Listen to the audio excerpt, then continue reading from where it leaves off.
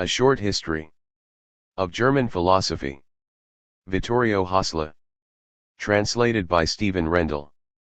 In grateful memory of my mother, Carla Grande Hösle, 1929–2015, who for her husband and her children's sake lived far away from her beloved Italy. Preface to the English translation. It is with pleasure and pride that I welcome the English translation of this short history of German philosophy, coming out of such a distinguished American university press only a few years after the original, which was published in 2013. The only earlier translation is a Korean one, which appeared in 2015. In Germany, the book has already had a remarkable impact, as the various reviews, both in newspapers one and in academic journals two, show reviews of various length, various quality, and originating from various backgrounds. Since not everybody correctly understood the aim of this book, I want to use the occasion of this preface to clarify my purposes, which are even more in need of articulation for an Anglophone public that is probably less familiar than a German audience with certain basic traits of German philosophy, a philosophy so markedly different from what the discipline has become, particularly in the United States. 1. The main questions asked by the reviewers have of course been, how is German philosophy defined? And, is it a reasonable enterprise to write about it? Since the definition of a term is to a large degree arbitrary, it is the second question that has to be tackled first, for German philosophy has to be defined in such a way that narrating its history makes sense. But whatever definition is proposed, can it ever make sense? Is it not obvious that German philosophers were influenced by non-German thinkers, both from antiquity and from the more recent past?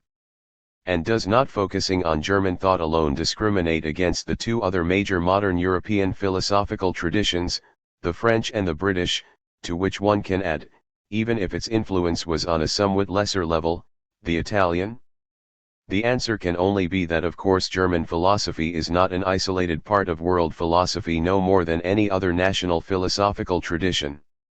It would be indeed far more satisfying to write a global history of philosophy, rendering due attention to all the connections that exist between the thinkers of the past.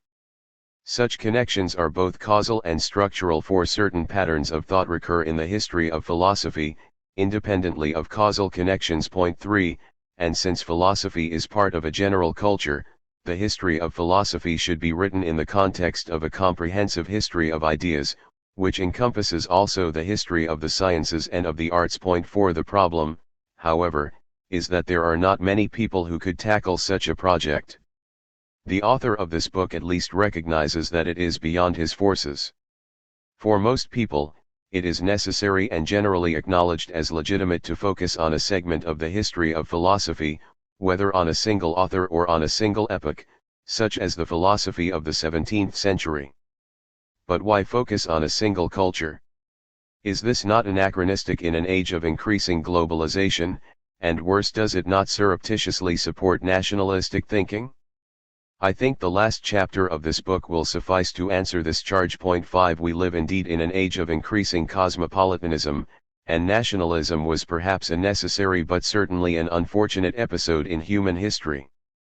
However, it remains true that, after the common European identity of the Middle Ages, early modernity led to the formation of separate national cultures in Europe, and these cultures, which now are becoming increasingly permeable to each other thanks to the European Union and the more general process of globalization, were in the late 18th, the 19th, and the early 20th century characterized by nationalistic passions. It is this historical fact on which I base my demarcation. I do indeed claim that between 1750 and 1945 German philosophers read, certainly not exclusively, but in large measure, the work of colleagues writing in German, and that these frequent interactions explain why certain philosophical traditions could develop within Germany that are distinguishable from the philosophical styles in neighboring countries. Nothing in the book denies the enormous impact of foreign authors on some of the most creative German philosophers of the classical age. As I state several times, Kant's originality, to name only one example, is inexplicable without Hume and Rousseau. While he could read French, Kant had to rely on translations to gain access to Hume, but fortunately even in the era of national cultures the work of translators bridged the divides between the various cultures. Still, the influence of these two thinkers led only to a transformation, not a rejection of Kant's early Leibnizianism. Kant's mature system retained quite a few of the traits of his Leibnizianism, and these radically distinguish it from contemporary British empiricism. At least for the 200 years between the mid-18th and the mid-20th century there existed a German culture quite different from its neighbors, and German philosophy was part of this culture, perhaps even its center. This is the relatively uncontroversial or weak, as one reviewer put it, thesis of the book. While I do not at all hold that this difference has survived into the 21st century, I advance arguments in favor of the stronger thesis that the formation of a special German spirit begins long before the 18th century Cultural Revolution, and that it has its roots in German mysticism and particularly in Lutheranism. On this issue there will be less consensus, for even if I can point to continuities between Meister Eckhart, Nicholas of CUSA, and Jacob Boehme on the one hand, and German idealism on the other, there is little doubt that in these earlier centuries there existed also much thinking that did not deviate in any striking way from mainstream European philosophy. 2. It is the intensity of reciprocal influence that justifies my demarcation of a special area within the larger field of the history of philosophy. This explains why the only criterion I use for considering something as German is the use of the German language, for after the loss of Latin as an academic lingua franca and before the rise of English to serve a similar function, people's reading was preferentially shaped by texts in their own language. Neither ethnic, nor political, nor geographical categories play any role whatsoever in my definition of German.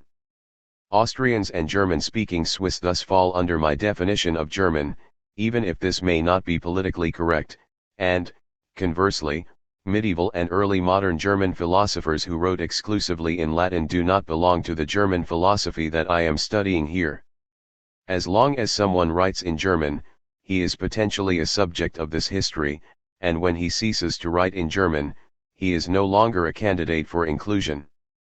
This is the reason why I include György Lukács and Roman Ingarden, even though some Hungarian or Polish readers may not appreciate my decision, and this is why the book, while dedicating several pages to both Freya and Wittgenstein, mentions only briefly Carnap and Popper, and ignores almost completely authors like Hannah Arendt or Leo Strauss. For they all switched to the English language after their emigration. From that moment on, they ceased to belong to German philosophy as here defined. A fortiori I had to exclude Søren Kierkegaard from this book, for he did not write even a single essay in German. 6 But, one may ask, is he not deeply rooted in German culture, in Lutheranism and, philosophically, in Kant and Hegel? He is, certainly, but so were many others, and this is not a book about philosophers influenced by classical German thought. While I do claim that there are some traits common to most German philosophers that distinguish them from most philosophers of the other European nations, this is an empirical thesis that can only be verified after one's concepts are defined. And, again, my defining criterion for German is the German language. Needless to say, a history of Lutheran philosophy would be a worthwhile project, and while there would be quite an overlap with my own history, several of my heroes, such as Hermann Cohen and Max Scheler, would have no place in it, while various Scandinavian philosophers would have to be included. But as interesting as this project may be, it is not the one pursued in this book. 3. I have provoked some irritation by using the term Sonderweg, special path, to point to the specific differences of German philosophy from other traditions. The term, as is well known, was already used in the late 19th century in an affirmative sense to point to the intermediate position of Germany between the liberal West and the autocratic East. After 1945, however, the term gained a negative connotation and was mainly employed by historians who claimed that there was a strong continuity between earlier German history and the rise of National Socialism. In the last decades, criticism of the Sonderweg thesis has become prevalent both among German and foreign scholars. I mention only David Blackborn and Jeff Ely's The Peculiarities of German History of 1984. The two crucial arguments have been, first, that the differences between Germany on the one hand and France and Britain on the other have not been so deep as to justify the term. Although Germany never became a parliamentary monarchy, the 19th century brought a far-reaching embourgeoisement, and, second, that there is no reason to regard the British or the French way as the standard course of development leading to modernization. While I agree with both criticisms, I do not think that they are relevant to my use of the term. For I simply maintain that German philosophy, already with Meister Eckhart and increasingly with Leibniz and Kant, became quite different from the neighboring traditions. This implies neither that British or French philosophy are superior to German. In fact, I suggest the enduring attractiveness of the specific German approach, nor am I committed to some version of the thesis from Bismarck to Hitler or even from Luther to Hitler. With regard to Hegel, for example, I explicitly argue that his political thought belongs to constitutional liberalism and has absolutely nothing to do with totalitarianism. What I do claim, however, is that a robust theory of resistance is lacking in German political thought, and it is only on this level, the last of the three levels, that I distinguish while discussing the contribution of German thought to the rise of National Socialism, that I see a connection with classical German philosophy.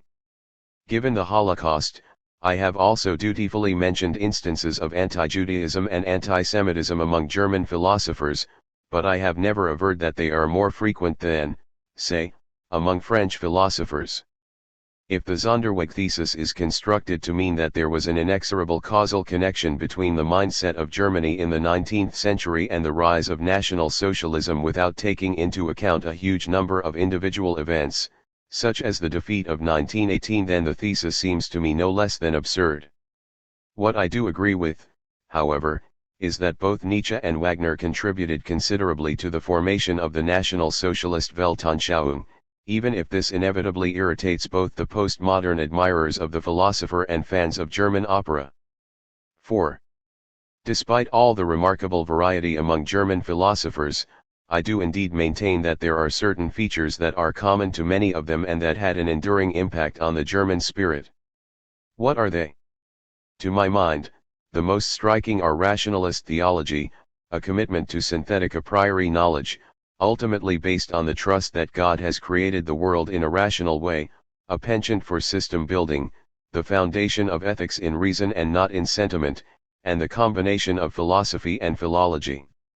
Kant's revolution in ethics is a fascinating example of how the German spirit, if I may use an easily misunderstood word, builds on common European developments but gives them a new turn.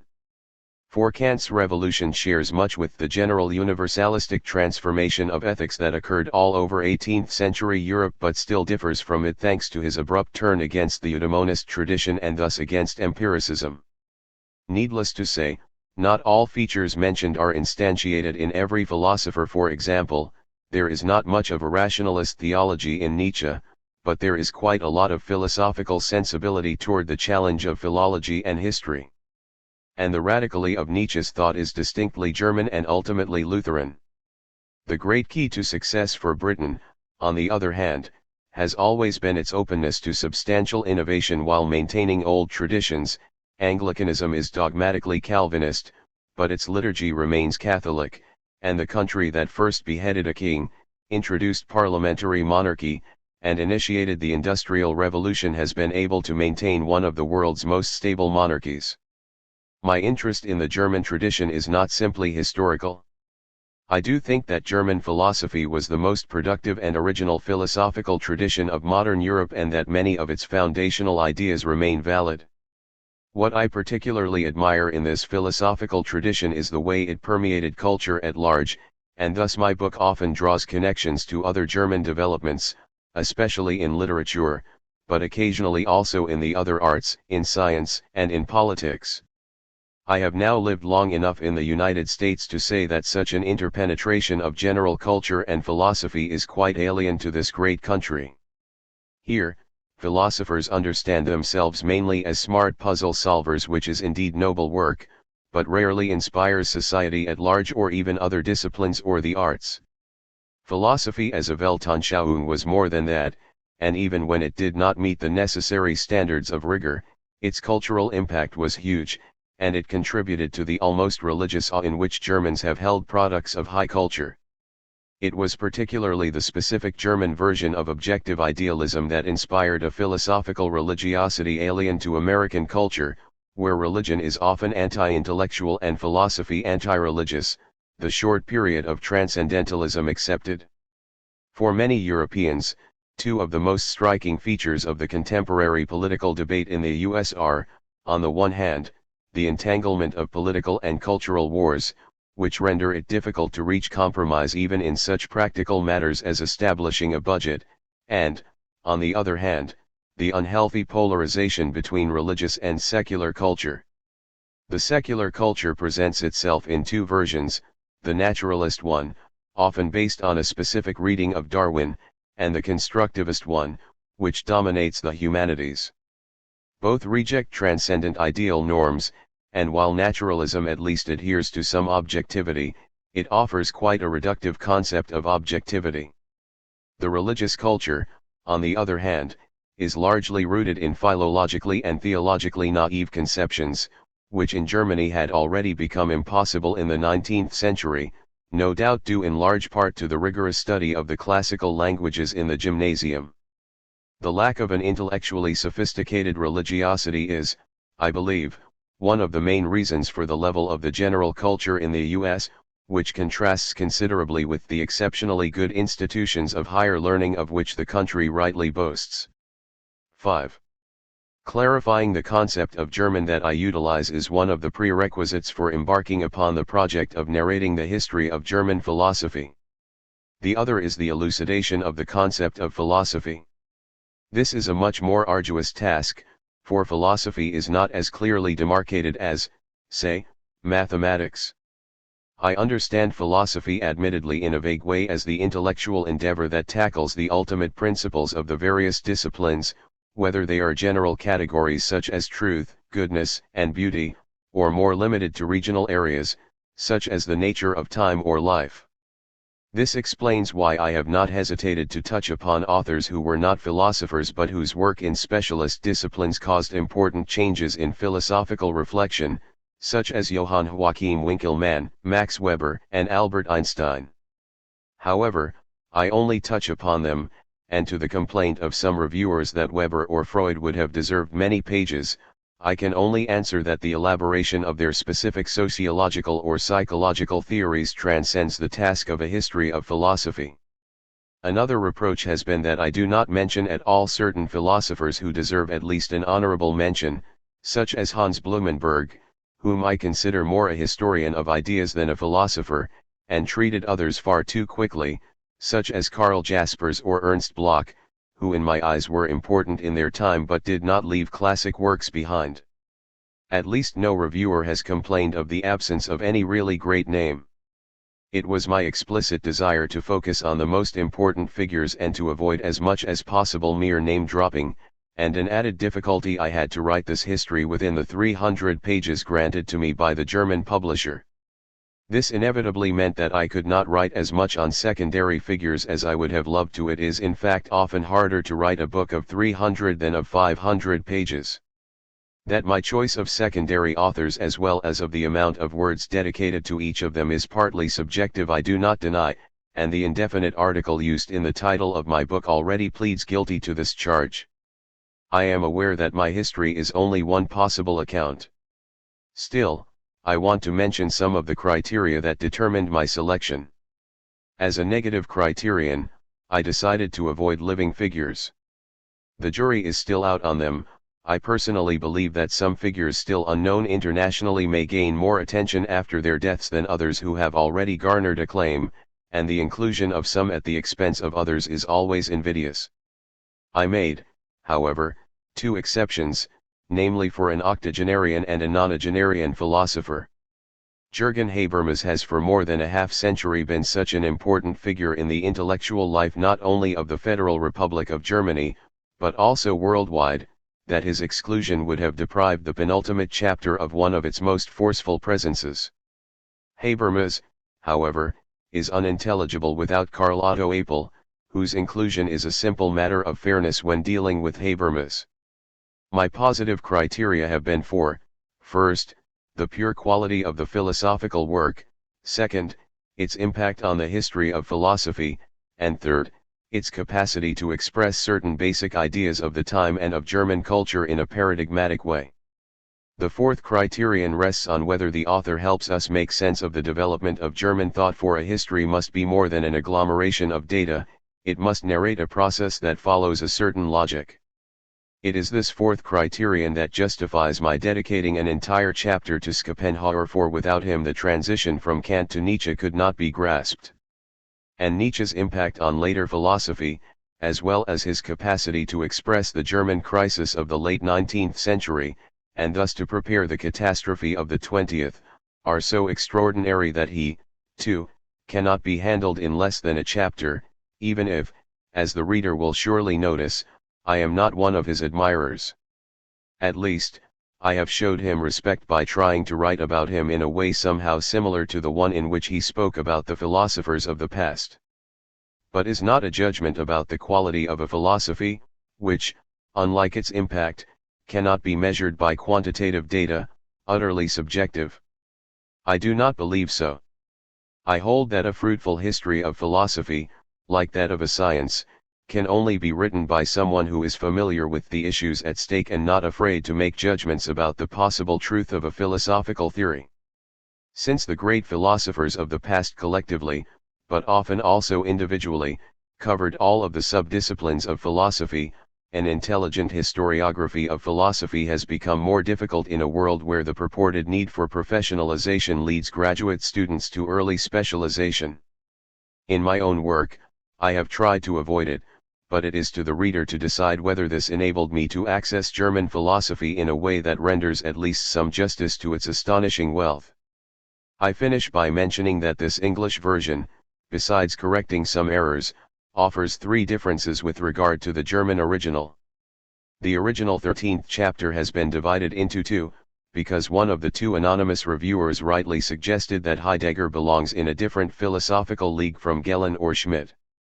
While Heidegger doubtless was a National Socialist philosopher, and indeed the most talented of them, he was far more than that, and it is unfortunate that in the last decade the discussion of Heidegger's political entanglements has supplanted the analysis of his theories, which in the US had for many decades been studied on their own. Second, in the Heidegger chapter I added a paragraph on Kierkegaard. The latter does not belong in a history of German philosophy in his own right, but it is useful to refer to him when one wants to understand Heidegger, keeping in mind that I also mentioned Descartes and Spinoza in the chapter on Leibniz. Finally, in the penultimate chapter I name the main figures who emigrated from Germany in her darkest time. I do not want to end this preface without thanking Stephen Rendell, who has now translated my fourth book into English, for his excellent work and the smooth cooperation on the intricate issue of rendering some philosophical German terms. A short history of German philosophy. 1. Does German philosophy have a history? And has there ever been a German spirit? Does German philosophy have a history? The question seems absurd, because every child knows that the Germans are the people of poets and thinkers, or at least they once were. German philosophy is no less famous worldwide than German music and poetry. Yet it is not at all easy to answer the question in the affirmative. There have undoubtedly been many famous German-speaking philosophers, but that does not imply that there is a history of them that can recount it in a meaningful way. There are, after all, many philosophers whose names begin with a P, but a history of philosophers whose names begin with P does not strike us as a particularly meaningful project. Nor is it hard to see why. An intellectual connection is lacking. The history of an individual can be recounted to the extent that one is aware of constant and coherent developments in his life, and a history of several people can be recounted to the extent that they are connected by a common topic. A history of ancient Platonism from Plato to Proclus is the history of people and institutions characterized by a special relationship to Plato and on that account distinguishable from other people and institutions. But is there something, for instance a method or a theme, that is common to all German philosophers, and only to them? Was the development of German philosophy at least a self-contained process governed by its own laws? To begin with the last question, the answer is clearly no. Anyone seeking meaning and coherence, anyone seeking truth in the history of philosophy, must consider the history of European philosophy, at least, as a unified whole.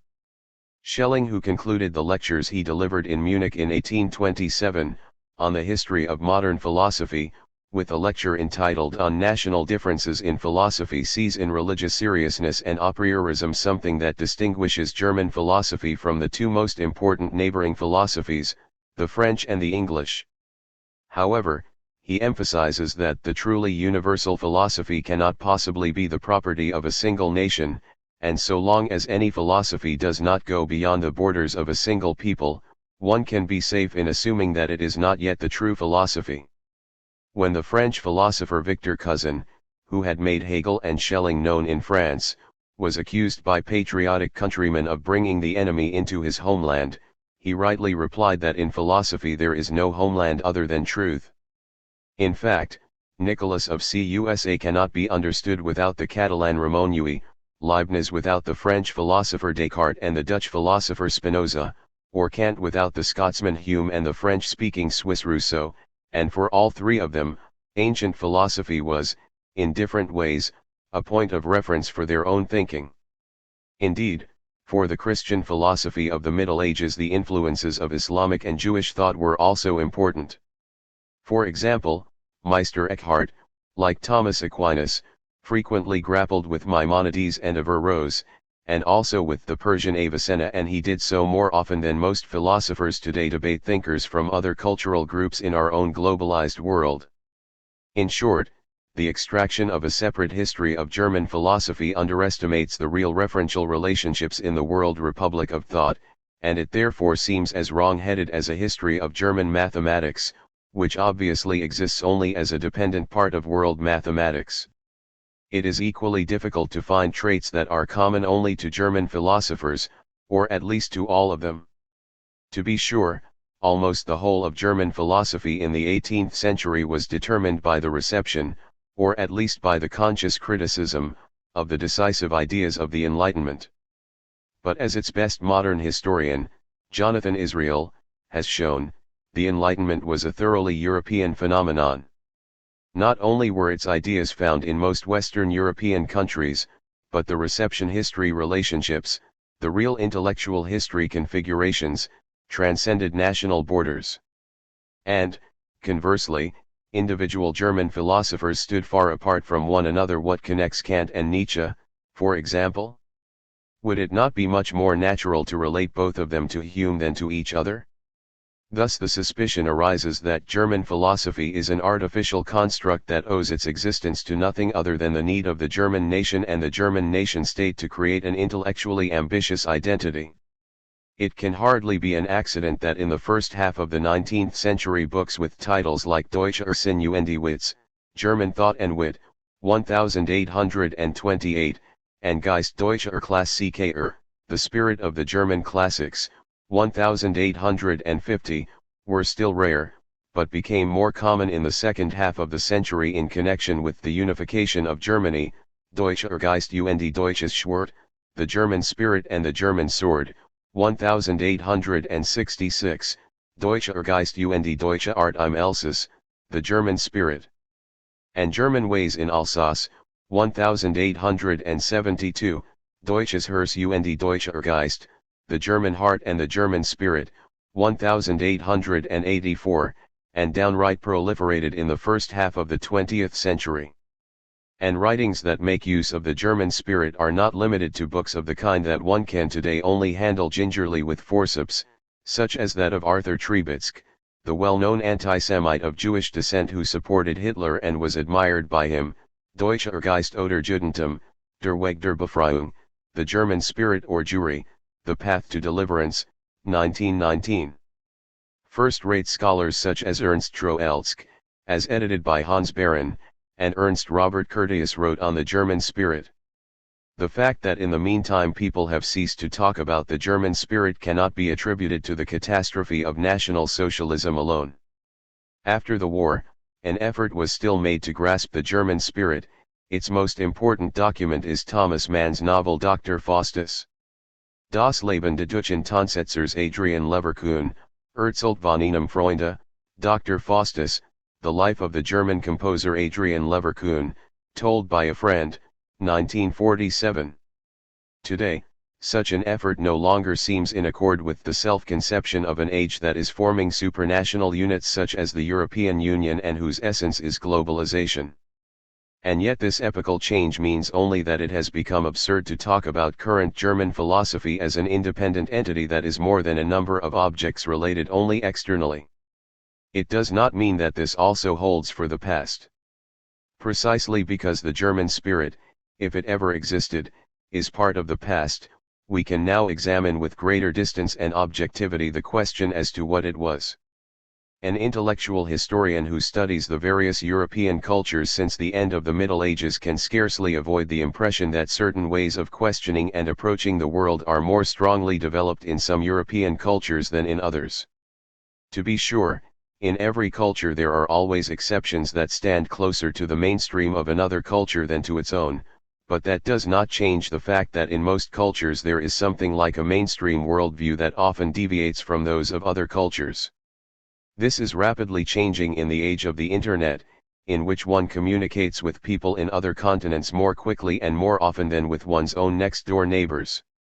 In an oral culture, however, all direct, intellectually fruitful interactions take place with people in one's physical proximity, and this also holds for the majority of such interactions after the rise of writing, even down into the 20th century.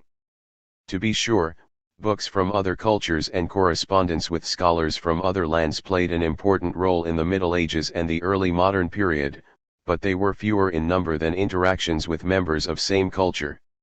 Indeed, it is obvious that the course of modern history was in no way determined by a steady increase in intellectual globalization. The advances in systems of communication and transport that characterize the modern age were accompanied by the loss of Latin, the common language used for academic purposes in the Middle Ages and the early modern period. Thanks to the emergence of English as a new common language for academic purposes, the present is in many respects closer to the Middle Ages than to the 19th century. We must not forget that Hume did not know German, nor Kant English. Even in the 1820s, very few British intellectuals could read German. Until the 18th century, French was the modern lingua franca for educated Europe, though it was not as dominant as Latin had been in the Middle Ages. But Edward Gibbon still wrote his first book in French. Hume persuaded him to compose his magnum opus in English, predicting that it would have a significant future after the British victory in the 7 Years' War. It is a priori probable that language barriers, deliberately strengthened by the rise of the nation as the primary factor in identity, produced national cultures in the era of nation-states. This is all the more relevant to the history of philosophy, because philosophy is connected in complex ways with culture as a whole, not least because a clarification of the ultimate goals of both individuals and the collective takes place within its framework. Hence there is much to be said for the working hypothesis that although the German philosophy of the Enlightenment shares common traits with European philosophy of the period, it acquired a specific configuration that distinguishes it, beyond the simple use of the German language, from that of neighboring countries. This hypothesis is rendered all the more plausible by the fact that almost all the hegemonic German intellectuals came from a religious denomination that hardly existed in the most heavily populated European states, Lutheranism, which shaped the German spirit more than any other factor. The Lutheranism in which they were brought up is also one of the traits shared by Kant and Nietzsche. In addition, the transition from one thinker to the other took place quickly, and the only mediating figure required for it was Schopenhauer, another German.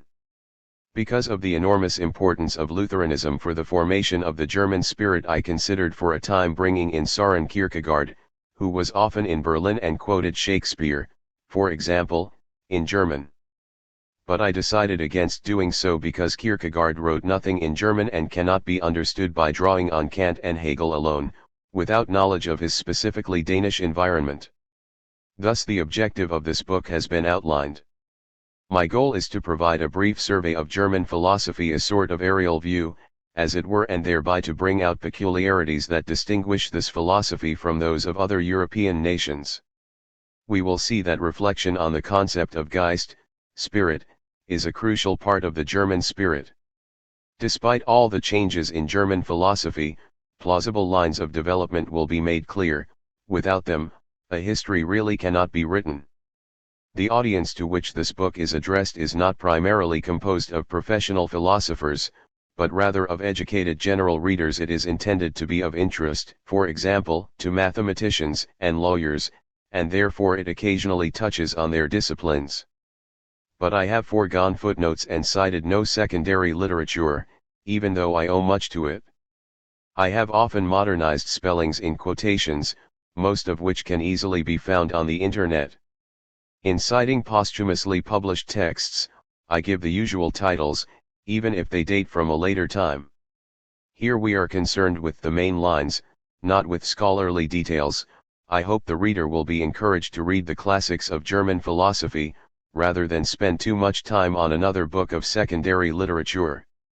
Heinz Schlaffer's Dichter's Geschichte der deutschen Literatur, a short history of German literature, provided me with a model, and of course I had constantly in mind Heinrich Heine's incomparably astute work Zur Geschichte der Religion und Philosophie in Deutschland, on the history of religion and philosophy in Germany. The influence on my first chapter of Hagen Schultz's brilliant historical essay Gibt es überhaupt eine deutsche Geschichte, is obvious. My book does not presuppose an extensive knowledge of philosophy and deliberately avoids presenting complex technical arguments. Since philosophy inevitably consists partly, but not wholly, of such arguments, this book is more a history of ideas than a history of philosophy. I am concerned especially with the historical changes in consciousness that are triggered by philosophy and/or conceptualized by it. Thus this book falls into the domain of German studies, understood as the general study of German culture and not solely of German literature. I repeatedly point to other achievements of German culture, particularly in the literature and the human sciences, that differ from the achievements of other cultures and that can easily be related to German philosophy. I am no less interested in interconnections between the history of German philosophy and political history. The religious presuppositions of the German spirit play a central role as well. I seek to understand the path that leads from German mysticism to the Reformation, the transformation of Lutheranism into classical German philosophy, and the dechristianization of Germany in the 19th century. The present book may be useful also to those who want to understand what specific role German culture played in the context of the modern age in Western Europe. This was one of the two criteria of selection that determined this short overview. But what was the initial body of material from which I made the choice of those works that might best shed light on the special path taken by German philosophy? What complicates the seemingly simple question is the fact that Germany was politically unified only in the second half of the 19th century, and that even today states exist outside the German Federal Republic that are wholly or partly German-speaking. Language, in view of what was previously said about it as a connecting link, seems to me the most meaningful criterion of definition. This means, first, that Austrian but also Hungarian philosophers writing in German, such as György Lukács, should be counted as part of German philosophy, and second, that philosophers who wrote only in Latin, even though they lived in territories that are now part of modern Germany or were in their time part of the Holy Roman Empire of the German nation, should be excluded. From this it follows that the overwhelming majority of medieval philosophers from Germany do not belong to German philosophy in the sense defined here. In fact, they neither differed sufficiently from other medieval philosophers to constitute, through their ideas, a distinct subgroup, nor did they have an important influence on classical German philosophy. Meister Eckhart, the first creator of a German philosophical language, is the central exception to this rule.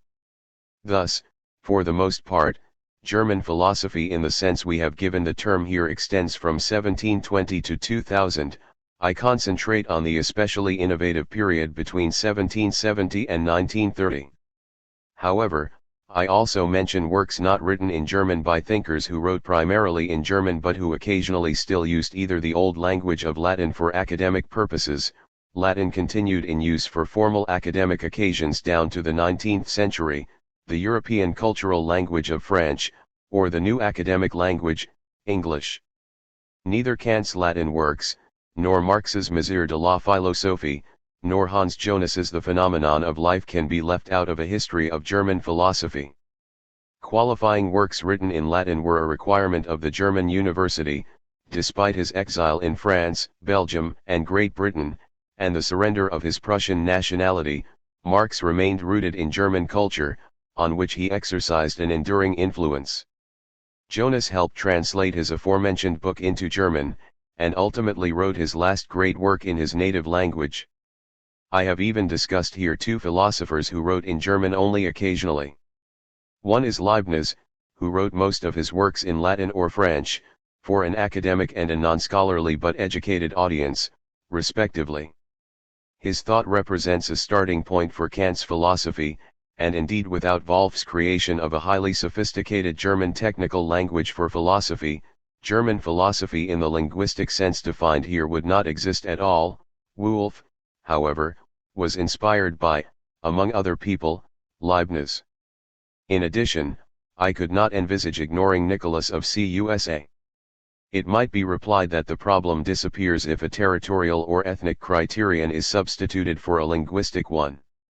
No one doubts that Nicholas of Cusa and Leibniz were born and grew up in the territory of the Holy Roman Empire, or that German was their native language.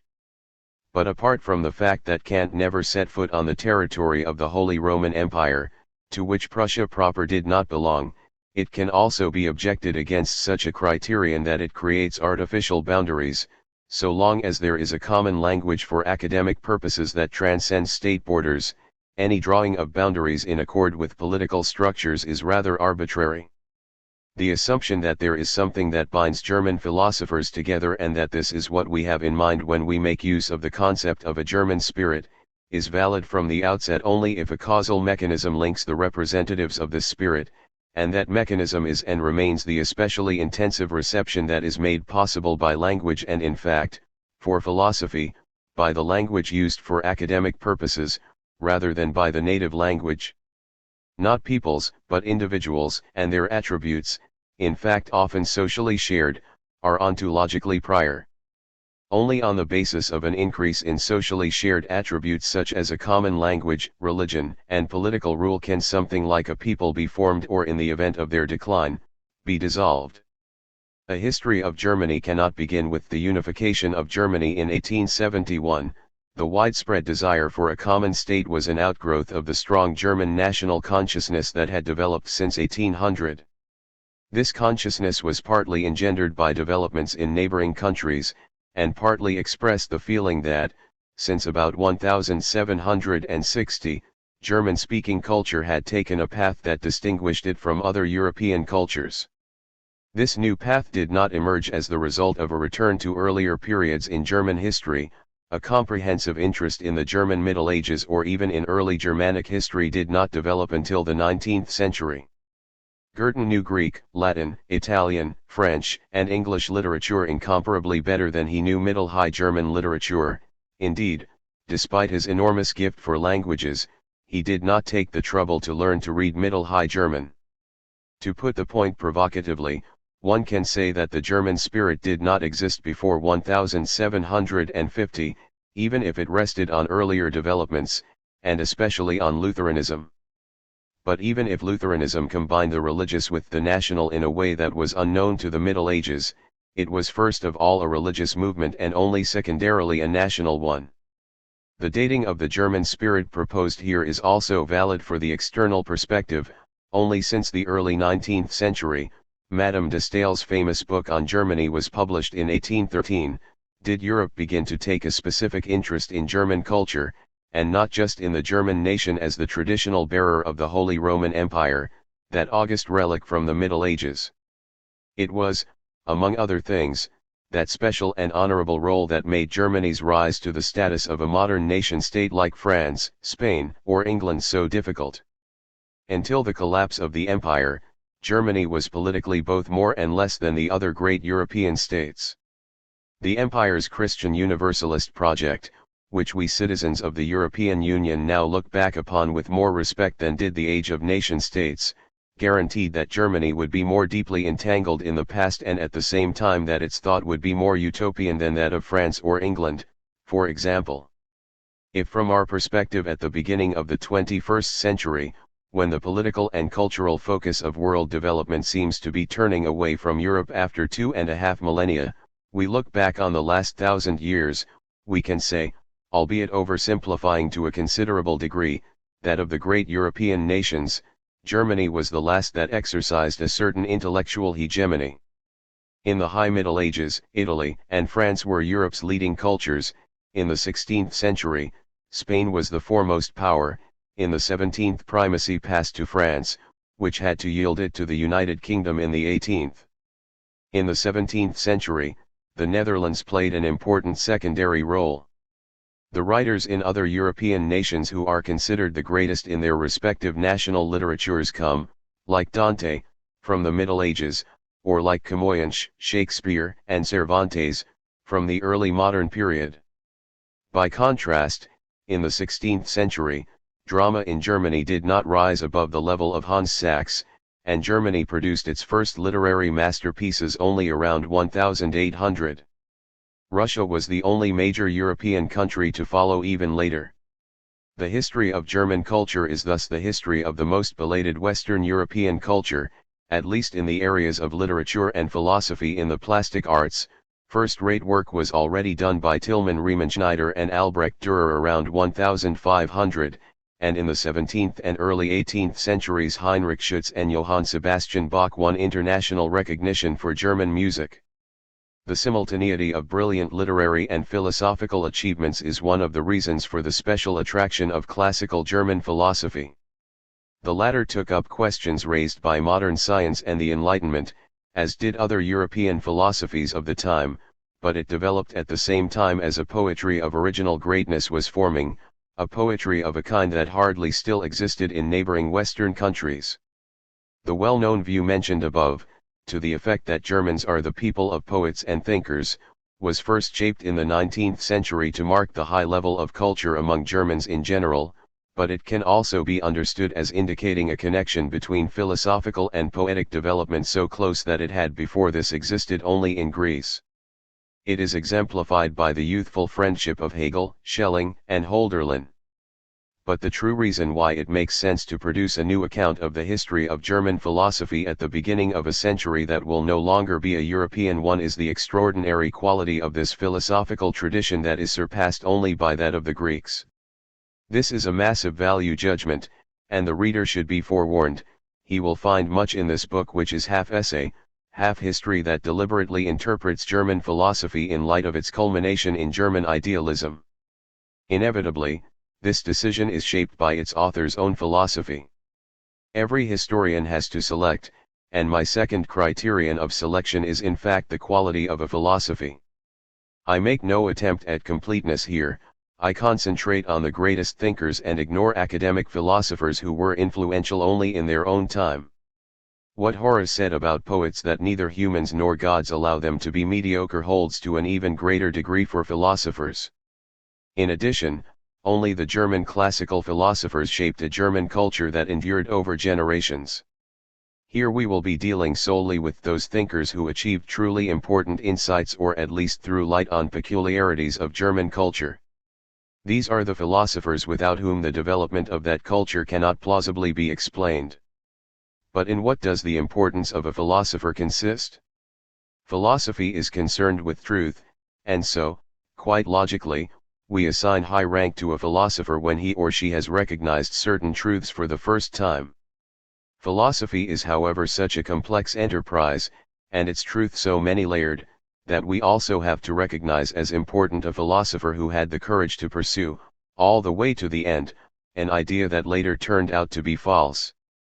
Working out phenomena, the ability to conceptualize one's own time, reflections on the foundations of philosophical claims to validity, subtleness in the construction of concepts, precision in the analysis of arguments, an eye for the essential in the results of scientific research, the construction of bridges between different spheres of reality, and the writing of dense, sometimes also literarily brilliant texts are all philosophical virtues that only seldom appear combined in a single individual. Fairness also requires us sometimes to acknowledge the greatness of two thinkers who are diametrically opposed in method and content. But aren't value judgments inevitably subjective? There is a point of view that says that they are, and this viewpoint is itself a philosophical position that was formed only belatedly. At least by the end of this book the reader will know how it was arrived at and why it is not self-evident. But if the reader wants to know what drives the author of this book, then it must be admitted that my motive is personal. I was born and grew up in Italy, learned German as a foreign language, and a large part of my youth, in which I benefited from a Lutheran training in religion, was spent enthusiastically appropriating German language, literature, philosophy, and human sciences. Having in the meantime become an American married to a Korean, for more than a decade I have been living and teaching at the leading Catholic university in the United States. My perspective on Germany is no longer an internal one, but rather that of a foreigner who wants to understand two things: what factors helped German philosophy rise to be one of the two most fascinating in human history, and how, despite this philosophical tradition, the moral and political catastrophe of 1933 to 1945 could happen. This book has benefited enormously from critical readings by my father, Johannes Hösle, and by my friends Karl Amerix, Roland Gall, and especially Carsten Tude, during the time they spent at the Notre Dame Institute for Advanced Study.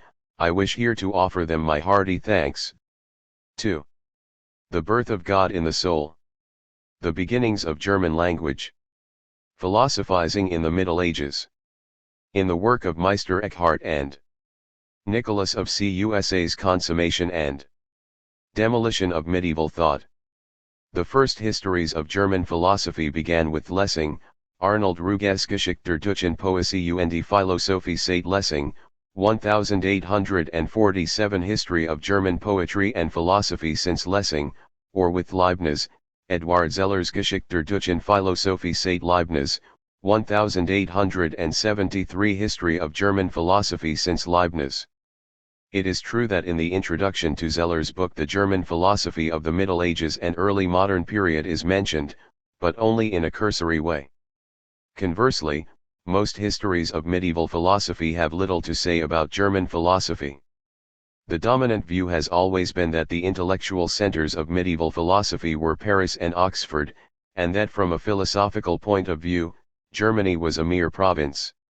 It had nothing to compare with the famous French cathedral schools of the 12th century, and a glance at the history of European universities suffices to make clear how late Germany was in establishing its own exemplars of this, the most important institution of higher learning that the Middle Ages produced. The oldest European university, in Bologna, was founded in the late 11th century.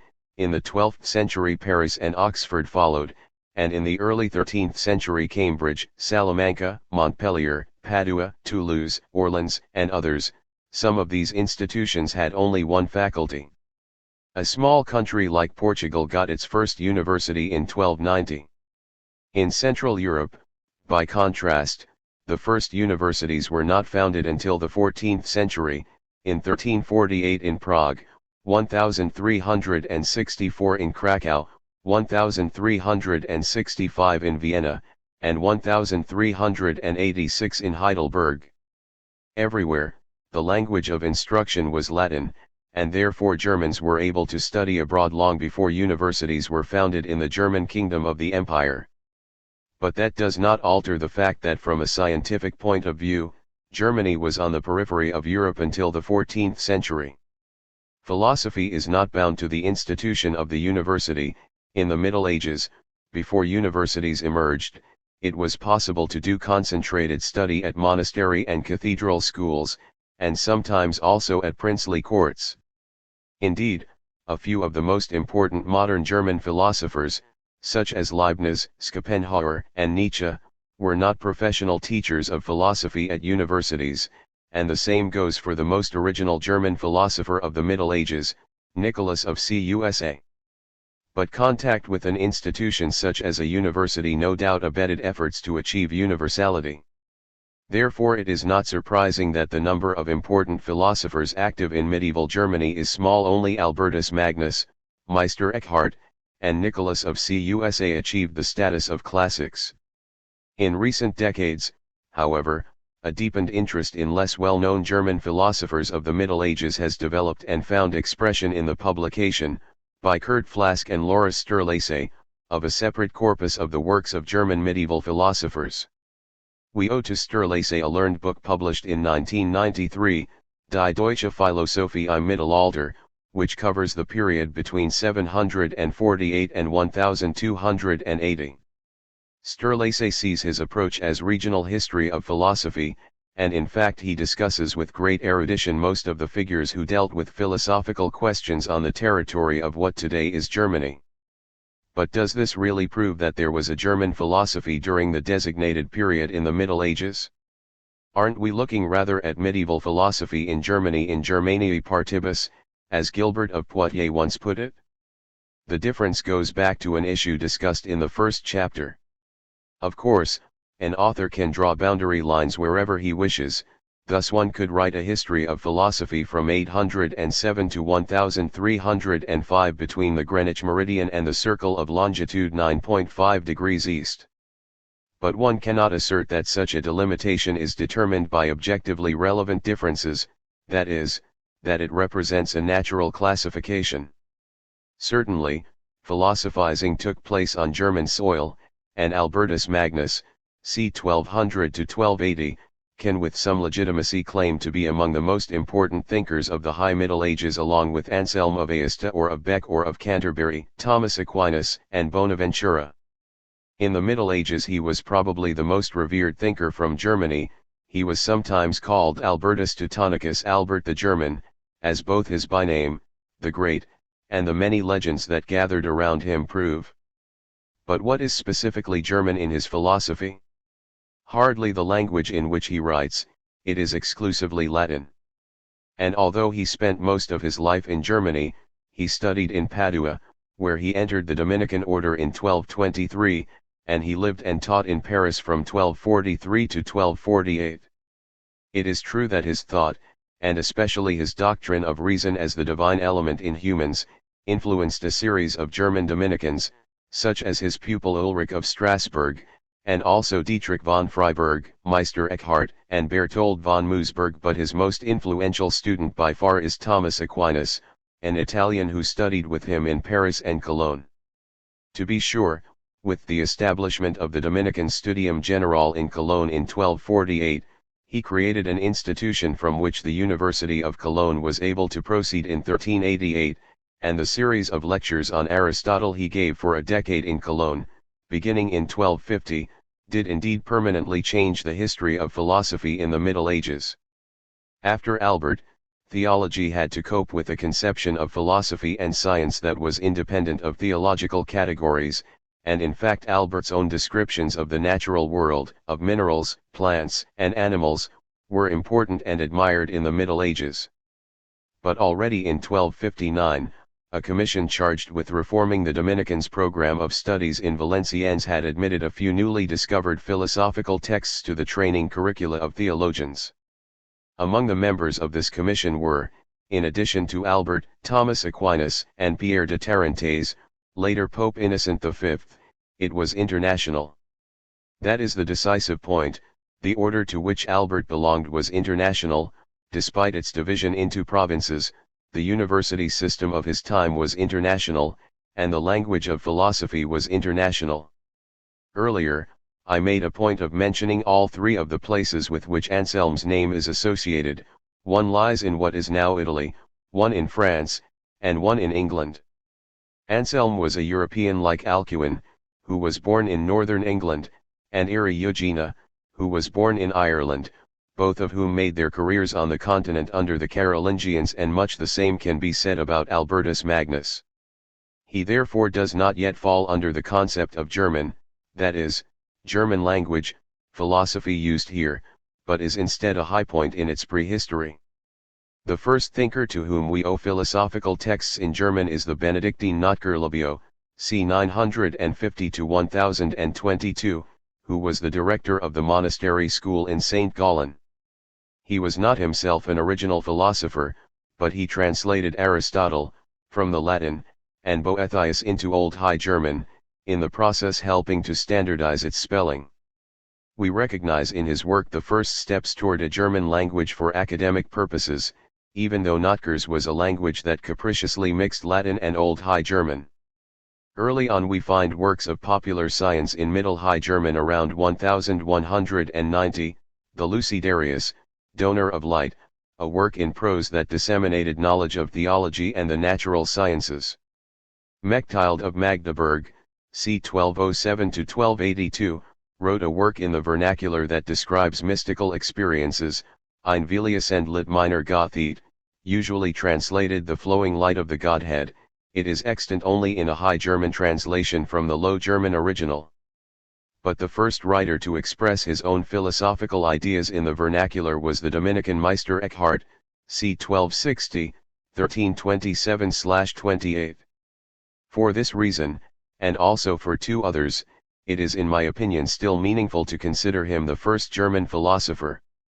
First, some of his ideas uncannily anticipate ideas that appear in the philosophy of religion in later German tradition and that considerably deviate from the Christian mainstream, as his contemporaries already sensed. Toward the end of his life an inquisitorial trial was instituted against him, first in Cologne, and then, after he had appealed to the Apostolic See, in Avignon. In 1329 17 of his theses ended up being posthumously condemned as heretical, and 11 were declared suspicious in John XXII's bull in Agro Dominico. Apparently people saw similarities between his teaching and that of the Brethren and Sisters of the Free Spirit, who were said to have freed themselves from the dogmas and moral norms of the Church in the name of freedom of the Spirit. In 1310, the Béguine Marguerite Porret, the author of a mystical treatise in Old French, was burned at the stake. Second, although Meister Eckhart did not significantly influence the development of German idealism, we know that the young Hegel excerpted passages from Eckhart's writings and from Tauler's. In 1823–24 Franz von Bader read Eckhart out loud to Hegel, and the latter is supposed to have reacted with admiration. There we have it, what we want. Hegel quoted Eckhart in his lectures on the philosophy of religion, and as early as 1864 Joseph Bach celebrated Eckhart as the father of German speculation. In 1868, the Hegelian Adolf Lassen devoted another study to Eckhart.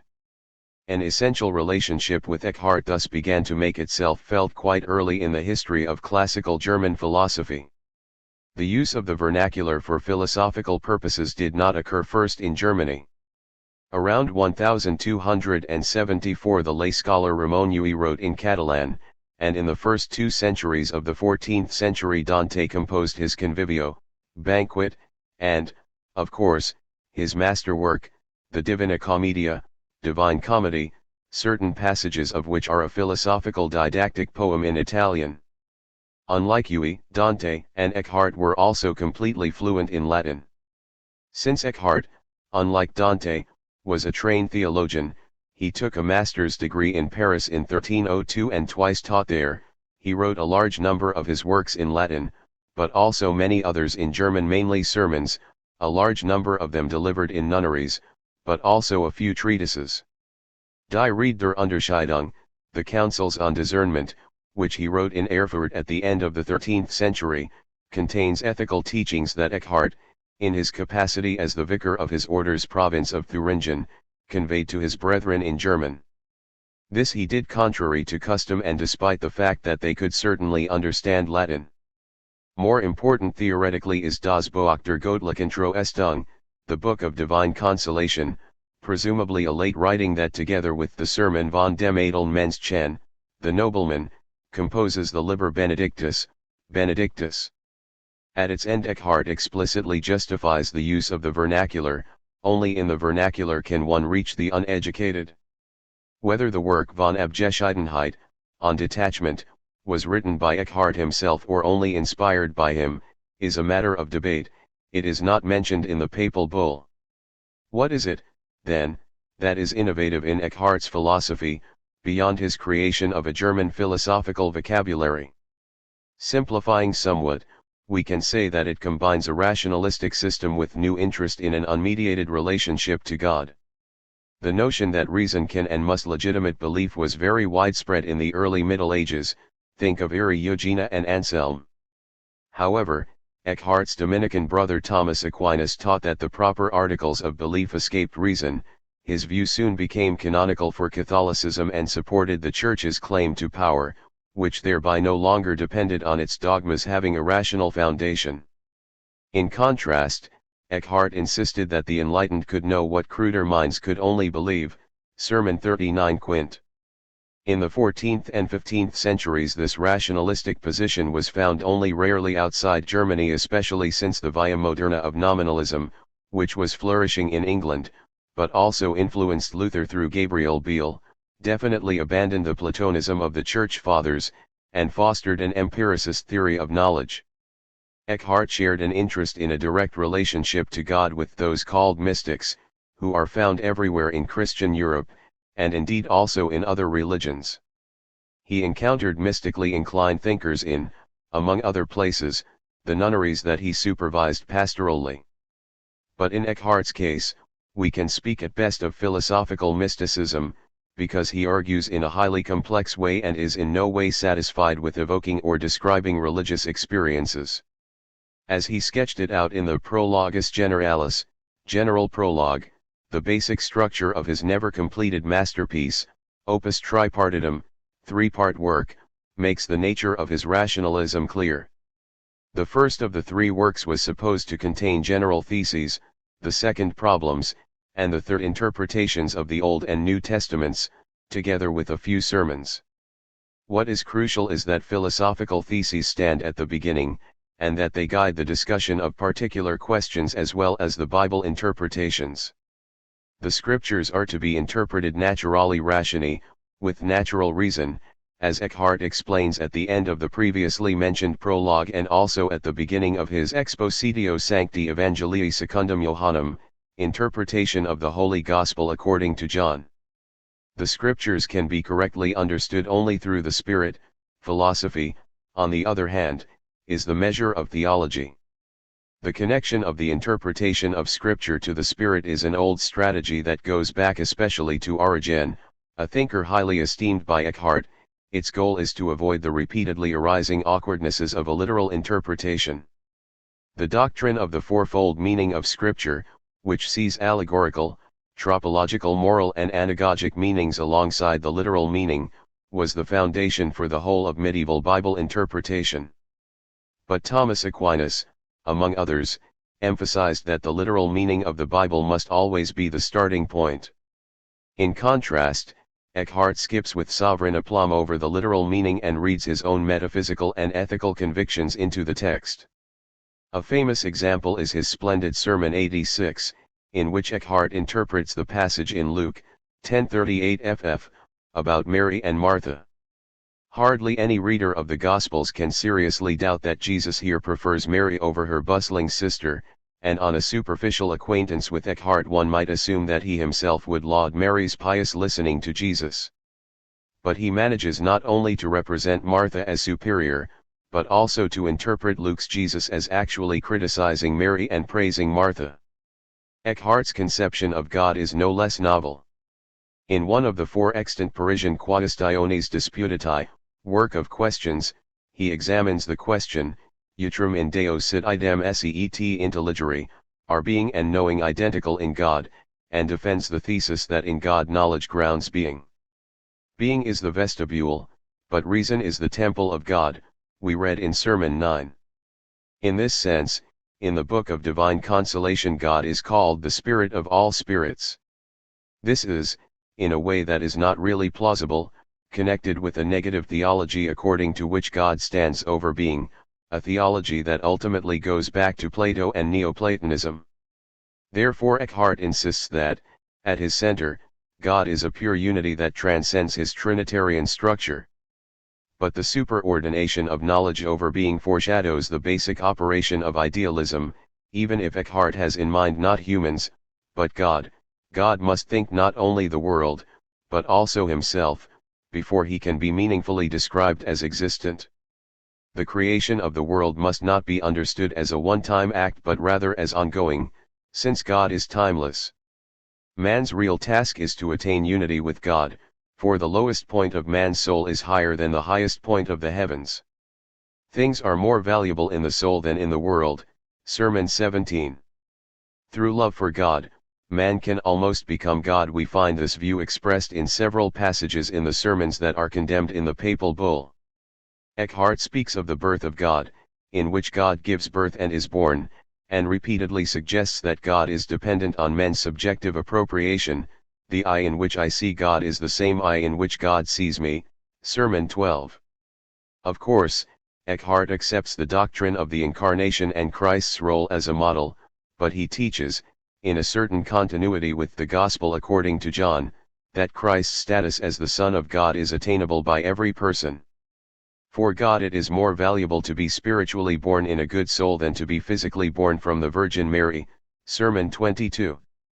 Indeed, in the text on detachment, with reference to John 16:7, Christ's death is said to be useful because the apostles took too much pleasure in the bodily appearance of Christ. Only his death made them receptive to the perfect bliss of the Holy Spirit.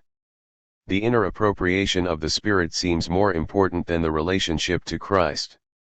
To be sure, it is still a long way to Hegel's philosophy of spirit, but it is fascinating that in his early theological writings Hegel also highlights the same passage in John and interprets it in an analogous way. There can be no doubt as to the sincerity of Eckhart's intellectually very subtle religiousness.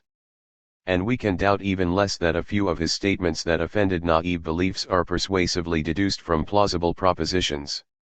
What raises the Book of Divine Consolation so far above the usual representatives of the consolation genre is its comprehensive metaphysical perspective. The injunction to subject oneself to God and the rejection of speculation on contrafactual courses of the world remind us of Spinoza, but whereas the latter, like the Stoics, seeks to be freed from affects, Eckhart affirms the depths of pain as a path to God.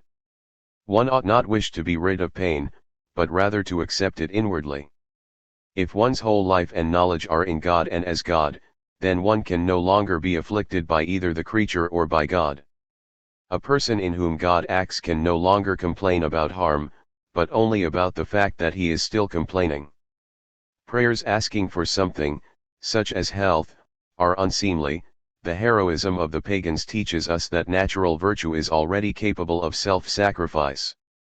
A fortiori, someone who is God's son should not think of rewards. Indeed, since God has in a certain way willed my sins, I should not will that I had not committed them. With God, I must will not only my punishment. A thief who inwardly accepts his execution will be saved, but in some cases even my own damnation. This idea is incompatible with the notion that moral conduct strives for a reward, if not in this world, then in the next. Contrafactually, Eckhart admits the assumption that it is righteousness that has the sufferings of hell as its consequence, and he firmly asserts that one must nonetheless be righteous, Sermon 6. Anyone who loves God because of the advantages connected with him loves him the way one loves a cow, Sermon 16b. The idea of a radical love of God is one of the elements that in Kant ultimately led to the collapse of the 2,000-year-old tradition of eudaimonism. Other ethical ideas of Eckhart's also anticipate Kant. For instance, his notion that what counts is the will, not the external act. For Eckhart, what matters is an inward orientation toward God. Hell consists in its lack, not in fire and brimstone, Sermon 5b.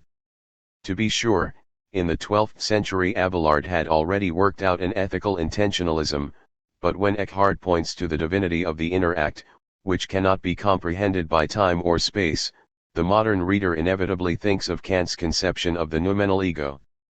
And Eckhart's association of autonomy and theonomy also points to Kant. The good man loves God, but since God loves in him, he loves himself precisely insofar as he renounces everything that is perishable. The disentanglement from everything creatural, the detachment and releasement, Gelassenheit, that he proclaims, is grounded in the monastic ideal of renouncing the world, though this does not exclude active commitment to one's neighbor, or indeed to utter strangers. However, the greatness of Eckhart's ethical thought should not lead us to overlook the fact that it lacks the extraordinary concreteness of Thomas Aquinas's comprehensive ethical system. There is nothing in Eckhart that corresponds to Thomas's doctrine of natural law. The elaboration of a concrete doctrine of norms and institutions on the basis of an ethics of autonomy was first achieved by Kant and German idealism. The condemnation of Eckhart did not prevent the dissemination of his writings. On the one hand, his pupils Johannes Tauler, c. 1300–1361, and Heinrich Seuss, 1295 or 1297–1366, who was even beatified in 1831, pursued Eckhart's ideas in a less radical vein, more edifying than philosophical. On the other hand, his personal fate inspired a Middle Dutch dialogue, probably written around 1340 and usually described as anti-hierarchical, in which Eckhart converses with a layman and sharply criticizes the clergy's patronizing and persecution of simple people. It is not hard to discern here a sensibility that anticipates the Reformation, and in fact Luther admired Tauler. However, his favorite book from the age of German mysticism was the anonymous one he called the Theologia Deutsche, also from the 14th century, which despite the presence of many an idea of Eckhart's, Tauler's, or Seuss's, is directed primarily against the brethren and sisters of the Holy Spirit, defends Christological orthodoxy, and vehemently rejects the subordination of faith to knowledge. In this turn against rationalism in the philosophy of religion, the book is as distant as possible from Eckhart, but it is in accord with Luther. The path from Luther to German idealism was to consist in a return to Eckhart's rationalism. Discussing Nicholas of Cusa, 1401–1464, between Eckhart and the Reformation is not really in accord with the principles I developed in the first chapter. None of his treatises and dialogues were composed in German, and only one of his almost 300 sermons was written down in Moselle Franconian, German, although some sermons drafted in Latin were delivered in German. Moreover, it can hardly be claimed that Nicholas had an enduring influence on later German philosophy. Lessing worked on a translation of one of his works, but Hegel did not know even his name. However, Nicholas himself was clearly influenced by Eckhart, whose genius he praised, even if he wanted Eckhart's works kept away from the general public, thinking them useful only for initiates, when Johannes Wenck reproached him for his proximity to Eckhart and pantheism. Moreover, the originality, the quality, and even the intellectual affinity of his philosophical theology with that of Hegel are so striking that it would be odd to ignore him in a history of German philosophy. Indeed, Nicholas was probably the most multi-talented German of the Middle Ages, a philosophical theologian who could think at the highest level in the domains of law, mathematics, and the natural sciences, and whose legacy still finances a retirement home in his native town. On the one hand, he was among the very few people of his time who anticipated the modern age. On the other hand, he maintained a distance from the most important European movement of his period, humanism, even as he appropriated its achievements very early on, and in this we can glimpse something of what characterizes the special path followed by German philosophy. The Reformation was in part an anti-humanist movement, and some of its concerns are clearly present in Nicholas, even if in the course of his career he became a cardinal, the Prince-Bishop of Brixen, and a counselor to the Pope in the Curia. The fact that such a career was possible for a man of his intellectual openness, who showed an unmistakable preference for authors condemned as heretical or suspected of heresy, speaks for the intellectual condition of the Catholic Church in the 15th century. In post-Tridentine Catholicism we no longer find any comparably important intellectuals in high church offices. For although the Council of Trent restored the Church's moral seriousness, which the Renaissance papacy had largely lost and which in his own time Nicholas had called for in vain in the Curia, it resulted in an intellectual narrowing and a scientific atrophy from which the Catholic intellectual world began to recover only with the Second Vatican Council. Nicholas began his studies in Heidelberg, but he took his degree in canon law in Padua, and in Italy absorbed the spirit of the early Renaissance. He formed a lifelong friendship with Paolo dal Pozzo Toscanelli, the eminent astronomer and cartographer who encouraged Columbus to sail westward toward India.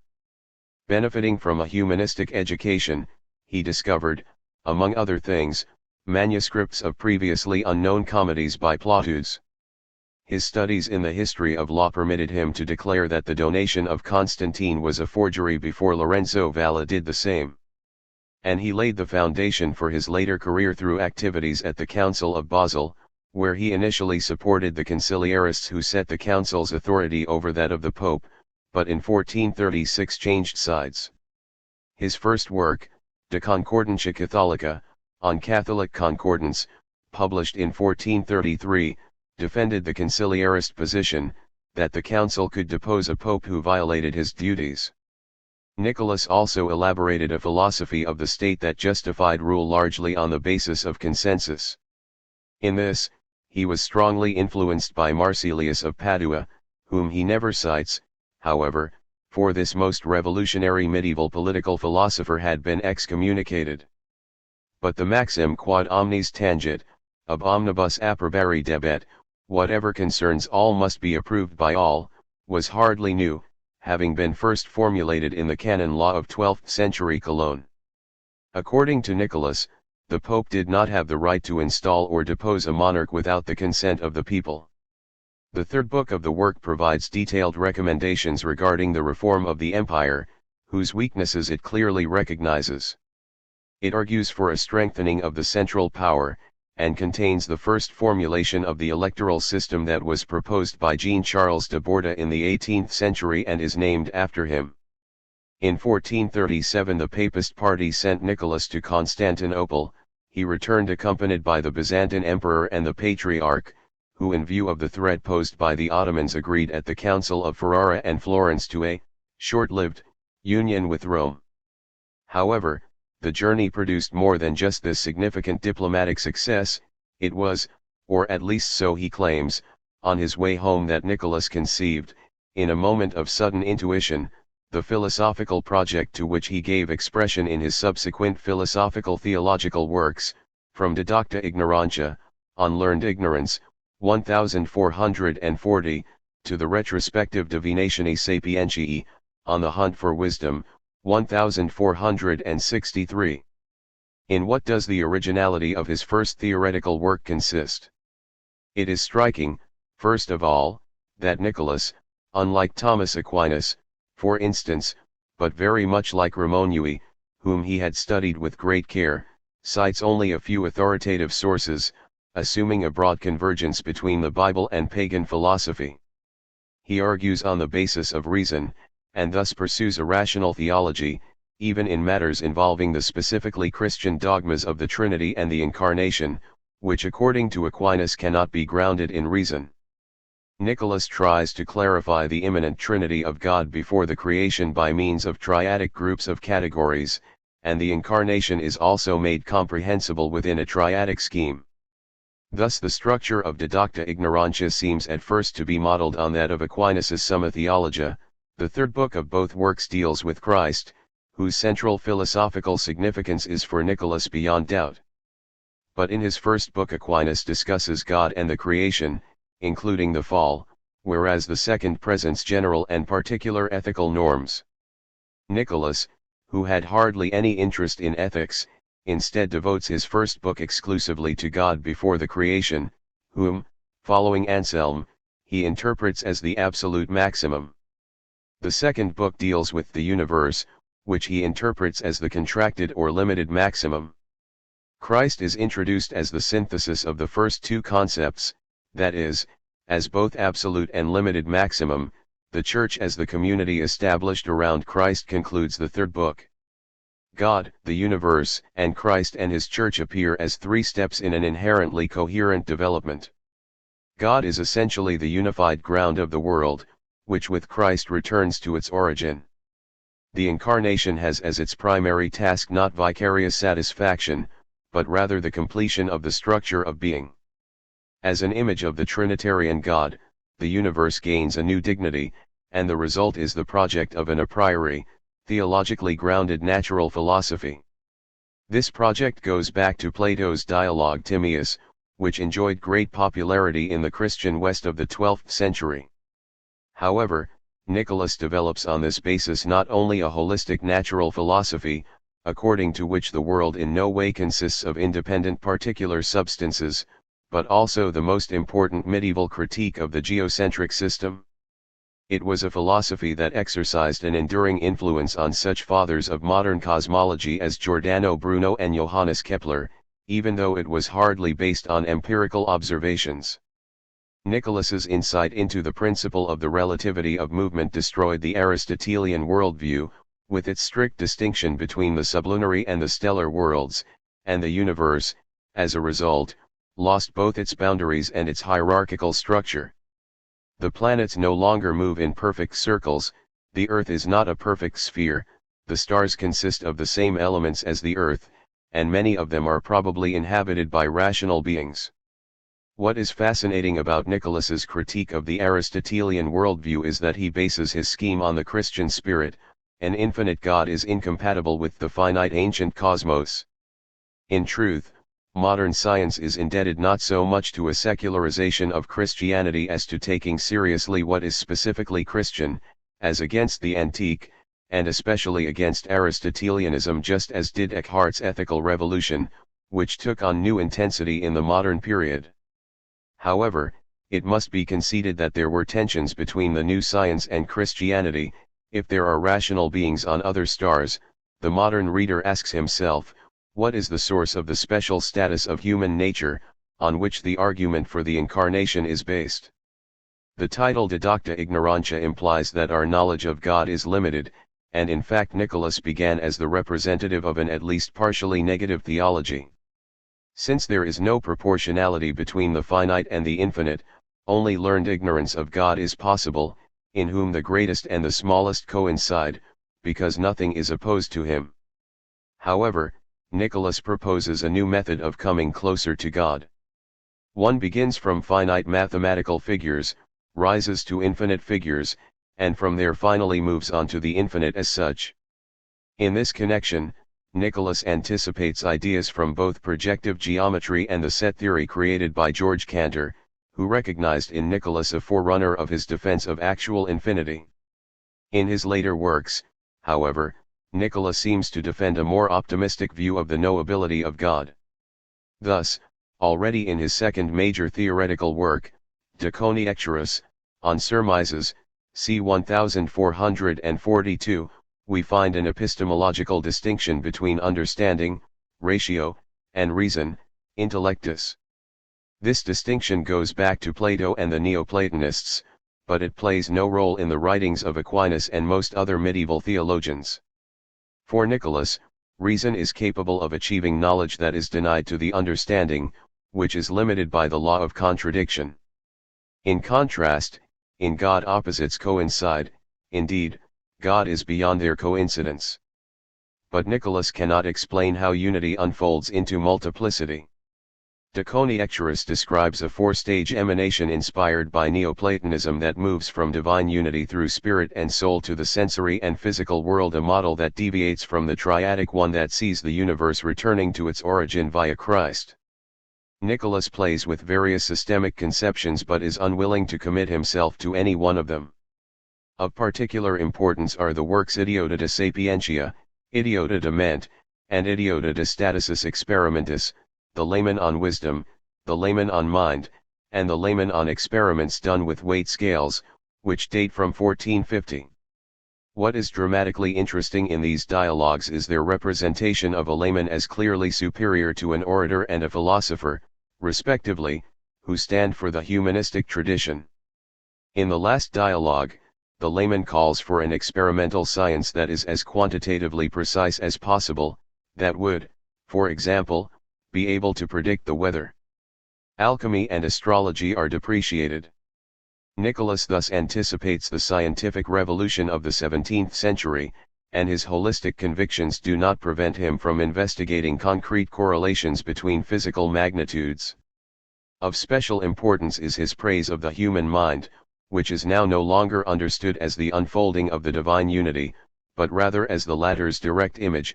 The mind is thus detached, discontinuous with the soul and the physical world.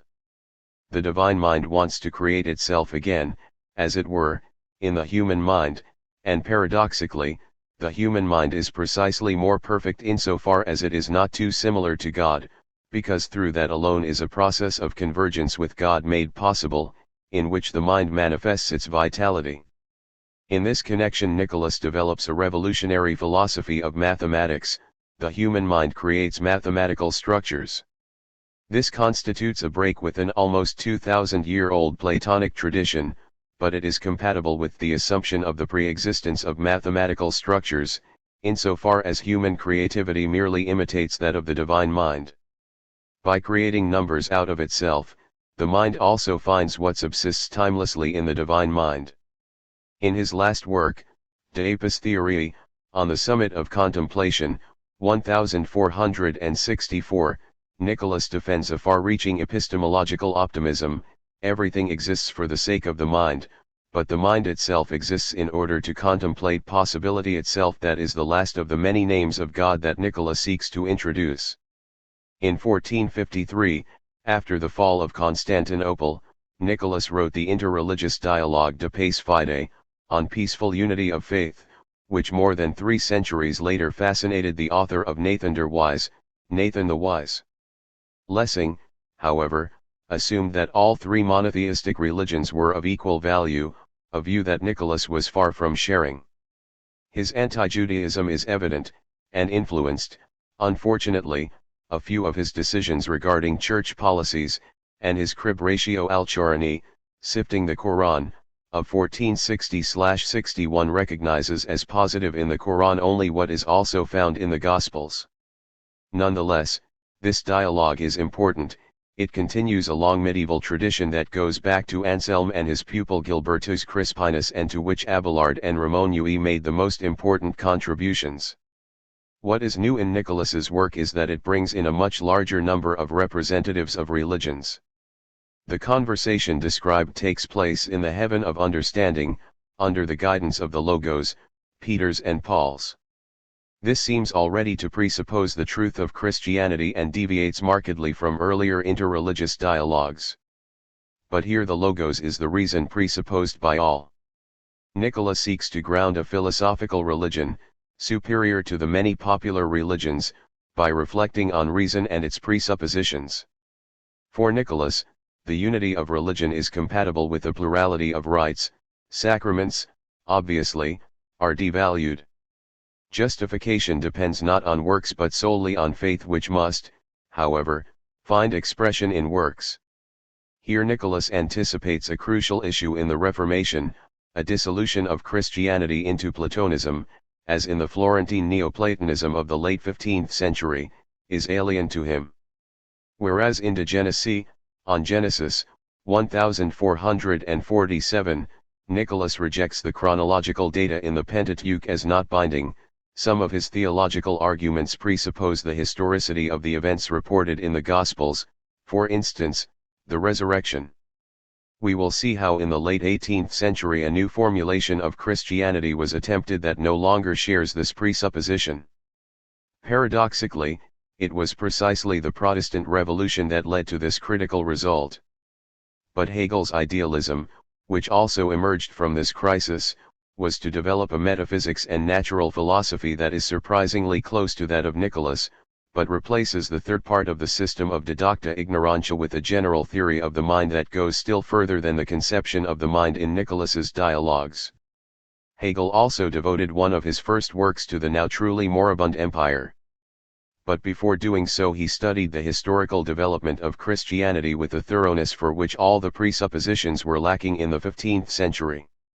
3. The change in the philosophical situation brought about by the Reformation, Paracelsus's new natural philosophy and the no in Jacob Boehm's God. From a philosophical point of view, the only one that concerns us here, Martin Luther's Reformation was both an advance and a retreat. Throwing off the authority of the Catholic Church and of scholastic philosophy allowed new free spaces to open. A few medieval thinkers had already taken advantage of them, but they were now generally available to every individual Christian.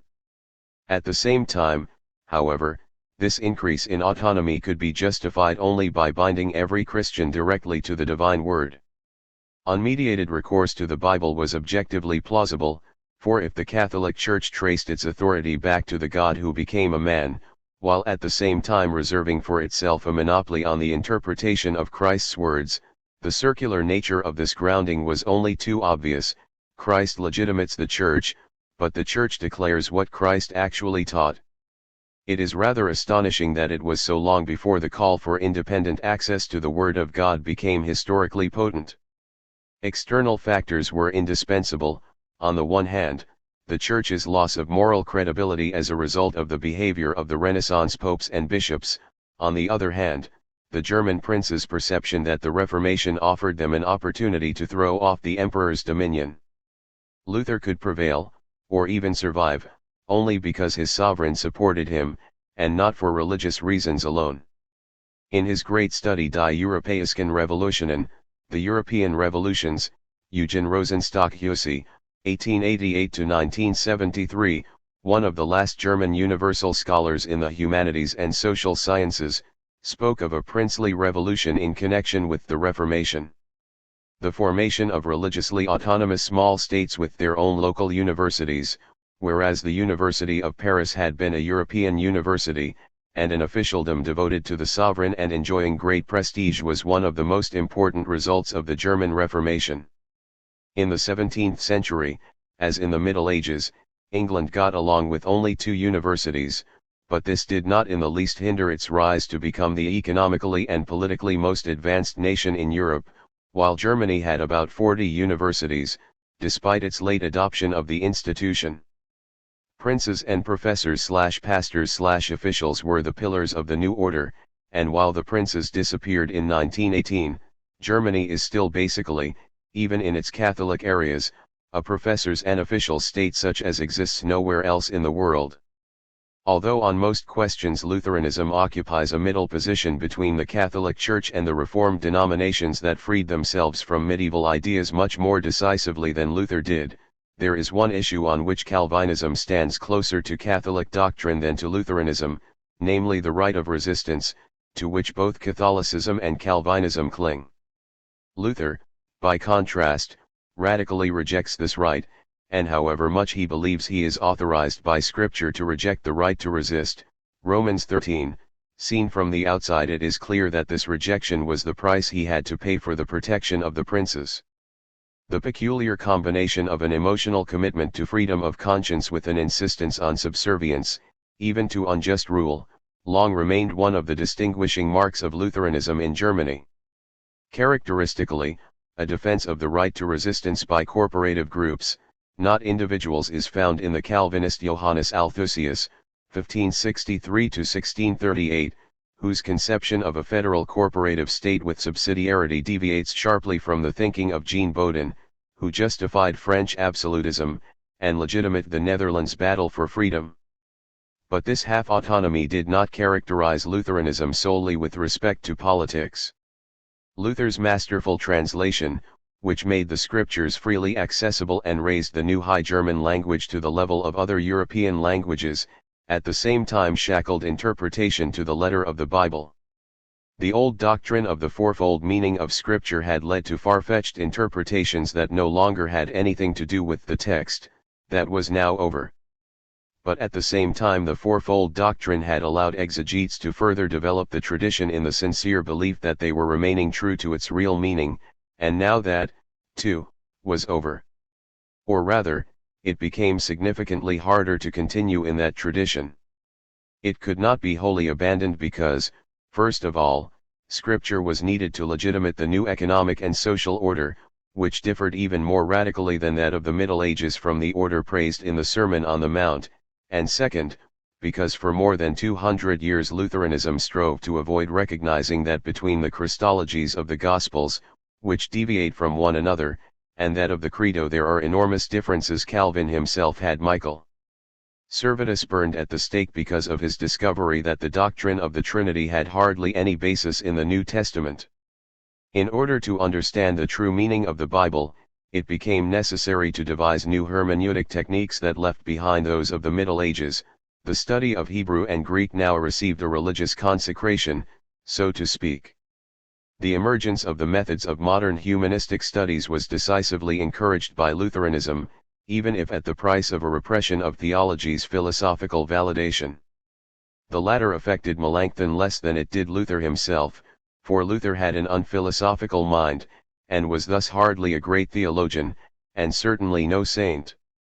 But he had what people call character, and, for better or for worse, through the creativity of his religious as well as his linguistic achievements he contributed more than almost anyone else to the separation of the German nation from the common European family.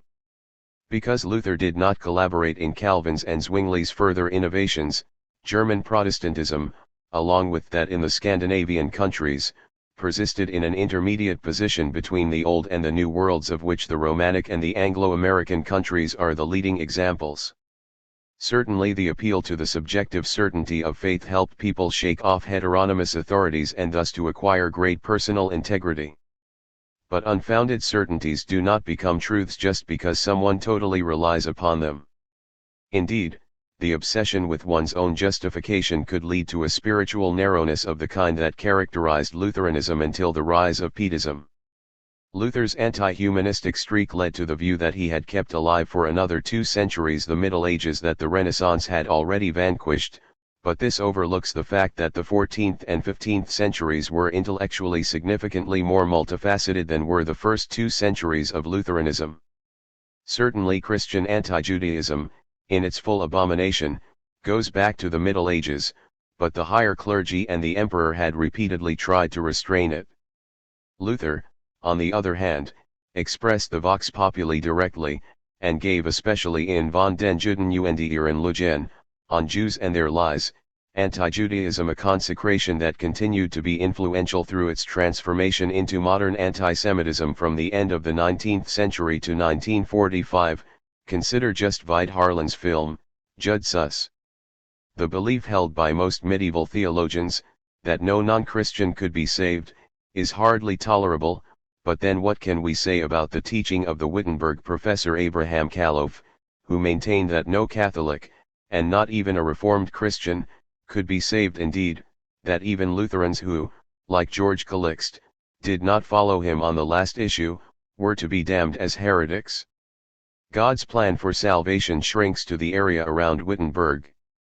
The revolt against Orthodox Lutheranism that, prepared by Pietism, began at the end of the 18th century and produced classical German philosophy, preserved one trait of Lutheranism, the unconditional will to sincerity and the refusal to profess things in which one no longer believed. And paradoxically, the lighter ballast of scholastic tradition facilitated a new beginning in philosophy that was denied to Catholicism, which, although philosophically more interested, was controlled by the hierarchy. In the 16th century a spiritualist tradition was already being established that was partly inspired by the Reformation, and partly broke with the latter's dogmas and hence was prosecuted by Lutheranism. Its main representatives were Hansdenck, Sebastian Frank, and Caspar Schwenkfeld, for whom it was the spirit that was now crucial and no longer the scriptures. In Thomas Müntzer 1489–1525 this is connected with the revolt against corporative society and violent action on behalf of the peasants in the Peasant War, for which he paid with his life. The natural philosopher Theophrastus Bombastus of Hohenheim, called Paracelsus, 1493–1541, who around 1516 received a doctoral degree in medicine, probably from Ferrara, also belongs to this line of thought. He must be mentioned in this book because despite his many travels throughout the Mediterranean world, he not only wrote his numerous works in German, often only the titles are in Latin, but in 1527 even gave lectures in German at the Faculty of Medicine in Basel, which was one of the reasons he was expelled, long before the legal philosopher Christian Thomas Suess, 1655–1728, who at the end of the 17th century was the first successfully to introduce lectures in German at a university. The young Goethe read Paracelsus, and it is plausible that a few of Paracelsus's essential traits, along with traits of the skeptical magician Heinrich Cornelius Agrippa of Netzheim, 1486–1535, were incorporated into the character of Goethe's Faust. The symbolic figure of the German essence, Faust, was inspired by Paracelsus's contemporary Dr. Johann Georg Faust, to whom Paracelsus was, however, vastly superior in intellect. If we try to classify Paracelsus's philosophical scientific ideas, we find that they belong, like most of the innovative ideas of the 16th century, to the time of fermentation between the collapse of scholastic science and the emergence of the new science in the 17th century.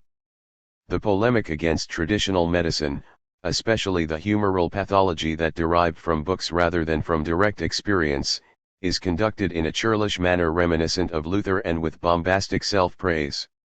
He was responsible for significant individual discoveries, for example concerning the influence of external factors on health, and programmatic ideas, but Paracelsus by no means grounded his assertions through a precise experimental method, nor did he contribute to the mathematicizing and quantifying of the natural sciences.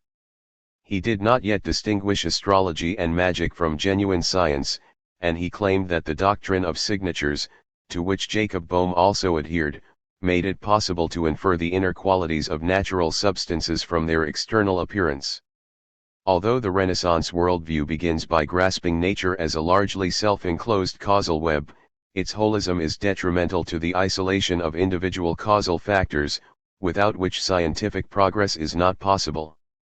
Paracelsus's Paragranum teaches 4 pillars of medicine: philosophy, astronomy, alchemy, and proprietas, a kind of ethics of medicine. Elements pointing to the future are here interwoven with others that are unscientific by modern standards. Alongside an important call for founding medicine in chemistry and mineralogy, we find the idea that the human microcosm corresponds to the macrocosm, that is, that individual organs correspond, for instance, to the planets. In his reflections on natural philosophy, Paracelsus assumes, in addition to the 4 classical elements, 3 principles: sulfur, mercury, and salt, which he interprets as an expression of the divine Trinity. Joachim Jungius (1587–1657), one of the founders of modern scientific thinking in Germany, argued against both the 4 classical and the 3 alchemical principles.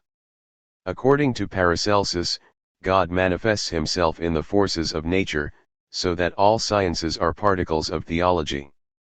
Free will is not possible, even the villain can act only because God authorizes him to do so. The highest achievement is the abandonment of one's own will in God. Paracelsus's religious ideas are especially fascinating. He was buried as a Catholic, but his criticism of the institutionalized church, indeed, of all religious confessions, is severe.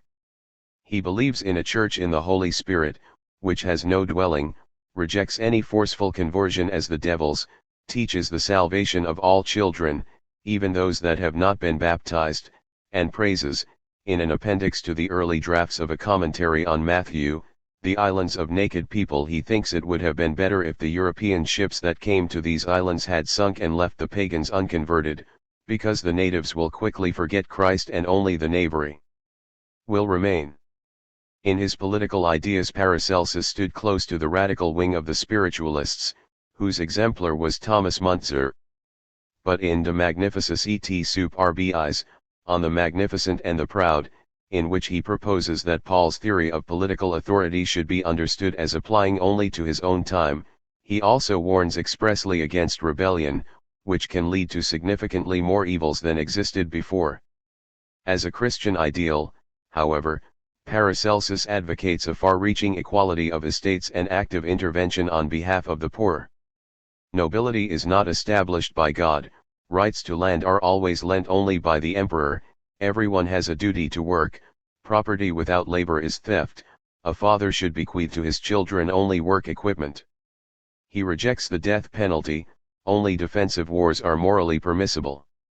The honorary title of the first epoch-making German philosopher of the modern period belongs to Jacob Boehme, 1575–1624, who was early on considered the Teutonicus philosophus par excellence.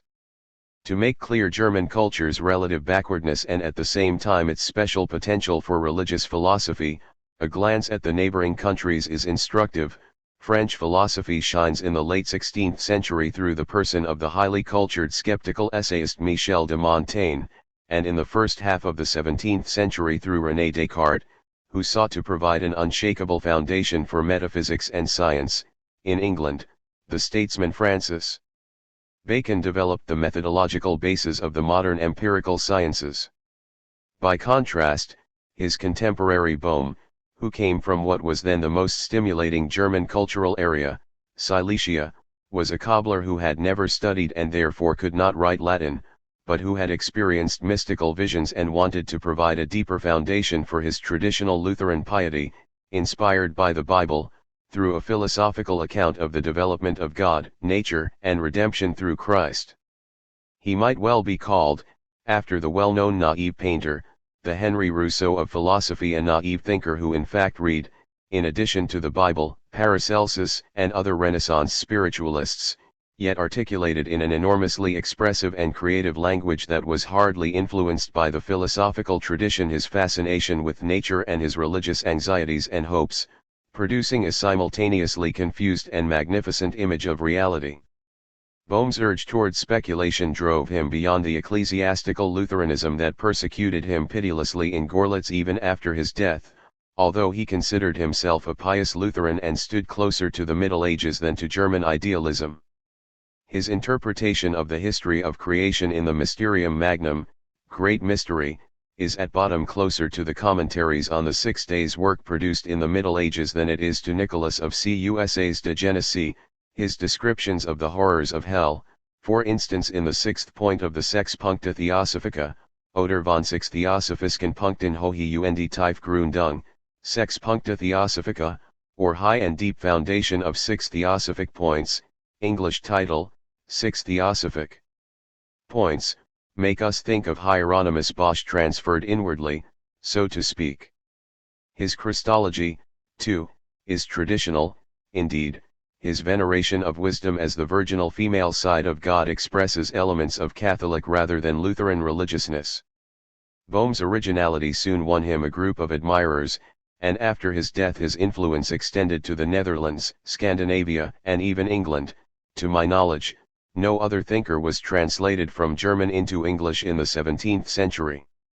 Around 1670 the important Cambridge Platonist Henry More wrote a treatise against Bohm, the Philosophia Teutonicae Censura, Critique of German Philosophy. Around 1800, Bohm was rediscovered not only by the German idealists, but also by William Blake. Bohm's first work, Aurora oder Morgenrot im Aufgang, Aurora or the Rising of Dawn, 1612, English title, The Aurora, was preceded by a long phase of fermentation, on which he reports in the 12th of the Theosophisks and brief, Theosophic epistles. Although I dealt with it 12 years, and I was pregnant with it in myself, and there was a strong urge in me, before I could bring it into the outside, until it afterward fell on me like a driving rain. Bohm boasts that he has not learned from books, but rather from my own book, which was opened in me. This book has, he says, only 3 sheets, and they are the 3 principles of eternity. In them I can find everything that Moses and the prophets, and also Christ and the apostles said. He declares expressly that he passes his time in weakness and childishness, in the simplicity of Christ, as if in a pleasaunce. Bohm sought a theosophy, that is, a knowledge of God that would make possible an understanding of nature on the basis of God's Trinitarian being. To be sure, he is not a rational theologian. Instead of arguing rigorously, he often turns against reason in the name of the Spirit. His conceptual world mixes categorically different levels: metaphysical principles, categories of natural philosophy, and especially alchemy, angels, and devils. His numerous works are full of repetitions. But in the later works he achieves more systematic stringency. His last book, which unfortunately he was not able to complete before he died, Quaestiones Theosophici, oder Betrachtung Gottlicher Offenbarung, Quaestiones Theosophici, or Contemplation of Divine Revelation, is perhaps his most rigorous. Despite all his defects, Bohm incontestably raises with unprecedented courage a question that traditional theology likes to shun: whence come suffering and evil into the world? The classical answer, as we find it in Aquinas, is the doctrine of privation: the bad and the evil are a lack of being. But suffering and malevolence certainly seem to be more than mere lacks, and if God is the creator of everything, then they must also have their ground in him. Bohm considers unavoidable the recognition of a negative principle in God himself, and on the basis of the cooperation of the positive and negative principles, in his last work, these are called, in an abstract manner, the yes and the no. He tries to understand God's manifestation in the external world, which is nothing more or less than the unfolding of the divine being, and constitutes Bohm's third principle, which binds together the yes and the no. His crucial idea here is that without opposition nothing becomes apparent. God would be unknowable in himself, and in him there would be no joy or significance or sensibility without the no. We read in the third of the 177 originally planned Theosophical questions. Although in God the positive and negative principles represent only two centers of a single unity, the separation of the two has a consequence. It yields heaven and hell, which are called love fire and wrath fire. In the love fire they are one, but as separated they are two. But unlike later dialecticians, whom he anticipates more than almost anyone before him, Bohm does not see a necessary process in the fall of the angels and the fall of man, but rather interprets them, as Origen did long before him, as results of the free will of the angels and of man. By giving the no priority over the yes and seeking to be a lord in the no, Lucifer separates himself from God and gives himself over to the wrath fire.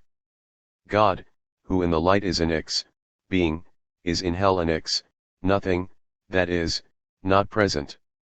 It is true that the devil's wrath is an expression of the negative divine principle, but it should not be thought that God's wrath hardens him from the outside.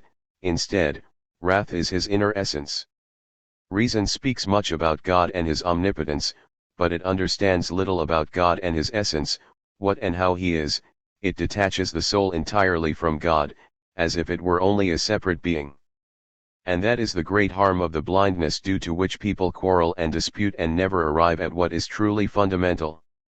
The reunion of yes and no takes place through Christ, and Bohm attributes his own insights to the Spirit of Christ. The Salesian noble and mystic Abraham von Frankenberg, with whom Bohm corresponded, drew Bohm's writings to the attention of Johannes Scheffler, 1624–1677, who is famous under the name Angela Silesius, the angel from Silesia, and who was then studying in Leiden. Oddly enough, Bohm's work contributed to Scheffler's conversion to Catholicism. Far more important than the fanatical anti-Protestant works that he then wrote, are his epigrams in Alexandrine verse collected in a volume that was entitled, from its second edition on, Cherubinisker Wandersman, the Cherubinic Pilgrim. These epigrams are not only one of the most important examples of the German Baroque lyric but also express, with unsurpassed concision and often in paradoxical ways, central ideas of the Christian mystics, including Meister Eckhart and Johannes Tauler, in particular the identification of the soul devoted to God with God himself. Ich bin so groß wie Gott, ist alles ich so klein, kann nicht über mich, ich unter ihm nichts sein. I am as great as God, he is as small as I, he cannot be over me, I cannot be under him. 4. Only the best is good enough. For God, Leibniz' synthesis of scholasticism and the new science. Gottfried Wilhelm Leibniz, 1646–1716, was not only the most multi-talented German of all time, but also humanity's last universal savant. He was creative in logic, epistemology, metaphysics, the philosophy of religion, mathematics, the natural and engineering sciences, jurisprudence, and historiography. There is hardly any other author one might read whose works provide such an effective antidote to pride in one's own intellectual achievements, important though they may be. The intelligent reader soon comes to realize that Leibniz's ability to find simple, if also sometimes counterintuitive, solutions for complex problems in any and all fields is quite beyond his own reach. Indeed, he senses that this all-illuminating mind is rooted in a personality that not only devoted its intelligence to moral ends, as did Plato, but was by nature good. Although he was not free from vanity, Leibniz always made a sincere effort to recognize the partial truth in other positions. An ability to synthesize characterizes most important intellectual achievements. In Leibniz, who possessed this ability in the highest degree, it was, and this is not always the case, the expression of an irenic temperament on account of which he used the pseudonym Passidius, the peaceable. Research on talent treats multi-talentedness and child prodigies as its two best-known anomalies. Leibniz was both. When he was 8 years old he began to read his way through the Latin works in his late father's library, and right up to his death he continued to write on the most diverse subjects, combining the greatest precision in the detailed problems he examined with a sovereign overview of the whole of human knowledge, indefatigably striving to put his ideas to practical use. And this he did in the service of the most important princes of Europe. At the end of his life they included the Elector of Hanover, the Prussian king, the Emperor, and the Russian Tsar. He formed a genuine friendship with 3 princesses as well, especially with Sophie of the Palatinate, or of Hanover, whose elder sister Elizabeth had corresponded with Descartes. Even if he lacked true political talent, Leibniz, who had taken a doctoral degree in civil and canon law at the age of 20, in Altdorf, because the university in his native city of Leipzig had refused to grant him a degree because of his youth, was often active as a diplomat.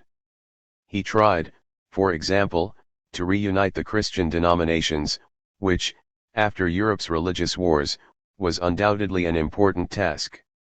Certain philosophical theories must emerge, because they are grounded in the nature of human reason, but from Leibniz we can learn that this does not exclude secondary causes.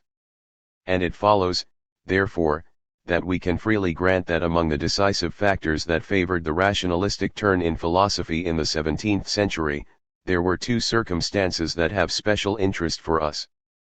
The first is the existence of several mutually exclusive Christian denominations with similarly authoritative claims to truth, which prompted the search for an authority that was not based solely on an appeal to authorities. The second consisted in the physical and moral evils that the religious civil wars caused, which absolutely had to be ended.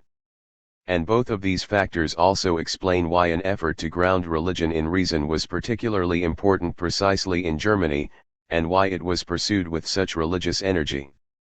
On the one hand, the empire was confessionally divided, unlike almost all the other European powers, which therefore had less need for philosophy. On the other, it had not, and after 1648 it was clear, definitely not, achieved the political unity that characterized the neighboring states, which had become sovereign. However, a structure resembling a monster that was how Samuel Pufendorf, 1632–1694, an important teacher of natural law and an opponent of Leibniz, described it in De Statu Imperii Germanici, on the condition of the German Empire, calls for special measures, and Leibniz's extreme rationalism provided just such. Moreover, we who have inevitably participated in the expressive revolutions of the Sturmuendrang movement and Romanticism should not look down on the intricacy and elaborate courtliness of the late 17th and early 18th century forms of expression that characterize Leibniz's letters and distinguish them so sharply from Luther's Tischreden, table talk, for instance, to whose immediacy the Sturmuendrang returned. People have to protect themselves, and after the atrocities of the religious wars it was a splendid achievement of the post-Westphalian Ancien regime that it protected Europe from similarly brutal wars for almost 150 years. Anyone who has lived in the 20th century should look back with humility on this achievement. Leibniz's oeuvre, which has still not been published in its entirety and was only insufficiently available to Hegel and Schelling, has incontestably gained prestige in the 20th century. Bertrand Russell's book on Leibniz, 1900, contributed, through his insight into the connection between Leibniz's logic and metaphysics and his criticism of that logic, to the development of analytical philosophy. Nonetheless, for thinkers who, like present-day analytical philosophers of religion, would like to articulate the basic ideas of classical metaphysics in a way that is logically more precise and not incompatible with modern science, Leibniz's ideas are the most important source of inspiration. In view of the awe-inspiring beauty of his mind, one fears being driven by resentment when one points to its limits, and yet three of them are obvious. First, his polymathic interests, along with the pleasure he took in personal contact and activity, prevented him from writing a truly comprehensive, literarily refined major work such as Descartes' Meditations. For instance, his peaceable spirit too often led him to argue ad hominem, that is, taking into account the assumptions and cultural background of his respective conversation partners.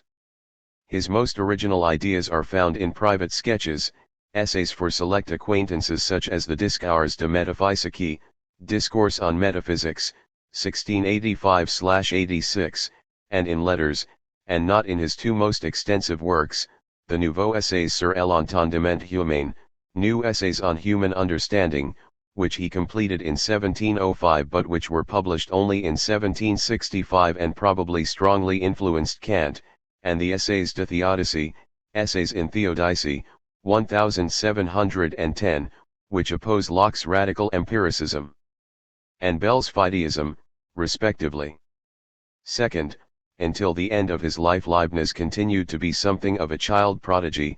His belief in the rationality of the world made him overlook phenomena whose cryptic nature is not incompatible with his system, but easily make it existentially implausible. The first impression made by some of his writings is that of a certain childish naivete, and even if the acuity of his arguments quickly shows that this naivete is on the highest level and arouses the suspicion that consummate intellectual greatness is not possible without naivete, indeed, that God himself may be naive, this only modifies the initial impression without refuting it. Leibniz's logical precision contrasts most sharply with Bohm's visions, and yet we cannot deny that Bohm felt the irreducibility of the negative, even and especially in God, much more strongly than did Leibniz, who attributes only positive attributes to God, and no third. Leibniz also lacks the sense for cultural phenomena that German culture first acquired in the course of the 18th century, though not without having been inspired by Leibniz's metaphysics of perspectivism. It is true that Leibniz's interest not only in the philosophy of language, but also in the history of language, is noteworthy, but the aesthetic sensibility of classical German philosophy is as foreign to him as Kant's moral revolution. His ethical ideas, which were developed only incidentally, are anything but original. Indeed, they are probably not even consistent, since they vacillate between Aristotelian eudaimonism, basic Christian convictions, and Spinoza's ethics of perfection. If we compare Leibniz with Kant, his is more a European than a German mind, as was true also of Pufendorf, who long taught and worked in Sweden. His mathematically and scientifically most productive phase occurred in Paris, where he lived from 1672 to 1676, entering into contact with Christian Huygens, among others, and where he would gladly have stayed. He joined the Royal Society in London in 1673, the Accademia Fisico-Matematica in Rome in 1689, the Académie des Sciences in Paris in 1700, and shortly thereafter became the first president of the Kurfürstliche Brandenburgische, soon to be, Königliche Preußische, Société der Wissenschaften. His travels also took him to the Netherlands, where he met Spinoza and others, and to Italy, among other places also to the Curia, where a position as custos at the Vatican Library was offered him, though on the condition that he convert to Catholicism. This was a condition that the ecumenical Lutheran who had worked at the beginning of his career for the Catholic Archbishop of Mainz, Johann Philipp von Schönborn, was not prepared to fulfill. He wrote an enormous number of letters, around 15,000, to about 1,100 correspondents from Madrid to Stockholm, from Oxford to Moscow, and even to Beijing, from whence missionaries strengthened his Marx sinophilia. At the end of his life, he would have been only too glad to follow his prince, who became George I of Great Britain in 1714, to London, but as a punishment for the slowness of his work on the history of the Welfs he was left behind in provincial Hanover. Disappointed, he considered moving back to Paris. The great majority of his writings are in French and Latin, but a few treatises are in German, including Unvorgreiflich Gedanken, Betreffend die Ausübung und die Verbesserung der Deutschen Sprache, Unprejudiced Thoughts on the Use and Improvement of the German Language, c. 1697, in which he made an obvious effort to help raise German to the rank of a language suited to academic purposes. This text alone, like Leibniz's contribution to the first German scientific journal, the Acta Eruditorum launched in 1682, along with his participation in the founding of one of the first two German academies, Leibniz did not belong to the older Leopoldina, and his 40-year-long relationship with the Welfs make it indispensable to discuss him in a history of German philosophy. Hardly any other German has helped so much to draw attention abroad to German science and philosophy, both respectful, as in the case of his correspondent Nicolas Ramond, and scornful, as when in Candide Voltaire ridiculed the Leibnizian Pangloss and his doctrine of the best of all possible worlds. Like Descartes, Leibniz has a place among the greatest philosophers as well as among the most productive mathematicians. Shortly after Newton, but, largely or probably wholly, independent of him, Leibniz founded infinitesimal calculus, on which he was the first to publish. He developed the binary system and made important contributions to the theory of functions, matrices, and determinants, as well as to probability theory and combinatorics, and even to the beginnings of the calculus of variations, programmatic ideas about topology and game theory, and on the axiomatization of arithmetic are also found in his work. His contributions to mathematical notation were especially momentous, and notation is much more important than the layman thinks. The controversy regarding who first invented the infinitesimal calculus, which was pursued especially disgracefully by Newton, led to the latter's inferior notation being retained in England, which long held back the development of English mathematics. In physics, Leibniz conceived, with the vis viva, vital force, the double of kinetic energy, and understood that it was preserved in certain systems. He opposed this early form of the law of the conservation of energy to the Cartesians and Newton's law of the conservation of momentum, which led to a long controversy in which the young Kant also took part, in his first book. It lasted until, in the course of the 18th century, it was realized that both laws of conservation were valid. They follow, as Emmy Noether demonstrated in 1918, from the homogeneity of time and space. In geology and biology, Leibniz pondered the transformation of the species. As an engineer, he invented, among many other apparatuses, a calculating machine that could carry out the 4 elementary arithmetical operations. To be sure, he was not the first German who made a decisive contribution to modern science. The laws of the movement of the planets discovered by Johannes Kepler, 1571–1630, were as important for the formation of the Newtonian theory as Galileo's discovery of the law of falling bodies. But in Mysterium Cosmographicum, the cosmographic mystery, Kepler was still motivated by Pythagorean Platonic ideas that are not compatible in any simple way with modern scientific method. Leibniz, in contrast, entirely appropriated the methods of science, and even wrote an admiring letter to the old materialist Hobbes, though at the same time he continued and transformed the scholastic tradition in such a way that it became compatible with modern science.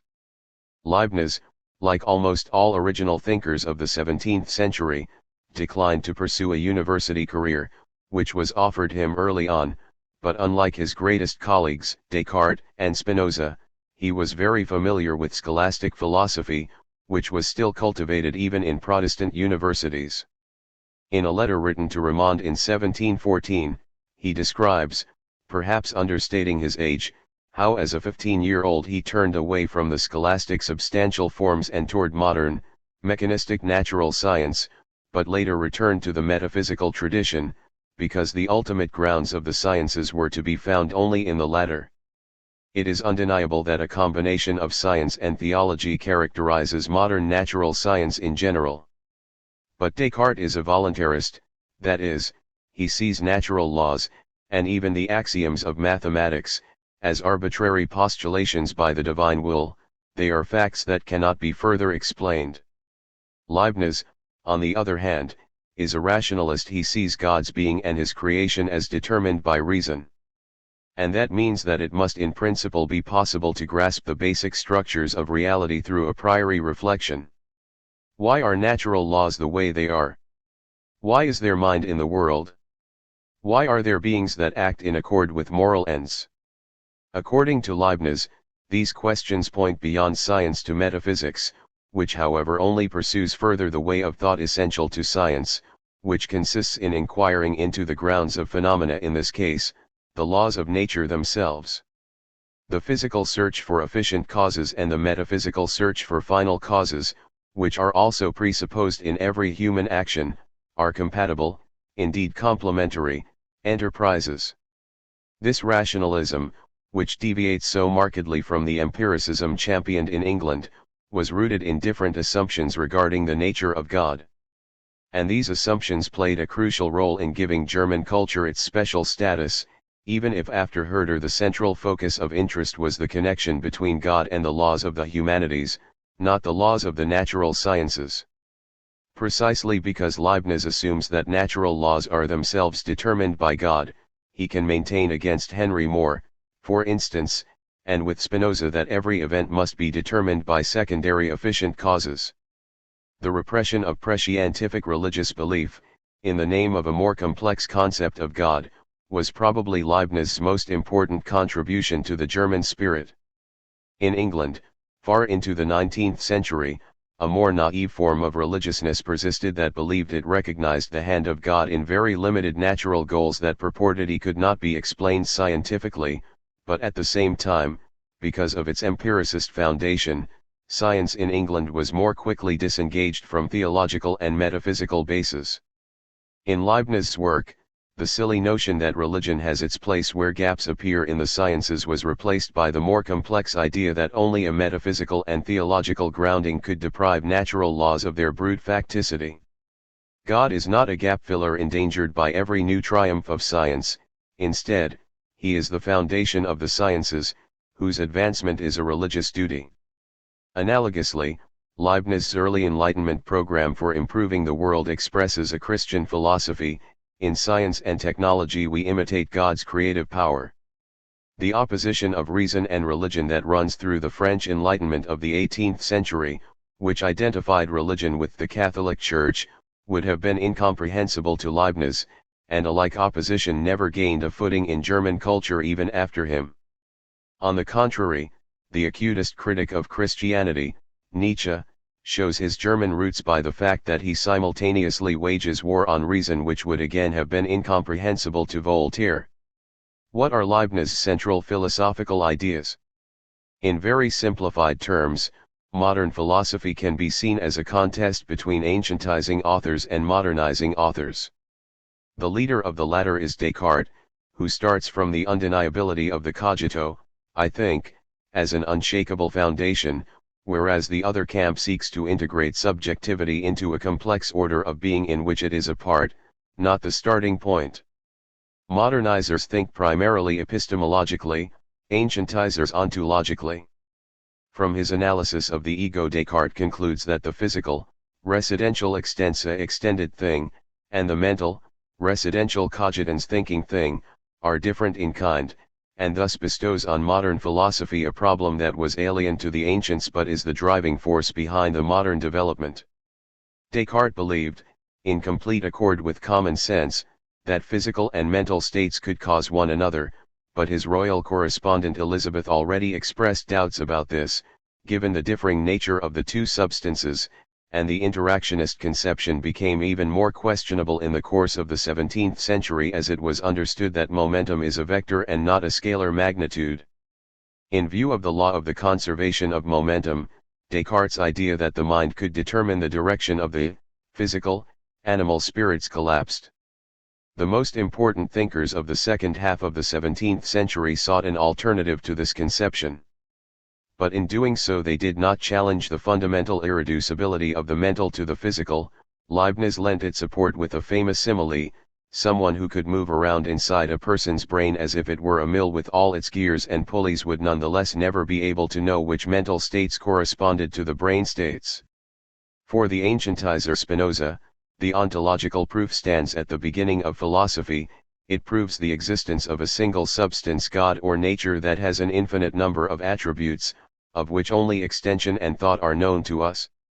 All the modes of these attributes occur with necessity on the basis of preceding modes and general laws. In this process, mental and physical events run in parallel, are two aspects of a single underlying reality, and do not affect one another causally. From this it follows that everything is animated. Leibniz takes over from Spinoza significantly more than he allows to be seen, given Spinoza's bad reputation. For Leibniz as well, God always acts through secondary causes, and Leibniz is also a determinist, not a fatalist, who defends freedom only insofar as it is compatible with a thoroughgoing determination. In addition, he, too, is a parallelist and a panpsychist who rejects any interaction between the physical and the mental. At the same time, his deviations from Spinoza are important, and not only in political philosophy, where he does not adopt the Dutchman's democratic ideas. What bothered Leibniz in Spinoza was first of all his power-centered positivism, which is clearly expressed, for instance, in his theory of international relations, and which follows from the fact that according to Spinoza all value judgments are subjective. In the perspective of ultimate reality everything that happens is equally good. This dissolution of the normative difference between good and evil seems to be the consequence of pantheism, since it can provide no transcendent standard external to actuality. In contrast, Leibniz stands much closer to traditional Christian theology and ethics, despite his fascination with modern science and despite his agreement with Spinoza that divine omnipotence implies omnicausality. In addition, he can provide a good foundation for his intuitions because he is an incomparably better logician than Spinoza. Indeed, with the calculus ratiocinator he outlined the idea of a symbolic logic long before Boole, De Morgan, and Freya. Leibniz was more interested in proving propositions than in justifying conceptual systems, though he had important ideas about that, too. For example, how through combination one can move from elementary concepts to more complex ones. Spinoza's modal concepts are completely unsatisfactory. What does he mean by necessity? According to a certain interpretation of his theory, he seems to claim that natural laws are logically necessary, but since this is unacceptable, he may also only mean that natural laws are nomologically necessary, which is nothing more than a tautology. One of Spinoza's problems probably consists in the fact that he does not distinguish between logical and nomological necessity. The logically necessary holds in all possible worlds, while the nomologically necessary holds only in worlds with the corresponding natural laws, because he does not have access to the concept of possible worlds and perhaps even deliberately rejects it. This concept is undoubtedly complex. It was alien to the ancients, having first been developed in the 13th century. Leibniz begins by distinguishing between rational truths and factual truths. The former, to which he assigns all the truths of mathematics, but not the cogito, are derived by analysis from the law of contradiction. They hold in all possible worlds, and are therefore logically necessary. Factual truths, by contrast, hold only in the actual world. But why did God create this world and not another one? Even if other worlds were logically possible, there must have been a reason for his choice, because according to Leibniz the principle of sufficient reason is as important for metaphysics as the law of non-contradiction. Even and precisely free action has a reason. Leibniz's principle includes reasons and causes. As omnipotent, omniscient, and omnibenevolent being, God cannot not create the best of all possible worlds. Therefore factual truths are, though contingent, a priori knowable for an infinite mind. Leibniz posits as a logical principle that all a subject's predicates are analytically contained within it. The fact that Caesar crossed the Rubicon follows from the concept Caesar, even if it is a contingent factual truth, that this concept was instantiated in our world. From this it follows that there is no trans-world identity, to use the modern term. Someone who had all Caesar's other qualities, but who had not crossed the Rubicon, would not be Caesar, not even himself in another world. That is averred in Leibniz's controversy with Antoine Arnauld, which returned anew in the debate in modern analytical metaphysics between David Lewis and Alvin Plantinga. However, Lewis can no longer make the actual world stand out, because he lacks all axiology, it is just one of an endless multitude of real worlds. Leibniz does justify the special status of the actual world axiologically. He presupposes that value criteria are something given for God, and are thus in no way dependent on his arbitrary will, and further, that there is only one world with maximal value. This last supposition is questionable. The young Kant sought in vain to justify it and eventually gave up on the project. However, Leibniz's idea can be pertinently formulated without this presupposition in the following way: God must create one of the worlds with maximal value. But even this theory does not correspond to the tradition. According to Thomas Aquinas, for instance, there can be no world with maximal value any more than there can be a number larger than all other numbers. Whatever world God creates, he could always create a better one, and therefore one could say, to exaggerate a little, that it does not matter which one he finally decides on. This is in accord with the medieval concept of suffering from being in the world, and, as Hume rightly emphasizes in his dialogues on natural religion, it is in accord with an age of enlightenment and the belief in progress that religion now emphasizes the good in the world, especially since it is not easy to understand where evil comes from, if the world was created by a good God. And in fact, Leibniz's metaphysical optimism, which is compatible with optimism in the philosophy of history, since according to him the possibility of an increase in value, that is, of progress, is inherent in the best possible world, in no way isolates him in his time. Shaftesbury's The Moralists, 1709, expressed a similar enthusiasm with nature, as Leibniz recognized in his laudatory review of the work, which he had not yet read when he wrote the Theodicee. But even if his religiousness is similar to Shaftesbury's in character, Leibniz's theory is far more precise. In it, we immediately sense the mathematical mind. For God, the world is a kind of solution to a problem in the calculus of variations, namely a function, for which the functional assumes a minimum of negative and a maximum of positive value. The support complex mathematical concepts provide for enthusiasm about the world seems to be the culmination of a justification of the world that began with the Renaissance, even if, from the perspective of common sense, it seems to add something doctrinaire to the justification that soon came to be regarded as typically German. And yet Leibniz is not simply the most eloquent advocate for God and his world. Indeed, it would seem likely that God saw fit to bring forth such a brilliant advocate because God's position in intellectual history had become threatened, a threat based, paradoxically, on an argument advanced by the advocate himself. In the essays to Theodicy, Leibniz had soared to such heights of abstraction only because he had at the same time made the problem of Theodicy immensely more difficult. According to him, God's existence would be refuted if it could be shown that a world better than the actual one were possible. Leibniz was the first to tie God down to a single world. If he did not create the best possible world, then he cannot exist. It no longer sufficed to show that the good far outweighs the bad, even if Leibniz asserts that it does, because this is implied by his much stronger thesis: only the best is good enough for God. In view of the suffering it contains, the optimistic qualification of our world is immediately counterintuitive, and humanity certainly did not need to wait for the Lisbon earthquake and Voltaire to sense this. The 30 Years' War, before whose end Leibniz was born and which Grimmelshausen so strikingly described, was more than enough. So then, why did Leibniz assert something so counterintuitive? Because in his view, its negation leads to atheism. But why did he defend the alternative: either the actual world is the best possible, or God cannot exist? Because in his view it follows from the previously designated attributes of God. Even a skeptic like Hume did not deny that in view of our limited capacity for knowledge, our world is compatible with the divine plan. What he did deny is that the existence of a creator with the attributes of the theistic God can be proven on the basis of this world.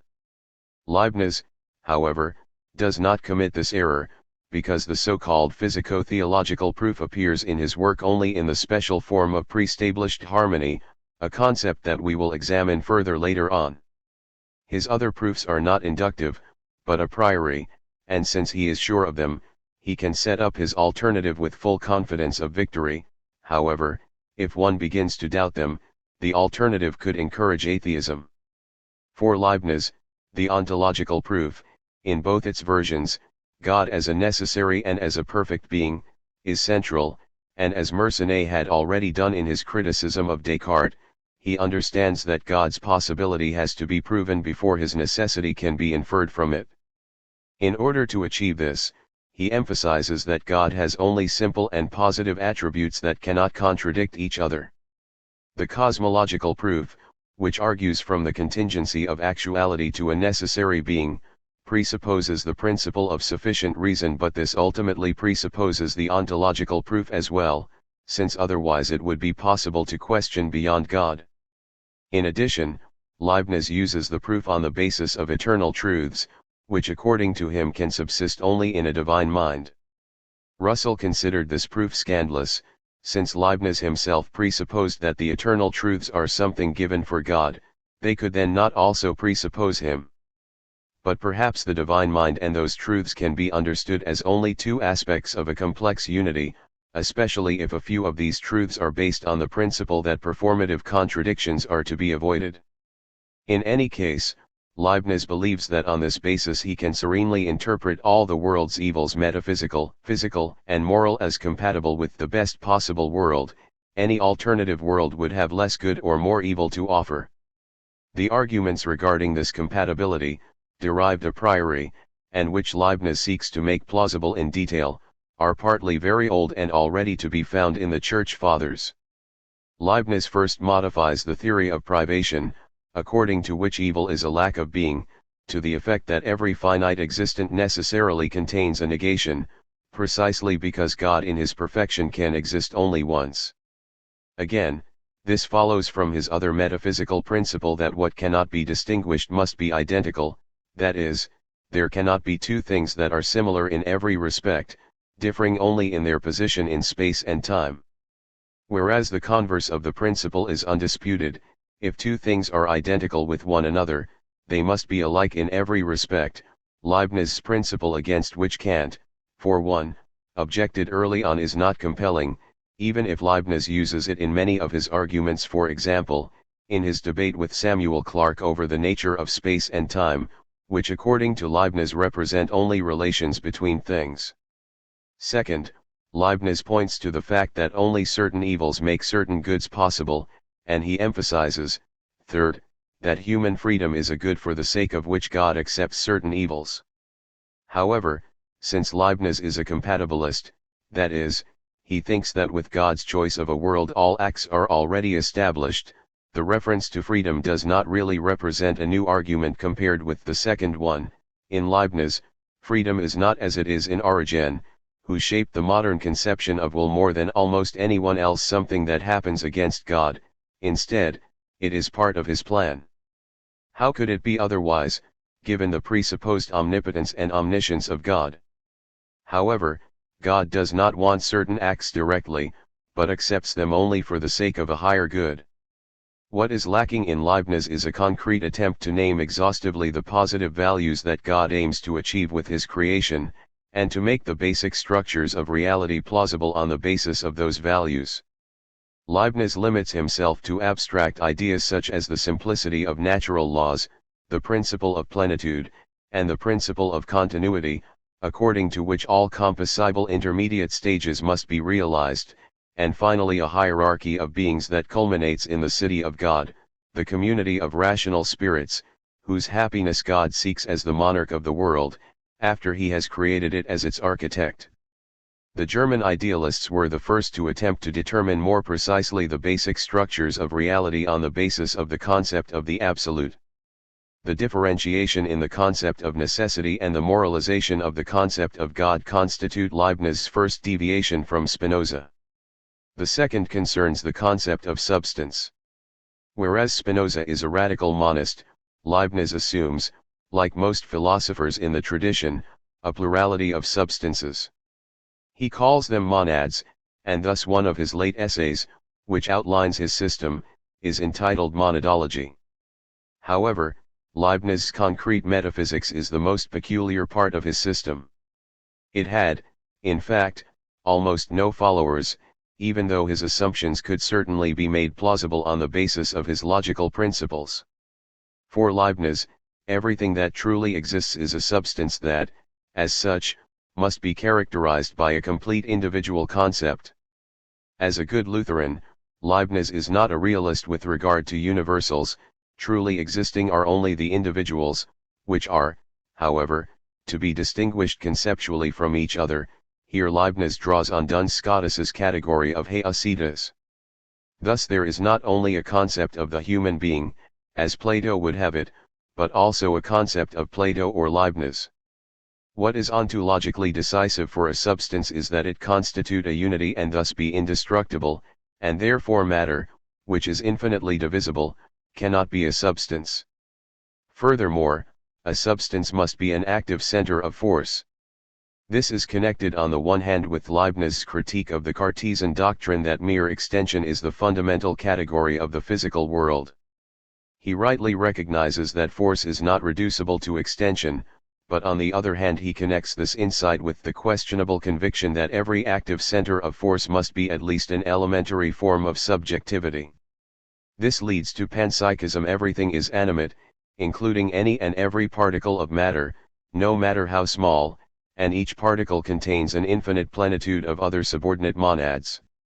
The world of bodies is derivative, it consists of well-founded phenomena, with regard to which all monads are in agreement, but only the monads and their ideas are truly real, even if a correlated body belongs to the ideas of each monad, with the sole exception of God. According to Leibniz, the activity of a monad, the series of its perceptions and volitions, is determined solely by the monad and by God himself. There can be no interaction among monads. Leibniz also rejects an occasionalism such as Malebranche's, that is, the theory that God intervenes in a given monad whenever a second seems to refer internally to the first one. Instead, he defends a pre-established harmony. Even if the windowless monads play out their inner programs alone, they are nonetheless so constructed that they correspond precisely to one another. Each monad expresses a possible perspective on the whole universe, and represents it in each moment, along with its own earlier and later temporal development. Leibniz emphasizes that there are also petites perceptions, small perceptions, that constitute, as it were, the background noise of clear perceptions. Contrary to Descartes, Leibniz thus recognizes something like preconscious mental states. Leibniz's perspectivism therefore does not lead to relativistic consequences, because it is bound up with a hierarchical order of monads. In it, perceptions and volitions gain in complexity. For instance, rational beings have, in addition to perceptions, apperceptions, that is, they are aware of their perceptions. And they reflect not only on themselves, but also have access to the necessary truths that are innate in them. Conceptual knowledge is superior to sensual representation because of its greater clarity. And the more rational a monad is, the more active and free it is.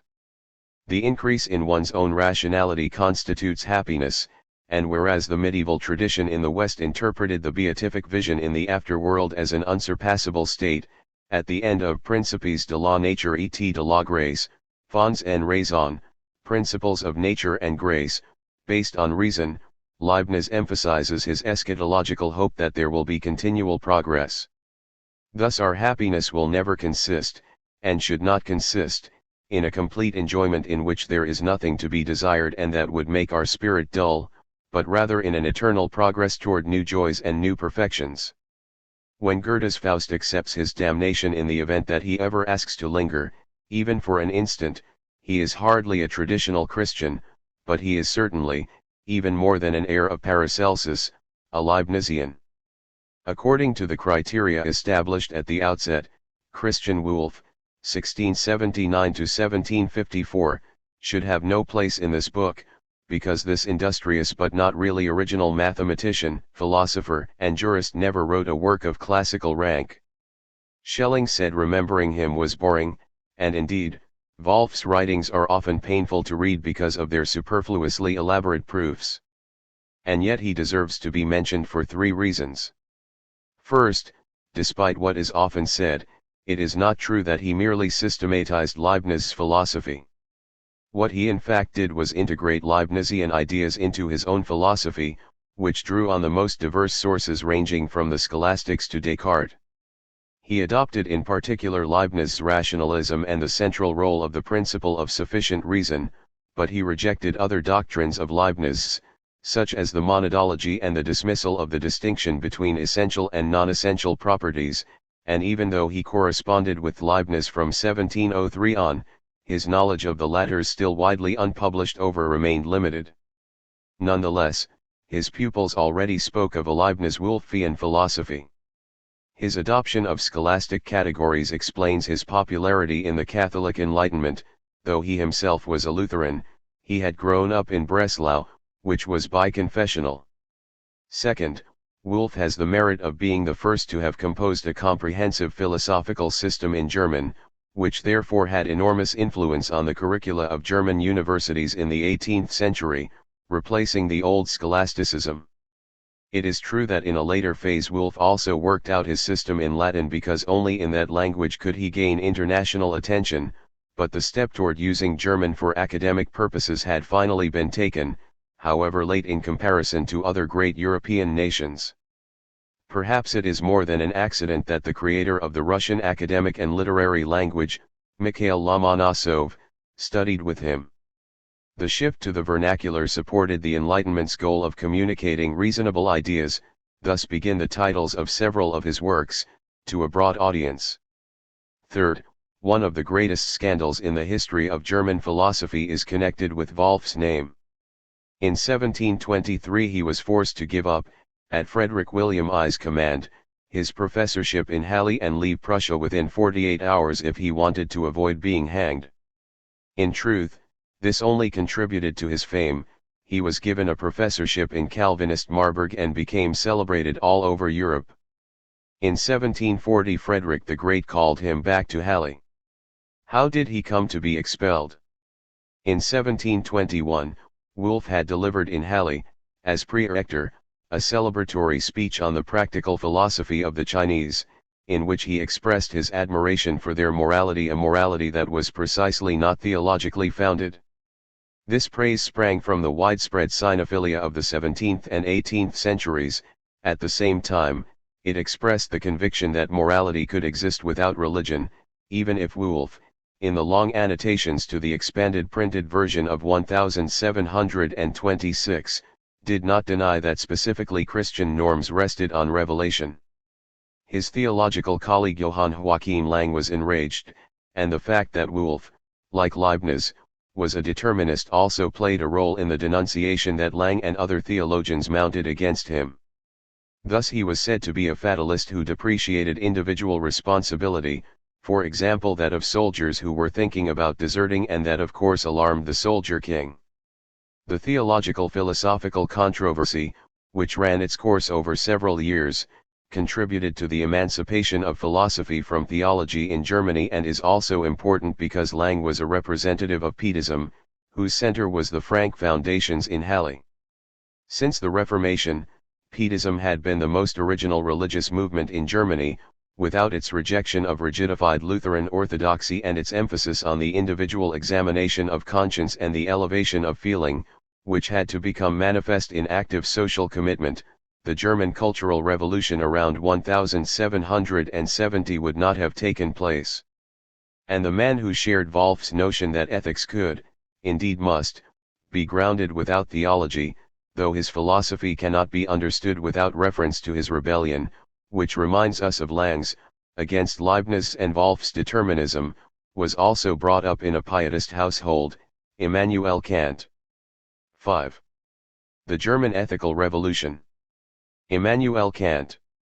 In many respects, Kant, 1724–1804, is the antithesis of Leibniz. While the latter was cosmopolitan and could be called the last European philosopher of German ancestry, Kant, who never left Prussia proper, the eastern part of the kingdom, was not at all nationalistic. During the Russian occupation of Königsberg he was a loyal subject of the Empress. but he was nonetheless a German, through and through. Because of him and the philosophers inspired by him, the study of the German language, in which he wrote all his important works, became almost obligatory for philosophers in every country for a century and a half. At the same time, Kant took Britain's empiricist tradition much more seriously than had Leibniz, who, unlike Kant, could speak English.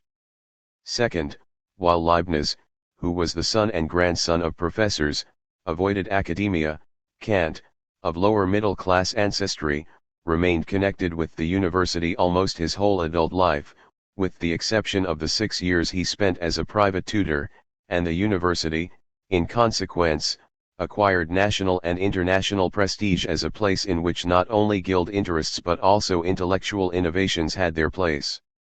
Humboldt's reform of the university in the early 19th century built on this prestige.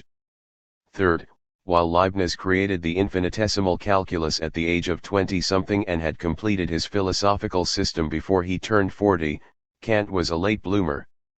He published his first epoch-making philosophical work, the Kritik der reinen Vernunft, Critique of Pure Reason, in 1781, when he was 57. Up to that point, the greatest recognition for his work in philosophy came for the Untersuchung über die Deutlichkeit der Grundsätze der Natürlichen Theologie und der Moral, Inquiry Concerning the Distinctness of the Principles of Natural Theology and Morality, 1764, which received a second prize from the Berlin Academy of Sciences. In this Kant is the exception, not Leibniz. System building in one's middle 20s and 30s is as common in philosophy as is first-rate work in mathematics at the same ages. Thus Kant's pupil Johann Gottfried Herder achieved prominence before his teacher, who was 20 years older. Brilliance is entirely compatible with soundness, but Kant lacked the former.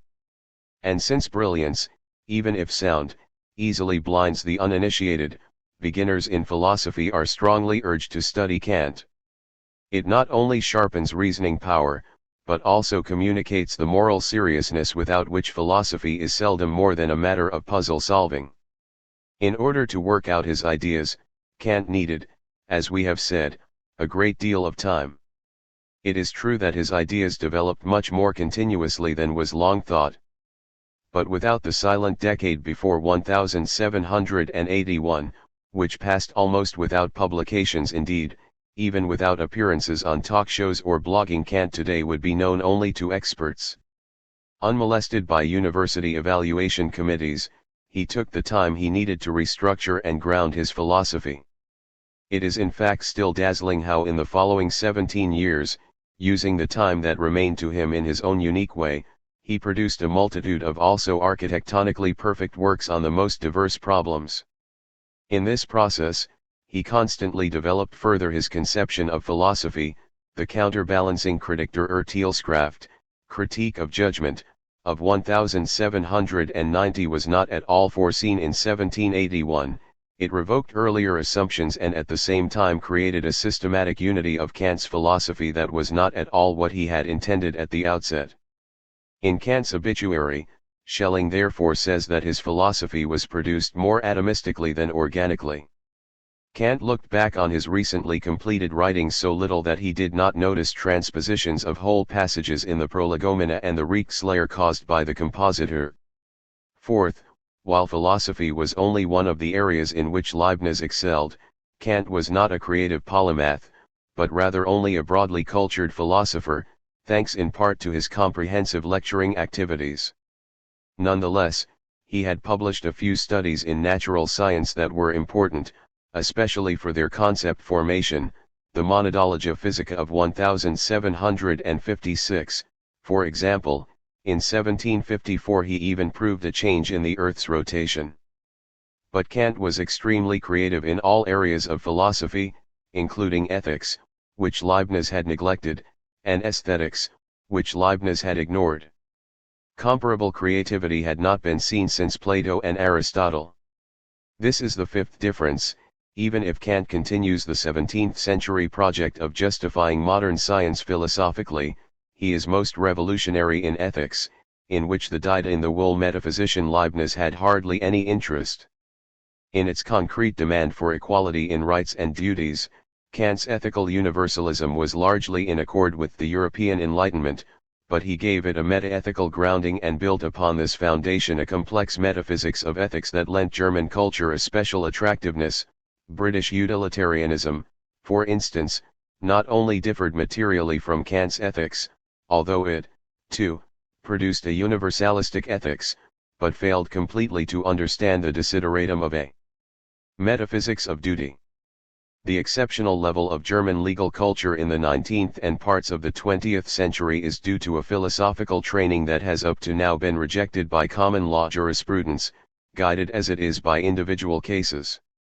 We have only to consider that the United States to this day does not grant universal suffrage for elections to Congress. The German Basic Law of 1949 was written in a Kantian spirit. Heine already understood what Kant's philosophy represents in terms of the history of consciousness. On the one hand, in his theoretical philosophy Kant destroys the old metaphysics, only the old one, because the three critiques do the preliminary spade work for a new metaphysics, and in no way seek to put an end to all metaphysics.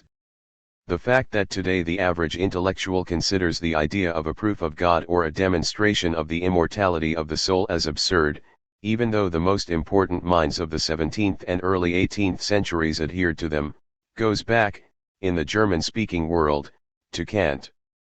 In the British world something analogous was accomplished by Hume, but the differences are noteworthy. Hume presented his critique of the most popular proof of God's existence, the physico-theological proof, in his dialogues on natural religion, but in a way so literarily subtle and so ironic that although the first reviewers, and also Kant, understood the work's true intention, in the course of the 19th century it was interpreted by many British intellectuals in such a way as to suggest that Hume had absolutely left room for this argument. However, there can be no mistake about the thrust of Kant's attack, even if, or precisely because, he writes so much less elegantly than Hume. In his view, none of the traditional proofs of God is valid. Indeed, in his most anti-Leibnizian work Über das Misslingen aller philosophischen Versuche in der Theodizee, on the failure of all attempted philosophical theodicies, 1791, Kant declares that even all doctrinal solutions to the problem of theodicy have been unsuccessful.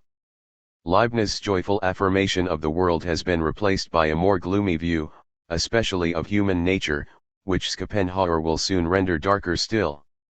The sarcastic tone of the young Kant became increasingly bitter as he became older. On the other hand, in his practical philosophy he opened up a new mode of access to God, and he did so, paradoxically, precisely by detaching the foundations of ethics entirely from any hopes of an afterworld.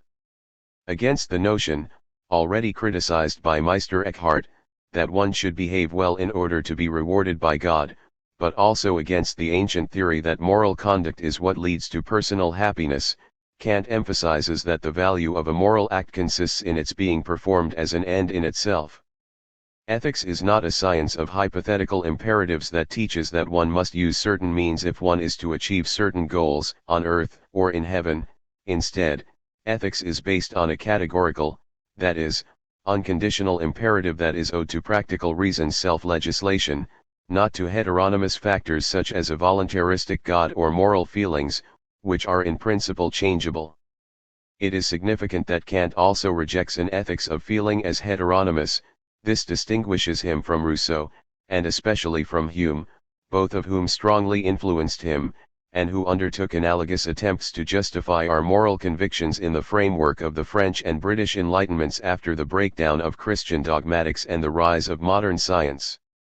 By aligning ethics with reason, Kant permanently shaped German culture in ways that endure to this day and probably also helped play down the emotional aspects of morality. His anti-eudaimonism justified and strengthened Germans' readiness to sacrifice effective bonds in developing a constitutional state based on the rule of law, a condition to which many traditional cultures have not yet ascended. And even though it entails a grotesque misunderstanding of Kant, he probably fostered the German vice that consists in trampling one's own and others' happiness, just to assure oneself of one's capacity to meet one's obligations, sometimes even when there is no need to do so. Think, for example, of Innstetten in Fontaine's novel Effie Briest. Although in his political philosophy Kant, like most of his European contemporaries, thought in terms of contract theory, and even considered a devil's state possible, his ethics implicitly questioned the Anglo-American individualistic philosophy of the state. Human dignity is not, even for oneself, negotiable, and law cannot be reduced to a factual balance of interests. At the same time, with eudaimonism the possibility of grounding ethics empirically collapses, because the categorical imperative is valid a priori. Pointedly, one can say that in terms of theoretical grounding, the categorical imperative is in Kant the functional equivalent of the ontological proof of God's existence in Leibniz. Though Kant's explicit rejection of any ethics that considers itself a doctrine of happiness is new, it does have rhetorical, theological, and poetic predecessors. Of a soldier who sacrifices himself for his country one cannot simply say that he has made his choice for his happiness. The rhetorical tradition's epideictic oratory praised such heroic behavior as noble, and distinguished it from useful and just behavior. A question intensely debated in the Middle Ages and the early modern period was whether the love of God was reducible to self-love. Think only of Fenelon. In particular, however, reflection on the phenomenon of the tragic contributed to an overcoming of eudaimonism, especially since from the 17th century on this reflection led to a higher valuation of the concept of the sublime, which Kant endorsed in his Beobachtungen über das Gefühlskönnen und die Erhabenen, Observations on the Feeling of the Beautiful and the Sublime, 1764. What is so magnificent about Kant is not, as Heine thought, that in his ethics he comforted his servant Martin Lamp with God, but rather that he raised every human being, including Lamp, to the level of a tragic hero, a level that had up to the 18th century been reserved exclusively for aristocrats. What bourgeois tragedy since Lessing had expressed on the stage, Kant conceptualized: every human being can come into a situation in which he is obligated to sacrifice his own happiness, and it is only this that gives him dignity. The possibility of a natural being's having dignity, however, points to God as the one who has created nature in such a form that a moral being with a chance of achieving its goal can exist in it.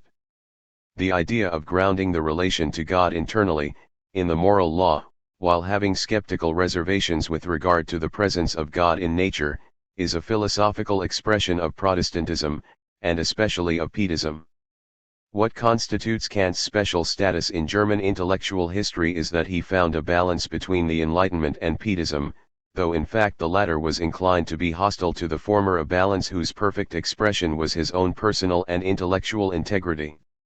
He thereby opened German religiousness not only to all scientific influences, as Leibniz had done, but also to the wish to transform society, and conversely he gave Enlightenment an ethical, indeed almost religious impulse. For example, in his essay Beantwortung der Frage, was ist Aufklärung, an answer to the question, what is enlightenment, 1783, that had long since disappeared from the work of the contemporary French philosophers. According to Kant, summoning everything before the tribunal of reason is a religious duty. This explains the enormous seriousness of Kantian philosophizing, which sometimes seems almost naive and is largely a stranger to irony. Kant's approach lent wings to tragedy, but it was detrimental to comedy, a genre in which German literature is underdeveloped. The third aspect of Kant's project, which fascinated his contemporaries, was building a bridge between theoretical and practical philosophy that gave new latitude for human freedom and the autonomy of the human spirit. While it is true that the young Kant still defended, as had Leibniz and Wolff, a compatibilist conception of freedom, the mature Kant, like Lang, rejected this conception, which he called the freedom of a turnspit. To be morally responsible, my action cannot be a necessary consequence of natural laws and initial conditions. But at the same time Kant assumed that the causal principle is a necessary presupposition for science, indeed, for ordered experience, and he was likewise increasingly convinced that the causal principle could not be derived from the law of contradiction, as Wolff and Baumgarten had tried to do. A trenchant critique of their argument, which anticipates the observations of modern analytic philosophy, is already found in his work Principiorum Primorum Cognitionis Metaphysici Nova Delucidatio, a new elucidation of the first principles of metaphysical cognition, 1755. But not until he had studied Hume, presumably around 1770, that is, at about the time when the Sturmuendi Drang writers were enthusiastically discovering English literature, was he convinced that all such attempts were doomed to fail, in fact, that even a grounding based on experience had no prospect of success, because it could never reach beyond the present. Kant's masterstroke consisted in securing for the causal principle a validity that neither dogmatic metaphysics nor Hume's skeptical empiricism had been able to provide, and at the same time preserving human freedom. According to him, causality and, analogously, the other categories, even space and time, proceed from us, we bestow them on reality. It is noteworthy that according to Kant and Hume, but not yet according to Leibniz, similar causes have similar effects. This points to analogies between theoretical and practical reason, whose essence is their universalizability. Our reason is so constructed that without the categories we could not experience the world at all, therefore they are valid a priori. The unity of the world is no longer based on God, but rather on the unity of self-consciousness. But that does not in any way mean that things in themselves, which are inaccessible to us, are really so structured. We have to seek causes in the phenomenal world for every change, but without excluding the possibility that in the true, noumenal reality, which is not shaped by our schematized categories, causality based on freedom exists. Paradoxically, we are free precisely because we prescribe causality to phenomena, for that is our spontaneous positing. Though this idealism, emphasizing the conditions of the possibility of experience, which Kant called transcendental, distressed Heinrich von Kleist and led him to place feeling over limited reason, other German intellectuals found in it something liberating and elevating. It gave them the courage to believe in a metaphysically understood freedom, indeed, to adopt a worldview that depreciated external reality in favor of the human spirit, and also of faculties such as the imagination, on which the Enlightenment thinker Kant cast a critical eye. But without him, Romanticism would not have existed.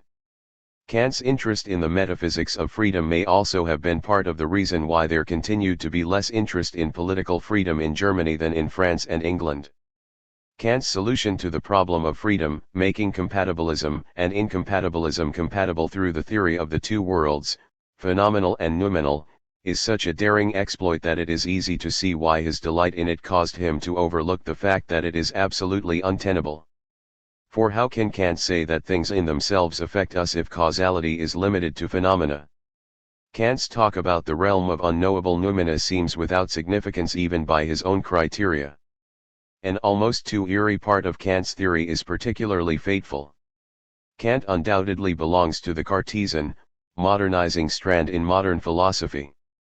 But on one point he makes a radical break with Descartes. According to the latter, our stream of consciousness is given us as undoubtedly certain. For Kant, the temporality of our consciousness is itself only a subjective transformation of what we are in ourselves. It belongs to the phenomenal, not the noumenal ego, which may very well be timeless, and to which we have no access except through the empty point of the I think or through our practical reason. German idealism was to begin from both. Fourth, the depreciation of the stream of consciousness given us directly and the assumption of a true ego standing behind it were ideas that inspired Schopenhauer's metaphysics of the will. The crucial intermediate link between Descartes' transparent consciousness and the theory that quite different forces are at work behind our conscious life is paradoxically Kant's theory of the opposition between the phenomenal and the noumental egos, along with his theory of genius in the Third Critique. According to Kant, the judgment every change has a cause is a synthetic a priori judgment. Thus it neither proceeds from experience, nor can it, like analytic propositions, be grounded in the law of contradiction. Being synthetic a priori is a property of judgments, and thus concerns the level of validity. This is something completely different from the genetic question that tormented Descartes, Locke, and Leibniz, viz., how do we arrive at the knowledge of certain propositions? Is that knowledge innate, or does it arise from certain experiences? Kant himself considered the discovery of synthetic a priori judgments and the explanation of their possibility as his most important philosophical achievement, and, in the Prolegomena zu einer jeden künftigen Metaphysik, die als Wissenschaft wird auftreten kann, Prolegomena to any future metaphysics that will be able to come forward as science, 1783, he connected with it the hope that now a metaphysics could finally be constructed that would be as enduring as the edifice of contemporary science, whose finality Kant did not doubt. This hope proved deceptive, but it had consequences. First, it motivated a new generation of young philosophers who had been convinced that the theory of things in themselves was untenable to create some of the most audacious metaphysical constructions in the history of philosophy, now that they could start out from the knowability of the intelligible ground of reality. In his Metaphysisk Anfangsgrund in der Naturwissenschaft, Metaphysical Foundations of Natural Science, 1786, Kant himself had tried to ground a few of the basic principles of Newtonian theory in the synthetic a priori judgments of the first critique. Though the latter are definitely formulated in such a way that this derivation can succeed, the claim that Kant took Newtonian physics as the starting point for the first critique contradicts his own interpretation. What he attempted to construct was, on the contrary, an a priori theory of experience as such. In the Opus Posthumum, written in a heroic struggle as his intellectual powers were beginning to decline and left unfinished, Kant tried to justify philosophically even more detailed physical theories. It is tempting to see in this work a basic metaphysical attitude that is related to the system building of the German idealists. Second, whatever the right interpretation of this last work might be, even today we must keep in mind that the question of the existence and ground of synthetic a priori knowledge is a fateful question, perhaps the fateful question in philosophy, and that a concern with it has been one of the essential characteristics of German philosophy that clearly distinguishes it from English philosophy. Kant did not succeed in adducing a common property of all judgments that he considered synthetic a priori. But had he done nothing more than ask this question, he would have been assured a place of honor in the history of thought. Kant, however, sought not simply to list the synthetic a priori judgments he considered valid, but also to ground them, precisely in the so-called transcendental deductions. Fifth, this striving to ground at any price also permanently shaped German culture and distinguished it as particularly thorough in comparison to neighboring cultures. In the Prolegomena, Kant attacked the appeal to common sense. It was, he insisted, a witness whose authority is based only on public rumor. Instead, he stressed that metaphysics must be a science, not only as a whole, but also in all its parts, otherwise it is nothing at all. Kant's reply to Hume differs in theoretical philosophy from that of the Scottish common sense school, and especially that of Thomas Reid, who referred all philosophizing to common sense as its starting point. Reid's influence on Anglo-American epistemology was enormous. The epistemologists who, like Roderick Chisholm, for instance, argue for unproven and unprovable evidence as the starting point for any knowledge, emulated him, and it cannot be denied that they have arguments, not mere evidence, for their position, even if in the event that their evidence is challenged they have little else to offer and can only shrug, for evidence cannot be further discussed. Kant and the German tradition following him, Schelling and Hegel, call common sense the local and temporary limitation of a race of human beings, followed another, riskier, and yet intellectually more exciting path. A few of Kant's pre-critical writings have already been mentioned. His first work, Gedanken von der Wahrnehmung der lebendigen Kraft, Thoughts on the True Estimation of Living Forces, 1746, begun during his student days, claims to have caught Herr von Leibniz making errors, just as conversely the Critique of Pure Reason seemed to the old Kant in 1790 the true apology for Leibniz. It is simply not the case, therefore, that Kant began as a Leibnizian and ended as an opponent of Leibniz. From the outset, he was testing his strength against him, and Leibniz remained a positive point of reference right to the end. Kant ultimately conceived the noumenal world on the model of Leibnizian monads. Especially important is the young Kant's insight that Leibniz's proof of the three-dimensionality of space is circular, an observation that points forward to his later theory that mathematical judgments are synthetic a priori, not analytical. The anonymous Allgemeine Naturgeschichte und Theorie des Himmels, Universal Natural History and Theory of Heaven, 1755, is Kant's most important contribution to the natural sciences. Though he offers only a few mathematical formulae, Kant, who had in the meantime made a careful study of Newton, nonetheless anticipates Laplace's nebular hypothesis, the theory of the emergence of our solar system out of a condensation of the original nebula. Kant thus has to justify himself theologically for having tried to explain scientifically not only the movement of planets, but also their genesis. On the astronomical level, his project is analogous to Darwin's. Kant declares that God's existence is suggested because nature, even in chaos, cannot proceed other than in a regular and orderly way. Like Leibniz, he argues that a causal explanation of the world according to natural laws does not exclude the possibility that the structure of the world serves the ends of rational beings. Conversely, a mere reference to purposiveness, such as is occasionally found in Newton's work, is not yet a sufficient explanation, but rather lazy world wisdom.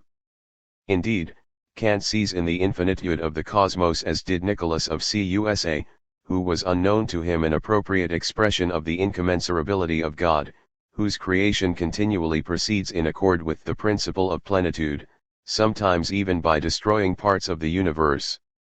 Kant also hypothesizes the existence of rational beings on other celestial bodies, who are morally superior to humans.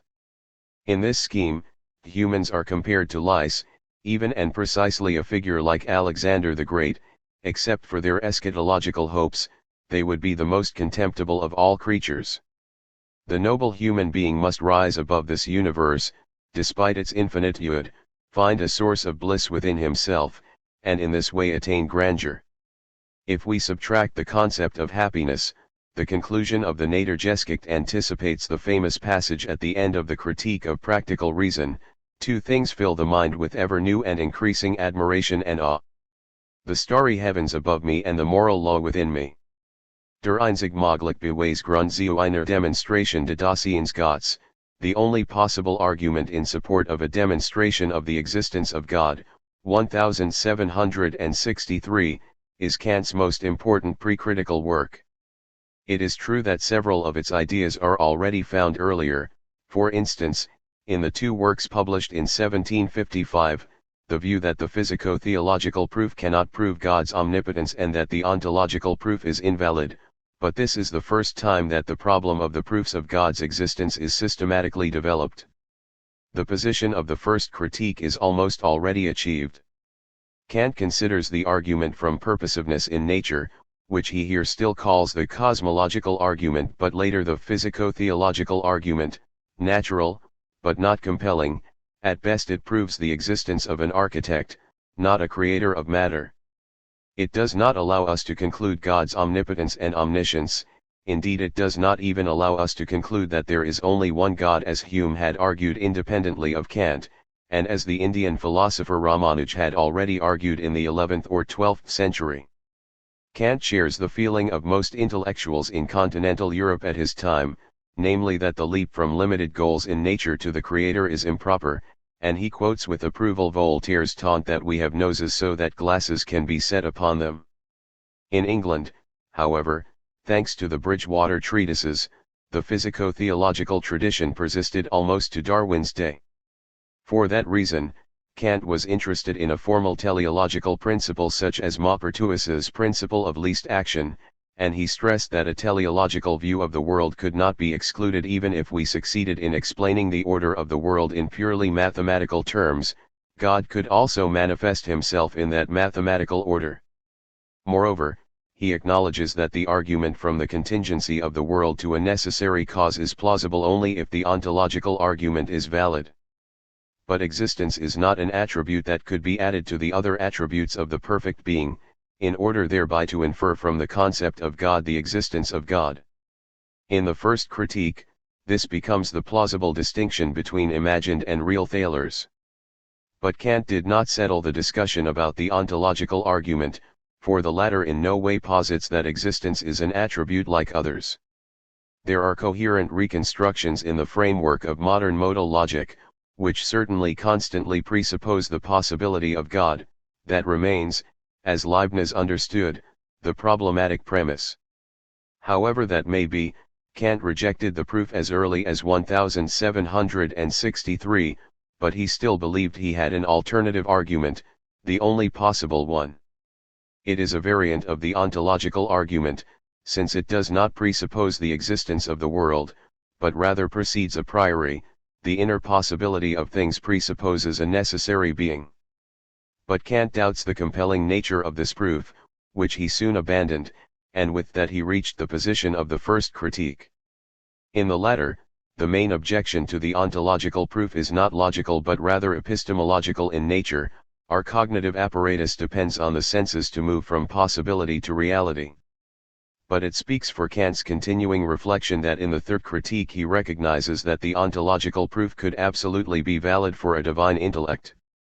Kant expressed his increasing doubts about the validity of metaphysics most trenchantly in Traumeins Geisterseers, or Lauter durch Traum der Metaphysik, Dreams of a Spirit Seer, explained by the Dreams of Metaphysics, 1766.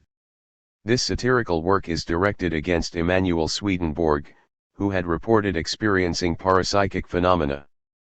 As so often happens, Kant's aggression is only a transfer of self-aggression. In this case of self-doubt, the spirit seers are compared to metaphysicians who build castles in the air. For those familiar with the later works, it is striking how much there is in them that is anticipated in Kant's earlier thought. It is almost as if he had been led to his mature position by an unconscious instinct, one might say, dreaming it in advance. According to Kant, the possibility of immaterial substances beyond space and time, i.e., the later noumena, and their mutual influence can theoretically be neither refuted nor proven, seeing spirits could proceed from them, but it could just as well be the result of neurological processes. For Kant, the question is undecidable. Experience alone is the criterion that persuades me that the movement of my arm by my will, unlike that of the moon by my will, is real, even if it is no less enigmatic. Therefore metaphysics is understood as the science of the limits of human reason. For Kant, however, practical reasons lead us to reject the idea that everything ends with death, no matter how wrong it is to want to be moral only for the sake of a reward in the afterlife. A far-reaching empiricism, the undecidability of certain metaphysical questions, for which one can argue both sides, the decisive power of practical reasons that cannot be reduced to self-interest, the development of all of these ideas takes place in the three critiques. In De Mundi Sensibilis et Intelligibilis Forma et Principiis, on the form and principles of the sensible and the intelligible world, 1770, Kant finally makes a sharp distinction between conceptual and sensual knowledge, which for him are in no way distinguished only gradually, as Leibniz had thought. All three of the critiques are divided into a long doctrine of elements and a relatively short doctrine of method. The former is further divided into an analytic and a dialectic, and the dialectic discusses an illusion that inevitably imposes itself. However, in the first critique a transcendental aesthetics as a theory of space and time precedes the transcendental logic, which divides into analytic and dialectic. The critique of pure reason proposes a middle road between empiricism and rationalism. More consistently than the English empiricists Locke and Berkeley, in whose philosophy God certainly had a place, Kant rejects metaphysical speculations detached from experience not as false, but rather and almost as radically as did logical positivism as meaningless. According to him, there can be no demonstrable knowledge without reference to possible experience. But at the same time he maintains that experience is possible only because it is guided by principles that are synthetic a priori and are valid for every experience, though not for things in themselves. In his book The Bounds of Sense, published in 1966, Peter F. Strawson set forth a masterful reconstruction of Kant's ideas that foregoes the theory of things in themselves. Kant's residual rationalism consists in reflection on the conditions of the possibility of experience, which is eliminated in positivism. Kant develops a significant constructive imagination, even if he himself considered all his constructions as justified only insofar as they make experience possible. In general, experience arises from an interplay between sensibility, intuition, and concept. Without concepts, intuitions are blind, concepts without intuition are empty. Intuition is oriented toward individual things or processes, but these must be subsumed under a concept if knowledge is to be achieved.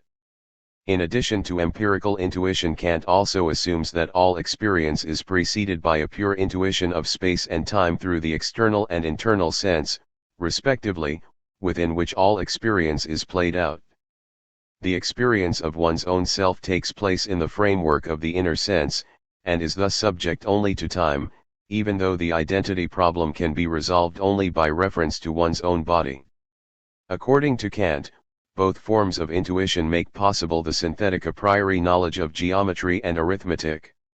Kant correctly understands that geometrical propositions are not analytical. The a priori nature of Euclidean geometry, to which he holds fast, is grounded precisely in this pure intuition of space. Kant's philosophy of mathematics is not, like that of the Neoplatonists, concerned with the peculiar status and multiplicity of mathematical entities. What is central for him is the question as to how it is that geometry can be applied to physical objects. His answer is that our empirical intuition can take place only within the framework of the preceding pure intuition. Physical objects can therefore not appear in any way other than as embedded in a Euclidean space. Kant can explain the a priori nature of mathematical knowledge only by arguing that the forms of intuition belong to our cognitive apparatus, and only to it. Space and time are therefore forms not of things in themselves, but rather of appearances. This is intended to be a synthesis of Newton's and Leibniz's theories. We note that Kant presupposes the validity of Euclidean geometry, even and precisely for physical space. The physics of the 20th century did not follow him in this, and many earlier philosophical critics had already understood that Kant's transcendental philosophy takes as its starting point not his own reflection, but external presuppositions, such as experience, whose conditions of possibility he seeks to discover. The first premise of his transcendental arguments, for example, that we have synthetic a priori knowledge of physical space, is not immune to doubt, because it presupposes something that is distinct from philosophical reflection, even if in the metaphysical exposition Kant invokes a few arguments for his theory of space. And it is hard to see how Kant's epistemological proposition, according to which only pure intuition and the possibility of experience underlie synthetic a priori judgments, can itself be grounded. Kant's transcendental logic deals with the contribution made by the understanding and by reason, which transcends experience, to the conditions of the possibility of experience. According to Kant, experience is possible only on the basis of 12 pure concepts of understanding, the categories. These he derives arbitrarily from the forms of judgment in the logic of his time, though at the same time offering the seminal hint that the third category in each of the four triads combines the two others. Perhaps the most brilliant part of the first critique is the chapter following this metaphysical deduction, which is entitled Transcendental Deduction der reinen Verstandesbegriff, Transcendental Deduction of the Pure Concepts of the Understanding, and was extensively revised in the second edition of 1787. Kant's crucial motive for revising his work was the desire to fend off the suspicion that he was defending a material rather than a purely formal or transcendental idealism, and was thus denying a reality independent of consciousness. Against this Kant emphasizes, even if it is questionable whether he has the right to do so, that in his system the empirically given consciousness is just as phenomenal as the external world. Admittedly, a precise reconstruction of the argument Kant intended is difficult, and there is no consensus as to what is conclusive about it. What is central is the idea that the categories have to mediate between the synthetic unity of apperception of the I think and the manifold of sense data, and that only a categorically structured objective world can be related to a self-consciousness understanding itself as unitary, because only in that way can an experience with a claim to validity be distinguished from the mere stream of consciousness. The transcendental deduction is followed by a discussion of the so-called schematism, The categories are made applicable to experience by the fact that they are related to time as forms of intuition. In addition to the categories, Kant justifies the principles of pure understanding as general a priori conditions of experience, among which the three analogies of experience are especially important and seek to ground the persistence of substance, succession in accord with the law of causality, and simultaneity in accord with the law of reciprocal influence. The thesis that it is only thanks to causality that a distinction can be drawn between the subjective and the objective temporal orders is crucial to Kant's argument. The dialectic of the first critique offers a general attack on the rational metaphysics of the academic philosophy of the time, which was divided into psychology, cosmology, and theology. That is why the Critique of Pure Reason was the only one of Kant's books that was put on the Catholic Church's Index Librorum Prohibitorum. We have already talked about Kant's criticism of the proofs of God. His rejection of the arguments for the substantiality of the soul was based on the claim that the unity of the I think, which must be able to accompany all ideas, does not allow an inference to an independent substance. The paralogism involved is based on reinterpreting the unity of experience as the experience of a unity. The cosmological ideas lead to antinomies. Equally compelling arguments can be found for and against the theses that the world is limited in space and time, that material objects have ultimately indivisible components, that a causality exists which, unlike the causality of natural laws, can begin freely, and that a necessary being exists within or outside the world. Of course, the arguments for thesis and antithesis are not compelling. Hegel already considered them circular. But for the development of Kant's transcendental idealism they were crucial. We can easily see that basically they provide the only support for Kant's dualism of phenomena and noumena. The mere fact that there is synthetic a priori knowledge in no way proves, as Kant claims, that this knowledge concerns phenomena alone. Only the identification of contradictions in the assumption that the apparatus of pure understanding can be simply applied to things in themselves can justify Kant's position. Kant sees the antinomies as an expression of the fact that the categories and principles function only within the limits of possible experience, and therefore cannot be applied to the world as a whole. Research on nature is in fact infinite, but that does not mean that nature itself is infinite. At the same time Kant attributes a regulative function to the three ideas of reason, the soul, the world, and God. They help us order our knowledge, but unlike the categories, they are not constitutive for our experience. Nonetheless, the inextinguishable inclination of our nature to go beyond experience points toward another possible access to the ideas, an access that is grounded in practical reason, which is not subject to theoretical reason's criterion of significance. Here we are concerned not with knowledge but with belief, which is, however, more than mere opinion. Kant developed his moral philosophy not only in the Grundlegung zur Metaphysik der Sitten, groundwork of the metaphysics of morals, 1785, the best introduction to his thought, and the Kritik der praktischen Vernunft, critique of practical reason, 1788, but also in the Metaphysik der Sitten, metaphysics of morals, 1797, whereas the first two works set forth his revolutionary metaethics, the last work offers his concrete ethics. Only someone who has not read it can claim with a good conscience that Kant broke with the tradition of the ethics of virtue. In it the doctrine of right is followed by a second part, the doctrine of virtue. In truth, Kant wants only to provide a foundation for the traditional virtues. Even if he may not have succeeded in building a bridge between the categorical imperative and concrete norms, because universalizability is a necessary but not sufficient condition for a system of norms, he certainly tried to.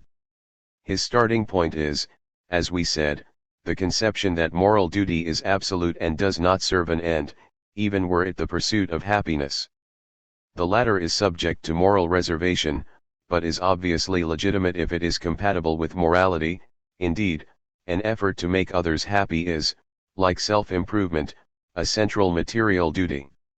In view of the naturalness of our pursuit of happiness, the categorical imperative cannot be based on our sensual nature. Its normativity points to another order, and Kant connects this insight with his distinction between noumena and phenomena. We have already seen that its dualism is untenable, and this is not altered by its being identified with the unavoidable dualism of is and ought. This happens in Kant because for him this dualism guarantees the possibility of a non-compatibilistic freedom, but at the same time the moral law can be binding on us only if it is the expression of freedom. However, freedom in the sense of self-determination is not identical with freedom in the sense of causal indetermination, even if we agree with Kant that the moral law arises from a self-obligation made by practical reason. True freedom consists in following the moral law. Kant's empiricist theory of knowledge leads to the result that freely self-determining practical reason cannot ground a material ethics but only a formal ethics. In its first formulation, the categorical imperative reads, I should never act in such a way that I could not also will that my maxim should be a universal law. Kant thus conceptualizes the basic idea of the Enlightenment that reformed, at first gradually, then with the French Revolution ever more rapidly, a legal system marked by countless disparities and the hierarchical social order of the Ancien regime. Kant expresses the universalist conviction that something is permissible, and analogously obligatory or forbidden, for one person if cateris paribus it is also permissible for all others. Furthermore, the universalizability of a moral precept as the condition of its permissibility implies that Kant prohibits certain acts not only categorically but also without exception. Lying is not allowed even if it is the only way to save an innocent person. This rigorism follows from the lack of a hierarchy of material goods and the fear that once exceptions are allowed, a justification for everything can easily ensue. It is not without predecessors. Augustine held an analogous view with regard to lying, but it diametrically contradicts Plato's ethics, for example, and it certainly left its mark on German culture. The demand that human beings never use the humanity in themselves or any other person as a mere means, but always also as an end in itself goes beyond formalism. Kant errs when he considers this formulation logically equivalent to the first one. In reality, he arrives at it through the explication of the categorical imperative's character as an end in itself, which is transferred to those for whom it holds, namely all persons. Only rational beings are persons, who may exist in non-human forms on other heavenly bodies. Kant can therefore justify the ban on torturing animals only by arguing that doing so also blunts sympathy among humans. The duty with regard to animals is not a duty to animals. According to Kant, it is part of moral action that it is not only in accord with duty, but is done out of duty. The motive must not be the inclination to concrete, ethically required behavior, but rather obedience to duty out of respect for the moral law, which may then be followed by self-approval. However, since we do not know our true selves and Kant does not even have a worked-out theory of the experience of other phenomenal selves, we cannot be certain that even a single action was ever performed out of duty. In the dialectic of the second critique, Kant comes to grips chiefly with the relationship between morality and religion. Even if it is simply unacceptable to make the desire for happiness the moving cause of virtue, the converse also seems impossible. Worthiness of being happy still does not guarantee happiness, because human beings' sensual nature and their practical reason are heterogeneous in origin. However, a correspondence between the two is the whole and perfect good, and pure reason has a practical interest in believing in this possibility. This leads to the immortality of the soul and God as postulates of practical reason. Freedom has a somewhat different status, because for Kant it is given directly with the moral law, even though it, too, is not positively grounded in theoretical reason. Kant's argument for the immortality of the soul is not, however, that we are due a reward for moral behavior, but rather that there can never be an end to the arduous labor of adapting our will to the moral law. Leibniz's eternal progress is reversed from the intellectual into the moral. In simple terms, we can say that Kant replaces paradise with eternal purgatory as the final condition. The belief in God is justified in an analogous way, since without a common principle for the moral law and for nature, hope in the attainability of the perfect good is vain. According to Kant, the postulates of practical reason do not have the status of knowledge, but insofar as they are compatible with theoretical reason, one may believe in them with a good conscience. Ethicotheology, the development of a theology on the basis of the experience of the moral law, is Kant's true contribution to the philosophy of religion. Rational ethico-theology is the standard for evaluating actually existing religions, including Christianity, to which Kant's relationship is ambivalent. Naive Christian piety was foreign to the mature Kant, and he found religious violence, superstition, enthusiasm, and hierarchical arbitrariness abhorrent. In fact, Kant saw in the notion that God stands over the moral law and can demand an immoral action, such as ordering Abraham to sacrifice Isaac, something repellent that undermined morality. But a religious interpretation of reality as the expression of a moral principle he considered legitimate, indeed, morally obligatory. Die Religion innerhalb der Grenzen der bloßen Vernunft, religion within the boundaries of mere reason, 1793, subjects Christianity in particular to a test of its compatibility with the religion of reason, which had become so important to the early Enlightenment. Kant reinterprets Christianity. The doctrine of original sin is replaced by that of radical evil, which emphasizes the free human decision to subordinate the moral law to inclination. Analogously, the doctrine of Christ's vicarious atonement is replaced by the notion that human beings can justify themselves through a moral revolution that is guided by the ethical law. Christ is a, not really necessary, model that provides an example of life in accord with the moral law. Miracles, grace, and revelation are integrated into the thoroughly causal nexus of the phenomenal world.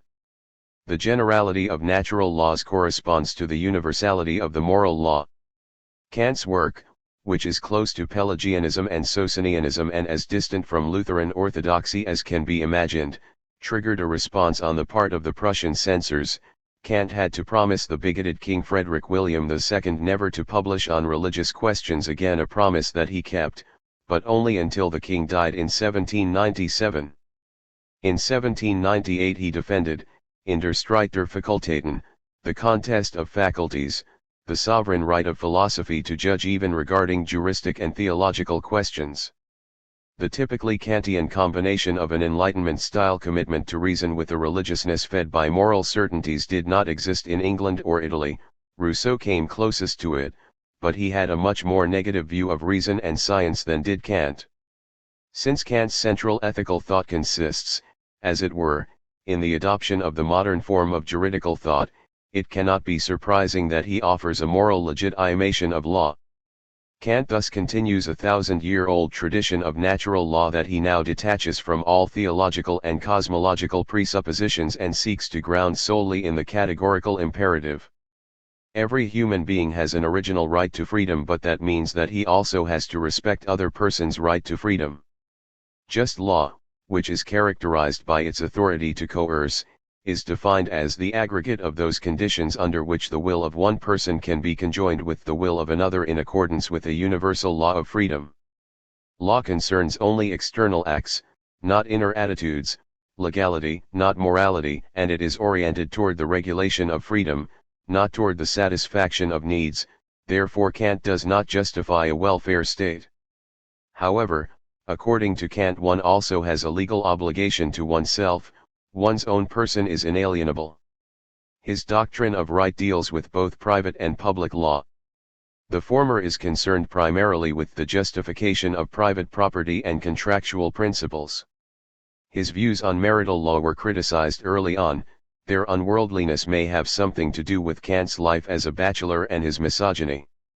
On the other hand, a few of his ideas in this domain, such as that a spouse has a legal claim to sexual intercourse, were until recently also valid in Western European legal systems. In public law, Kant favored the principle of the separation of powers as well as republican ideas, even if he still did not advocate universal suffrage. His ideas on international law, as he worked them out in Zum Wegen Frieden, Perpetual Peace, 1795, are particularly forward-looking. Kant is one of the most severe moral critics of the institution of war. Now, morally practical reason in us pronounces in us its irresistible veto: there is to be no war. It is true that according to Kant there is such a thing as a morally legitimate war, but not only must strict moral norms underlie the casus belli and the conduct of the war, there is also a duty to establish a kind of League of Nations that is not a world state but nonetheless will limit the outbreak of wars. In fact, Kant also advocates a general cosmopolitan right that would enable people, not to settle anywhere they wished, but to visit every country. He believes that economic and cultural exchange will erode the human inclination toward war. Since the greatest explosion of intra-European violence since 1648 occurred during the last years of Kant's life, and no serious work on his idea of an international league began until 1945, on reading his work we can be seized by melancholy in view of the rapid evaporation, in the age of nationalism, of Enlightenment cosmopolitism, and on the other hand feel confidence that people ultimately return to reasonable ideas. However, two ideas in Kant's theory of public law are rather chilling. These do not include his defense of a retributive theory of justice, according to which punishment is demanded by justice regardless of the goals that it might attain, but rather his specific defense of the indispensability of capital punishment in the case of murder. Intellectually, Kant is immensely superior to Cesare Beccaria, who in 1764 published his criticism of capital punishment, by which a few states were timidly influenced still in the 18th century, but this does not mean that Kant was right about this question, even if for a long time he made it possible for advocates of capital punishment to preserve a good conscience, indeed even guaranteed them a moral feeling. Furthermore, Kant rejects any right to resist. This is partly a result of his fundamental inability to legitimate exceptions to prima facie norms. There is no doubt that there is a prima facie norm requiring obedience to the state, if one wants to avoid anarchy. Thomas Hobbes had made particularly powerful use of this argument with regard to the English Civil War. But paradoxically, for precisely that reason his theory of resistance is less dangerous than Kant's, because it rests on a much poorer ethical foundation. Hobbes recognizes only hypothetical imperatives that are subordinate to the individual's drive to self-preservation, and therefore if the state no longer performs its function of providing protection, the duty to obey ceases to apply. Kant is nobler, and for that very reason the duty to obey continues to exist even if it collides with one's own interests. Kant's theory is in part an expression of his Lutheranism. We have already referred to the latter's bondage to the government, which became even greater as Prussia rose to the status of a European great power. However, Kant's theory cuts both ways. He opposes revolutions, but when they have proven successful, he opposes counter-revolutions just as much. His analysis of the French Revolution is not only inspired by his sympathy with its political ideas, but also emphasizes that the revolutionary government must be respected.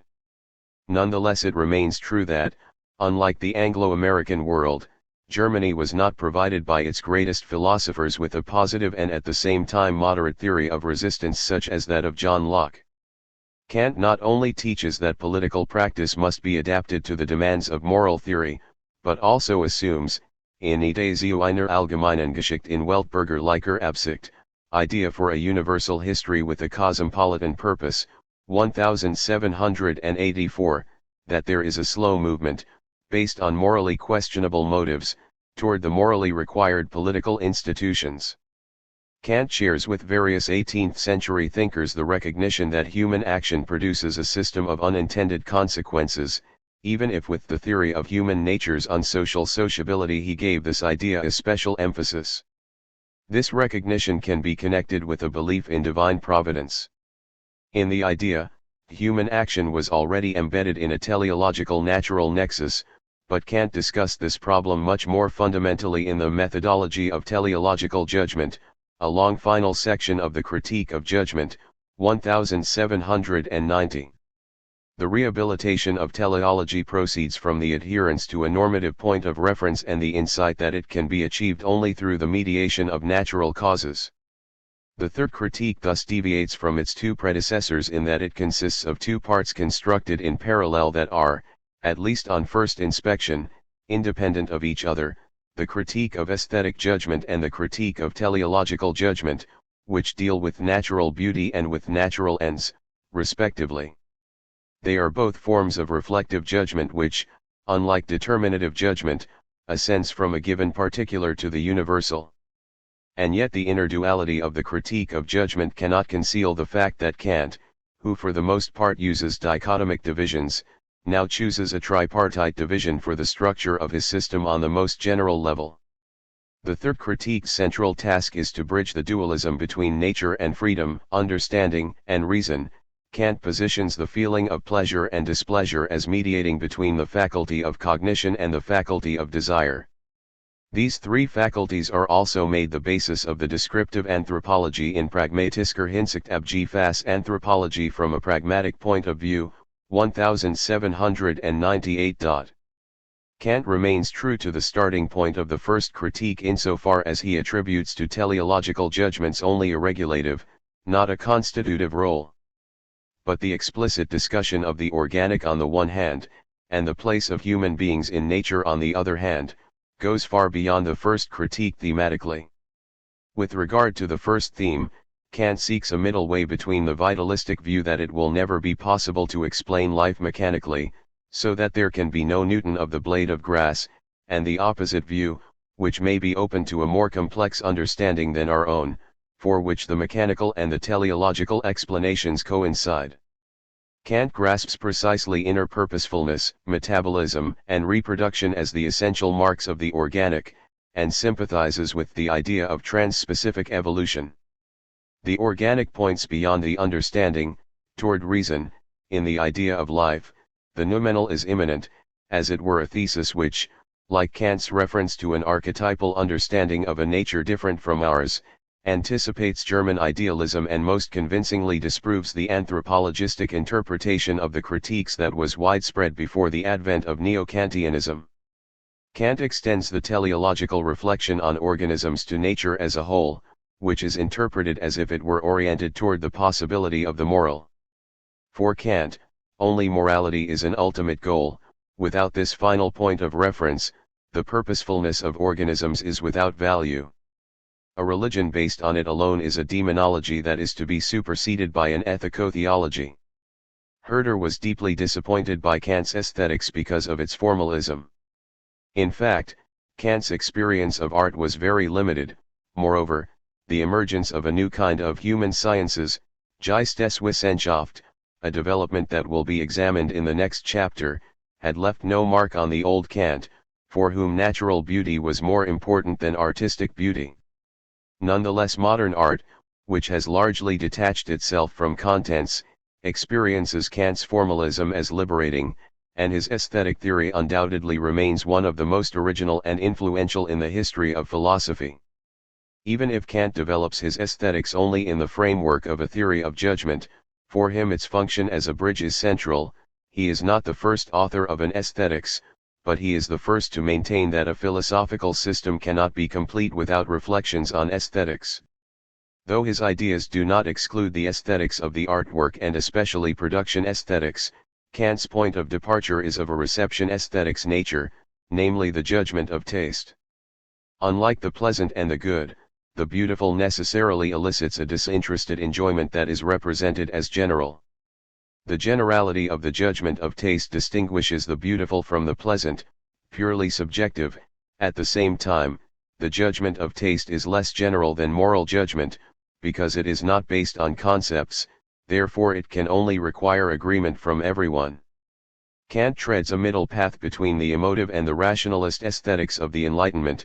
A feeling of pleasure is undeniably part of aesthetic experience, but it follows a cognitive phenomenon, namely the free play of the imagination and the understanding.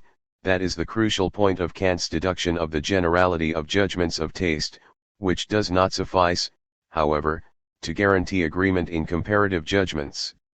The pure judgment of taste is concerned exclusively with formal purposefulness, and with neither charm nor perfection. It is directed toward free beauty, like that of flowers, whereas the adherent beauty of, for example, a building, which presupposes a concept of purpose, strays from the purity of that judgment. Since there are no objective rules of taste, the genius has the task of giving art rules, but taste must control genius. In this connection Kant develops the concept of aesthetic ideas, which corresponds to that of the ideas of reason. Indeed, despite his formalism, Kant does not hesitate to see beauty as a symbol of morality. The sublime especially, which Kant ranks alongside the beautiful, has the peculiarity of addressing itself both to the imagination and to reason, not to the understanding, and of moving the mind in such a way that it becomes, confronting enormous masses or forces of nature, aware of its own inner sublimity.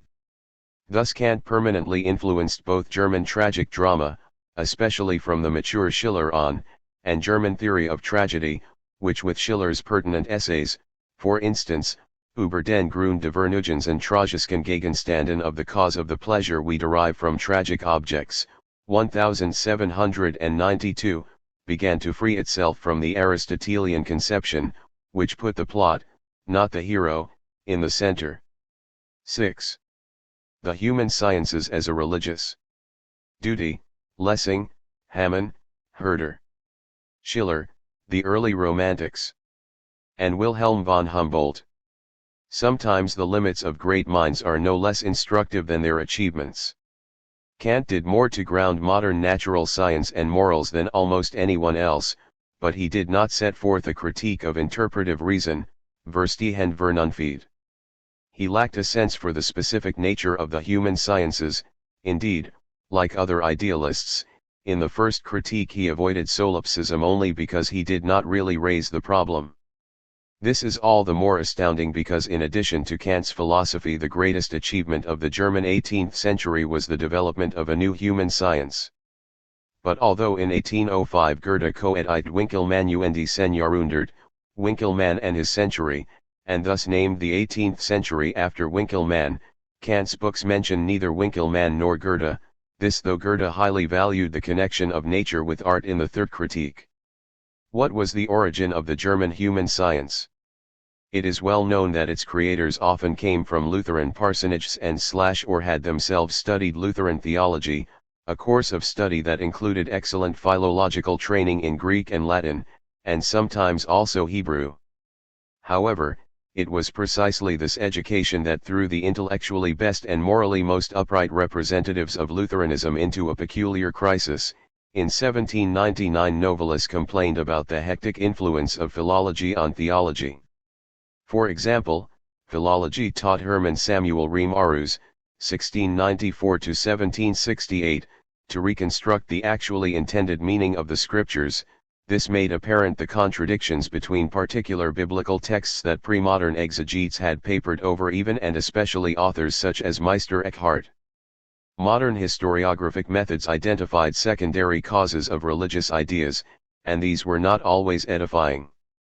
Most significant, in the 18th century, confidence in the historical reliability of biblical narratives collapsed, for instance in the chronological information they provide, while at the same time the universalism of the Enlightenment saw the limitation of salvation history to the Jews and Christians as a narrow-mindedness incompatible with the new ethics.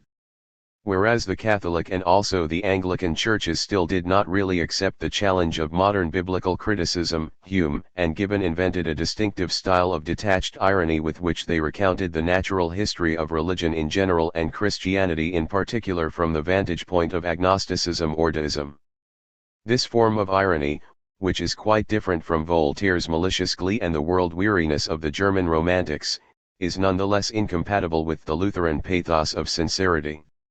Nietzsche's aggressive atheism is Lutheran in its sincerity, but the transformation of Lutheranism that took place in Germany's intellectual elites at the end of the 18th century is more complex and consists in the retention of the religious motivation of philology, which was, however, now extended to universal history and philosophically grounded. We can speak of a trinity of theology, philosophy, and philology.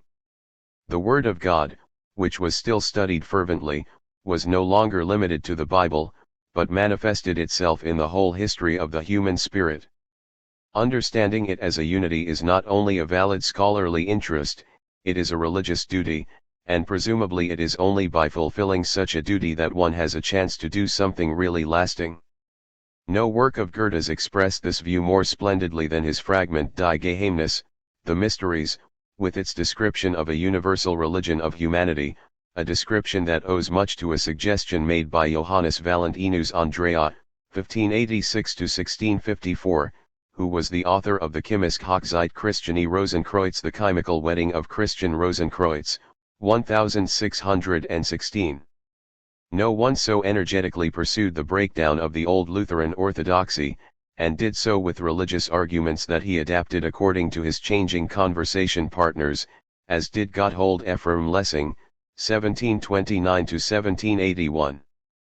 Perhaps his most momentous text is Über den Beweis des Geistes und der Kraft, on the proof of the spirit and of power, 1777, in which he teaches, just as Kant does a little later, that contingent historical truths cannot provide the foundation for necessary rational truths.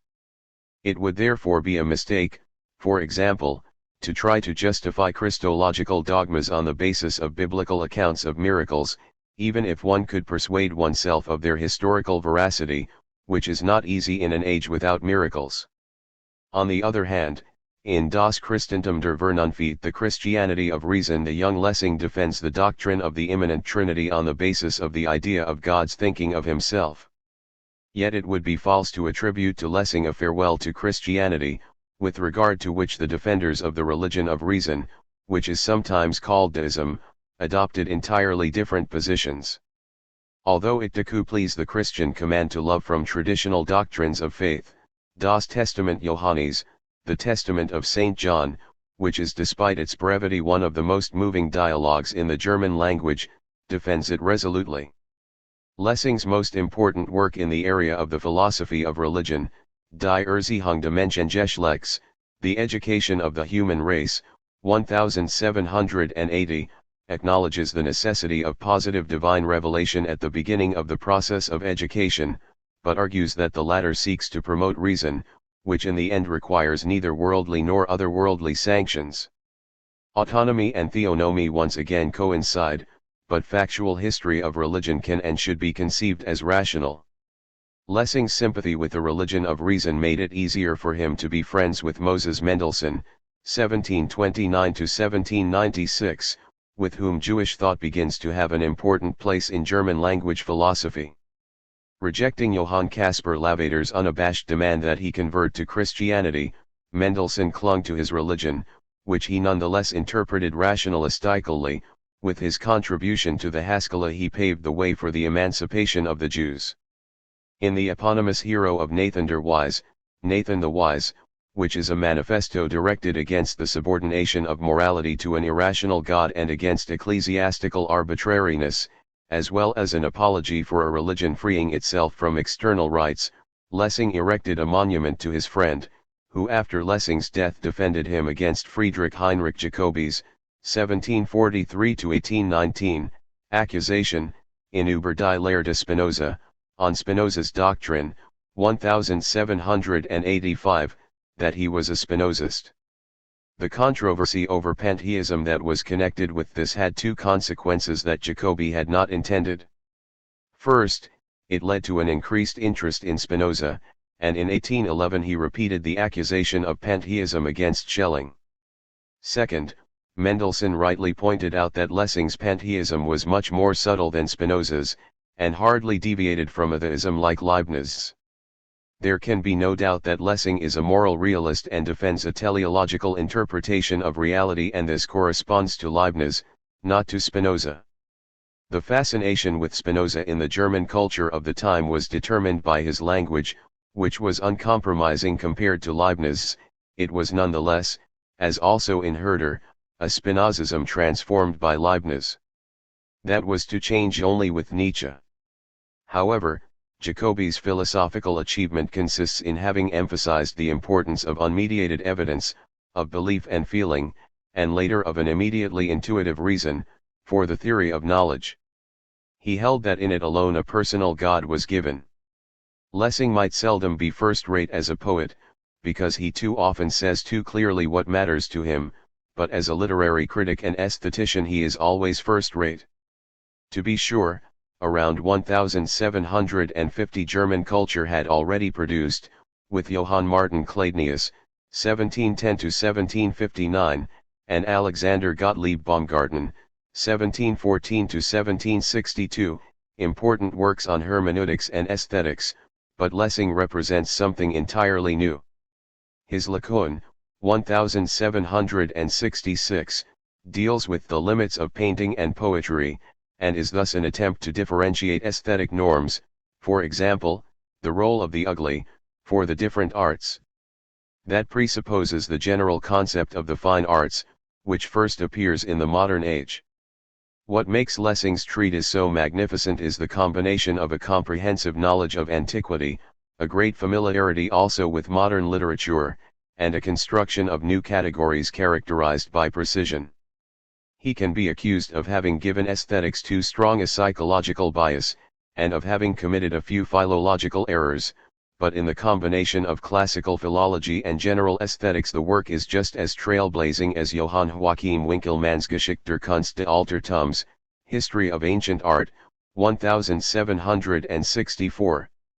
There had already been antiquarian archaeology, but Winckelmann's contrast between Greek and Oriental art, the discovery of a law of development for ancient art in the third part of his fourth chapter, his glorification of Greek civilization on the basis of a religion of art, and finally his way of describing art, which is an art in itself, guarantee his work's epical standing.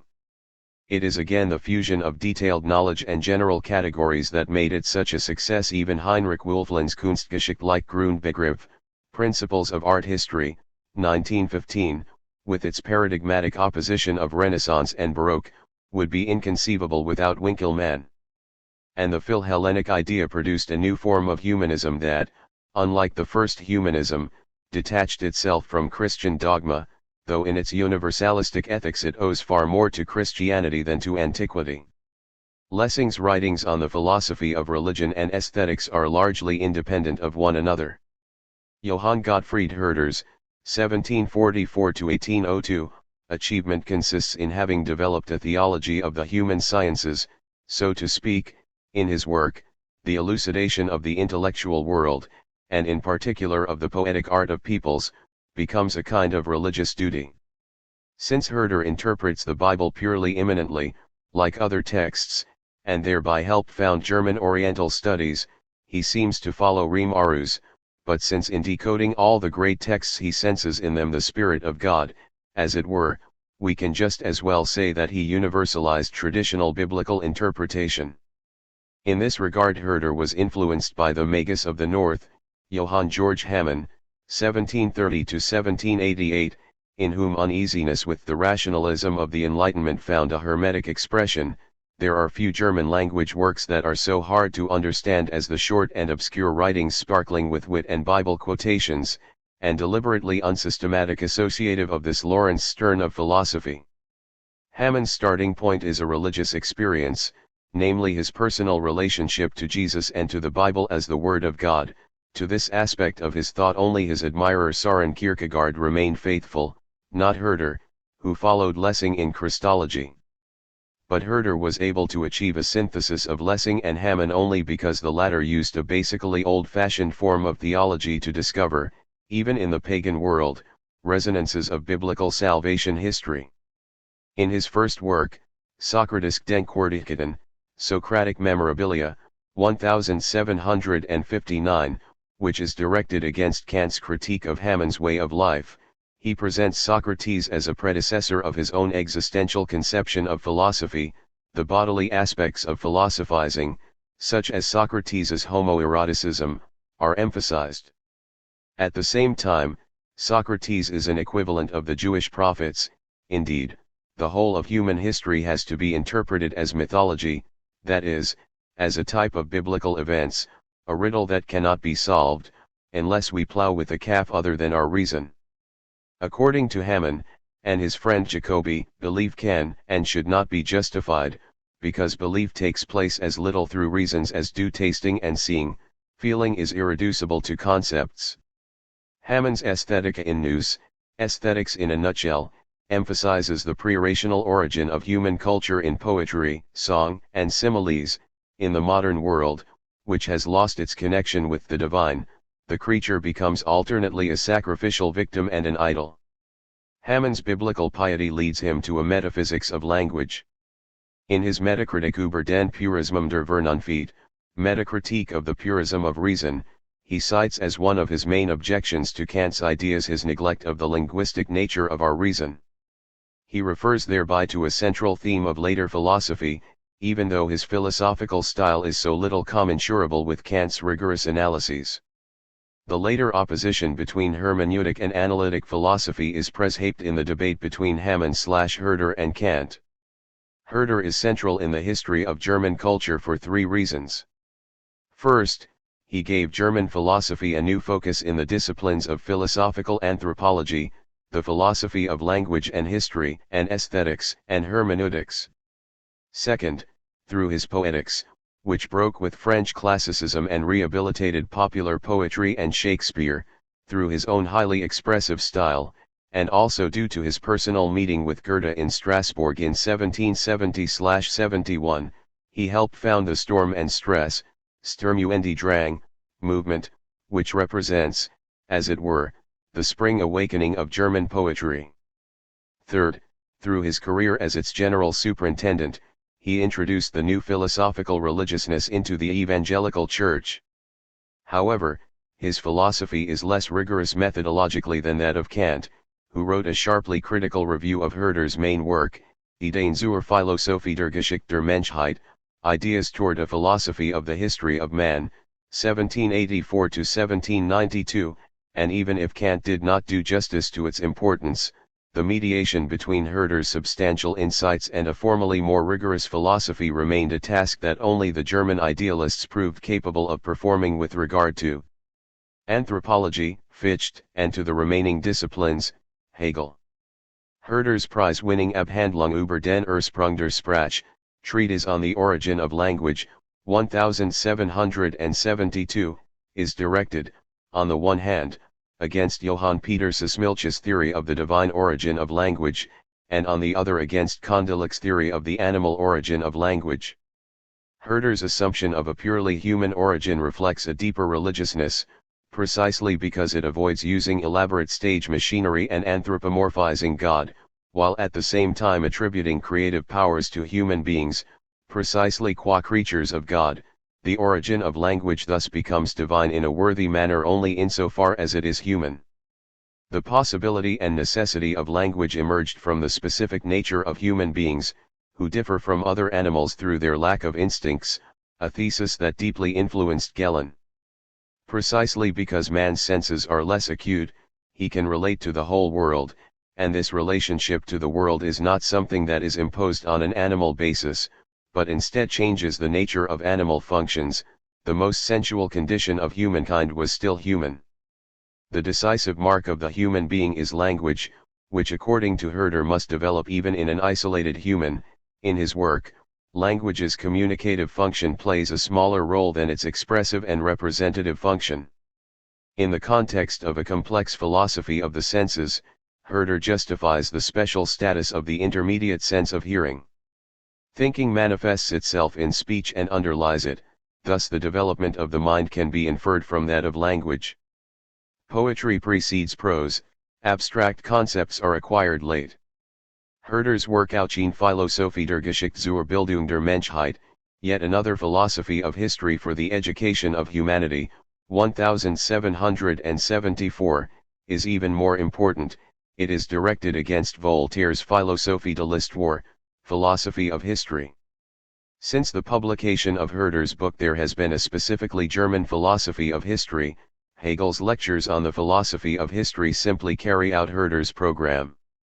The true turning point in the history of the philosophy of history occurs in the 18th century, when the ancient cyclical model to which the greatest Italian philosopher, Giambattista Vico, 1668-1744, still clung is superseded by the idea of progress.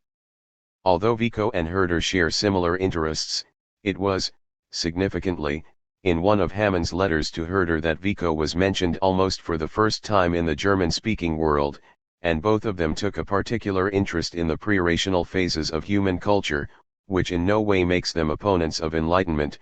Herder's philosophy of history, like Voltaire's, approves of progress, the development from the world of the patriarchs of the Orient through Egypt, Phoenicia, Greece, Rome, and medieval Christianity down to the modern age is compared with the ages of human life. But unlike Voltaire, and entirely like Vico, Herder insists that the individual epochs have their distinctive logics which have to be grasped as such. Even Winckelmann is reproached for having unjustly subjected Egyptian art to Greek standards. It is a mistake to attribute relativism to Herder, or even to celebrate him, as did the National Socialists, as a predecessor of an anti-universalistic nationalism. Herder is concerned only to recognize without prejudice the values that are possible at a specific stage of development and that are sometimes incompatible with later ones. Virtues and vices are therefore often interwoven. Seeing more than mere barbarism in pre-Enlightenment cultures is for Herder a religious duty, because thereby providence is recognized in history. Fundamentally, it is the expression of a universalistic ethics, to which he adheres and which he sees as prepared by Christianity's supersession of the ancient ethnic religions. The advancement of humanity always remains Herder's goal.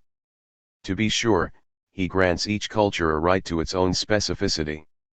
He criticizes the moral atrophy and hypocrisy of the Enlightenment, for example, European colonialism, but he knows that this latter period, too, has its necessary place in the history of humankind.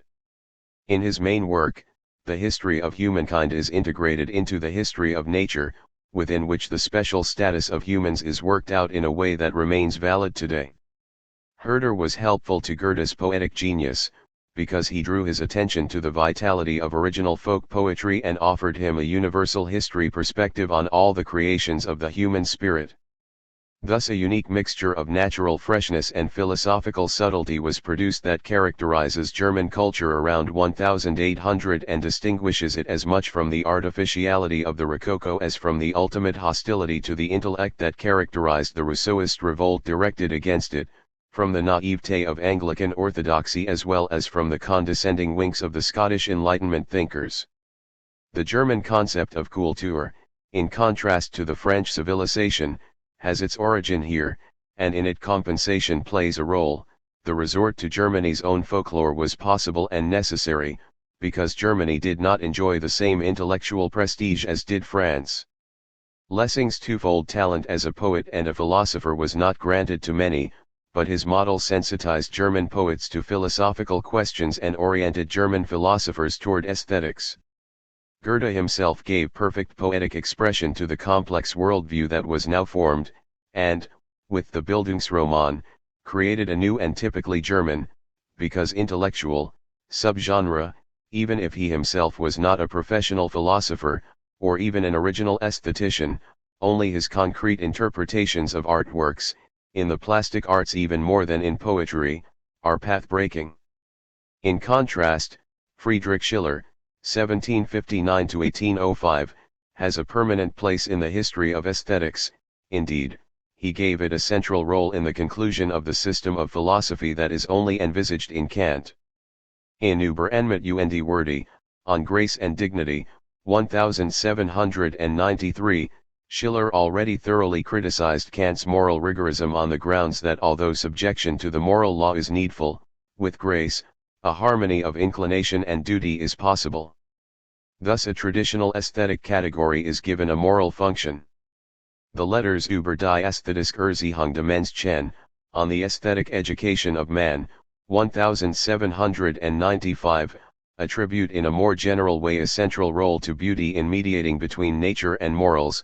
Without it, morality easily becomes coercion. Certainly Schiller's valorization of the sense of beauty also pursues a political goal. Aesthetic education is conceived as an alternative to revolution, which is according to Schiller a misguided path to the realization of moral ideas. Presumably he thereby furthered the ideal of an apolitical aesthete that distinguishes the German culture of the 19th century from English or French culture, in which intellectuals were often involved in the government or acted as its challengers. And yet the hope of restoring, through aesthetic sensitization, the ancient unity of all spheres of life and thereby preparing the way for a more moral society is a noble one, and the theory of the play drive, which mediates between the sensuous and the formal drive, gave pedagogy a new twist. Über naive und sentimentalische Dichtung, on naive and sentimental poetry, 1795, attempts to distinguish two basic types of poetry that also reflect the opposition between Goethe and Schiller themselves, but belong to a philosophy of history perspective. The opposition between ancient and modern poetry, which had been agitating European poetics since the quarrel between the ancients and the moderns, was thereby raised to a new conceptual level. In particular, Schiller recognized that the longing for nature is not itself a natural feeling, and emerges late. This linkage between aesthetics and the philosophy of history constitutes an essential characteristic of the early Romantic reorientation. Since it was also strongly influenced by Fichte, it should actually be dealt with in the next chapter, but will be discussed now because of its aesthetic focus. The importance of August Wilhelm Schlegel, 1767–1845, and Friedrich Schlegel, 1772–1829, who, along with the Humboldts, Grimms, and Manns, are among the most significant pair of brothers in German intellectual history, consists in the fact that they were the first to command an exhaustive knowledge of the whole of world literature. With them was born a canon of world literature. To the new ideal of the autonomy of art, which is manifested in the theory and in the reality of absolute music, consummately described by Karl Dahlhaus, as well as in the triumph of poetics over rhetoric, corresponds criticism's sense of its mission as a middle term between philosophy and history. August Wilhelm Schlegel's lectures über dramatische Kunst und die Literatur, on dramatic art and literature, 1809–1811, not only lay out a panorama of unprecedented breadth, but they also adhere to the principle that different norms underlie classical and romantic drama. Despite their differences, Sophocles and Shakespeare are equally important. The special status of Greek poetry consists not only in the quality of its masterpieces, but also in the paradigmatic nature of its development. The Schlegels were not only equally competent in ancient and modern literature, but also had begun to explore literature outside Europe. They founded German Indology, which in the 19th and 20th centuries enjoyed a leading role worldwide. Friedrich Schlegel was less disciplined than his brother, but he used new literary forms for literary criticism. In addition to the treatise, he was master of the aphorism and of the dialogue as well. His Gespräch über die Poesie, Dialogue on Poetry, 1800, mirrors the Romantics' culture of conversation, in which for the first time women also had a place, even if limited to providing inspiration, and which itself represents a poetical poetics. Philosophy was to be poetic, and poetry was to become philosophical. The fragments published in the periodical Athenäum, which appeared only from 1798 to 1800, also express the early Romantics' common philosophizing. The commonality remained as short-lived as that of the Storm and Stress writers, and yet the ideal of philosophical friendship among young people remains so beautiful and is so typical of German culture, that we cannot smile at it but only elegiac ally invoke it. Schlegel's fragments anticipate many ideas that Hegel was to elaborate, though they are expressed in a deliberately paradoxical, anti-systematic form that at the same time yearns for system. It is just as lethal for the spirit to have a system as not to have one. It will therefore have to resolve to combine the two. One cannot live with such paradoxes. In the long run, the sense of ultimate forlornness that arises when one is faced with an infinite abundance of important intellectual works produces an inner emptiness against which even the Romantic theory of irony is of only a little comfort. Schlegel finally converted, along with his wife, Moses Mendelssohn's daughter Dorothea, to Catholicism, which however only slowly became the starting point for innovative German intellectuals. One of the most original contributors to Athenäum was George Friedrich von Hardenberg, 1772–1801, who called himself Novalis. His Hymnen die Nacht, Hymns to the Night, provided a dark counter-accent to the Enlightenment's metaphor of light, justified a longing for death, which never became aggressive, however, and nostalgically invoked pagan and Christian religious history. His essay Die Christenheit oder Europa, Christianity or Europe, glorifies, even if it ironically refracts them, the Catholic Middle Ages and criticizes both the Reformation and the main trends of the Enlightenment, which in his view undermine any enthusiasm. At the same time, Novalis had great hopes for German culture, which was in the van of a slow but sure movement ahead of the other European countries. Goethe is said to believe that the intellectual center lies under the German people. To be sure, Novalis was a convinced European. For him, Germanness was in principle a universal ideal. But he emphatically defended the Prussian monarchy, which was not yet constitutional. A genuine royal couple is more important to him than a constitution, as we read in his Glauben und Liebe oder der König und die Königin, Faith and Love, or The King and the Queen, which rhapsodizes on Queen Louise.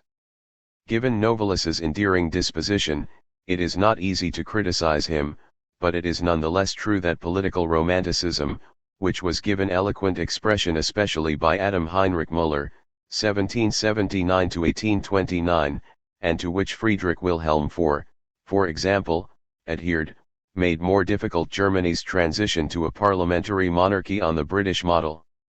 The reader will evaluate more positively Müller's astute discernment of the moral and religious presuppositions that underlie economic processes, factors that had less interest for contemporary British economic science, which motivated him to grant the state a more important role in the economy. To art's new autonomy corresponded the autonomy of religion, which Friedrich Schlegel's reformed friend Friedrich Schleiermacher, 1768–1834, elaborated in Über die Religion. Reden und die Gebildeten unter ihren Werktern, on religion, speeches to its cultured despisers, 1799. According to Schleiermacher, religion is to be reduced neither to metaphysics nor to morality, but is instead a sense and taste for the infinite.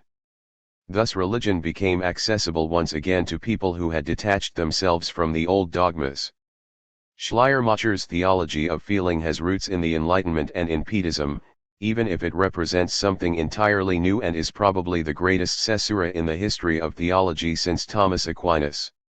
Scholarly theology was now to be based on subjective seriousness and modern standards of rationality rather than on the authority of tradition.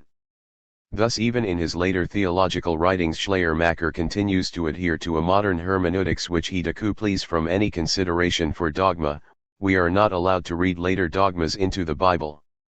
His Hermeneutik und Kritik, Hermeneutics and Criticism, 1838, is perhaps the classical work of the discipline, in part because Schleiermacher was, among other things, a first-rate classical philologist. His translation of Plato remains unsurpassed because, like other great German translations of the time, it remains close to the language of the original, rather than following the model of Dryden's translation of Virgil or Pope's translation of Homer, which make their authors sound like elegant Englishmen, and his study of Plato's philosophy deeply influenced his own philosophical writings. However, in his work, in contrast to Hegel's, dialectic is understood as an art of conversation, not a method for producing concepts. Whereas the 18th century had studied primarily Hellenistic philosophy, a shift to classical Greek philosophy now took place that ultimately can be explained only by the fact that German idealism is the most original reincarnation of Platonism. The idea that it is up to the Germans to receive the Greek heritage motivates the German fine arts, poetry, and philosophy of the time. It could be argued that only a culture that had developed slowly had the ability to understand the Greeks. Wilhelm von Humboldt, 1767–1835, in particular articulated the neo-humanist conviction that no other nation could understand the Greeks as well as Germany, for Germany was essentially related to them in its language, the many-sidedness of its strivings, the simplicity of its sense, its federalist constitution, and its latest fortunes. This he wrote in his Geschichte Verfalls und Untergangs der Griechischen Freistaaten, the history of the decline and fall of the Greek republics, which was never completed, and which, in contrast to Edward Gibbon's history, is devoted not to Rome, but to Greece. Humboldt's importance lies in part in his creation of institutions in which the project of a new human science could be permanently established. In 1809–1810, as director of the section for ecclesiastical affairs and public education within the Prussian Ministry of the Interior, he was instrumental in founding the University of Berlin, which, in contrast to most contemporary universities in Europe, was conceived as a research center. Its research would, however, be inspired by teaching students who would participate in the research. In addition, Humboldt bequeathed to Germany a legacy of educational and cultural policies that encouraged instruction in music and drawing and the organization of libraries and museums, introduced state examinations for certifying teachers, and ended the prohibition on visiting foreign universities.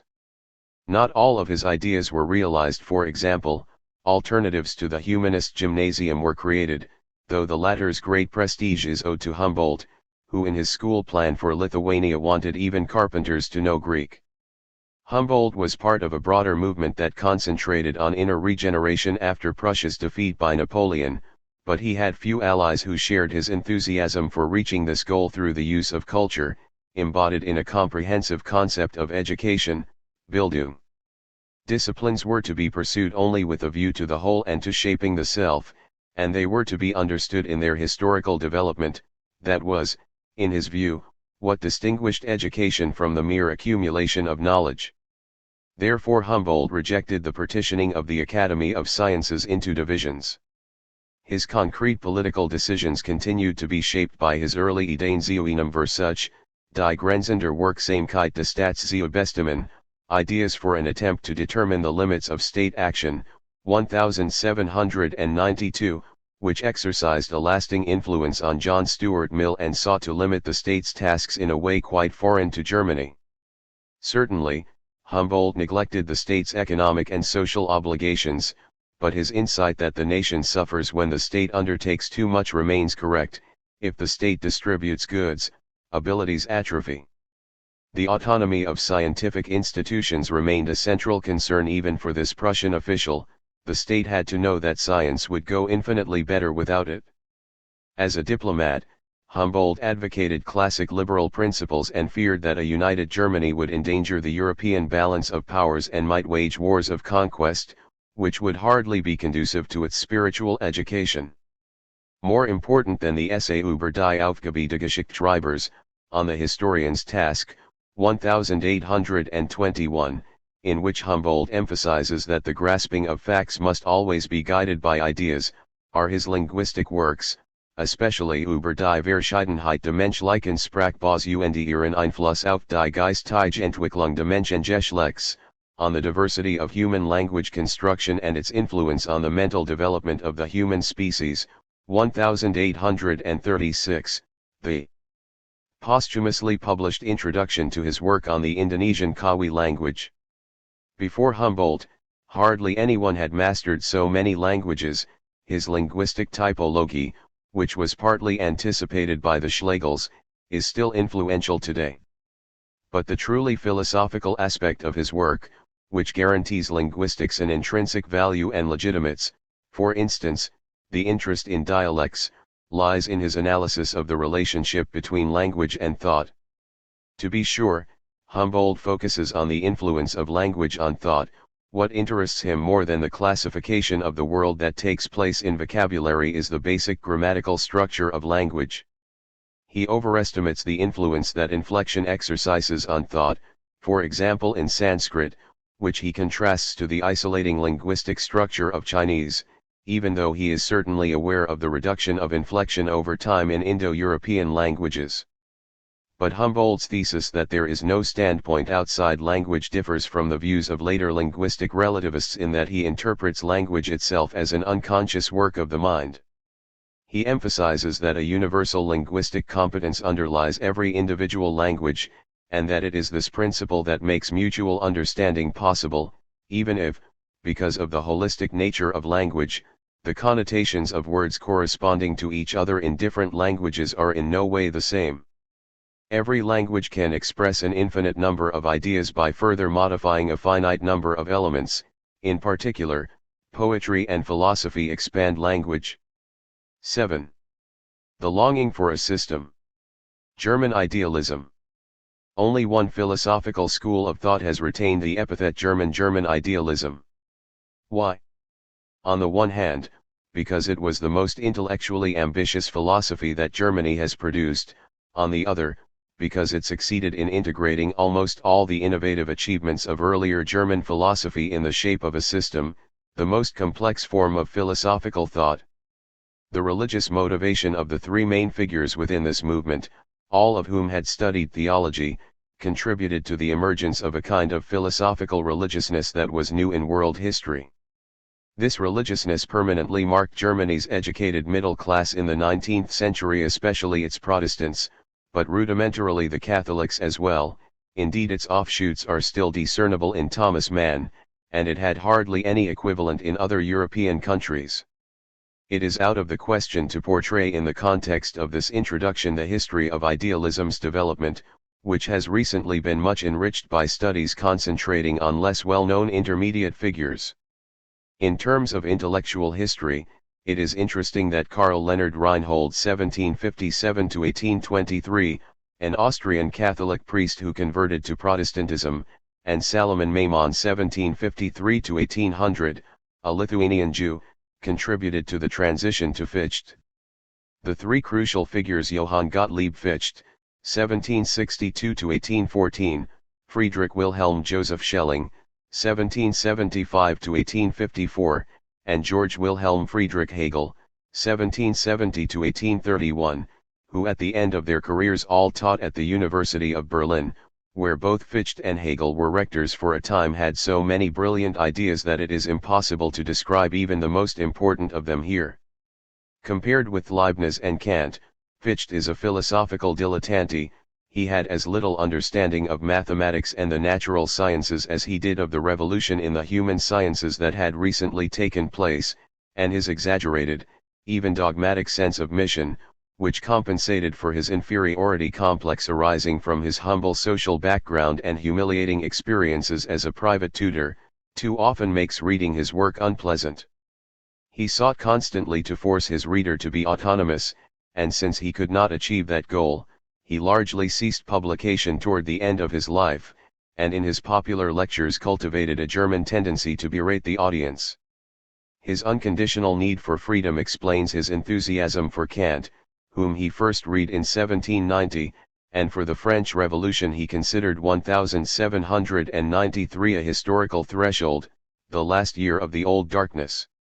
If with his Jacobinism he shows courage, his abstract universalism in Beitrag zur Berechtigung der Urteile Publikums über die Französische Revolution, contribution to the rectification of the public's judgments regarding the French Revolution, 1793, also went so far as to develop one of the most aggressive anti-Jewish polemics in modern German intellectual history.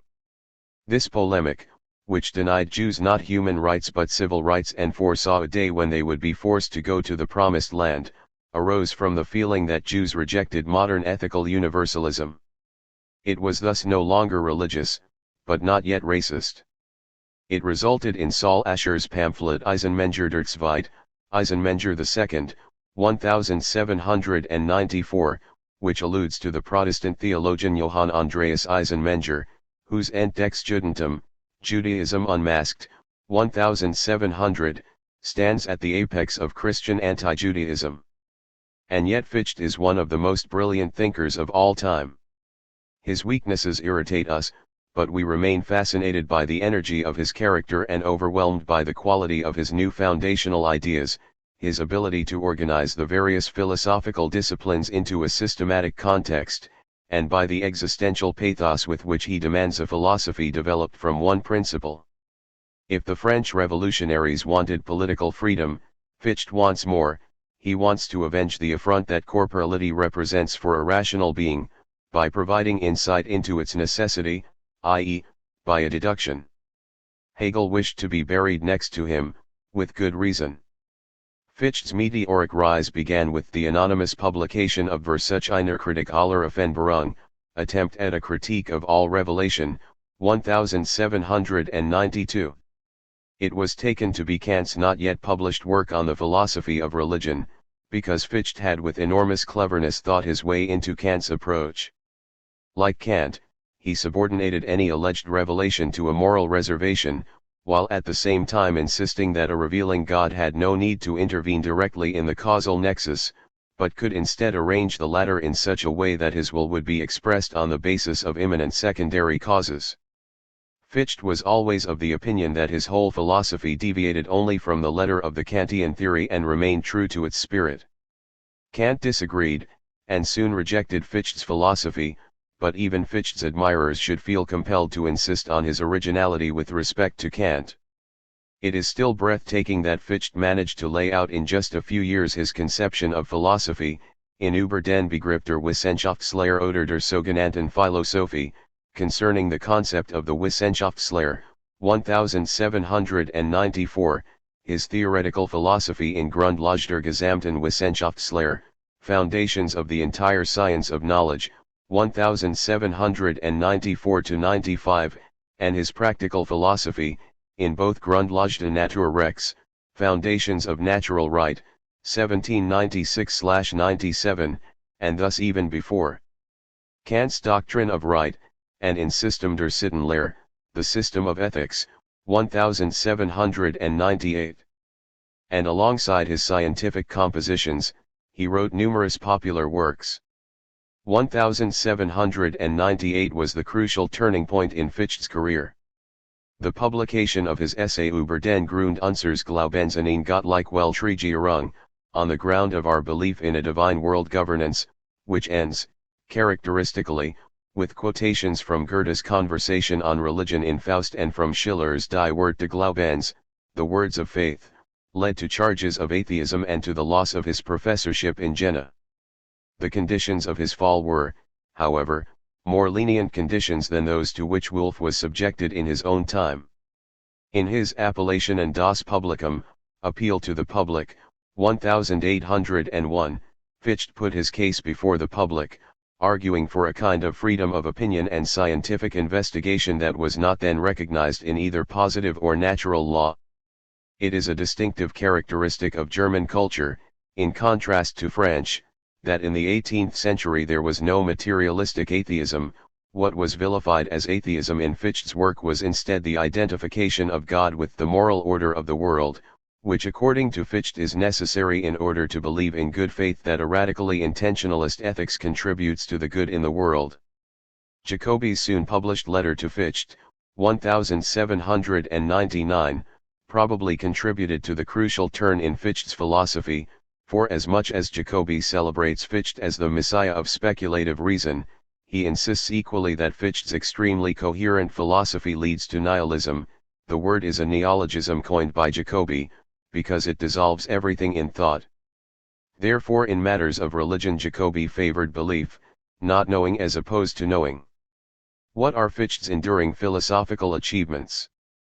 First, in his programmatic text of 1794 he presents with unsurpassable clarity an extremely ambitious concept of philosophy. Philosophy's task, he says, is to justify the principles of the individual sciences, as well as the logic in accord with which theorems are derived from these principles. In addition, it must demonstrate the inner unity of the system of the sciences. At the same time, this science of science or theory of science must itself be a science. It therefore requires its own principle, which grounds itself through a special unity of form and content. The interest in the self-grounding of philosophical theory makes Fichte's approach into a reflexive transcendental philosophy, whereas Kant's philosophy was largely irreflexive. However, in striving for a systematic organization of all human knowledge, Fichte follows many a hint in the third critique. The first principle in his main theoretical work is I am because I am. According to Fichte, this undeniable proposition underlies the logical principle of identity, and although Fichte's knowledge of even the formal logic of his own time was limited, his idea that formal logic has to be grounded in a transcendental logic is his second enduring contribution. Third, Fichte seeks to put the faculties of the mind that were grasped by Kant empirically in a relationship of derivation. Ultimately he wants to show that they are presuppositions for self-consciousness. In particular, he seeks, like other critics of Kant before him, to eliminate the things in themselves from transcendental philosophy. He in no way denies that, in knowing, the I is determined through objects, that is, the non-I, nicht ich, whereas, in action, the I shapes the non-I, but it is always the I that opposes in the I a divisible non-I to the divisible I. Self-consciousness is not reducible to anything else, and a materialistic explanation of consciousness is excluded. Fourth, in Fichte's concept construction we recognize an approach to dialectical method. Out of a concept and its counter-concept a mediating concept is formed. Fifth, Fichte's philosophy is philosophy in the first person, which is doubtless a legitimate alternative to the realism that forgets that it is always the I that in actions raising a claim of validity mediates itself with a non-I. However, the danger of any such philosophy is solipsism, and it remains an enormous achievement of Fichte's to have sought for the first time to produce, in view of this danger, a deduction, though an unsatisfactory one, of intersubjectivity in three of the foundations of natural right. Sixth, this work presents a new way of thinking about natural law that differs from ancient medieval as well as early modern natural law theories, such as Locke's, through its will to systematization, its attempt to deduce anthropological facts that were before simply empirically grasped, such as the corporeality of rational beings, and its inexorable rigor in the separation of natural law and morals. According to Fichte, law consists in the mutual recognition of rational beings and their spheres of freedom. Its essence is that it can be enforced by means of coercion. Civil, penal, constitutional, and international law are put in a plausible foundational order. The starting point is, as in Hobbes, the individual's selfishness and distrust, but for Fichte the symmetry of the legal relationship is an obligation that is independent of factual power relationships. It remains a mystery how this distrust can be overcome in the process of founding the state. Fichte rejects the retributive penal theory of Kant and Hegel, and he is, therefore, one of the few German thinkers of his time to reject capital punishment. Indeed, in accord with his radical limitation of the tasks of the law, he declares the punishment of numerous criminal offenses of the time to be contrary to natural law, anticipating in this certain penal law reforms of the late 20th century. But in this he also goes disturbingly far, declaring, for example, that since only beings with actual self-consciousness have rights, even the exposure of infants does not really violate natural law. At the same time, Fichte defends, even more resolutely in the late Rijkslehre, the science of right, of 1812, the state's duties in the areas of social welfare and education. 7th, for Fichte law is only a deficient prefiguration of true morality, which is not based on the principle of self-interest. The highest moral duty consists in being an autonomous I. His system of ethics breaks, unlike Kant's, with the tradition of the doctrine of virtues. For it, there are no supererogatory or morally neutral acts. Fichte rejects duties toward nature, unlike those toward fellow humans, though the latter are not presupposed by ethics. He urges asceticism in eating only for the sake of the autonomy of the I. It is astounding how Fichte manages to maintain traditional moral norms, for instance, belonging to a church, while reinterpreting them in the context of his demand for autonomy. He emphatically adheres to Kant's intentionalism and his doctrine, for example, that lying is forbidden under any circumstances, regardless of the consequences. The atheism controversy led to a revision of Fichte's basic position, even though his conviction that he had early on gained infallible insights prevented him from acknowledging his own development. Jacobi's accusation of nihilism hit the mark, and in Fichte's most perfect work from a literary point of view, Die Bestimmung des Menschen, The Vocation of Man, 1800, subjective idealism is celebrated as a liberation from the threat of naturalistic determinism, as the latter was represented by the modern natural sciences. The price to be paid for this new position is declared to be high, however, since it transforms everything, ultimately even the I, into images. Only practical belief can save us from the abyss of this knowledge, since only the command to do our duty, and no theoretical argument, guarantees the objectivity of reality. The later versions of his theory of science assume a concept of the absolute as transcending both being and thinking, approachable only in the mode of negative theology, and manifesting itself in the empirical world. In Die Anweisung zum Seligen Leben, The Way Towards the Blessed Life, 1806, Fichte recognizes Plato and the Gospel according to John as precursors of his own philosophy. Had he had more historical training, he would have also been able to name Plotinus and, especially, Meister Eckhart. According to the mature Fichte, there are 5 worldviews: the realistic everyday view, a legal view, a moral view, a religious view, and a view from the perspective of philosophical consciousness. Instead of the moral striving for autonomy, religion recognizes that this holy, good, and beautiful is by no means a product of our own, but that it is immediately the manifestation in us, as the light, of the inward divine nature. Indeed, even the worldviews are grounded in God.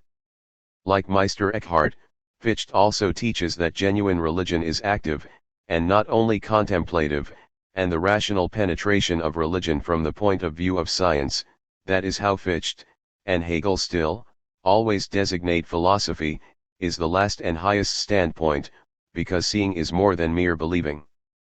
Fichte repudiates a belief in God that is based on external assurance as a superstition through which at most a defective constabulary is supplemented, though humans remain inwardly as bad as they were before. A heteronymous God should be abandoned. God manifests himself within the world, for example, as beauty, as a just state, as science. The truly religious person gives up his self, no longer has any genuine sense of freedom, and even remorse is alien to him, because he considers his earlier life to be non-existent. In one of his sonnets Fichte wrote, "The shroud rises up quite clear before you, it is your eye, what is destructible shall perish, and henceforth only God lives in your striving. Penetrate with your glance what survives this death, thus the shroud becomes visible as shroud, and you see divine life without a veil." Fichte was aware that his philosophy contradicted the spirit of the time, which he interpreted in Die Grundzüge des gegenwärtigen Zeitalters, the characteristics of the present age, 1806, as the expression of a state of complete sinfulness. In his conception of the philosophy of history, the present is the third of 5 stages, discussed with the bustling activity of the Enlightenment is thus combined with the hope that a theoretical change can prepare the final stage, in which humanity will autonomously shape itself into the image of reason. In the Reden an die Deutsche Nation, addresses to the German nation, 1808, which were delivered by the former admirer of France in a Berlin occupied by the French, Fichte tried to become directly practical. Like other German intellectuals, he hastened to the aid of Prussia in its darkest hour, after the defeats at Jena and Auerstedt in 1806. Indeed, Prussia would scarcely have recovered without the reforms that were then introduced by intellectual politicians. The speeches, which appealed to a nation beyond the individual German states and tribes, showed courage and helped shape a German nationalism. In Fichte we can find an exemplary case of both nationalism's achievements and its hubris. Only the feeling of constituting a community could justify, for example, Fichte's demand, inspired by the pedagogue Johann Heinrich Pestalozzi, 1746–1827, that a comprehensive national education program be established for both men and women. At the same time, this feeling itself had to be justified by the conviction that a special role was intended for the German people. Of course, German nationalism was also a reaction to French power politics, and Fichte was certainly far too subtle to make use of clichés.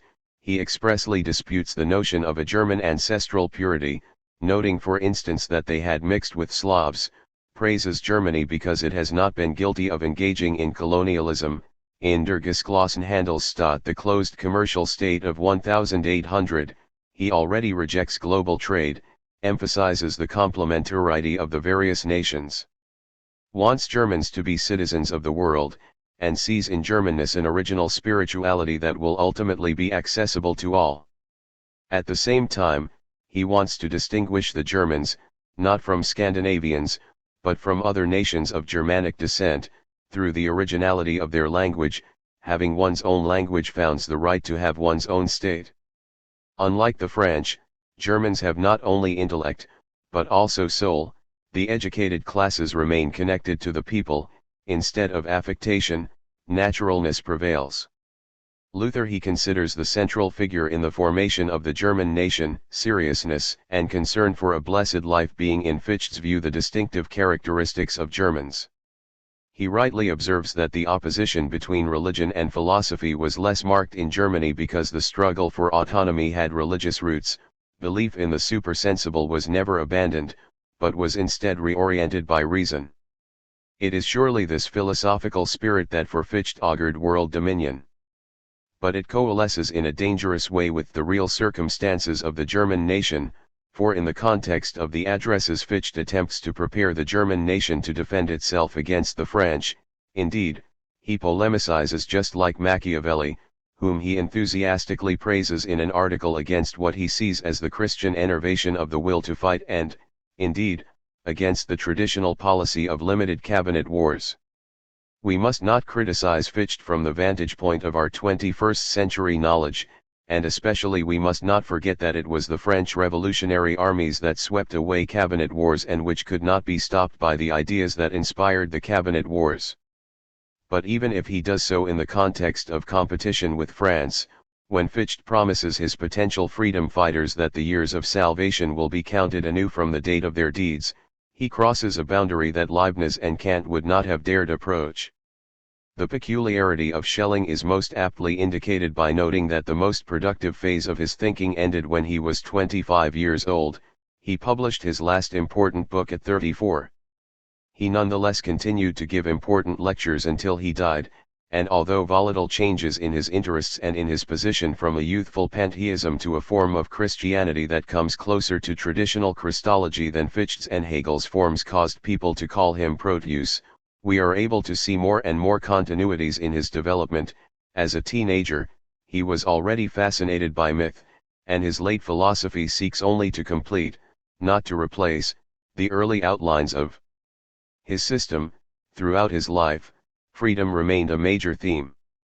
Probably no other philosopher published so many original works so early in his life, and even if awareness of his genius often led him to adopt the superior tone in philosophy that the old Kant had warned was an enemy to clear argumentation, the rapidity of his intellectual development is nonetheless astonishing.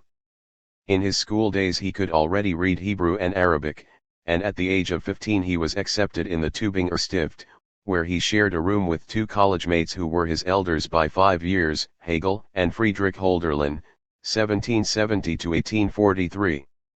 Their ideas so influenced one another that the so-called oldest systematic program of German idealism, probably dating from 1797, but first published in 1917 by Franz Rosenzweig, could be attributed singly to each one of the three or to the collaboration of two of them. And yet these three thinkers, without whom classical German philosophy could hardly have emerged, were extremely different intellectually. Hölderlin expressed in enormously complex poems, some written even after the outbreak of his mental disorder, the suffering modernity caused him, and he interpreted human history as alienation from the divine, in opposition to the Enlightenment's historical optimism. The Dioscuri, Schelling, and Hegel, both pursued a related project, but modern objective, or absolute, idealism was created by Schelling, in whose work most of Hegel's later ideas can be found. Schelling, however, was not able to elaborate them into a coherent whole, for his brilliance was not combined with the tenacious endurance that characterized Hegel.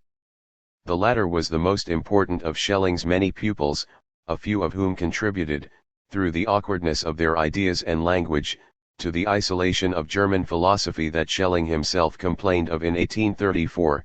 Germans had so long philosophized only among themselves that they gradually moved farther and farther away in thoughts and words from the generally comprehensible. Hegel might also be obscure, but it was through him that Schelling's program first fascinated the whole of Europe. His achievement remains his success in the lonely, detailed work of constructing from his old friend's brilliant ideas a system far more cohesive than any that the sociable Schelling could ever have devised. After he had lost his youthful friendships, Schelling lost also the joy he had taken in creation. In fact, it was the belated, but then meteoric rise of Hegel, who was initially clearly his inferior, that produced resentment in Schelling, whose early fame, which is not always a blessing, had awakened expectations in him and in others that he was no longer able to meet. In a letter to Victor Cousin written in 1828, he compares Hegel to an insect who has taken possession of his ideas as if they were the leaf of a plant. In 1841 he declared that without him, neither Hegel nor Hegelians would exist. The unexpected encounter between the former friends in Carlsbad in 1829 is worthy of a literary representation on the model of Thomas Mann's novel Lottie in Weimar. But no matter how circumspectly one tries to evaluate this complex relationship, it remains objectively true that only Hegel's unique sense of systematicity, the judicious selection he made from among Schelling's effervescing and not always tenable ideas, and his superiority in the philosophy of law and the state was able to fulfill the promise of German idealism. One of Schelling's limitations was his relative lack of interest in law and politics, along with his lack of mathematical talent, which Kant certainly had, even though he was not a creative mathematician like Leibniz. Schelling compensated for this lack through an approach to nature that was partly intuitive, partly conceptual, and that allowed him to perceive in it aspects that escape modern natural science. This fascinated Goethe, who in 1798 called him to the University of Jena. No less remarkable is his exceptional sense for aesthetic phenomena, which was developed thanks to his friendship with the early Romantics. August Wilhelm Schlegel's wife Caroline left her husband and ultimately married Schelling, who was 12 years her junior. Schelling began his career as a Fichtian. His first philosophical work, Über die Möglichkeit einer Form der Philosophie überhaupt, on the possibility of a form for all philosophy, may confuse the modern reader with the logic it adopts from Kant, but it will overwhelm him as a congenial version of the idea of philosophy set forth in Fichte's Über den Begriff der Wissenschaftslehre, especially since it is the work of a 19-year-old. At first, as in Vomich als Prinzip der Philosophie, on the I as the principle of philosophy, 1795, Schelling sought to situate his new material insights in a Fichtean framework. However, we can already discern in his Philosophisch Brief über Dogmatismus und Kritisismus, Philosophical Letters on Dogmatism and Criticism, 1795, the independence of his mind, although, like Kant and Fichte, he defends critical philosophy because it alone makes it possible to conceive freedom of the will. At the same time he is fascinated by Spinoza and rejects contemporary theology's co-option of Kant's moral proof of God, and this partly on aesthetic grounds. Only the immoral person needs a punitive God.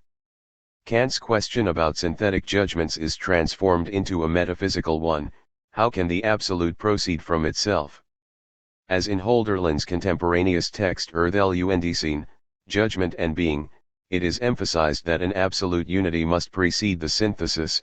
This model is opposed to that of the mature Hegel, for whom the highest principle is achieved only in the synthesis at the end. No less deviant from the mature Hegel is the early Romantic idea that there is necessarily a plurality of philosophical systems in which individuality is expressed, for a complete system would destroy freedom. The view that a system is grounded not through knowledge but through action is Fichtean. The idea that complete realism is at the same time idealism anticipates the later development. What soon distinguished Schelling from Fichte was his interest in the substantial richness of the world. While for Fichte nature was only the non-I, Schelling in his writings on natural philosophy, From Ideen zu einer Philosophie der Natur, Ideas for a Philosophy of Nature, 1797, to the Dialogue Bruno, 1802, which vies with Plato seeks to understand nature's articulation in various forms or powers, Potenzen, that is, as a hierarchical order. At first he interprets these in a very Fichtean way, as solidified results of the I's cognitive activity. They are supposed to replace the chimeras of things in themselves. We regard the system of our ideas not in its being, but rather in its becoming. Philosophy becomes genetic. The system of nature is at the same time the system of our mind. What are the most important powers? It is obvious that the inorganic and the organic are different forms of nature, but since the end of the 18th century, with galvanism, electrophysiology, an intermediate element had become a subject of discussion, fascinating in particular on account of its polar structure. Such an element still played no role in Leibniz and Kant, but it underlies Goethe's Die Wahlverwandtschaften, elective affinities. Schelling not only reacted to contemporary discoveries, but also inspired concrete research in the natural sciences, for example that of Johann Wilhelm Ritter, one of the founders of electrochemistry. A particularly important role in Schelling's natural philosophy is played by the special status of light as the counter-principle to gravity that connects a millennial tradition of the metaphysics of light with contemporary scientific discussions, because for modern science as well, it remains indisputable that only fools like the Schildberger put light in bags. What is crucial is that according to Schelling, polarity appears not only within a phenomenon such as electricity, but is the very metaphysical principle according to which the whole of reality is constructed. For him, light is the ideal principle in nature, while gravity is its real principle. We cannot resist connecting Schelling's construction of the whole of reality on the basis of this polar structure with the variation on themes, usually too, in the contemporary sonata form, polarity was as remote from Leibniz's monadology as from Bach's art of the fugue. Only with the integration of duality into a harmonic whole did the German spirit reach the culmination of its creativity. Schelling's natural philosophy breaks not only with the old physico-theology but also with Fichte's idealistic reformulation of it, in which light is not a bursting out of the divine principle in nature, not a symbol of the eternal, original knowledge instilled into nature, but instead exists only so that humans can see. Opposing this view, Schelling rejects, in Über das Verhältnis der Naturphilosophie zur Philosophie überhaupt, on the relationship of natural philosophy to philosophy in general, 1802, an ethical functionalization of nature. For him, observation of nature as an end in itself is more religious than Kant's and Fichte's anthropocentrism, according to which God is merely a postulate. Even if Schelling's natural philosophy was soon discredited because, as speculative physics, it repeatedly took positions on questions that could be answered only by thorough experimentation and the construction of mathematical models, his instrumentalist caveat regarding the fictions of physics is legitimate, especially since he does not deny that these fictions are absolutely necessary for the further progress of investigation and observation. On the other hand, his concern to understand why there are precisely these basic forms in nature, which natural science merely enumerates, is indispensable. This question is hard to answer, but it is justified indeed. From an idealistic and a religious point of view, it is ineluctable if nature is not a brutum factum, but rather the expression of reason. Schelling's goal is to interpret the basic structures of reality as developments of a polar opposition between the real and the ideal, which is articulated on the abstract level in the opposition between nature and spirit and is then further differentiated within each discipline. In this way, and only in this way, can principles be grasped. This place in the system is the only explanation of them that there is. Analogously, Schelling's System de Transcendentalen Idealismus, System of Transcendental Idealism, 1800, attempts to situate the basic structures of the mind as an uninterrupted history of self-consciousness in an orderly arrangement, keeping in mind a parallelism of nature with intelligence. In an especially important and substantial complement to Fichte's work, Schelling, after discussing theoretical and practical philosophy, turns to the philosophy of art. The latter's inclusion in the philosophy of mind explains why Schelling, unlike Kant, is interested only in the beauty of art, and not the beauty of nature.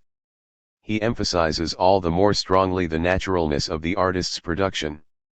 The artist is governed by a power which separates him from all other men, and compels him to say or depict things which he does not fully understand himself, and whose meaning is infinite.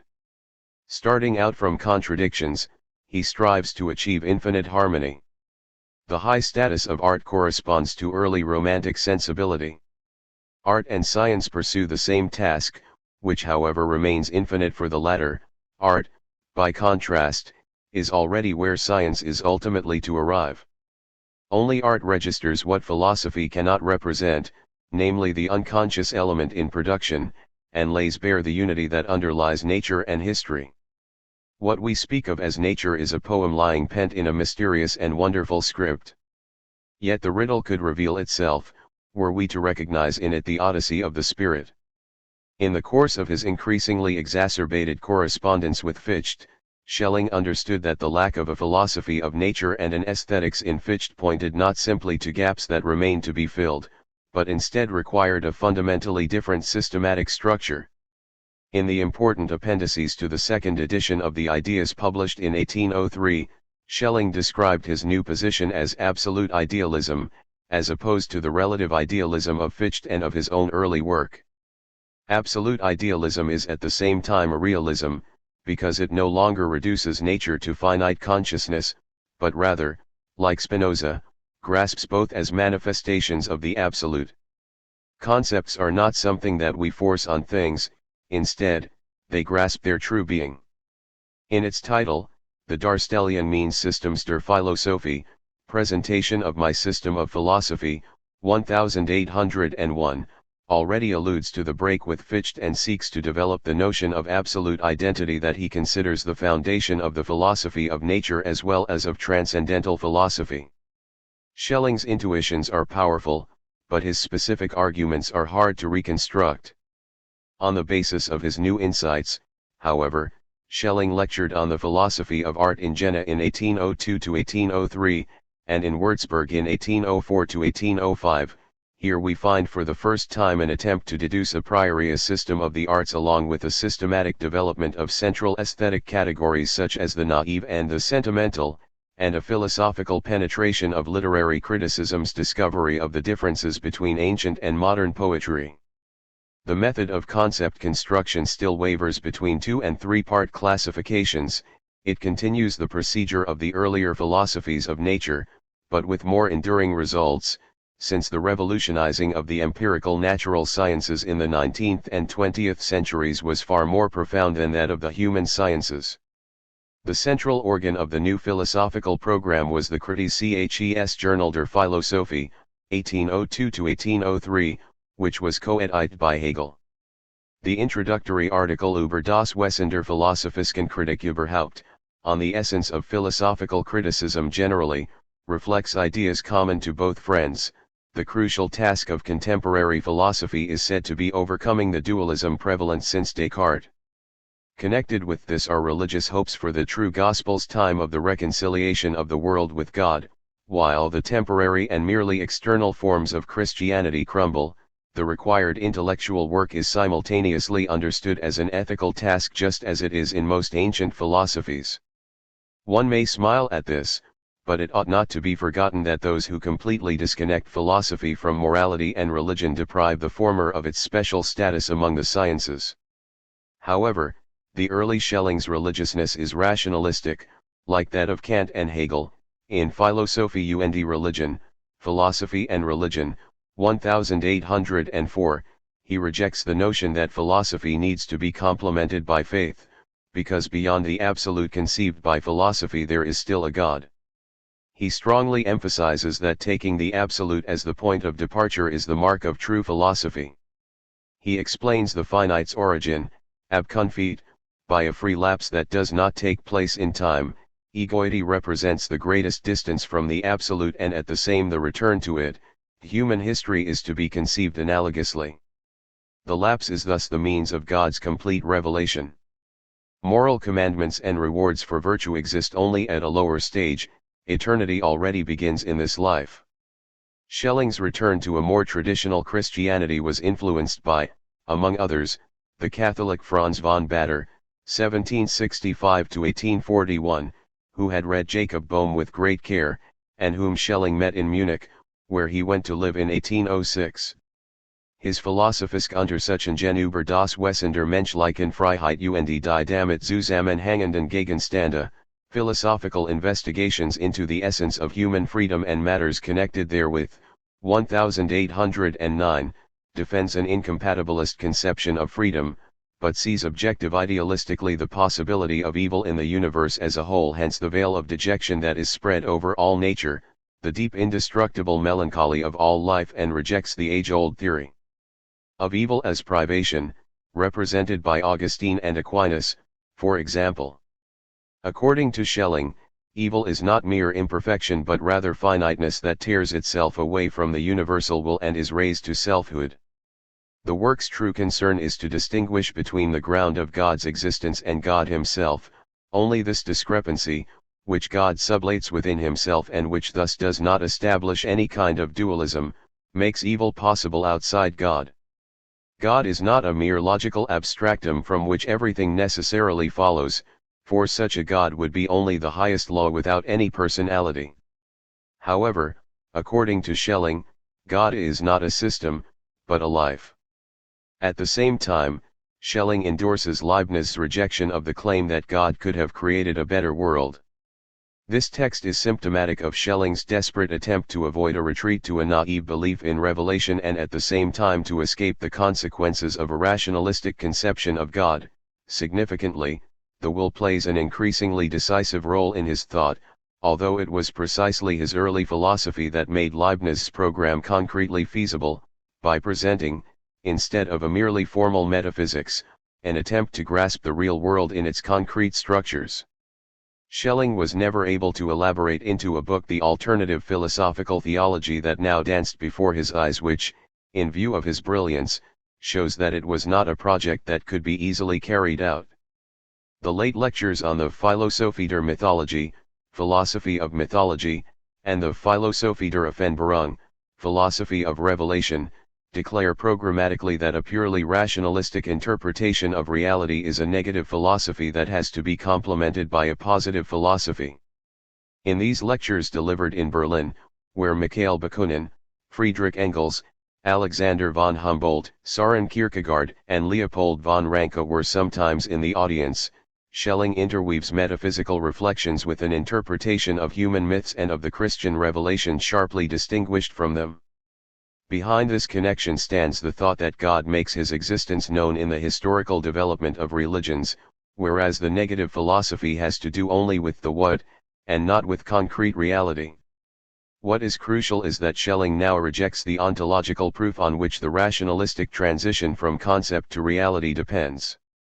In the chapter on Hegel in his lectures Zur Geschichte der Neueren Philosophie, on the history of modern philosophy, 1827, Schelling already emphasizes that God is more than a concept. However, he did not see that Hegel recognizes, in addition to the psychological concept, a logical concept that constitutes the essence of reality, the divine thought. As it were, Hegel is much more of a Platonist than is Schelling, who never recognized an autonomous sphere of the logical alongside nature and spirit. Schelling insists that conceptual structures are necessary, not sufficient conditions of reality. The whole world lies, so to speak, in the nets of the understanding or reason, but the question is how exactly it got into these nets, since there is obviously something other and something more than mere reason in the world. Even a reader who does not consider Schelling's critique of Hegel compelling and who repeatedly finds his interpretation of Christianity incompatible with modern Bible criticism nonetheless remains overwhelmed by the richness of his philosophical interpretation of myths, in which a theogonic, i.e., God-producing, process goes on in the human mind. Not things, but rather powers arising within consciousness move people.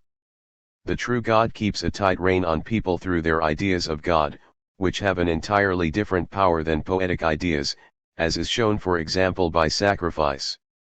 Schelling distinguishes his approach to myth from those approaches that deny myths any truth, seeing them as merely poetically intended or even meaningless, as well as from those that view myths as deliberately veiling historical or physical truths, or distorting scientific or religious truths. In his view, there is truth in mythology as such. The determination to find meaning in the apparently meaningless makes Schelling's last work a highlight of German idealism's hermeneutics, and we can easily see that his late writing continues the concerns of his natural philosophy. While the latter sought to find a hidden meaning in what does not think, the former looks for reason in what seems explicitly to contravene reason. It fell to Hegel to complete the systematic program shared during the Jena period. The fact that he remained true to it until the end and that he was not tormented by the doubts that disturbed its restless creator, who anticipated the anti-idealistic revolts, which differed from one another, of Kierkegaard and Marx, might be interpreted as sluggishness. But it can also be explained by pointing out that Hegel, whose phenomenology of spirit, natural philosophy, and aesthetics are coherent elaborations of Schelling's ideas, established absolute idealism better than Schelling was ever able to do. In fact, the latter acknowledged the uncommonly clever methodological ideas in the science of logic, Hegel's most original work, to which Schelling's earlier studies had made hardly any contribution. In addition to having greater formal intelligence, including mathematical intelligence, Hegel, the son of a government official, not of a theologian, understood the nature of political problems in a much more concrete way than did Schelling. In his early theological writings, which were published in their complete form only in 1907, he made, with ruthless clarity, the collapse of traditional Christology in the face of the new Bible hermeneutics the starting point for any intellectually honest defense of Christianity. His Das Leben Jesu, the life of Jesus, eliminates, as did for instance that of his near contemporary Thomas Jefferson, all of Jesus's miracles including the resurrection. Naturally, Hegel did not publish this himself, for in 1835 Das Leben Jesu kritisch bearbeitet, the life of Jesus, critically examined, of his pupil David Friedrich Strauss, 1808–1874, still earned its author painful negative sanctions.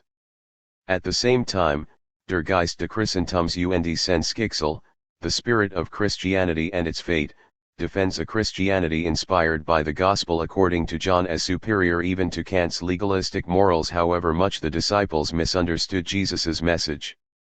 God the Holy Spirit, not God the Son, inspired Hegel's philosophical transformation of Christianity from the start, and even though we immediately sense that Hegel's Christianity lacks an eschatological dimension, we should not deny his enormous religious seriousness, which bids farewell to the postulate of personal immortality only because the truly moral person needs no prospect of a reward.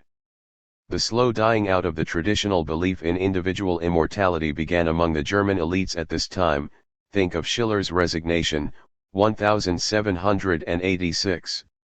The letter of condolence Hegel sent to the Prussian Minister of Culture, Karl vom Stein zum Altenstein, after the death of the latter's sister in 1830 is a masterful example of the new sensibility, which did not make it easier to express sympathy. Differenz de Fichten und Schelling's Systems der Philosophie, the difference between Fichte's and Schelling's systems of philosophy, 1801, is Hegel's first book, in which he proves himself a loyal follower of Schelling. His critique of Fichte's individualistic theory of law is particularly innovative. The community of the person with others must therefore be seen essentially not as a limitation of the individual's true freedom, but rather as a broadening of the same.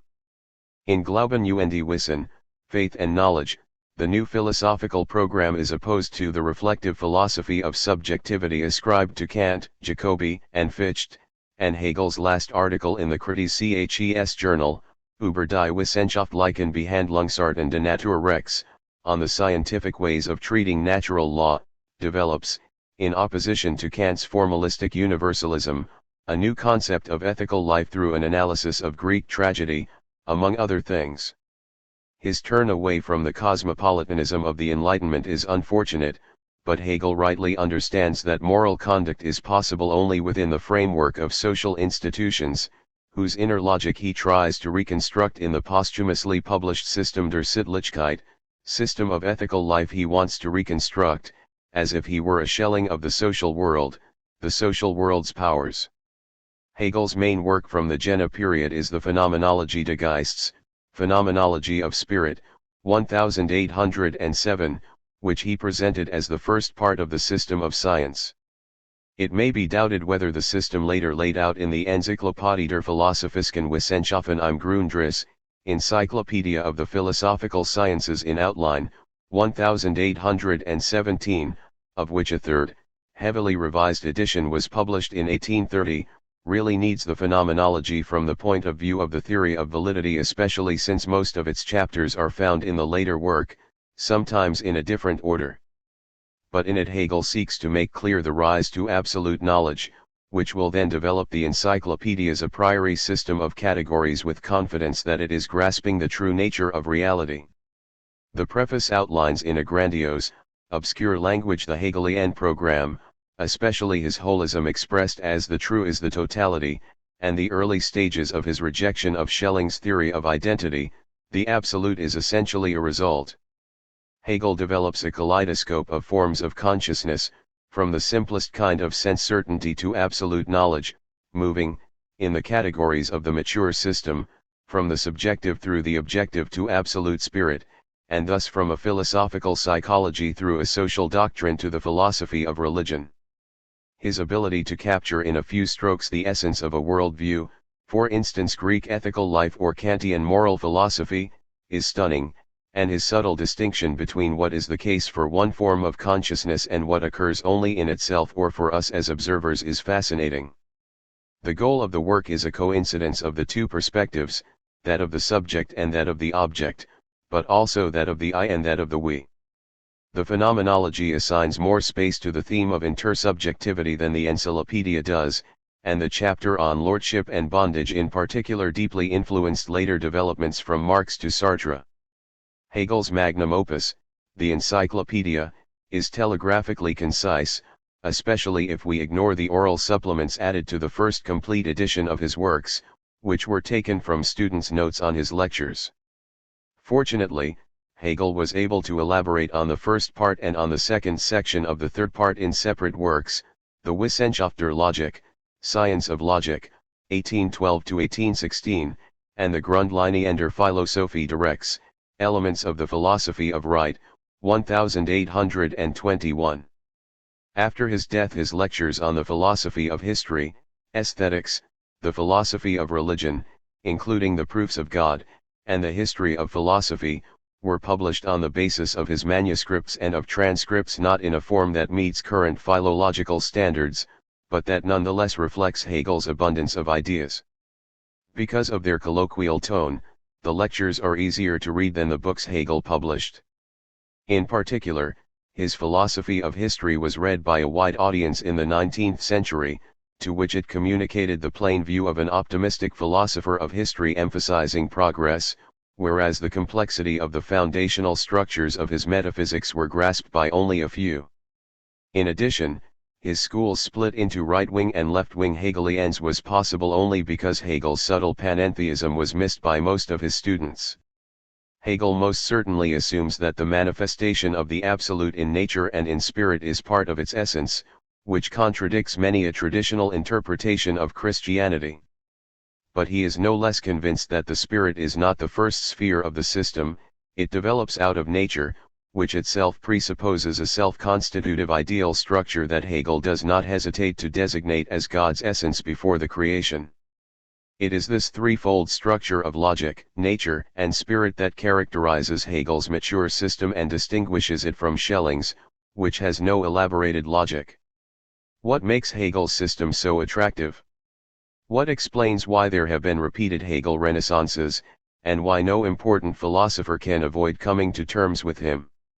One may reject Hegel, but anyone who ignores him will miss the chance to glimpse a certain level of philosophizing without which it is impossible to achieve philosophical greatness.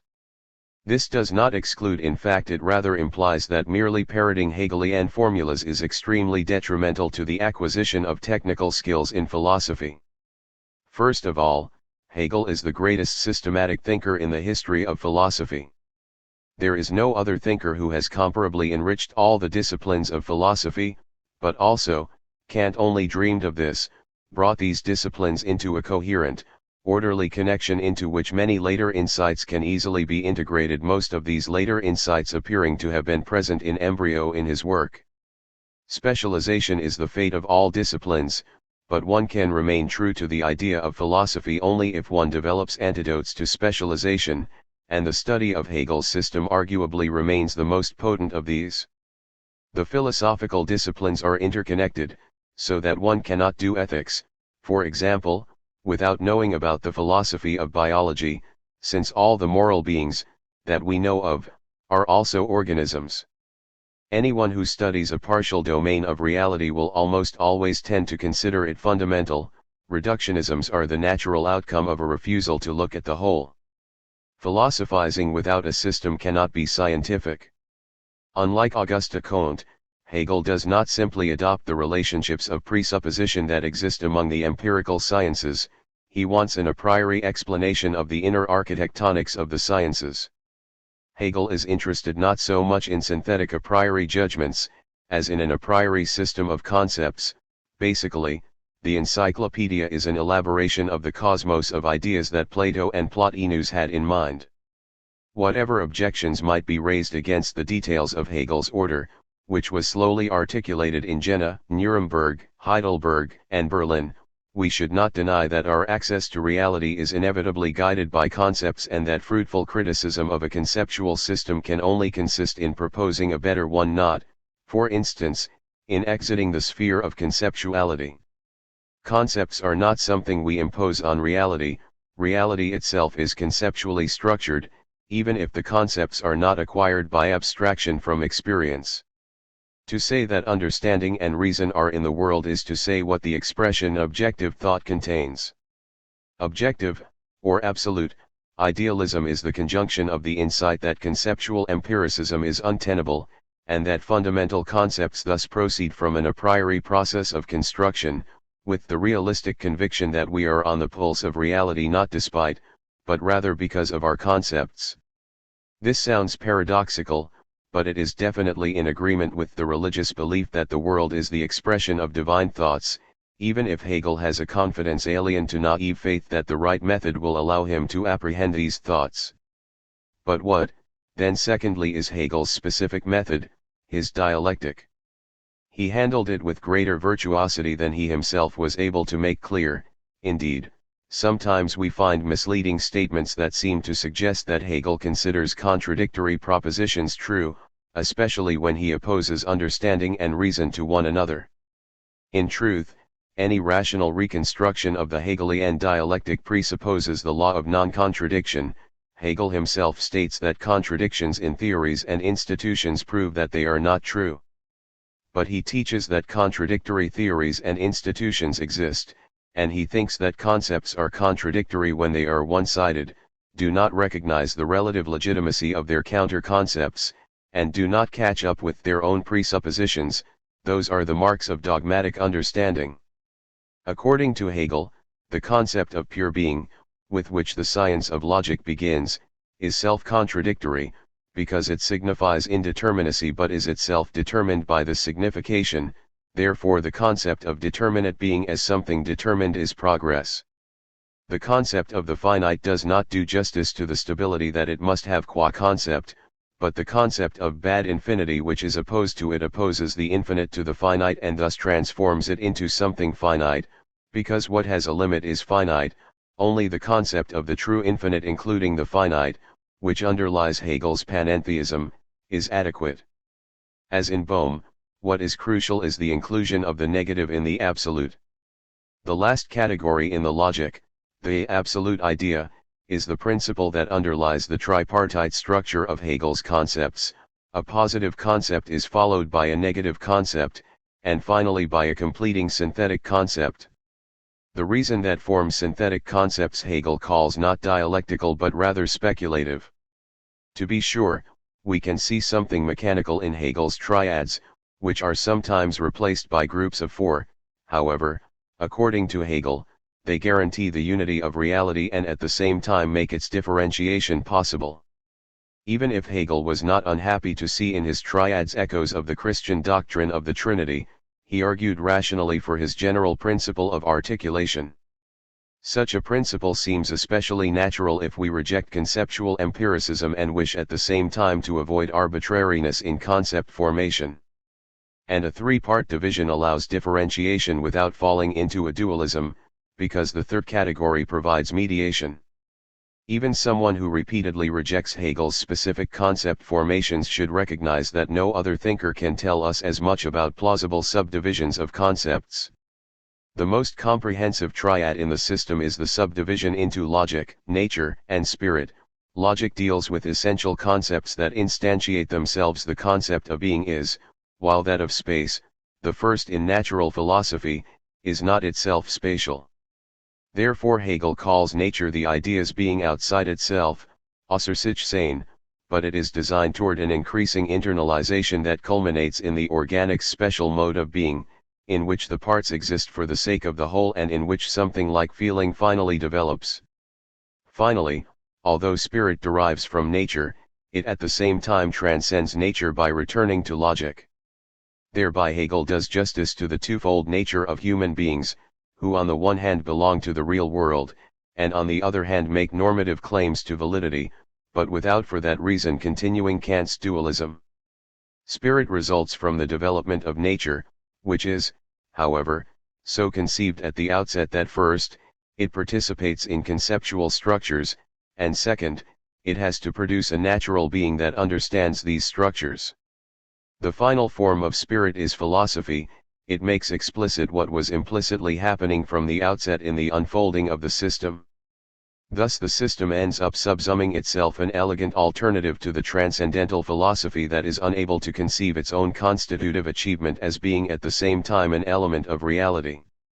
In an exciting way and unlike modern formal logic, the science of logic combines first, the tasks of a general metaphysics that deals with the categories that underlie all existence before the distinction between nature and spirit, second, a transcendental philosophy that reflects on the conditions of the possibility of any theory construction, and therefore also includes a logic, and third, a rational theology with the ontological proof of God as its foundation. Hegel's God is not transcendent but rather transcendental. He is grasped by going back to what makes thinking possible in the first place. Since there cannot be two absoluta, this identification is plausible. The true achievement of the work is to use the self-movement of the concept to bring into an ordered relationship of increasing complexity the categories that Kant had extracted from the forms of judgment, the polar categories from the doctrine of essence, such as form and content, have more content than simpler categories from the doctrine of being, such as quality and quantity, and the logic of the notion explicates the level of conceptuality that is inherently presupposed from the outset, but was not yet thematized. Hegel repeatedly attacks problems in contemporary science, for example, the structures of measure in the third part of the doctrine of being. Particularly astounding are his mathematical insights, for instance, into the defects in contemporary infinitesimal calculus, which was not rigorously founded until the work of Cauchy and Weierstrass, or the impossibility of deducing mathematically Euclid's parallel postulate.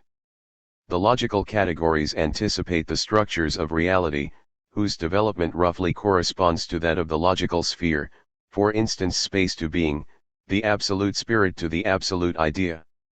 In the framework of his logic Hegel also comes to terms with classical positions in the history of philosophy, since he defends the false notion that there is a precise correspondence between categorical development in logic and the advance of the history of philosophy. However, this theory allowed Hegel to attribute a systematic meaning to the history of philosophy that no earlier philosopher had recognized. His lectures on this topic remain one of the best introductions to the whole of the history of philosophy, because they see it as an organically developing whole. Hegel's knowledge of medieval philosophy was very modest, but his insights into ancient and early modern philosophy, for example into the essence of the Hellenistic schools, are impressive, and one of the numerous achievements of the Hegelian school is to have elaborated a scientific history of philosophy. Yet it would be absurd to interpret Hegel's logic historicistically. It seeks to describe timeless structures whose genesis no more takes place in time than does the construction of a pentadodecahedron, even if they underlie everything, including even historical developments. Although Hegel also outlines a theory of the absolute that because of its triadic structure and its self-thinking inherits many of the traits of the Christian God, his theory is naturally fallible. The constant corrections he made in the various editions of his works show how critically he saw, not the basic ideas of his system, but the way it was carried out.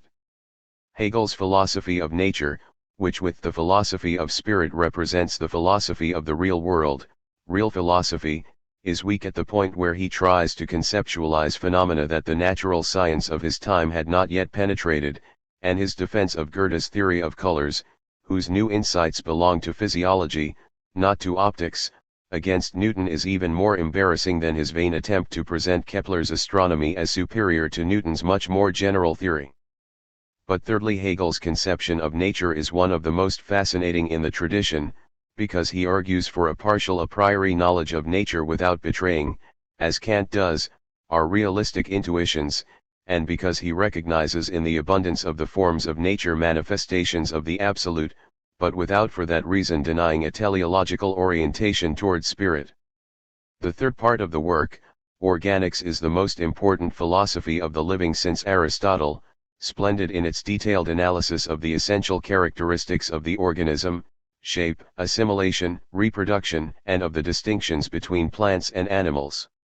Hegel's reflections on the special status of light have been seen by one of the leading experts on the philosophy of nature and one of the shrewdest interpreters of his dialectic, Dieter von Schneider, as anticipating in part the special theory of relativity.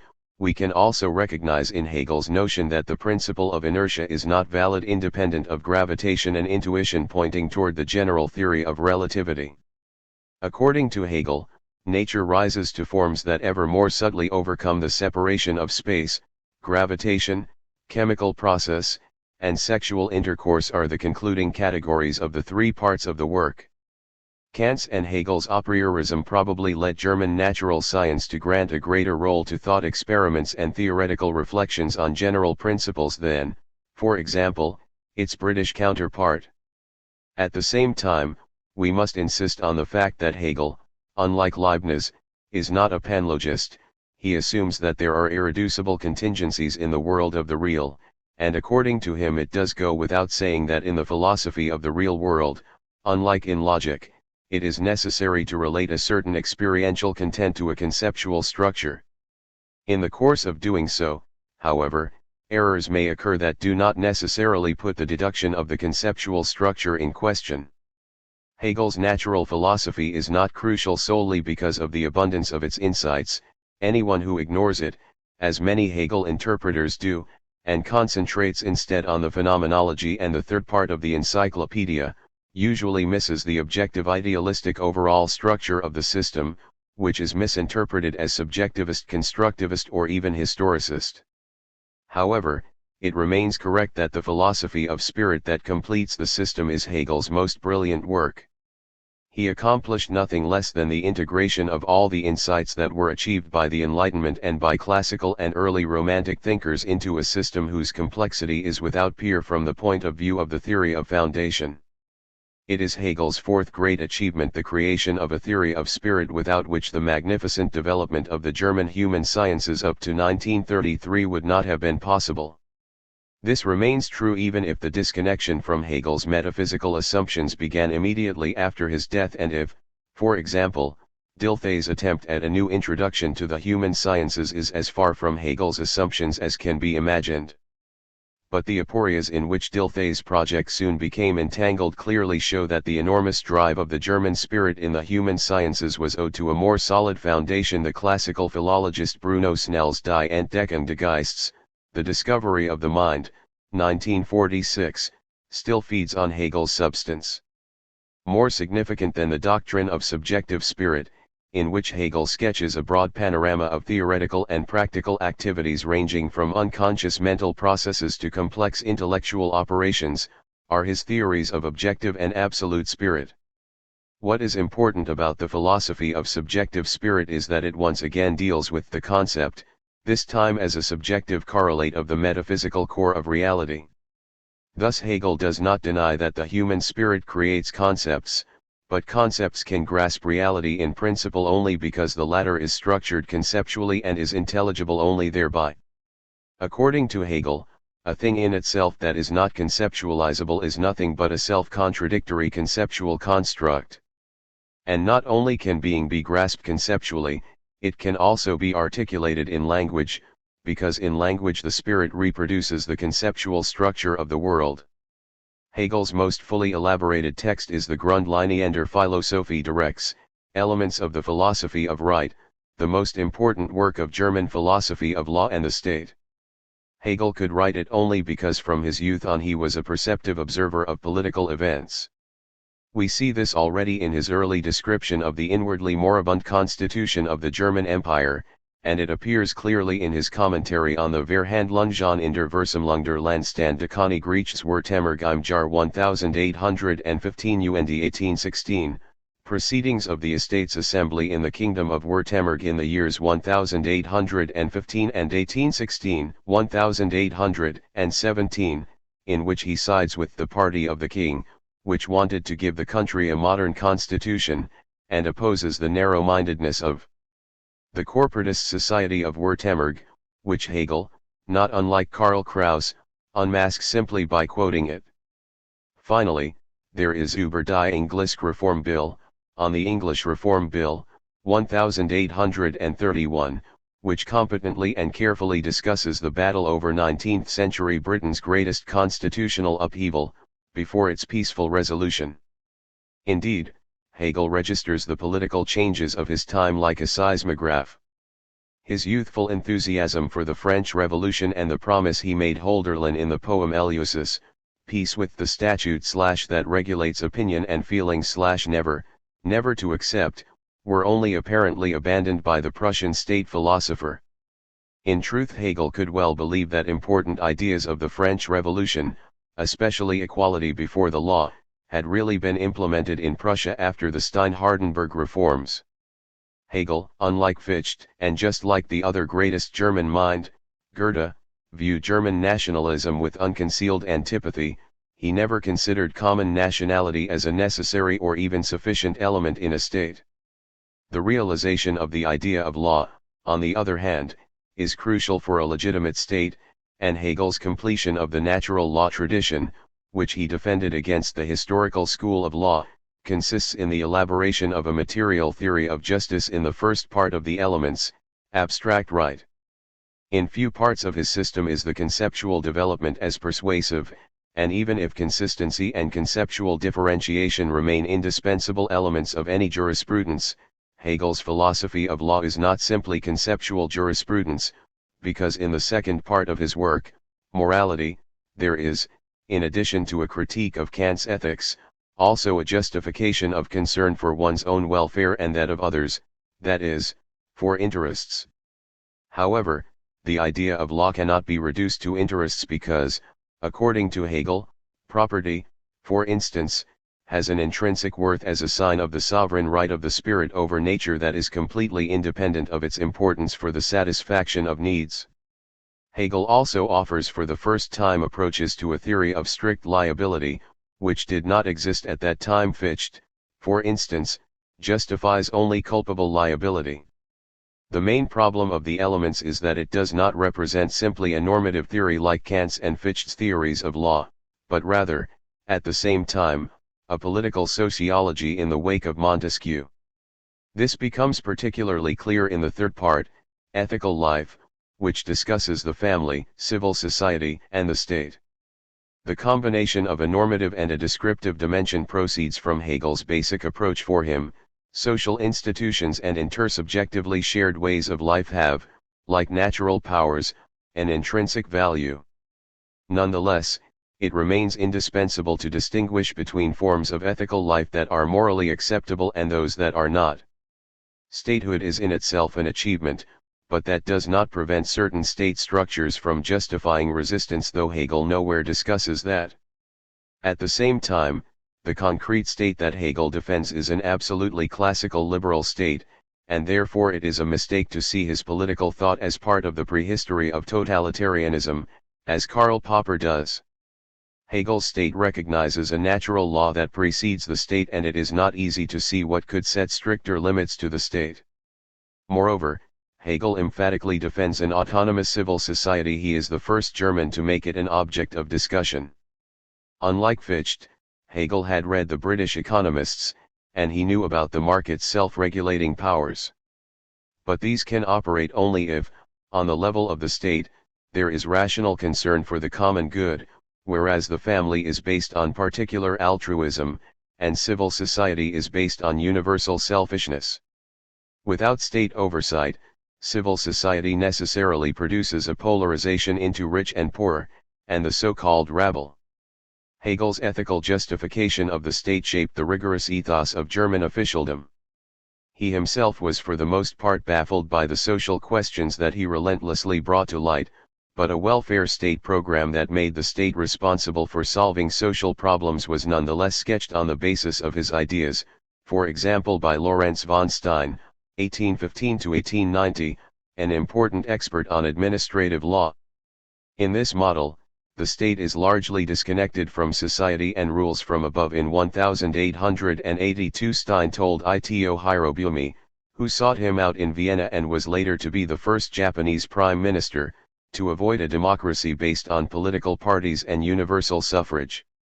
Elements of democratic theory are also only rudimentarily present in Hegel, for instance in the demand for jury trials. His central constitutional demand regarded the separation of powers. For him, state power should be manifested in a cooperation between the crown and the upper and lower houses of the legislature. The precise limits of the monarch's power remain unclear. In oral supplements, Hegel seems to reduce the monarch's role to putting the dot on the I, and in view of the Carlsbad decrees of 1819 it is very possible that the printed text of the book contains adjustments intended to ward off the censors. The most problematic part of Hegel's work is the conclusion. No matter how acute his description of international relations may be, his brusque rejection of Kant's hope that the institution of war could be overcome by institutions on the model of a League of Nations is disappointing. Hegel's philosophy of history is an appendage to the philosophy of objective spirit. It sees the progress of the consciousness of freedom as the true meaning of history, even if Hegel also teaches that the greatest historical breakthroughs occurred not through conscious planning, but rather through a ruse of reason. This explains why Hegel assigns to his own philosophy no power to shape the future but only a power to conceptualize what has already happened. The owl of Minerva spreads its wings only with the falling of the dusk. He regards the post-revolutionary modern state as the telos of a complex development in which the Reformation plays an essential role. However, he doubts that its blessings could ever benefit the Oriental world. But nothing is further from Hegel than the relativistic historicism according to which all cultures are equally valuable. In Hegel, absolute spirit is the human attempt to make certain of the absolute principle of the world. It articulates itself in art, religion, and philosophy. Hegel's aesthetics is distinguished from Kant's, because it is an aesthetics of content, and that is connected with the fact that in his system it is closely connected with religion. It is not merely a matter of the free play of the understanding and imagination, but rather of the sensible appearing of the idea. Contemporary artists usually find Kant's formalism more in accord with their activity, but this may be a result of the fact that the ambition of the great art of the 19th century, which was to represent the greatest human questions, had withered away. Hegel could certainly hold fast to his normative conception of art and exclaim, with regard to different present-day tendencies, so much the worse for the facts. His interest in the various contents of art, whose formally appropriate, that is, organic structuring naturally remains the artist's task, explains his detailed study of the historical development of art, which remained alien to Kant. Indeed, Hegel adds to the classical and romantic, medieval modern, forms of art the symbolic form of art, under which he subsumes all forms of Oriental art, whose peculiar logic he seeks to determine, despite all his criticism of it. The triad symbolic classical romantic is unusual insofar as the perfect element is the second one, not the third. For Hegel, Greek art is the most perfect, because it strikes a unique balance between objectivity and subjectivity, whereas in symbolic art the former is predominant, and in romantic art the latter. Hegel develops his system of the five main arts in awkward correspondence with the forms of art. Architecture corresponds to the symbolic form, sculpture to the classical, and painting, music, and poetry to the romantic form. Primacy should therefore be attributed to sculpture, but Hegel prefers poetry, and within it, the drama, as a synthetic genre following epic and lyric. His theory of tragedy has been particularly influential. He sees its essence in the conflict between two equally justified, similarly one-sided principles. Thus the tragic is transformed from a purely aesthetic into an ethical concept, and though several tragedies brilliantly exemplify Hegel's conception, it does not hold for all of them. There are hardly any detailed interpretations of artworks in Hegel, but with his resolute focus not on the producer or the recipient, but rather on the artwork itself, he prepared the way for such interpretations. In coming to terms with him, 19th-century Germany produced an abundance of aesthetic systems and theories. Especially important are the Ästhetik des Hässlichen, Aesthetics of Ugliness, 1853, by Karl Rosenkranz, 1805–1879, and Vom Musikaliskenen, on the Beautiful in Music, 1854, a study belonging to the Aesthetics of Form by Eduard Hanslick, 1825–1904. The term philosophy of religion is used to refer to two different disciplines of philosophical theology. Hegel discusses it in his lectures on the proofs of God's existence, which Goethe considered no longer timely, and a philosophy of the human phenomenon of religion. On the basis of its position in the system, Hegel can consider only the latter in his philosophy of religion. However, according to him, the divine proves itself in a particularly intensive way in human attempts to return to God, even if not so clearly in religion as in philosophy. Hegel discusses an abundance of historical religions and guarantees Christianity a special status as the absolute religion, since in it the concept of religion has found its adequate form. Even if, unlike the young Hegel, the mature Hegel allots a large place to Trinitarian and Christological dogmas, it is crucial that he does so only in the framework of a reconstruction of the inner logic of Christian belief. He does not teach these dogmas himself in tensione recta. Hegel's God does not suffer, but it is part of his plan for the world that humans should go through sufferings, and in the figure of Christ divinize, as it were, the inevitability of suffering and its overcoming. Indeed, even the modern feeling that God himself is dead, the speculative Good Friday in Hegel's faith and knowledge, is for him a necessary moment of transition. Hegel's own philosophical equivalent of the doctrine of the Trinity is found in the chapter on the absolute idea of the logic. The belief in God's incarnation as a man fascinates him because through it the human being can achieve a proximity to God that would otherwise be denied him. In Hegel, pneumatology absorbed Christology. Jesus had to die so that the disciples could acquire an autonomous relationship to God in the religious community. Whereas the young Hegel saw the real history of Christianity negatively, the Berlin Hegel discerned the true realization of Christianity in the philosophical penetration of the Christian dogmas, originally given in the medium of representation, as well as in the construction of the modern constitutional state. Can Hegel still be called a Christian? That depends entirely on how Christianity is understood.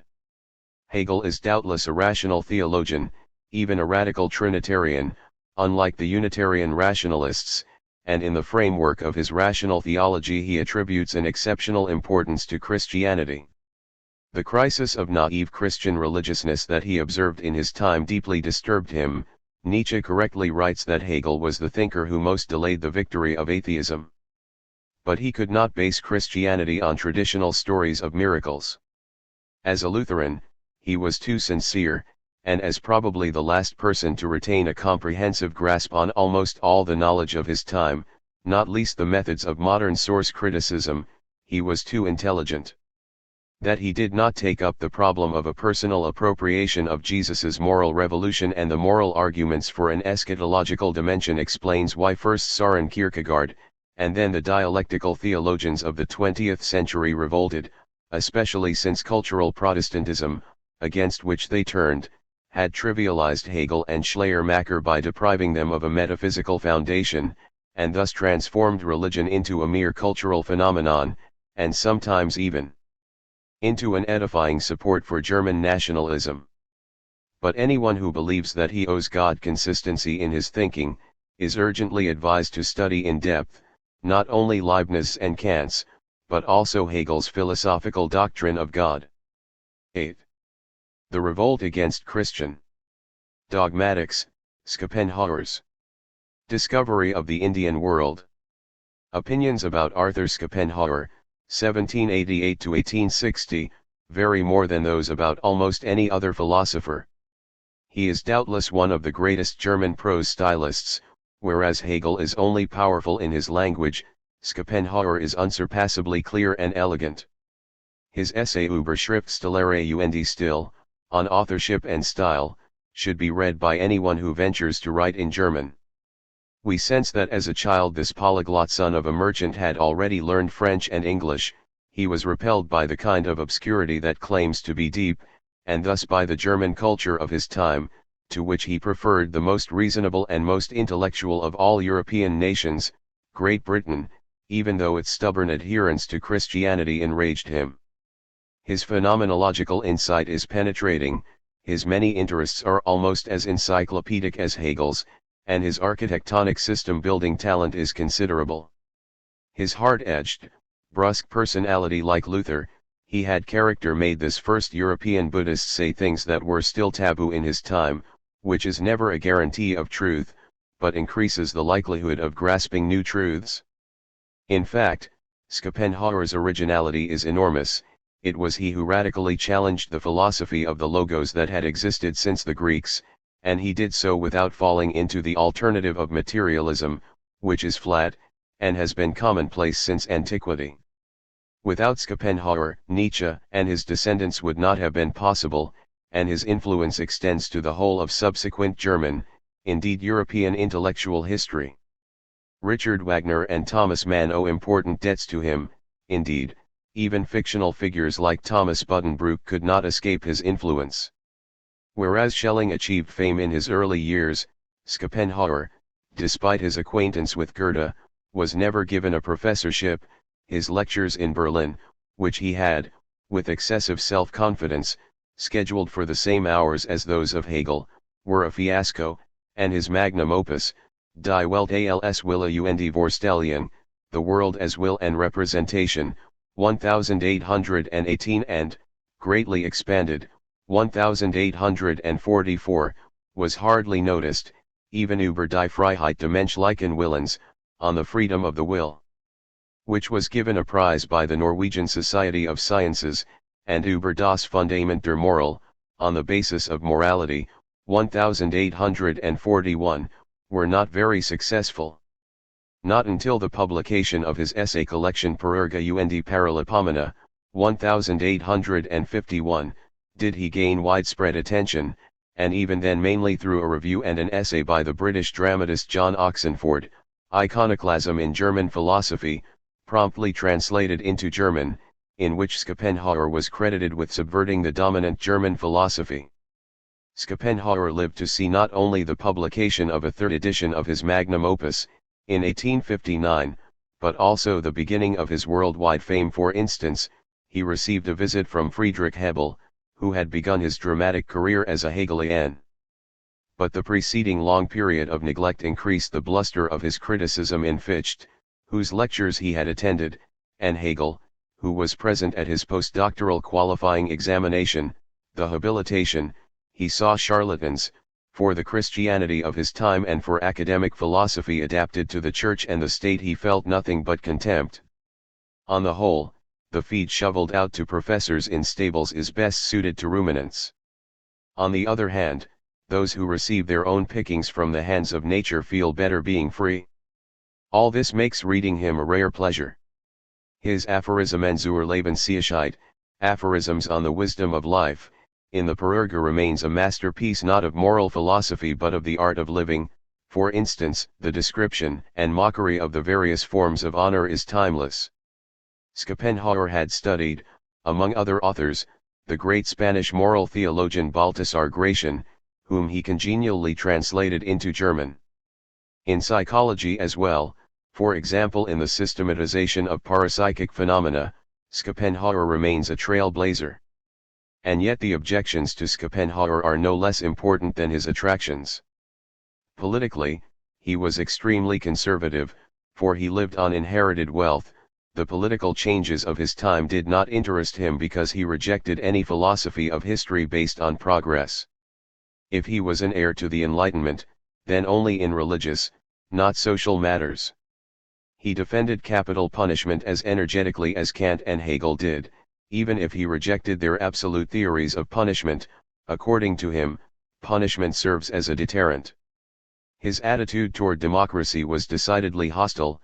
he not unjustly emphasized the contradictions in American slave-holding democracy and defended hereditary monarchy because the right of birth is related to property rights, insofar as the latter are inherited.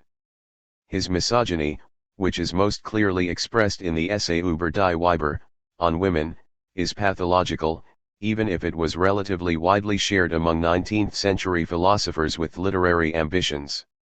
The breakdown of traditional gender roles deeply unsettled many men of the period. Think of Kierkegaard and Nietzsche, not to mention Otto Weininger, 1880 to 1903, who belongs to general cultural history, not the history of philosophy. But whereas Kierkegaard was sexually inhibited in general and Nietzsche was probably homosexual, Schopenhauer hated women because he was so strongly attracted to them sexually they endangered his striving for asceticism.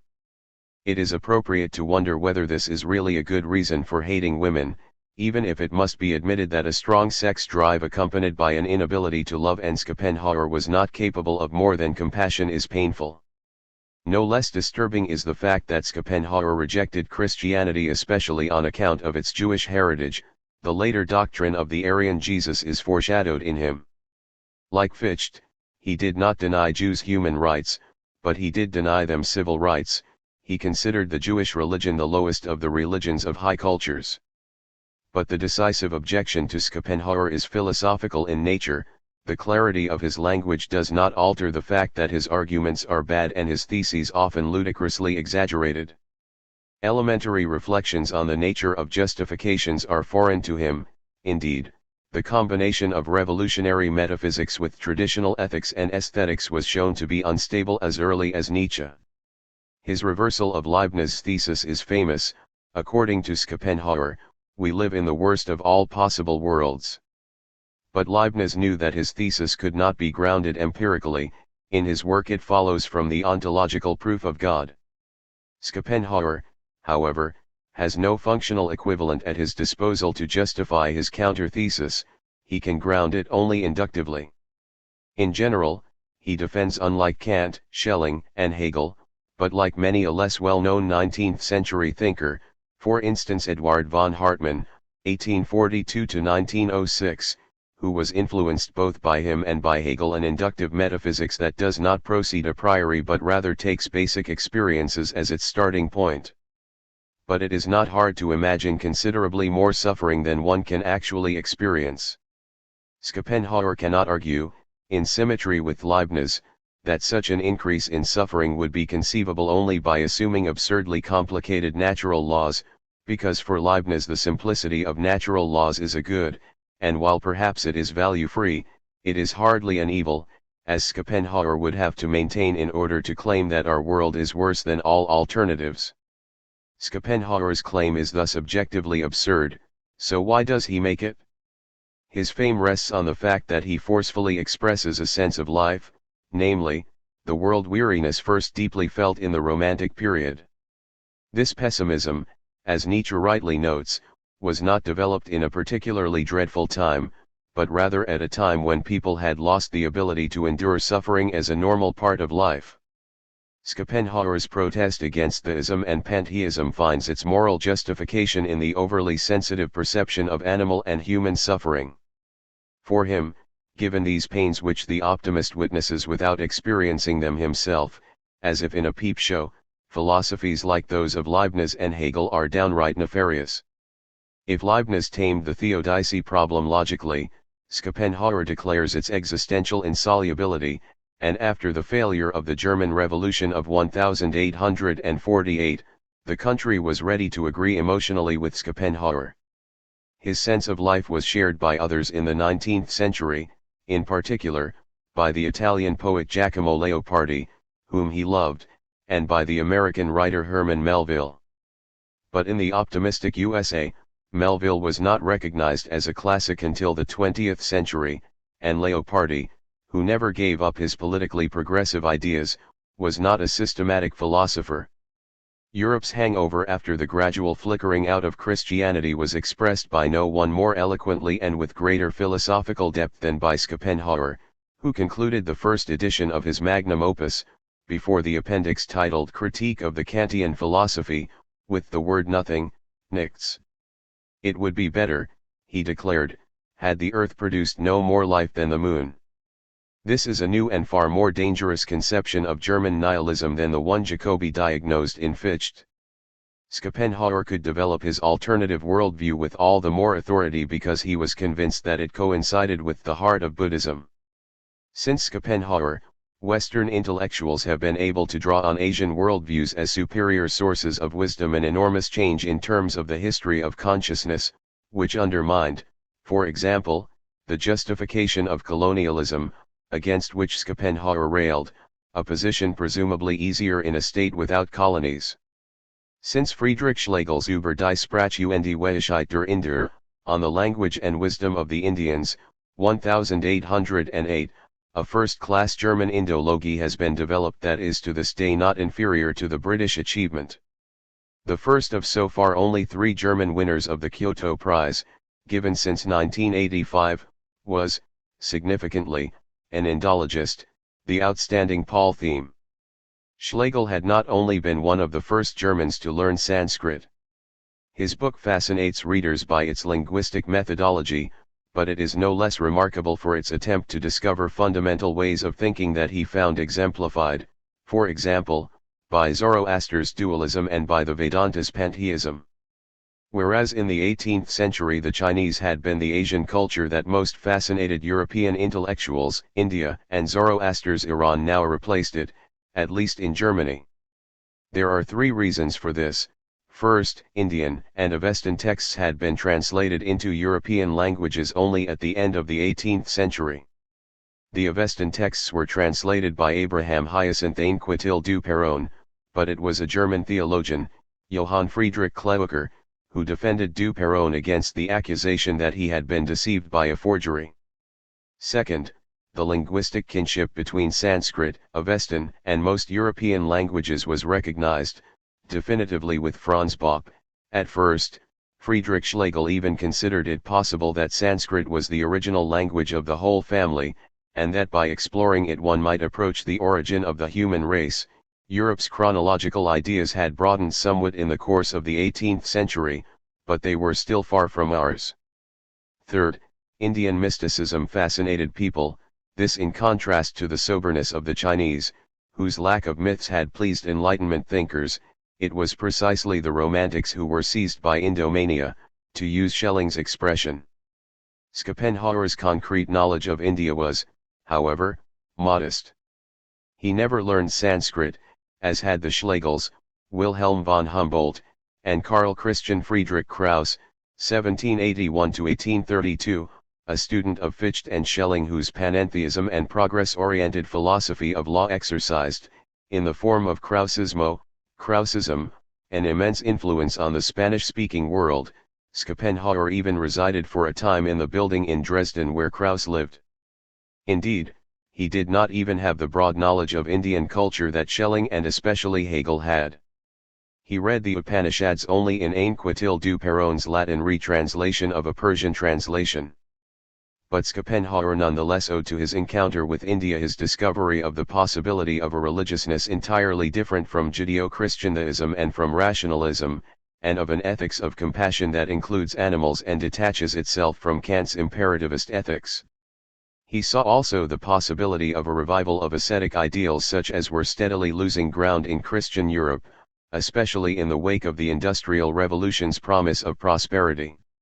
However, his use of the Tat Tvam Aci, that art thou, of the Chandogya Upanishad to allegedly ground ethics is entirely of his own devising. In addition to the Upanishads and Buddhism, which he studied only later on, Schopenhauer saw in Plato and Kant the most important sources of his philosophy. His philosophy clearly reacted to Kant, and he shared the German idealists' wish to bring the thing in itself to light.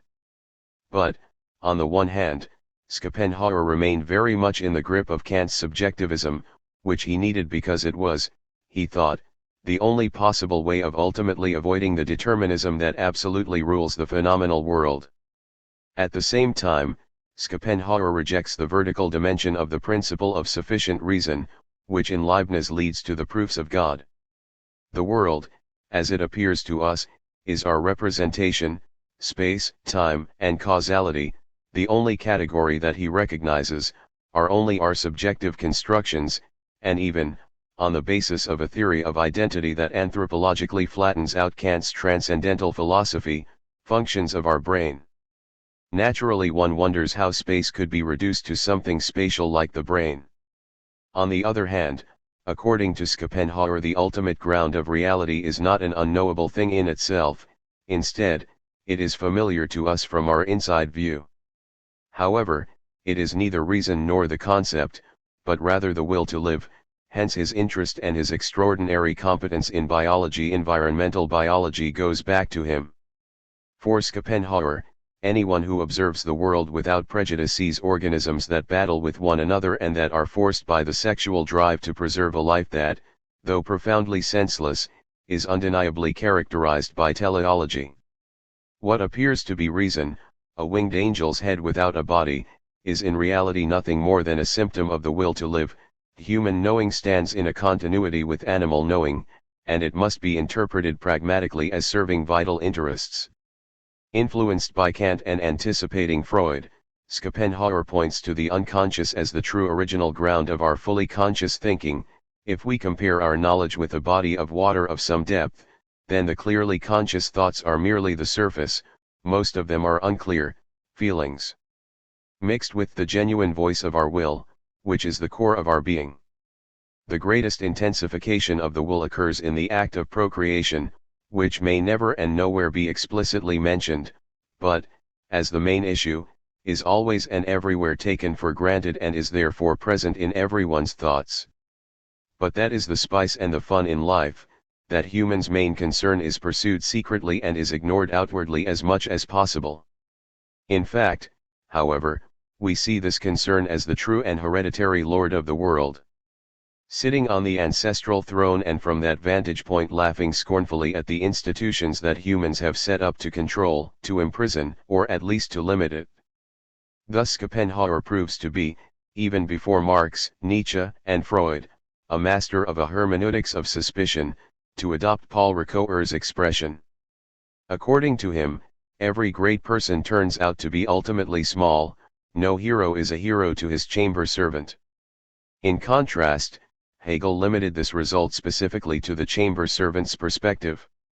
However, adopting in a remarkable way the basic idea of objective idealism, Schopenhauer interprets reality as a series of objectivizations of the will, which he calls ideas and which range from the inorganic via organisms to human individuality. These are the themes of the second part of his system, which develops a metaphysically grounded theory of nature, whereas the first part was concerned with epistemology. Schopenhauer emphasizes the priority of intuition over the concept. In the 20th century, his radicalized Kantianism in the philosophy of mathematics found an important successor in the intuitionism of the great Dutch mathematician Lutzen Egbertus Jan Brouwer. Though Schopenhauer may have vastly underestimated the importance of logical deduction in mathematics, his criticism of, for example, the congruence proofs at the beginning of Euclid's Elements, an analogue of which is also found in Hegel, is extremely clever. A specific congruence axiom is rightly found in Hilbert's work. The third part of the system concerns aesthetics, and the fourth part ethics, which Schopenhauer, who is in this at least a Kantian, sees as the most important part of philosophy. Taking pleasure in art, behaving morally, and asceticism, the high point of ethics, are for him the three forms in which a negation of the will takes place. Naturally one wonders, first, how this denial is possible, and second, how it is legitimate. Unlike the Hegelian system, where the spirit returns to the absolute idea as the principle of the world, Schopenhauer's system does not close but instead ends with a revolt against its own metaphysical principle, which is barely concealed by occasionally using the term will, wille, to refer homonymically to the moral order of the world. Moreover, Schopenhauer's ethics is purely descriptive. It starts by asking which power transcends egoism, and finds it in compassion. But why altruistic behavior is moral is not explained. The metaphysical reference to the monistic source of reality is, of course, no answer. If there is a single thing in itself, Schopenhauer's adoption of the Kantian theory that transcendental freedom is present in different individuals is absurd, and his doctrine of eternal justice, according to which the executioner and the victim are basically the same, is a grotesque parody of the traditional ideas of theodicy. Schopenhauer's aesthetics is one of his most important achievements. We can count his theory that laughter is the perception of an incongruity between the abstract and the intuitively given, discussed in the first part of his system, as a part of his aesthetics. Certainly, his theory does insist too one-sidedly on the priority of intuition, but it is indisputable that the ridiculous is essentially connected with incongruity. Apart from the countless concrete remarks on genres and individual artworks, most of which show excellent taste, Schopenhauer teaches, first, that the artist captures Platonic ideas, and in this he is entirely in agreement with Schelling and Hegel. It is in this orientation towards something that transcends one's own needs that the happiness of self-abnegation consists. What is new in Schopenhauer's high estimate of art is that it appears as an escape from suffering. Art in his scheme could become almost a substitute for religion for those who were not created for asceticism. Second, the genius possesses this capacity for contemplation in a heightened form. Schopenhauer's description of the psychology of the genius, his achievements as well as the dangers that threaten him, is impressive. But it has a disturbing side as well, which stems not so much from the romantic glorification of the connection between genius and madness as from the condescension with which people who are not geniuses are dismissed as nature's manufactured items. Third, Schopenhauer's rank ordering of the arts shows the greatest originality. According to him, the highest art is music, because it is not simply an image of ideas, but rather an image of the will itself. Its power over the emotions, along with the impossibility of translating it into concepts, guarantees its unique status. It is hardly surprising that a brilliant composer who conceived himself in terms of a religion of art reacted to Schopenhauer's work with fascination. In 1854 Richard Wagner sent Schopenhauer Der Ring der Nibelungen, which was truly a Gesamtkunstwerk in accord with the principles of Wagner's aesthetics.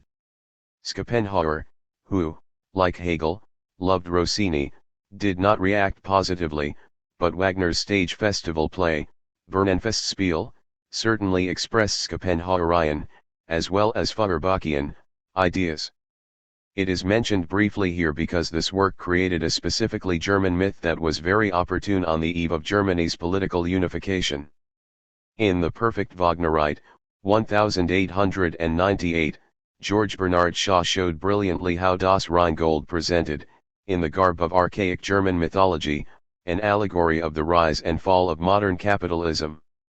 The hope that the will to power, which, unlike in Schopenhauer, is seen as more threatening than the sexual drive, could be abjured is Schopenhauerian, and in particular the Twilight of the Gods at the end of the opera, with its restoration of the Daughters of the Rhine, corresponds to a vision of the extinction of suffering that is inherent in all culture.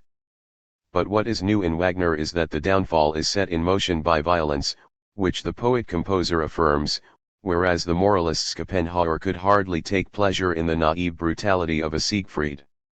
Violence, however, fascinated Schopenhauer's most intelligent pupil, who began to revolutionize ethics on the basis of his master's metaphysics. And unfortunately it was not only Nietzsche who was inspired by The Ring.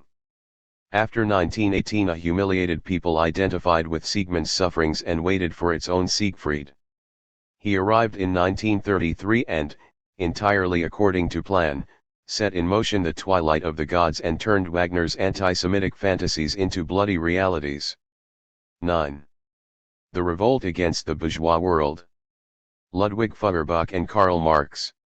However, before that occurred, 19th-century philosophers had been concerned with freeing the world. It is beyond doubt that it was through the ideas of Karl Marx, 1818 to 1883, that German philosophy became the most directly powerful in historical terms. Marx's position in communist states far surpassed that of the Church Fathers in Catholicism, because he had to share his fame only with his loyal friend Friedrich Engels, 1820 to 1895. The latter was clearly inferior to him intellectually, but Marx wrote several works together with him, and Engels completed Marxism's worldview in his book Herr Eugen Dürings Umwälzung der Wissenschaft, Herr Eugen Dürings Revolution in Science, the so-called anti-Düring, of 1887, though it was obviously the work of a philosophical dilettante. Since 1989, with the final collapse of the bloody social experiment that invoked Marx and Engels, it has been generally recognized that their influence was in fact very strong, but also much more short-lived than that of, say, Augustine, and that seeing in it the culmination of German, or indeed world philosophy, was a grotesque error not only of the moral sense, but also of the intellect. On epistemological and metaphysical questions, such as the mind-body problem that torments everyone with a philosophical bent, they not only had nothing original to say, they did not even understand them. Whereas Schopenhauer suffered from his atheism, Marx treated atheism as an intellectual matter of course, whose final achievement could only advance humanity. His sometimes apt critique of religion is based on a complete ignorance of philosophical religiousness in the manner of Leibniz or Kant, and on a naive ignorance of the potential danger of misusing an atheistic will to power. Even the true foundational problem of ethics remained foreign to him. He made a contribution to normative political theory only in his early work, while ignoring liberalism's lasting insights on the necessity of the separation of powers, indeed sweeping them aside as ideological, and to that extent he at least favored, through an enormous sin of omission, the rise of totalitarianism.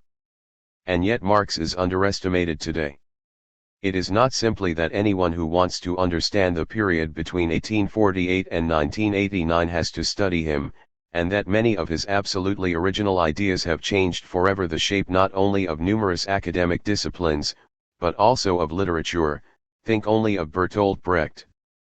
His often journalistic style has captivated readers through its witty, pointed emphasis and polemics, and the range of his culture is striking in the age of specialists with one-track minds. His typical combination of cold, sometimes cynical description of the social world, including that of proletarians, with the hot flame of his moral outrage has kept generations spellbound. In addition to all that, today the emotion with which he assigns a historical task to philosophy has something moving, even downright melancholic about it, precisely because the thread connected with it has disappeared.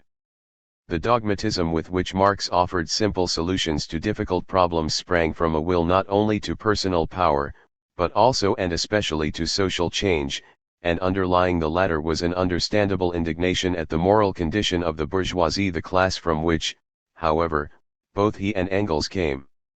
Not remaining indifferent to undeserved and conquerable suffering definitely ennobles philosophers. And understanding that capitalism is more than a kind of economy, that it undermines in subtle ways traditional virtues because it turns everything virtue, love, knowledge, and conscience into commodities, remains a considerable achievement, precisely because we have every reason to brace ourselves for a long duration of this system and to defend the timeless superiority of the market economy over a centrally planned economy. A sense for the exceptional subtlety of the Hegelian system and at the same time an imminent critique of it by alternative conceptualizations were for the most part more highly developed among conservative right-wing Hegelians, but it was nonetheless the left-wing Hegelians who were decisive for the history of European consciousness. Being the pupil of a great thinker is never easy, and sometimes it is a curse, because having understood the master's greatness does not mean that one shares it, or even that one has truly understood the arguments that underlie his insights. And if autonomy is one of the master's watchwords, splinter movements that do not necessarily lead to superior insights are pre-programmed. The feeling that Hegel had completed philosophy fed the need to criticize reality in accord with the demands of the new thinking, indeed, to transform reality. And since this was a violation of the Owl of Minerva adage, it led some to think that they had surpassed the master, and even that they were called upon to conceive entirely different philosophical ideas. The oppressive political situation in the Vormärz period, and the Christianity that had been interwoven with the Restoration and was no longer felt to be suited to the time, invited the sharpest criticism. Among the works of the left-wing Hegelians, the mature Marx was no longer one of them. The most influential was Das Wesen des Christentums, The Essence of Christianity, by Ludwig Feuerbach, 1804–1872.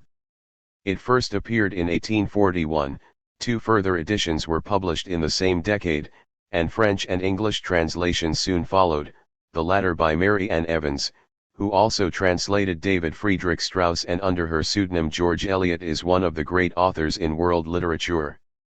Today, the study of this book is still strongly recommended to every intellectual Christian.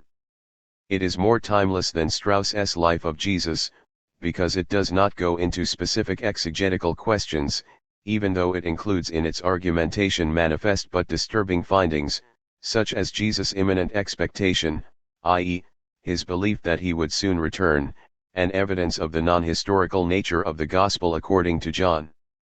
The son of Paul Johann Anselm Ritter von Feuerbach, an important penologist, Ludwig Feuerbach first studied theology with great seriousness, but then turned, under Hegel's influence, to philosophy, and finally acquired some knowledge of the natural sciences.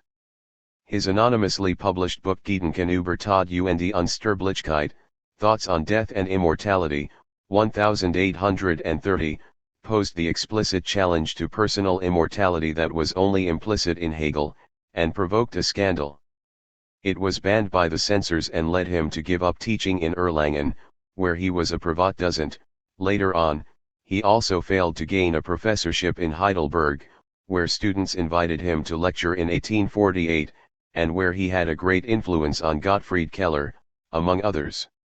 Nonetheless, a referee recognized that Feuerbach was the only person, Schelling excepted, who deserved such a professorship if only his philosophy were not so subversive.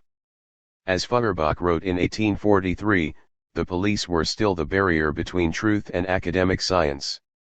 Feuerbach's magnum opus consists, like Kant's critiques, of two parts, an analytics and a dialectics, along with an appendix that demonstrates astonishing knowledge of the history of theology.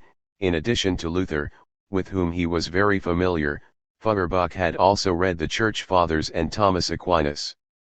In the first part, Feuerbach seeks to find meaning in religion by revealing its true, that is, its anthropological essence. In the second, he attacks its untrue, that is, its theological essence, by trying to uncover contradictions in Christian dogma.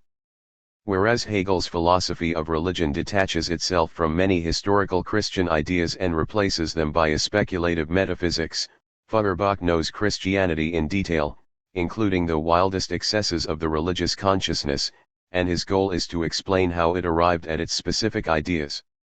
Such an explanation cannot rely on extra-worldly factors, for only human factors underlie religion. Feuerbach thus counts as the father of religious studies, as distinct from theology, even though he does not proceed, as the modern discipline of religious studies does, in a value-neutral way, but is instead driven by an anti-theological affect. Theology will be discussed neither as a mystical pragmatology, as it is by Christian mythology, nor as an ontology, as it is by speculative philosophy of religion, but rather as a psychic pathology. Like Epicurus, he pursues a therapeutic goal, that is, he seeks to free humans from religious alienation by helping them to rid themselves of self-contradictory ideas, which are also incompatible with the age of modern railways and steam-powered vehicles, and especially of a morality hostile to the body, which Protestantism had already conquered.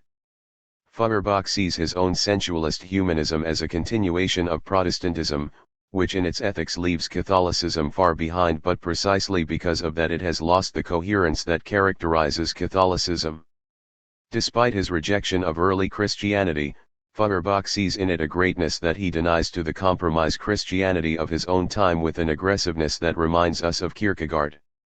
If no divine revelation underpins religious ideas, what then are they based on?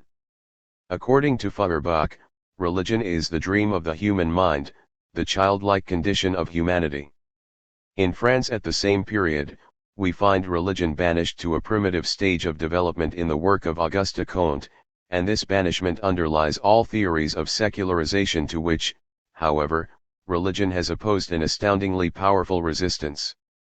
Presumably it will outlive all such theories. What is specific to Feuerbach's theory is its background in Hegel's philosophy of consciousness and his theory of the speculative sentence, according to which the subject has no meaning independent of its predicates. In Feuerbach's work, religion is a way in which humans behave toward themselves, or more precisely toward their essence as another essence.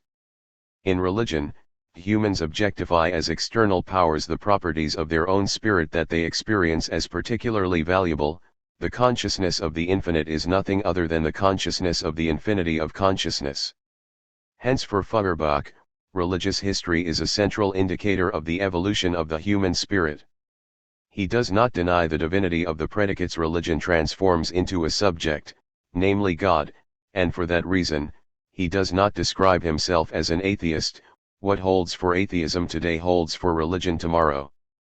His proposition that a property is not divine just because God has it, but instead God has it because it is divine, is the argument of a good Platonist. The intelligent Christian tradition has taught that God does not have, but rather is his properties.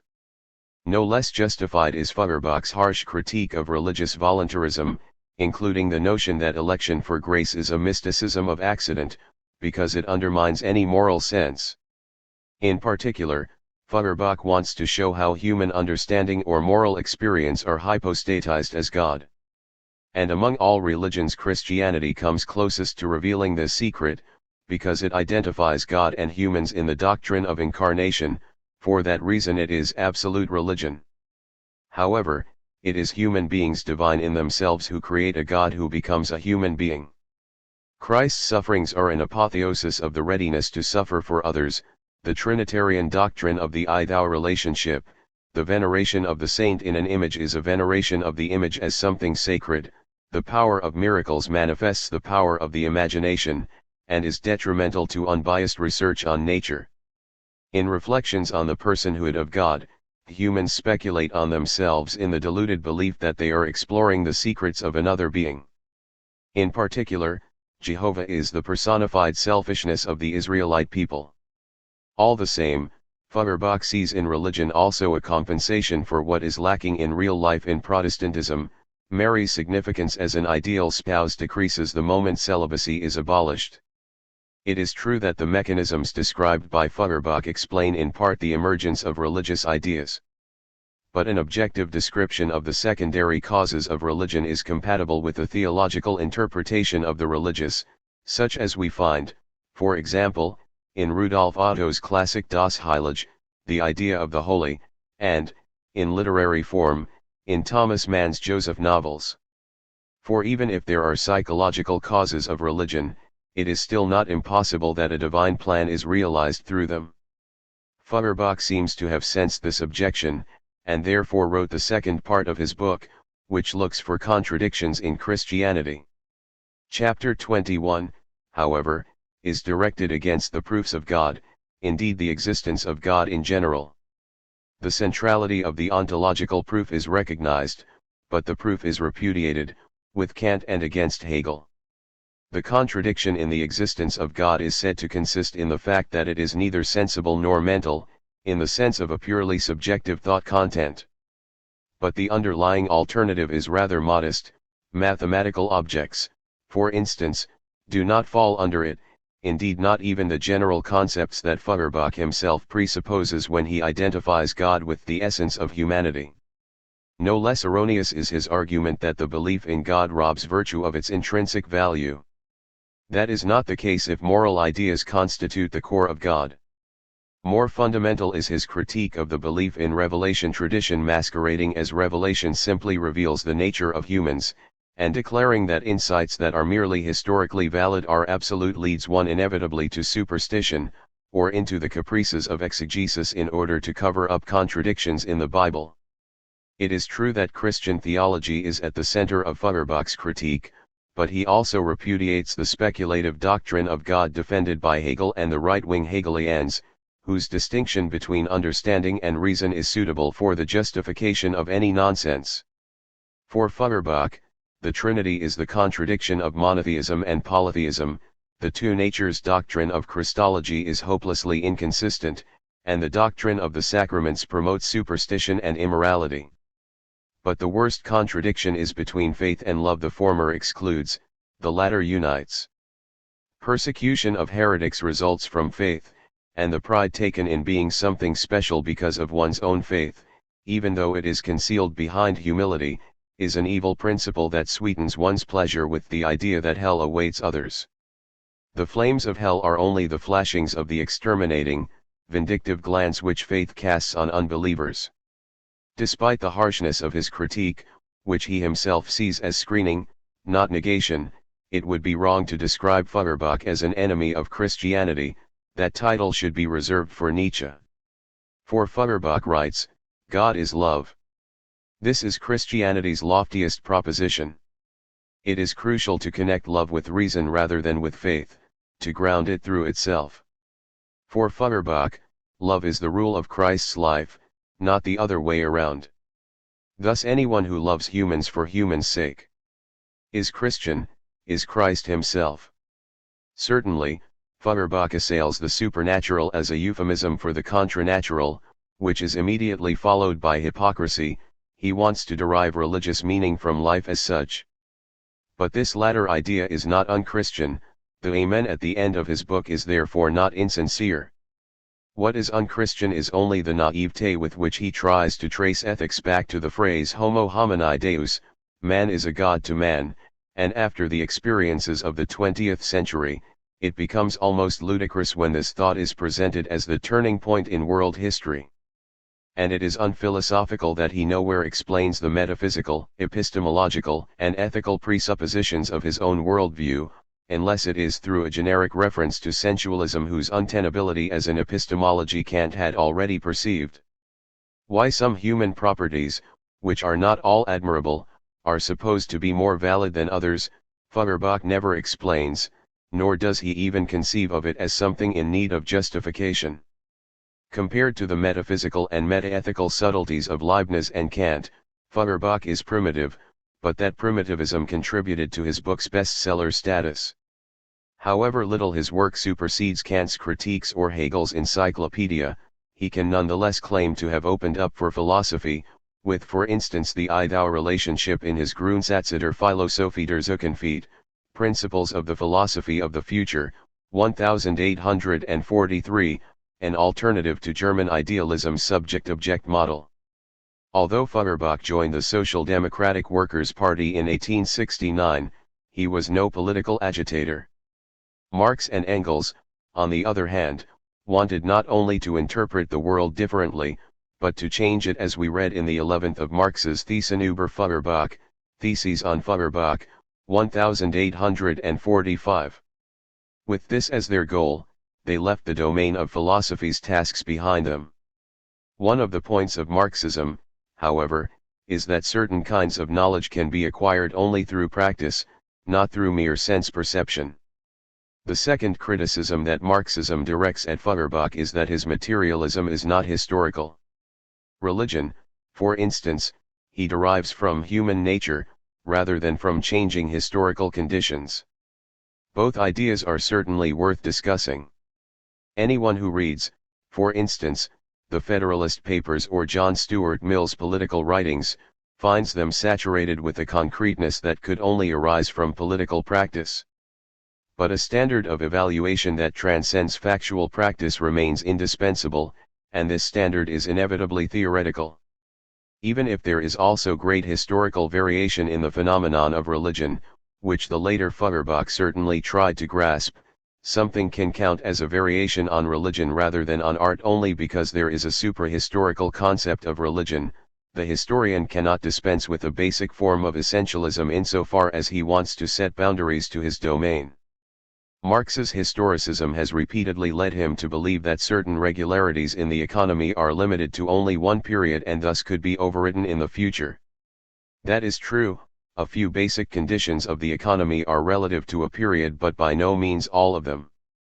The historical school of national economics, of which Marx was not the only member and which had its center in Germany, proved methodologically incapable of distinguishing between conditions that are relative and those that are not.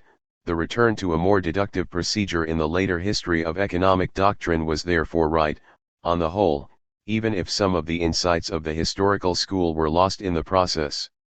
The left-wing Hegelian who influenced the young Marx most was his teacher Bruno Bauer, 1809 to 1882. Although Strauss originally described Bauer as a right-wing Hegelian, his critique of the New Testament ultimately went beyond Strauss and led to the loss of his position at the University of Bonn. Marx's break with Bauer was triggered by the pompousness of the left-wing Hegelians, who attributed to their theological debates an importance that in his view was infinitely surpassed by real contemporary events. In 1843 Marx already wrote his Kritik der Hegelschen Staatsrechts, critique of Hegel's constitutional law, in which he reproached Hegel, as Aristotle had Plato, for having neglected true reality by starting from the idea. In addition to his nostalgic invocation of the ancient republics and his interest in parallels between theological and political concept formation, an interest that anticipates Carl Schmitt's, his criticism of modern bureaucracy, a course no one can get out of, and his commitment to democracy as the solved riddle of all constitutions are of special importance. In 1844, he published only one part of it, Zur Kritik der Hegelschen Reichsphilosophie. Einleitung, Contribution to a Critique of Hegel's Philosophy of Right, an introduction, in which the proletariat was associated with messianic hopes.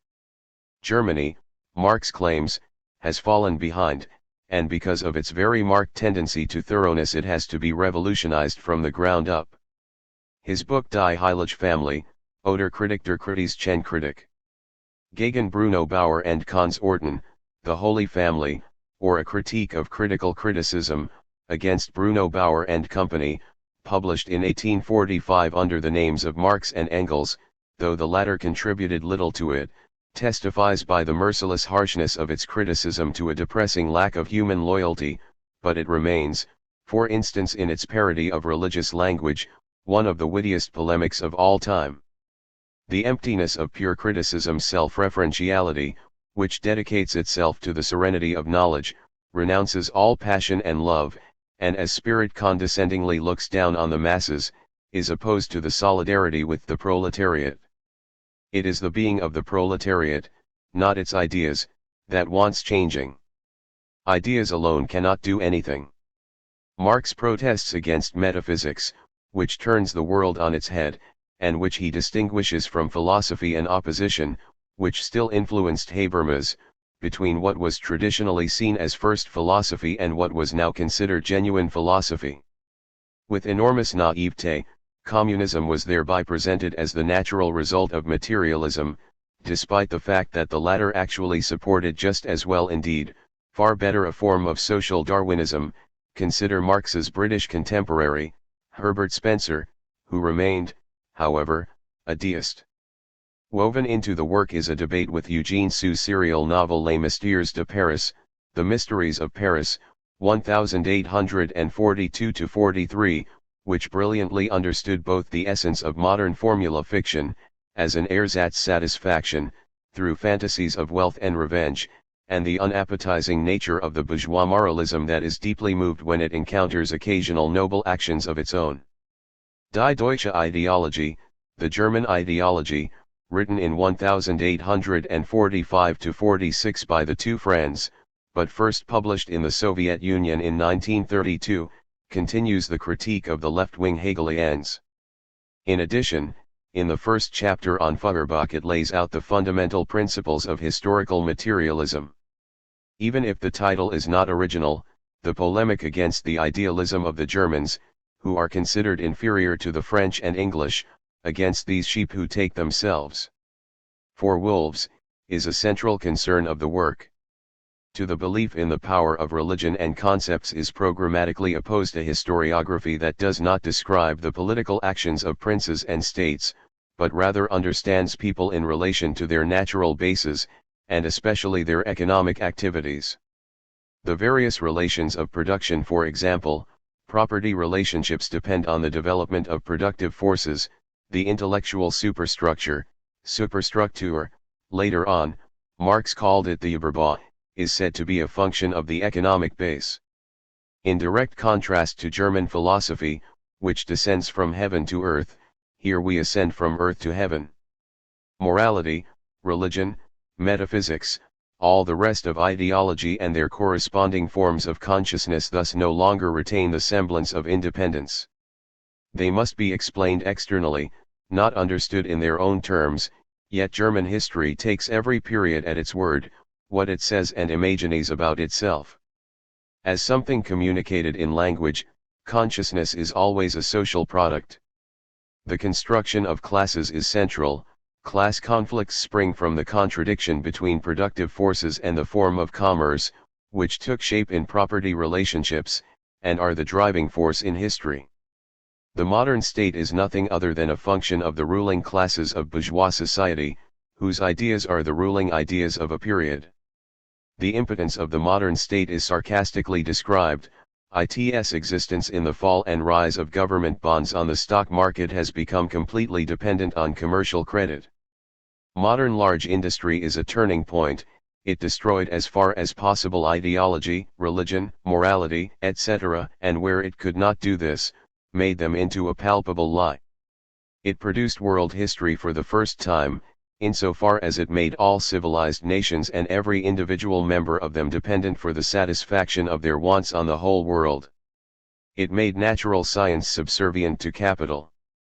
However, the present was determined by the impoverishment of the proletariat and the alienation resulting from capitalism's high degree of the division of labor. As an alternative, Marx envisages the idea of a communist society where nobody has one exclusive sphere of activity but each can become accomplished in any branch he wishes. Society regulates the general production and thus makes it possible for me to do one thing today and another tomorrow. How is humanity to achieve such a society? The suffering of alienation must become intolerable, especially through the contradiction between poverty on the side of the proletariat and wealth and culture on the side of the bourgeois. At the same time, the proletariat must be internationalized, which is possible thanks to the emergence of a global market, and the pressure of suffering must drive it not to criticism, but to revolution. This revolution is welcomed, because with it human beings become active subjects of history. Marx and Engels imagined that by identifying a real causal mechanism they had transformed communism from an ideal into a genuine movement, and this is connected with their claim that they had overcome utopian socialism by means of scientific socialism. The transition from the early to the mature Marx, who is more an economist than a philosopher, is quite continuous, even if around 1968 this was disputed by neo-Marxists who wanted to rescue Marx from Soviet co-option. The shift to the study of economy began in the Misère de la Philosophie, the Poverty of Philosophy, 1847, which was directed against Pierre-Joseph Proudhon. Here Marx articulates the theory of value that he maintained right to the end, that the value of a product is proportional to the minimal labor time, that is, because of competition, the average labor time over the long run, required to produce it. The importance of demand for the constitution of value is generally downplayed. Marx engages in polemics both against the Englishman David Ricardo, who transformed men into hats, and against the German Hegel, who transformed hats into ideas. He rightly accuses the contemporary national economics of failing to clarify the institutional parameters within which economic activity takes place. He erroneously concludes that these are always historical and ephemeral, and that the principles and laws of the economy do not precede the people's action, and are changeable depending on the development of the productive forces. He mercilessly describes the exploitation of children and the human machines that industrial capitalism produces. Contemporary economics is divided into the fatalistic, the romantic in which the former's naive indifference becomes coquetry, and the humanitarian philanthropic, which wants to make every person a bourgeois. His own communist economics, Marx declares, is no longer doctrinaire, but rather revolutionary, which means, of course, that any criticism of it is counter-revolutionary. The work by Marx and Engels that is most widely read is Das Manifest der Kommunistischen Partei, Manifesto of the Communist Party, 1848, which is more a political pamphlet than a text presenting a coherent argument. The magniloquent language with which the historical and worldwide achievement and the moral atrophy of the bourgeoisie are depicted is splendid, and repeatedly hits the nail on the head. The bourgeoisie has pitilessly torn asunder the motley feudal ties, and has left remaining no other nexus between man and man than naked self-interest, than callous cash payment. It has resolved personal worth into exchange value. For exploitation, veiled by religious and political illusions, it has substituted naked, shameless, direct, brutal exploitation. Whereas the members of earlier classes could work their way up, it is the fate of today's proletarians to sink ever deeper if they do not unite and join the Communist Party. The bourgeois fear of losing higher education in communism is hypocritical, because for most people today education consists in being trained to be machines, and the fear of the destruction of marriage is also hypocritical because the bourgeois seduce not only the wives and daughters of proletarians but also each other's wives. It is a question of overcoming the position of women as instruments of production as well as a nationalism from which the hostile attitude of nations to one another proceeds. Marx's own approach is also distinguished from deficient forms of socialism, such as those that want to achieve their goals by peaceful means. Among Marx's numerous occasional writings on politics, the most brilliant, and possibly also his best book in general, is Der 18e Brumaire de Louis Bonaparte, the 18th Brumaire of Louis Bonaparte, 1852, which describes Bonaparte's 1851 coup d'état. A present-day counterpart analyzing Berlusconi's perversion of Italian democracy would be a desirable sign that Marx's form of analysis is not yet dead. The categorical differentiation of his political sociology here reaches an apex, and with its mixture of satire and tragic outcry the work is also stylistically first-rate.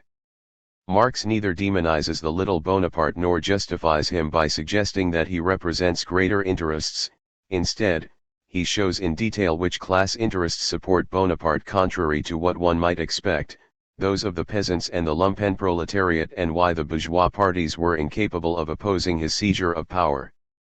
There is a masterly description of the empty pathos that imitation of a greater predecessor entails. Marx contrasts it with the lack of predecessors for the communist revolution, which has the unfortunate consequence that the latter cannot be imagined concretely in any way. The foolishness of putting one's trust in a new constitution that is neither particularly good nor enjoys social recognition is rightly mocked, since force without phrases must win out over the force of phrases, but a general contempt for law is bound up with this and has been one of Marxism's greatest moral weaknesses. We also have to grant Marx that a republic without, or even with, universal suffrage is no guarantee of a just politics, but that does not mean that there is a better alternative to it. Marx's numerous economic writings, for instance Zur Kritik der politischen Ökonomie, a contribution to the critique of political economy, 1859, which has an important foreword, culminate in Das Kapital, Capital, whose first volume appeared in 1867, Engels published the second and third volumes in 1885 and 1894, on the basis of manuscripts. Its categorical development, inspired by Hegel, of the basic economic categories, the enormous knowledge of the history of economy and its doctrine that it demonstrates, and caustic remarks on crimes such as colonization and the pauperization of workers that go hand in hand with the capitalistic transformation, guaranteed the book its status as a classic. And so it remains, even if the underlying labor theory of value is untenable, with the result that the theory of surplus value, on which the thesis of the exploitation of workers is based, a thesis that is certainly not always false, also collapses. With the refusal to take seriously Malthus's important integration of demography into economics, and the view of labor as the only factor of production, Marx falls below the level of what had already been achieved before him, and it was pure dogmatism when, in the 20th century, Marx's economic theory was defended against the scientific revolution that neoclassical theory had in the interim brought into being. Nonetheless, Marx made brilliant use of, for example, the distinction between use value and exchange value to explain the fetishistic character of commodities. Exchange value proceeds from social relationships, and these social relationships disappear in the sensible object of the commodity, and are, so to speak, objectified. A commodity is therefore a mysterious thing, simply because in it the social character of men's labor appears to them as an objective character stamped upon the product of that labor, as social, natural properties of these things, because the relation of the producers to the sum total of their own labor is presented to them as a social relation, existing not between themselves, but between the products of their labor. The desire for commodities blinds people to the complex process that produces them, and the social world is conceived in accord with the model of external objects. It is reified, to use the language that has been standard since George Lukács's Geschichte und Klassenbewusstsein, History and Class Consciousness, 1923. Analogously, Marx discusses the magic of money and the fetish of capital. To be sure, he is right in saying that capitalism substitutes for the commodity money-commodity process a money-commodity money process. Money is not so much a medium of exchange used to get commodities as commodities are a means of increasing money.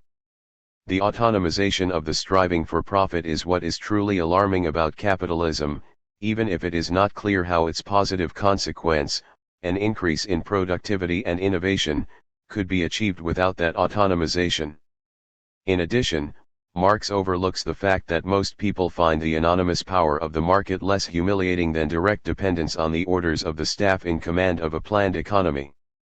His expectation that the proletariat would experience increasingly severe impoverishment has fortunately not been fulfilled, and the absurd hope that a dialectical leap would lead directly from pauperization to a classless society has only contributed to the discrediting of the dialectic.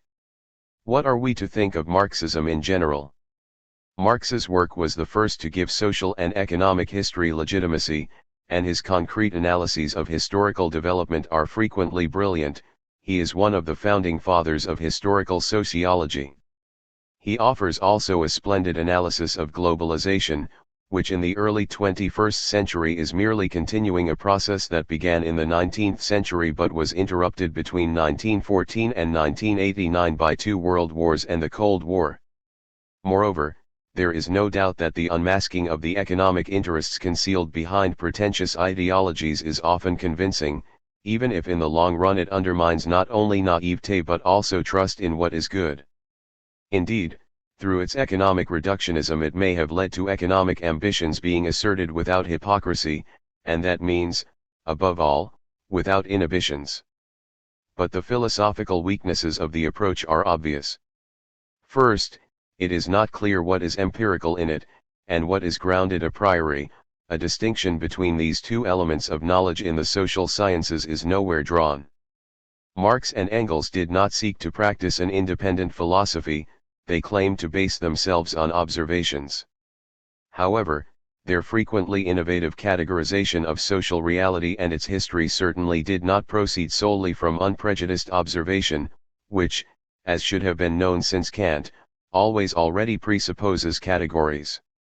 In particular, the polemic against Hegel's idealistic dialectics is off-target, first because his theory of concept development does not seek to answer scientific questions of causality and does not imply that human ideas are the moving principle of history. Second, Marx's emphasis on the primacy of the economic is one-sided. Both politics and religion have influenced economic events, they do not merely react to them, as is acknowledged in a few passages, and therefore the hope harbored by someone like Ferdinand Lassalle, that the state could restrain capitalism, is reasonable. If in 1844, following Heinrich Heine, whom he knew, Marx called religion the opium of the people, that was partly a way of belittling it, since religion can also stimulate violence, and partly a neglect of the foundation of common values that can follow from religion and therefore positively transform history. Indeed, Marx and Engels nowhere see that religion is a recognition granted, for the most part a naively reifying one of an ideal world to which anyone who makes a claim to validity must refer. How the human mind can be capable of grasping truth if it is only a function of matter and economic interests is not easy to understand, and thus the question naturally arises as to why we should take Marx and Engels' own theory seriously. Carelessness in dealing with the central task of justifying one's own claim to philosophical truth begins with Schopenhauer. Marx and Engels represent the next step, but they will be far surpassed by Nietzsche. Third, since a legal solution of conflicts minimizes the violence that most brutally robs people of their autonomy, there are moral grounds for avoiding revolutions. Marx and Engels's enthusiastic invocation of the day whose dawn is the reflection of burning cities in the sky, when the guillotine strikes the beat, by contrast, represents a horrifying break with the Western ethical tradition, even if eschatological ideas owed to Judaism and Christianity continue to operate in Marxism in a secularized form. But to them a solid ethical foundation must be preferred, which Marx and Engels never worked out, since they basically assumed that revolution would take care of everything. From this point of view, the question as to how one grounds ethical claims and cultivates virtues such as generosity and compassion appears obsolete, as does concrete social policy. In addition to his criticism of the labor theory of value, the theory of pauperization, and the instrumentalization of democracy, the revisionist social democrat Edward Bernstein, 1850–1932, advocated a return to Kant in order to save what could be saved in Marxism. His motto, "Kant against Kant," is famous. If we compare Marxism with the French philosophy that most closely resembles it, that of Auguste Comte, which also offers a purely immanent worldview and makes knowledge of the world culminate in sociology, the German's enthusiasm for revolution immediately strikes us, whereas Comte can be seen to connect order with progress and to assign positive value to religion, seeking to use it for his own goals despite his atheism. This is explained by the fact that the high price to be paid for a revolution was much clearer to the Frenchmen than to the Germans, who felt a need to compensate for their lack of successful revolutions. In Marxism, the automatic character of historical development replaces any kind of ethics, an arrangement that would be preposterous even if the triumph of communism were guaranteed. But fourth, the prediction that a communist society would be the final outcome of history does not accord with experience, which teaches that economies tend to stagnate without competition. It is a prophecy grounded in fascination with the Industrial Revolution and the productive forces it unleashed, which for the first time offered the prospect that poverty might be overcome historically. But why this should be accompanied by the abolition of private property is nowhere explained. It is not inaccurate to say that freedom can be won only by the community, but this is true only if the community is not acting under compulsion.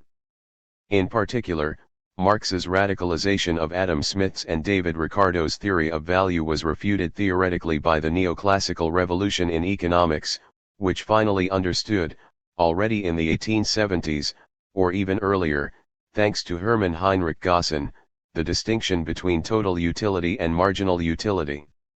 Among other things, Marx's theory is not capable of explaining the value of scarce unprocessed resources, and thus is not a good foundation for an environmental economics, even if passages on the destruction of the environment as a result of capitalism are to be found in Das Kapital.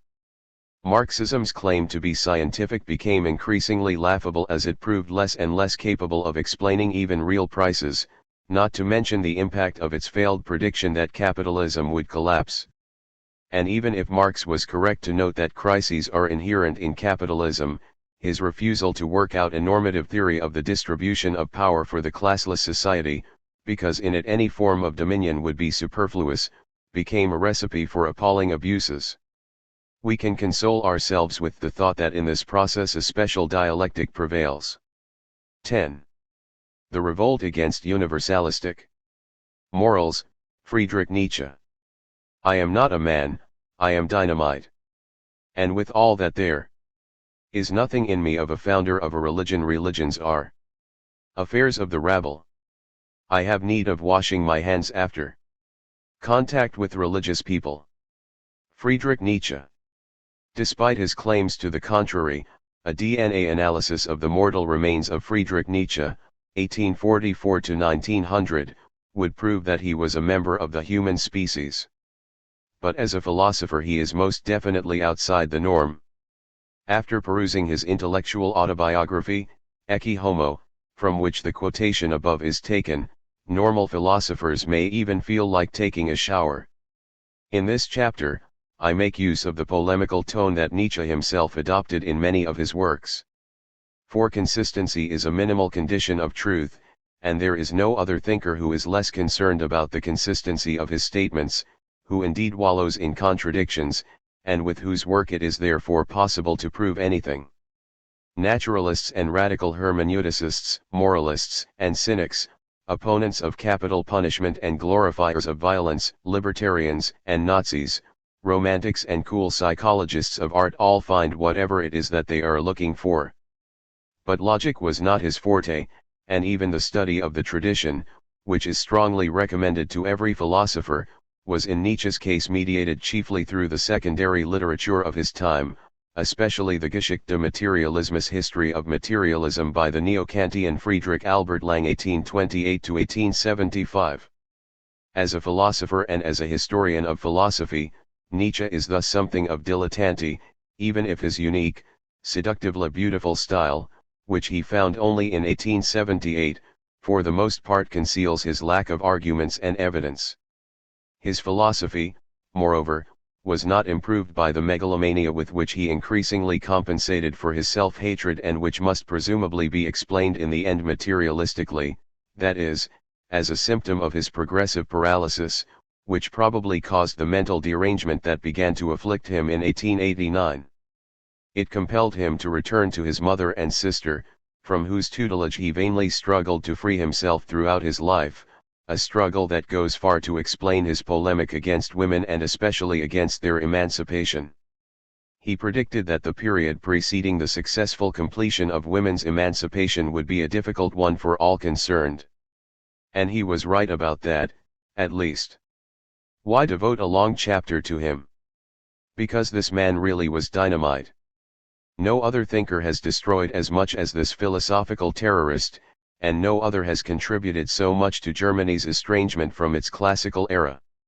The only figure of that time whom Nietzsche venerated was Goethe, and he acknowledged Hegel's superior historical instinct. But it is also true that he could demolish so much only because what he attacked was already rotten. Instead of haughtily ignoring the hollowness of German culture after political unification in 1871, he conceptualized it better than anyone else, even if it was not really his aim to be a soldier of culture. What is more, his criticism of his time remains relevant because much of what he scourges, for example, the increasing importance of newspapers, continues to spread, while the standards of high culture have grown even weaker. However, Nietzsche's tragedy consists in the fact that the low quality of his philosophical technique, along with his phenomenological power and brilliant style, accelerated the cultural decline. Journalists and intellectuals prefer to read him rather than Leibniz or Kant, and this has not improved the press or the culture industry. His discontent prophetically anticipated that of whole generations which fell under his spell, because he expressed their sensitivities with unsurpassable incisiveness. Good philosophy is considerably more than expressiveness, but like art, it also has a duty to express, and expressionist philosophers of Nietzsche's rank have never existed before or since.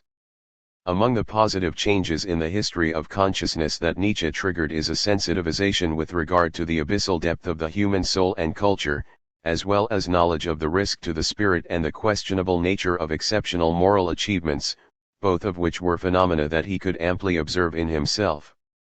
Thomas Mann is the most important, though certainly not the only beneficiary of Nietzsche's insights, and he is so important because he broke with Nietzsche's ethics and integrated his specific insights into a worldview that was far closer to that of German idealism than he himself knew. At the same time, Nietzsche bears the main intellectual responsibility for the German adventure of crushing the Christian order of values and the creation of an alternative value system that dripped with the desire to kill, and then for the worldwide spread of a vulgarly pretentious relativism that since 1989 has often paralyzed those who have thrown off Marxism. But Nietzsche himself was neither murderous nor vulgar, and from the middle of his career he was even a despiser of German nationalism and especially of the anti-Semitism of his time. Most philosophers have been healthy, but Nietzsche was a man who battled numerous diseases and therefore had an enormous sensitivity to the bodily presuppositions of philosophizing that are not likely to occur to a healthy person. His affirmation of life despite the pains he suffered, and despite the absence of any prospect of a life after death, has something heroic about it, and, in his rejection of happiness, also something Kantian, but his psychological insights tell us why he increasingly affirmed others' suffering as well. His physical awkwardness, which manifested itself, for instance, when he volunteered for military service in 1870, was compensated by unusual talents in various domains. He was capable as a philologist, competent as a composer, innovative as a lyricist, and brilliant as a psychologist. In addition, he had a Luther-like sense of an unconditional duty to be sincere, even at the price of complete isolation from his fellow men. Indeed, even at the price of destroying a world.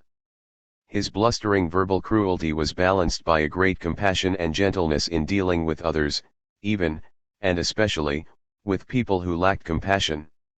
Since he increasingly regarded this as a weakness, he forced himself to be hard, but he directed the hardness mainly against himself. He abolished his youthful romanticism and suppressed his yearning for friendship. But his hymns to hardness inspired people who were his opposites. In him we can recognize what seems to be a general truth, that aesthetic sensitivity, psychological acuteness, and philological and historical knowledge are more damaging than useful, if they are not accompanied by logical intelligence and a sense for a consistent metaphysics, and that the combination of great virtues with a few weaknesses is often more dangerous than an unadulterated brew of all the vices. Already appointed professor of classical philology in Basel in 1869, in early 1872 Nietzsche published Die Geburt der Tragödie aus dem Geist der Musik, The Birth of Tragedy Out of the Spirit of Music. The book triggered heated controversy. The young Ulrich von Wilhelm-Moitz-Moellendorff, who was to become Germany's most important philologist, attacked it in the two parts of his Zukunftsphilologie. Philology of the Future.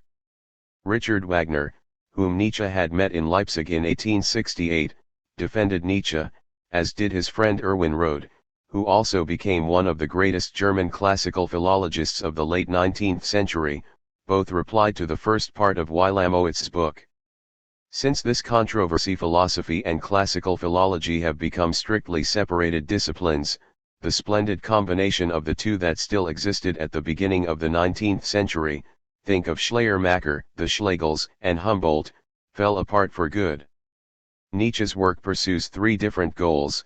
It seeks to provide a philological explanation of the origin of Greek tragedy, following Schopenhauer, whom Nietzsche read as early as 1865, and who is the only philosopher whom he really knew, except for the pre-Socratics. The book offers a new aesthetic theory based on the categories of the Apollonian and the Dionysian, and explains the decline of art by arguing that the vital, amoral power of the Dionysian was destroyed by Socrates' Apollonian rationality, and it makes the case for Wagner's music drama, which is interpreted as a congenial renaissance of Aeschylean tragedy. Here once again the Germans are the new Greeks. However, Greeks and Germans are no longer united by the philosophy of the Logos, but on the contrary by their susceptibility to an irrational power. The appeal to antiquity has become anti-humanistic. Later, when he no longer had hope that he might influence contemporary German culture, Nietzsche declared that the French were the new Greeks, and traced the barbarity of the Germans back to Luther, whose peasant revolt against the intellect prevented the dissolution of Christianity that had already begun with the Renaissance papacy. His promotion of Wagner and Schopenhauer was couched in an overblown style and with the fervor of an adherent to the religion of art. The expression is chosen advisedly, because Schopenhauer and Wagner had to fill the vacuum that developed in Nietzsche when as a teenager he lost the Lutheran belief of his ancestors. His father was a pastor, his grandfather had been a church superintendent, and he himself initially enrolled at the University of Bonn to study theology, partly as a result of reading David Friedrich Strauss. Nietzsche was one of the first to note the power of the irrational among the Greeks. Although music played a role in Greek tragedy that is central but difficult to reconstruct, the anti-Aristotelian glorification of the origin and the harsh criticism of Euripides are problematic in Nietzsche's book. Euripides's interpretation of reality is wrongly connected with Socratic optimism.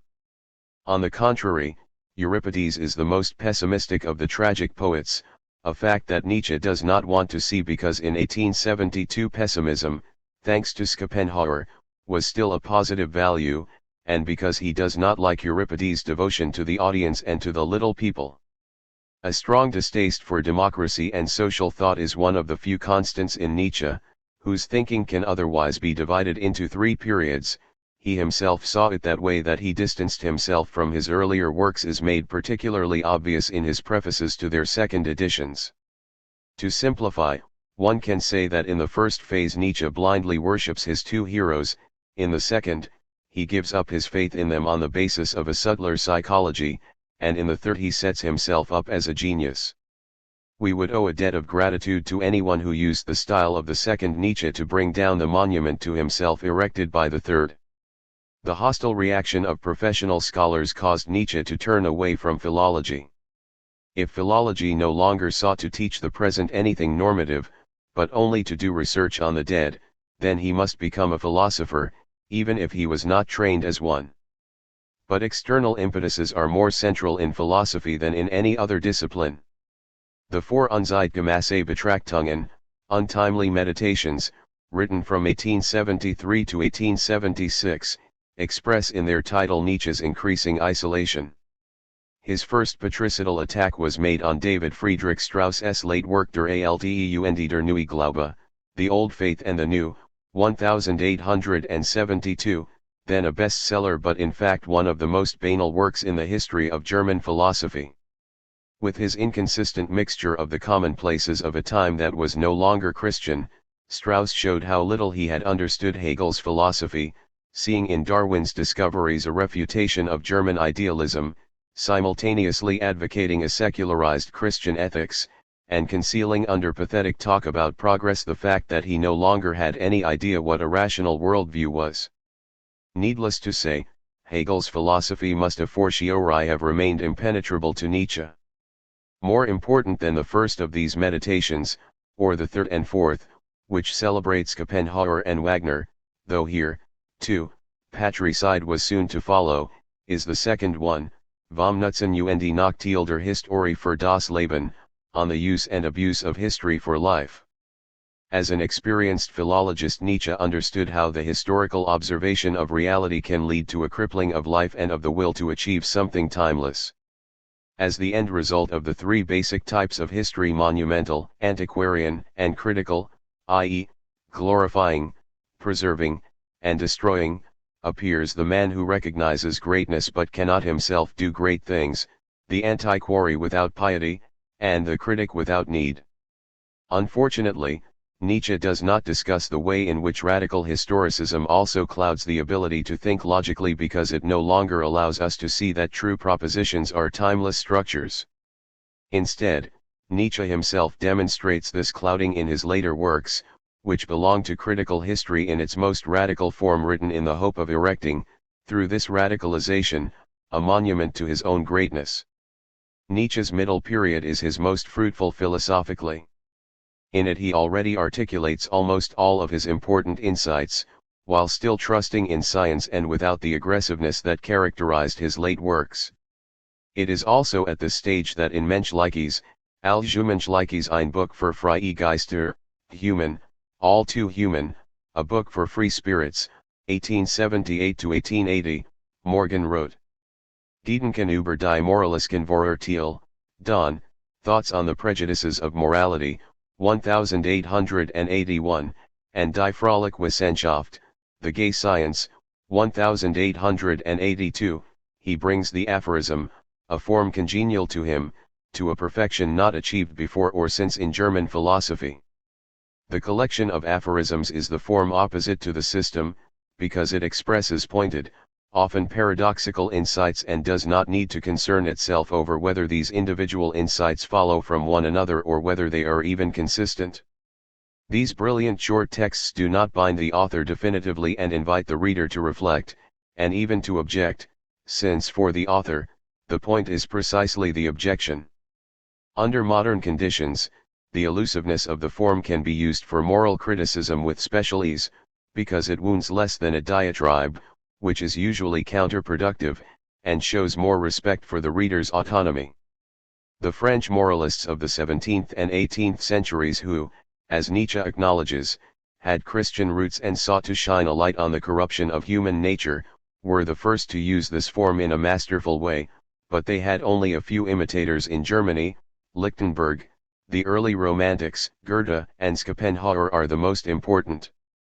Nietzsche owes much to the French model, which he supplements, however, insofar as he does not always deny the subjective honesty of moral ideologies, but denies only that something objectively true underlies them.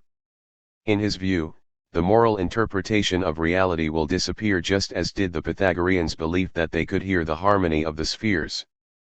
Paradoxically, it was the Kantian revolution in moving ethics toward autonomy that ensured the triumph of the aphorism, "Someone who sees freedom as the highest good will find his new sensibility wounded not only by Aquinas' Summa Theologica but also by Kant's critique of practical reason." This sensibility will be still more deeply satisfied if, in addition to avoiding the treatise form, one also exposes the morally questionable motives of the preacher of morals. The paradox of Nietzsche, a moralist who did not believe in objective morals, consists in the fact that in the long run he undermines the moral subtlety that animated the genre and at first animated Nietzsche himself. No doubt Nietzsche perceived, with great pain, the hypocrisy of bourgeois morality and, increasingly, that of the art scene as well. He also practiced stern self-criticism. The Nietzsche of the middle period often talks about himself, even if he does not yet call himself by name. What a great deal of vanity, the human thing in itself, how great a desire for superiority and a fear of inferiority underlie so-called virtues, for instance, pompously telling the truth because one doesn't trust one's ability to dissemble. How much lurking meanness underlies everyday conversation no one felt more deeply than this moral rigorist. Reading him is more challenging than making one's severest confession. For no matter how disastrous Nietzsche's battle against the levelers, i.e., universalism, was, he acknowledged that modern formalism is often blind to the wealth of values and virtues possessed by the tradition, and what distinguishes even the late Nietzsche from commonplace atheists and positivists is how seriously he takes moral differentiation, which nothing can breed so readily as religion does. The first volume of the first of 3 collections of aphorisms is Nietzsche's best book, because it is the most comprehensive and the least extreme. At the outset, the metaphysical philosophy to be overcome is opposed to a historical philosophy. A lack of a sense of history is said to be the hereditary defect of all philosophies. At the same time, Nietzsche's own method is called, in homage to modern natural science, a chemistry of concepts and feelings. It inevitably proceeds deterministically.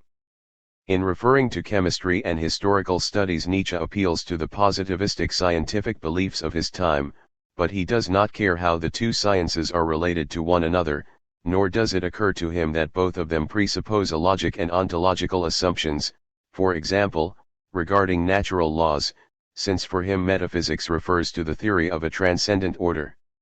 For Nietzsche, our metaphysical errors are the result of seduction by language and an overestimation of logic, whose presuppositions in no way correspond to reality. However, Nietzsche seems not to notice that with this judgment he undermines the foundations of the sciences. In fact, in his third phase, he harshly opposes the sciences' claim to truth, while at the same time hating skepticism because it provides a basis for the reintroduction of Christianity. The criticism of the false conclusions of the dream logic in Nietzsche's profound analyses of dreams, which partly anticipate Sigmund Freud's Die Traumdeutung, the interpretation of dreams, 1900, presupposes the ascent to logical rigor as an advance. In all his attacks on metaphysics, Nietzsche absolutely acknowledges that, along with the age of metaphysics, incentives to create enduring institutions that will survive oneself are no more. His own era is described as the age of comparison and acceleration. And its essence is instability, indeed barbarity. Life maintains itself, it seems, only through self-deception as to one's own motives, but also those of recognized models. The beast in us wants to be lied to. Morality is a lie that is necessary to prevent it from tearing us apart. Religion is not based solely on hypocrisy, but also on strenuous and successful self-deception. The free spirit, about whose ideal way of life Nietzsche has many intelligent things to say, observes this world without sputtering and thereby arrives at peace of mind. The praise of cool-headed knowledge is a legacy from Schopenhauer, as is the thesis that the will is the intellect's prompter. However, Nietzsche also inherited from Schopenhauer the problem of explaining how the free spirit can know reality if it is, as he claims, in its essence hostile to the mind.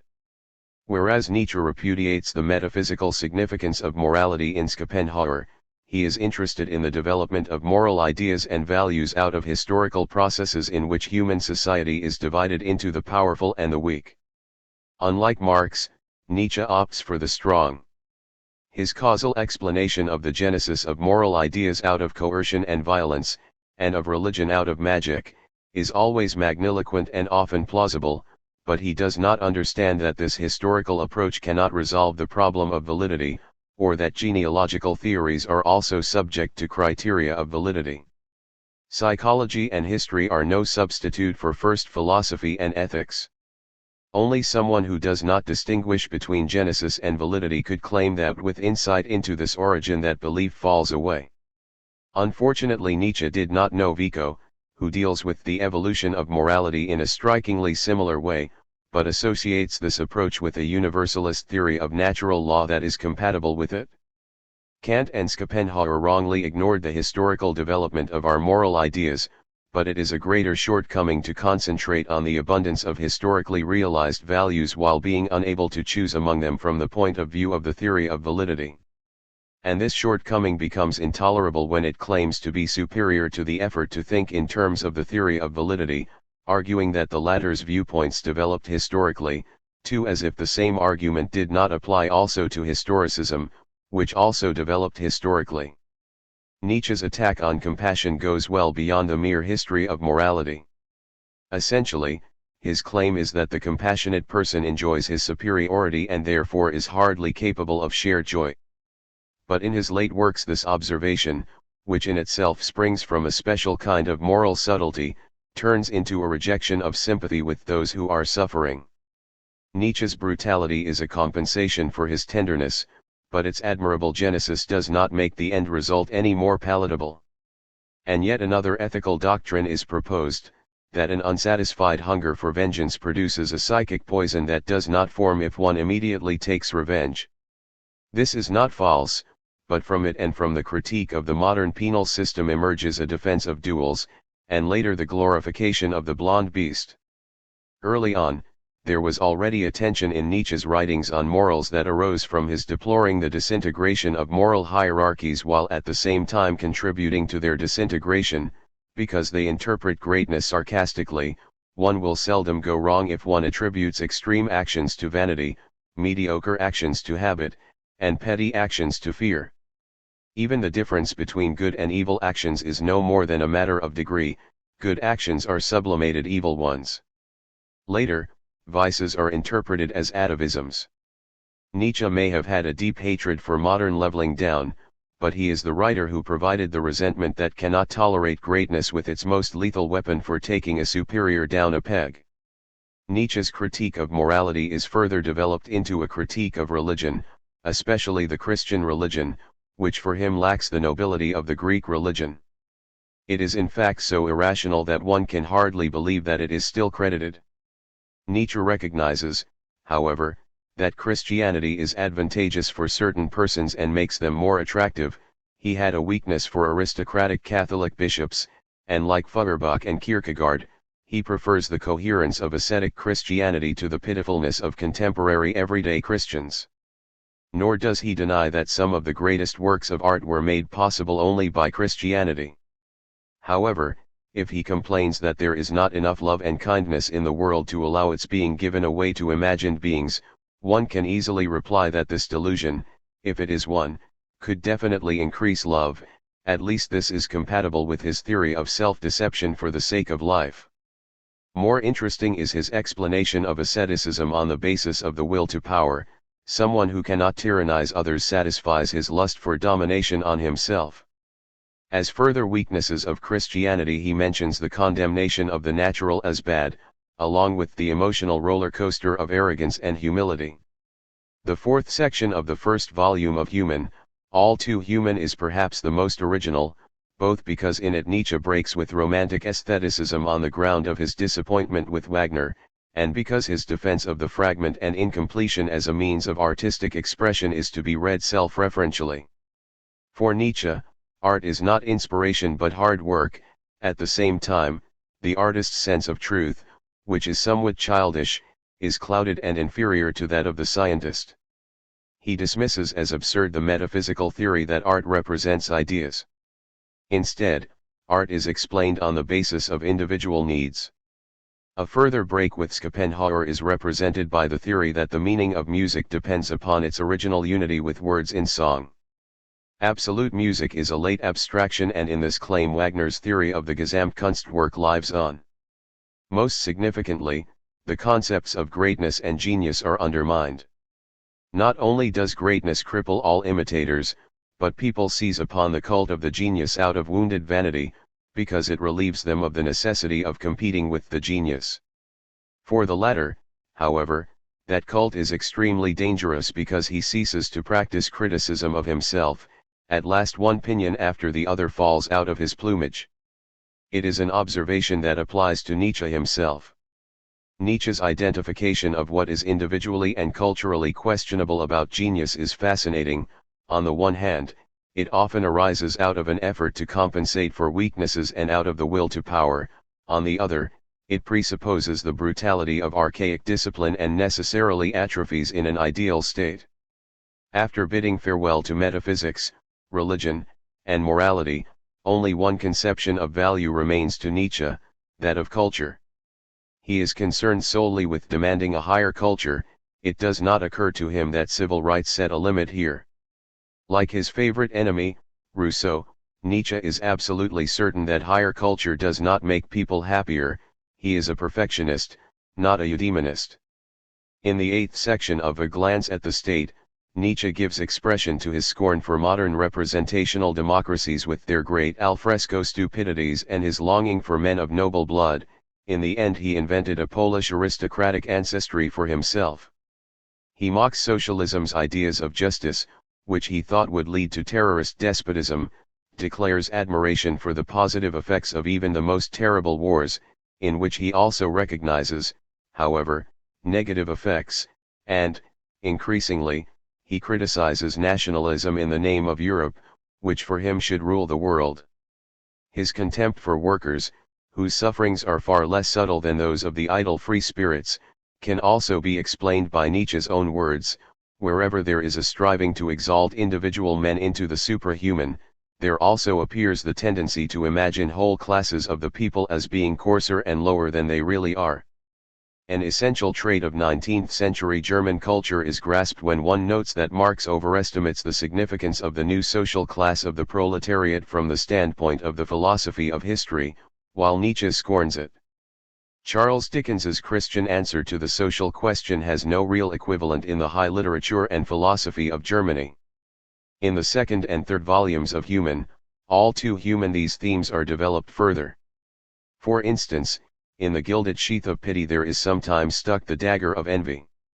In addition, there is criticism of the mendacity of German education, which had begun to oblige people to rejoice in complex artworks, criticism too of scholars whom he calls skillful dwarves, as well as the praise of the Greeks as a foil to the present. We employ our freedom to speak of them so as to be allowed to remain silent about others. And in counterpoint to attacks on socialism, there is polemic against plutocracy: only those who have intellect should have property. The demand for rule by those who have knowledge and not by political parties is Platonic, but the attack on reason in the world and a teleological interpretation of nature is anti-Platonic. This contrast could not go on indefinitely. The pathos of being close to the nearest and smallest things, instead of reveling in otherworldly spheres, grew stronger. At the same time, Nietzsche thinks he differs from earlier moralists because he dissects and does not preach. In the preface to the second edition of Dawn, Nietzsche refers to the thou art, which also guides his subversion of morality. It takes place out of morality, out of honesty, and to that extent it is a self-cancellation of the moral. But an experienced logician would see in this rather a self-cancellation of immoralism, which presupposes what it challenges. On the other hand, No contradiction is involved when a theoretically valid position takes its own dim origins to heart. For Nietzsche, one of the origins of morals is respect for customs, whatever their content might be. They were challenged, for example, by the madness from which a moral evolution often began and which innovators have consequently yearned to have themselves.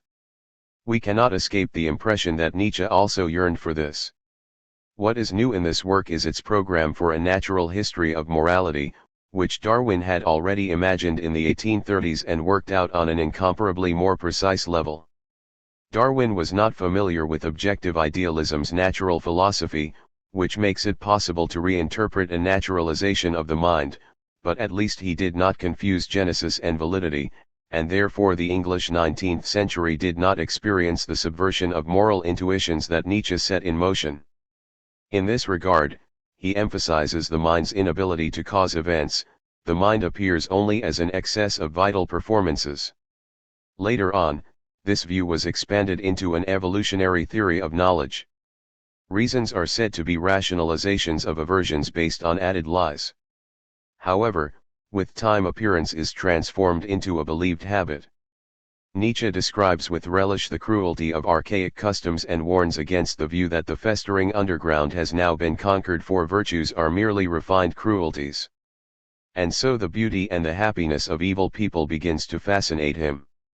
He intensifies his attack on Christianity, whose founder he takes to be Paul. Toward Jesus, Nietzsche throughout his life maintained a condescending but sympathetic attitude. The driving forces in Christianity are declared to be its hatred for Rome's greatness and its desire for revenge, the empty promise of chimeras in contrast to the Stoics' reconciliation with reality, subtle mental cruelty, hermeneutic sophistry, for instance in the typological interpretation of the Old Testament, antipathy toward the normal virtues in the name of conversion from sin, and self-immunization through the moral incrimination of doubts. But more important than this criticism is Nietzsche's sociological observation that he is standing at the deathbed of Christianity and the insight that modern philanthropy is a compensation for the twilight of Christian dogma. La Rochefoucauld saw himself as a melancholic, but the German moralist did not want to have his joy in life spoiled, and so he published The Gay Science, in which, right at the beginning, he invites the reader to laugh at everything. At Nietzsche's inconsistencies as well? In the second aphorism, the demand for certainty is described as a mark of superior people, but how can anyone achieve certainty who denies truth and declares that consciousness is nothing but a late evolution of the organic, and thus not at the core of human being? To be sure, Nietzsche is right that there is unconscious thinking, but the problem of validity can be solved only by conscious thinking. The outline of a comparative science of social behavior for the industrious is fascinating. Max Weber, who read Nietzsche with great care, was to make it a reality and answered in the negative the trickiest of questions, whether science itself can specify the goals of action. Since of course goals must come from somewhere, Nietzsche refers to a heroic experimentation that could put all the great works and self-sacrifices of previous history in the shade. It is tempting to interpret National Socialism as an attempt at heroism in evil, and to see Nietzsche as anticipating, even in content, some of its ideas. Thus he rejects the modern tendency to minimize pain, because it also depresses the capacity for joy, and he is prepared to endure any amount of pain as the price of an increase of delicious pleasures. To live means to be cruel and merciless toward everything that becomes weak, hence he suggests that handicapped children be killed. The theory of the feeling of power becomes central. It can sometimes be better satisfied by causing suffering than by doing good. The omnipresence of power is shown by the fact that even weaknesses are used as power factors, for example by women. Even love, and especially erotic love, is a form of greed, and selflessness is preached only by those who derive an advantage from it, because they themselves are weak.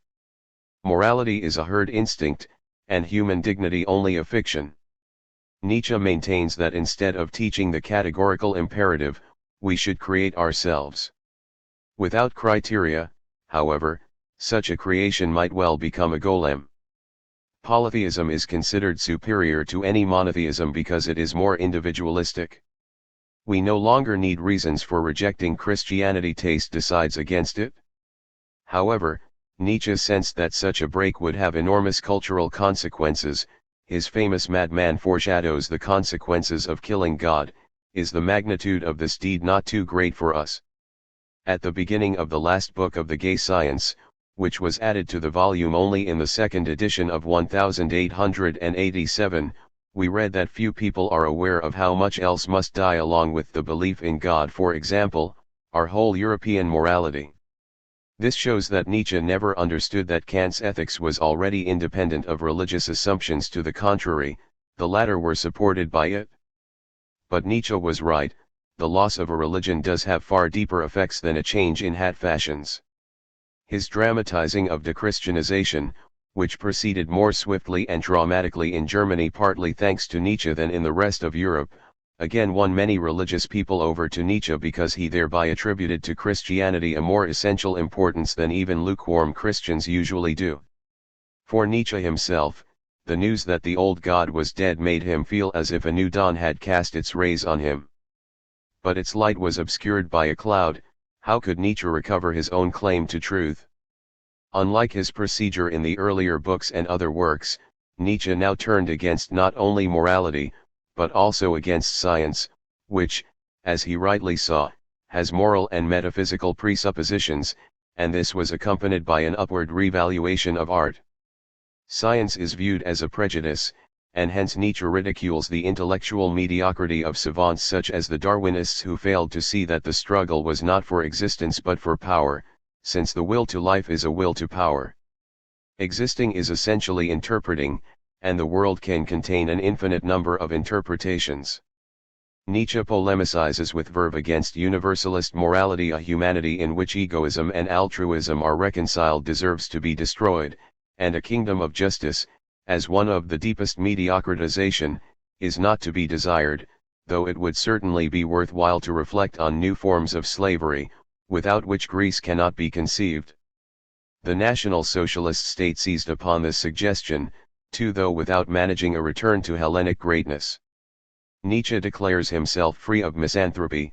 He has decided to be from now on only a yes-sayer because his contempt is too deep to remain compatible with hatred. No one has heard as clearly as Nietzsche the magma of subdued malice and dramatic events from the past that seethes under the surface of modern culture. This is worthy of all our respect. But not satisfied with being a mere observer, he began, at the latest in the Gay Science, to spit fire himself, and thereby accelerated the doom that he sensed was approaching. At some point he must have become bored with merely describing human self-deceptions and the collapse of Christianity.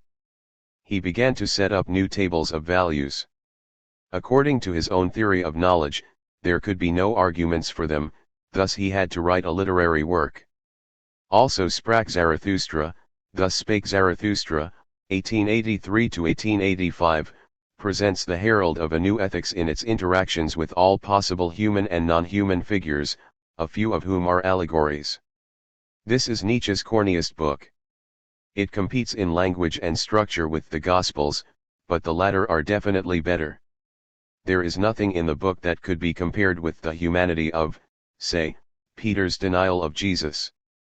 Zarathustra's speeches are verbose and pretentious, and his character is psychologically unsophisticated. This alleged genius, who is condemned to solitude and haughtily enjoys it, is incapable of true intersubjectivity. In terms of its content, the book contains mainly old ideas. The font of Nietzsche's originality was beginning to run dry, that are less enjoyable in sermon form than as aphorisms. What is new is the doctrine of the Superman, which extended into the future Darwin's theory of the descent of man, a way of procuring legitimacy that reminds one of Marxism. Nietzsche also intensifies his theory of the will to power as the principle behind all positing of values and the injunction to remain true to the earth, that is, to reject transcendence for the sake of the world. Particularly novel is the theory of the eternal return, which had been merely hinted at in the Gay Science. It probably goes back to ancient models and is turned against the Christian theology of history as well as against the optimistic philosophy of history that stresses progress. Nietzsche has no objective arguments for it, but it is the most extreme expression of his desperate desire to say yes to life. Even the most terrible crimes in history will periodically recur, and it is good that this is so. In Ecce Homo, however, Nietzsche confessed that the strongest argument against the eternal return was not past mass murders, but rather his mother and sister. The psychology of everyday life had discovered, long before Nietzsche, that a person who is continually pointing out how healthy he is sick, and also somehow knows it.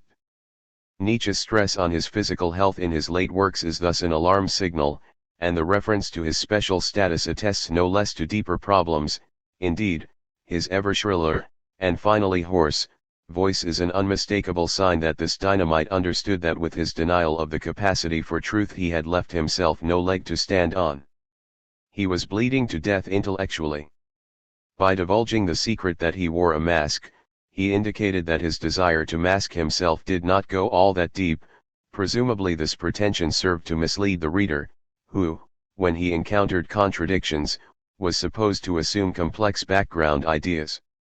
Nietzsche himself was probably taken in by the deception. To that extent it may be, as he thought, that honesty was the last virtue remaining to him, but honesty without truth is not worth much. The late Nietzsche is still a first-rate source of inspiration for the psychopathology of the all-too-human, but now as an object of study, no longer as a teacher. In addition, he is still worth reading as a source of numerous cases of philosophical insipidness in the 20th century.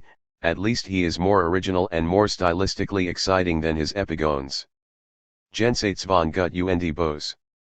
Vorspiel einer Philosophie der Zukunft, Beyond Good and Evil, Prelude to a Philosophy of the Future, 1886, is based, on the one hand, on a radical perspectivism that, unlike that of Leibniz, proposes no objective hierarchy of perspectives and therefore abandons the idea of truth. Behind logic lie physiological demands for the maintenance of a certain kind of life. Falsehood is no objection, insofar as it promotes life, so why criticize religion, then? There are only interpretations of reality, no genuine text.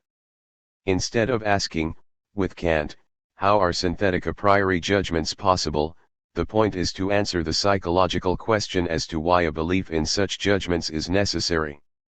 The mind is a multiplicity of drives, indeed, of subjects. To say it thinks would be more correct than I think, a locution which in any case arises only from the peculiarities of our language and does not exist in other language families.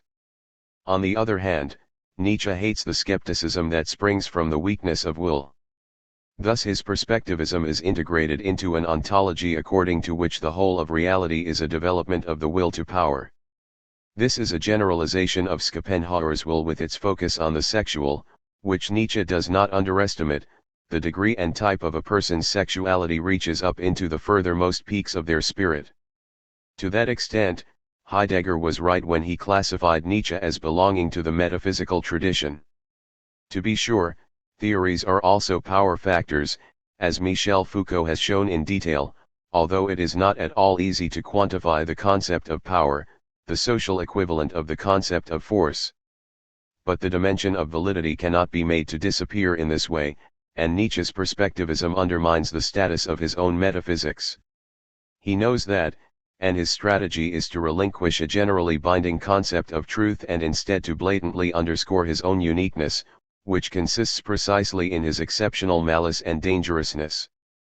Paradoxically, his blustering about new leaders whose hammer will shatter Christian and democratic Europe and introduce a revaluation of values is particularly attractive to the weak-willed, who with their admiration for Nietzsche dispel the fear that they might be the intellectual and moral dwarves whose rise Nietzsche foretells. Nietzsche was aware that the strategy of counting on such an audience was vulgar, and therefore he needed to end this work with a section entitled What is Noble? Nobility being a quality that became all the more important for him as it became ever clearer that he had lost it forever. Nobility is not to be had without reliance on something larger than oneself. Without that, the pathos of distance is nothing but pomposity. To single out the philosopher as distinguished from specialists in the particular sciences and to entrust him with the task of determining ultimate values makes sense when based on Platonic premises, but not when it is based on those of the late Nietzsche, who in the same book returns to the strongest concept of philosophy elaborated in the tradition in which he declares psychology to be the mistress of the sciences. No less erroneous is the historical explanation of noble values on the basis of the master morality that Nietzsche opposes to a democratic slave morality. In Zur Genealogie der Moral, Een Strijdschrift, on the genealogy of morality, a polemic, 1887, Nietzsche returns to the treatise form. It was not a good choice. Whenever Nietzsche forgoes ambiguity and even literary devices, still used in Thus Spake Zarathustra, he becomes banal. The original value opposition is said to be that between good and bad, that is, between powerful and weak/cowardly. Only a slave rebellion of morality arising out of resentment replaced these concepts by good and evil, the weak being described as good and their oppressors as evil. Analogously, guilt is said to have its origin in the law of obligations, in the revenge taken by the creditor on the debtor. For Nietzsche, the cruelty of archaic punishments served precisely to prevent the victim from having feelings of guilt. A bad conscience first emerged, he tells us, through an inward turn that took place when the will to freedom, repressed by blond beasts, could no longer be discharged toward the outside. The triumph of atheism, though, will restore a second innocence. Nietzsche explains ascetic ideals on the basis of the irreducibility of the will, which also underlies the phenomenon of active forgetting. People prefer wanting nothingness to not wanting at all. By depreciating asceticism, Nietzsche burns the last bridge that linked him to Schopenhauer. The latter's theory of art is also rejected. People are interested in disinterested enjoyment only in order to escape the torture of the will.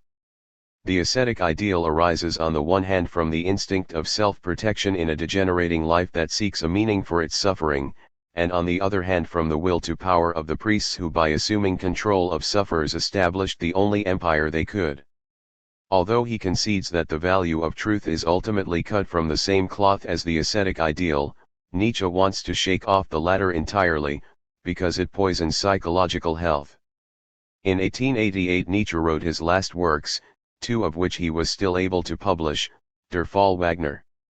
Ein Musikantenproblem, The Case of Wagner, A Musician's Problem, 1888, and Götzendämmerung oder wie man mit dem Hammer philosophiert, Twilight of the Idols, or How to Philosophize with a Hammer, 1889. Der Antichrist.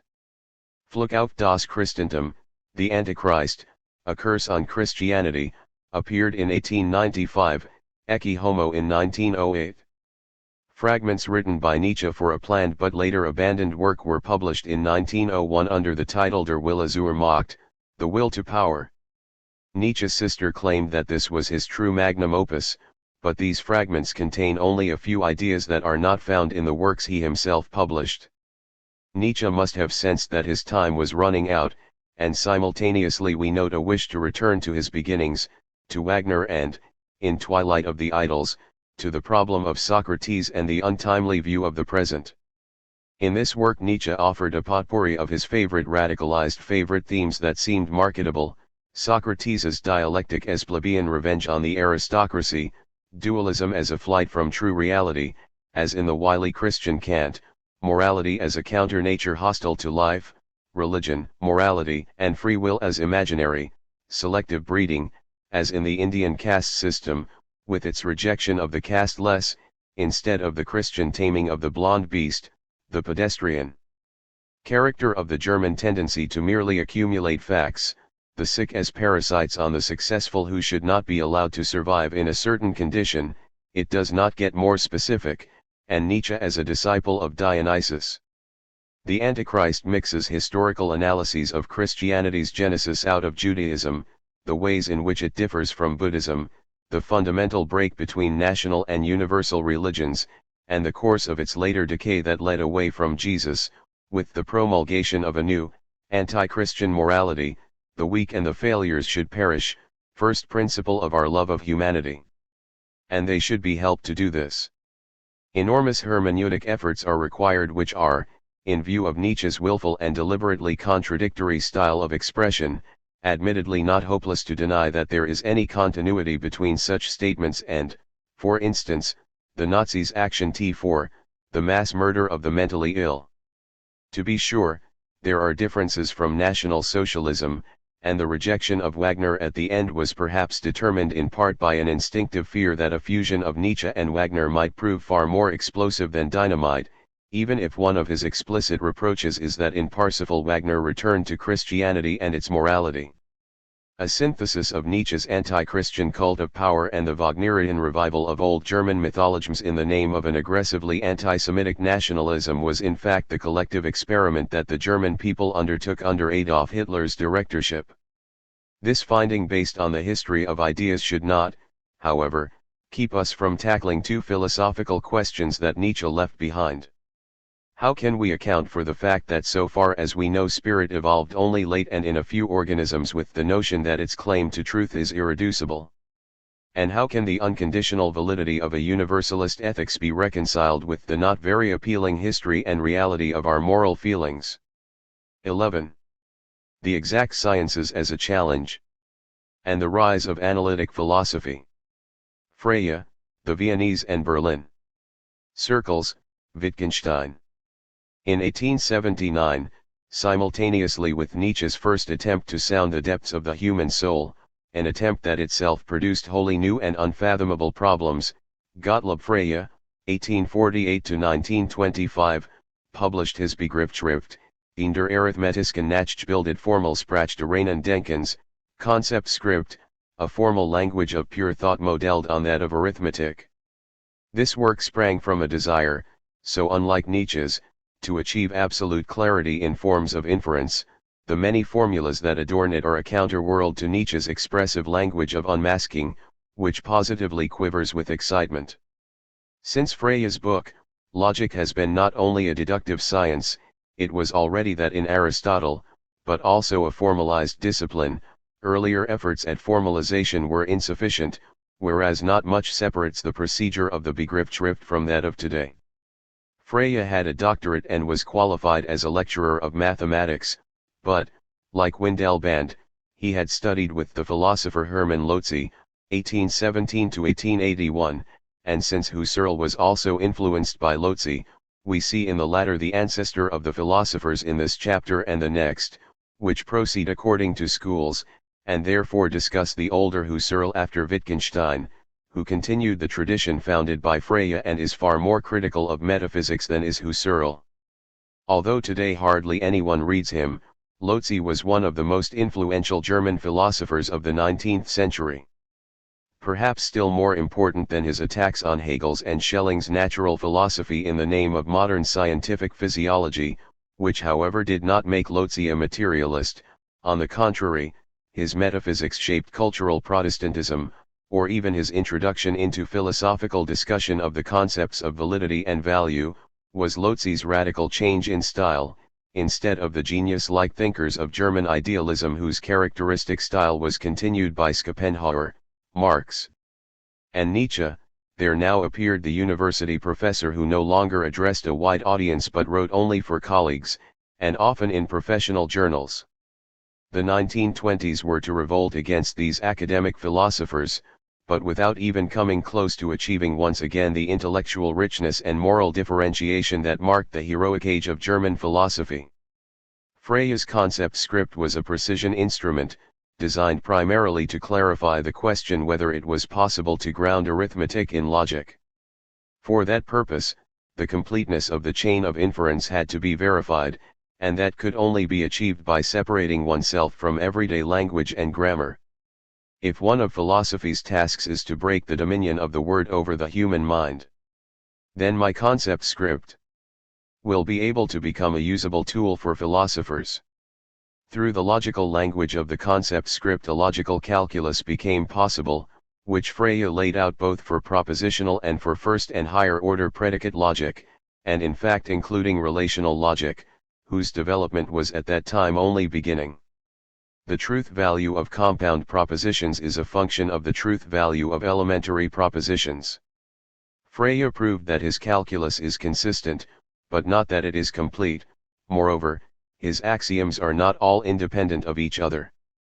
His two-dimensional notation is more complicated than the later unidimensional notation, which in addition foregoes the judgment stroke and the content stroke, Strich and Inhaltstrich.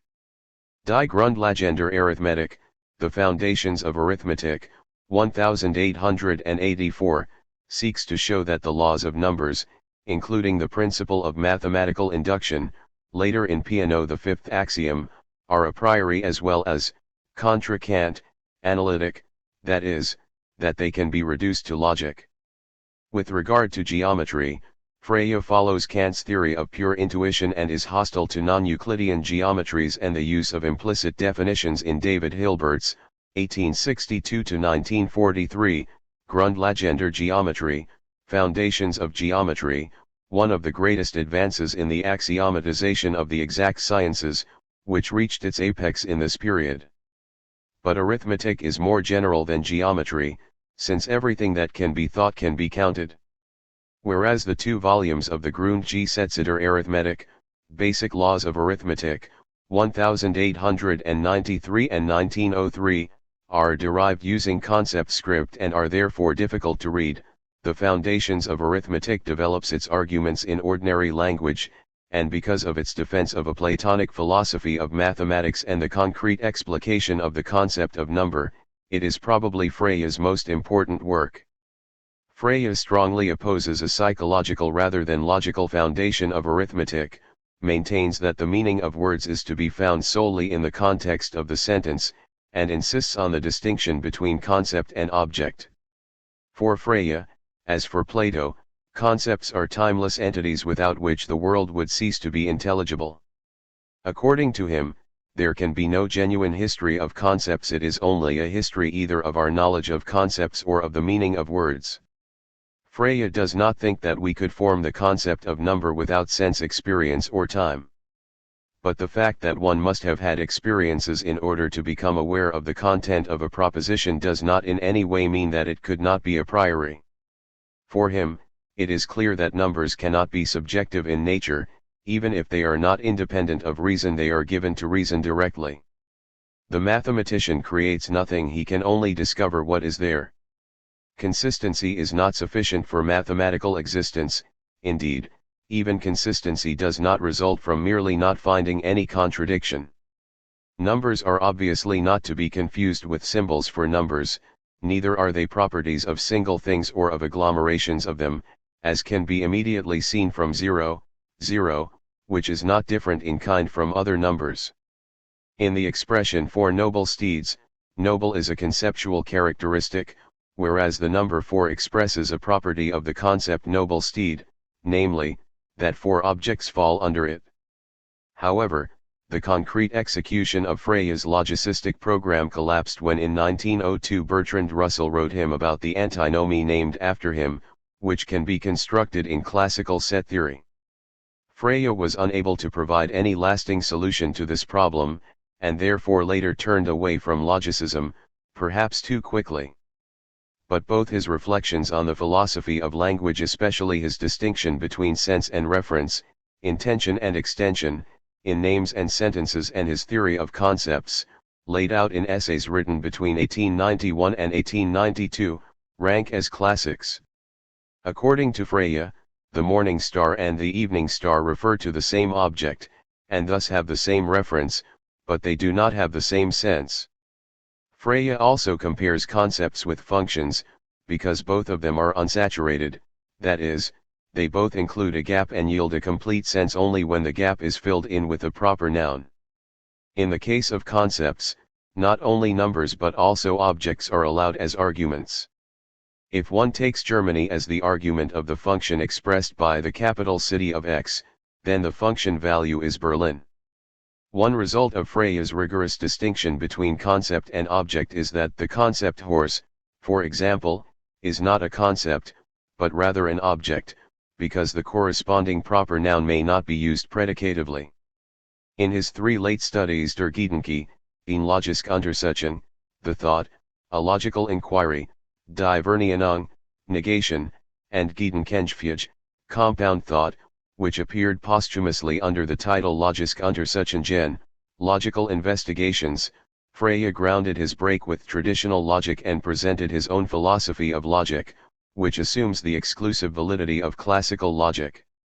Impressive in these works are distinctions such as that between thinking, judging, and asserting, descriptions such as the one that presents the sentence as the sensible garb of the insensible thought, and the defense of the peculiar mode of being of thoughts, example the Pythagorean theorem. These are neither things nor subjective ideas, Freya insists, because otherwise the intersubjective validity of science would be endangered. A third domain must be recognized.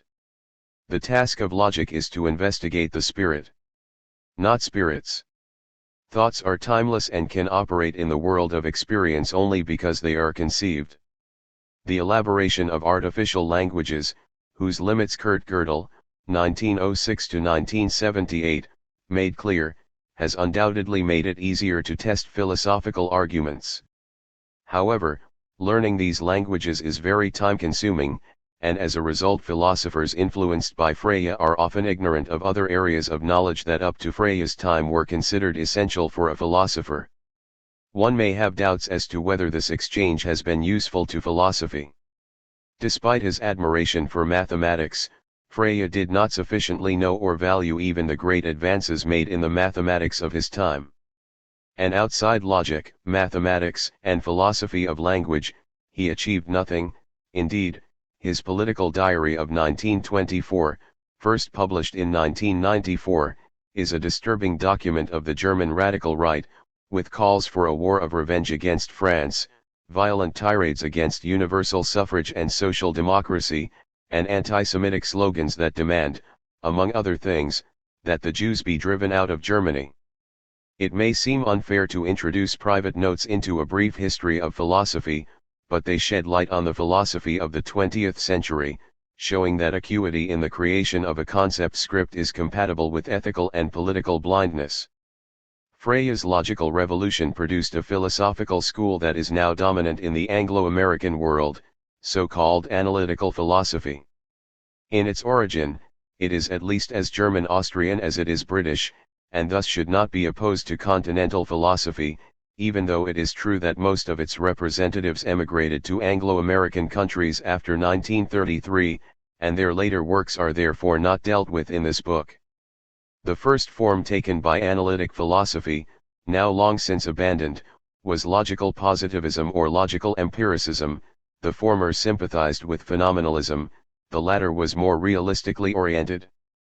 The enthusiasm for the overwhelming advances that were achieved in the natural sciences during the 19th century, advances whose technological application altered people's life worlds more drastically than any other event since the invention of agriculture, was in a certain sense only increased when evolutionary biology began to throw light on human behavior, and when, in the early 20th century, with the special and general theories of relativity and quantum theory, centuries old assumptions about space, time, matter, and causality were questioned or even refuted.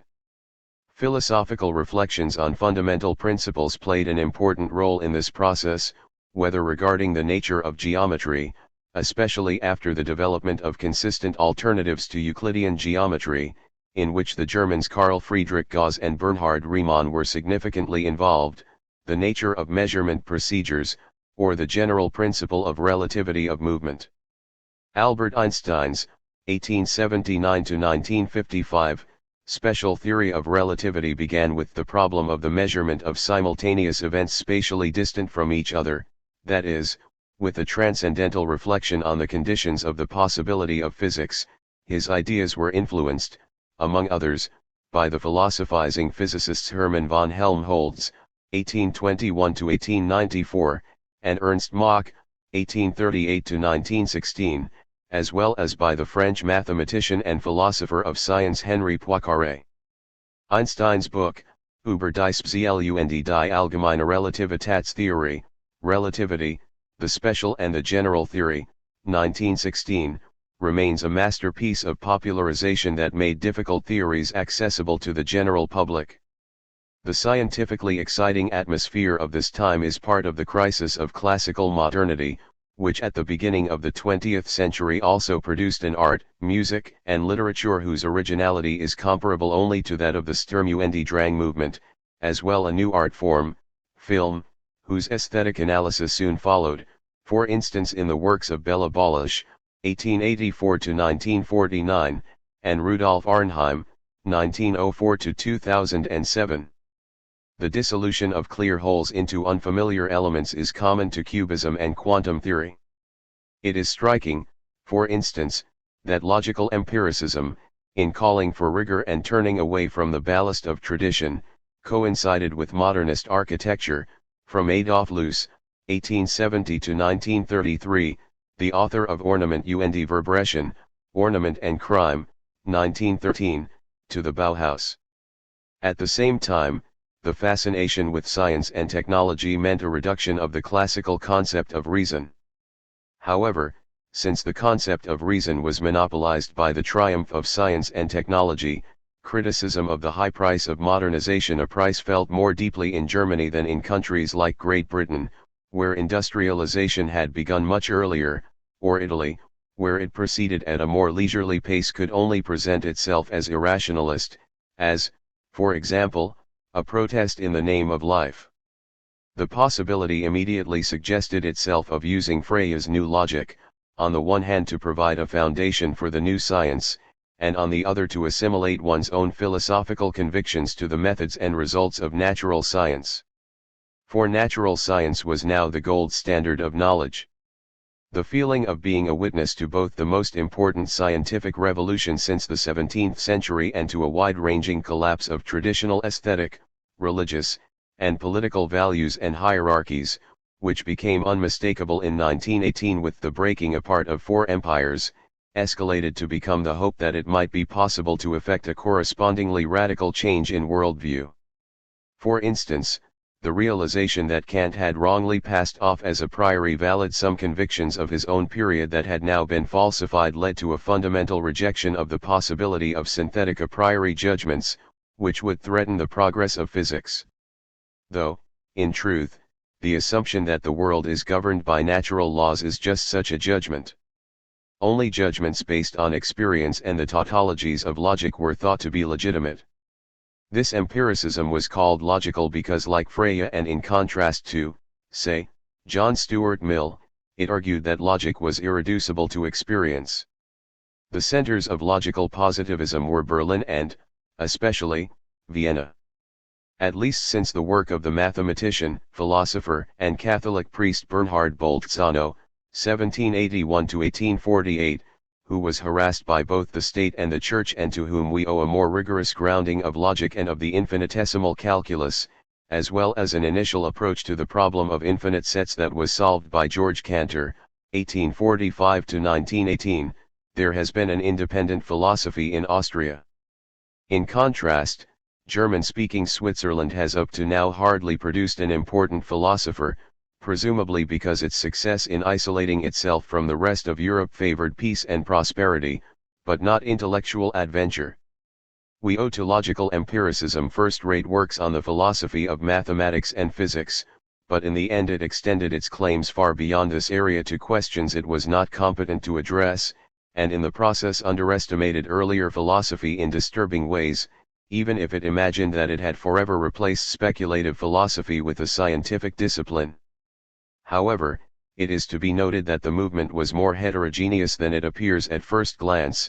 It included not only positions that sought to reduce everything to elementary sense data, but also the insight that this program was doomed to fail.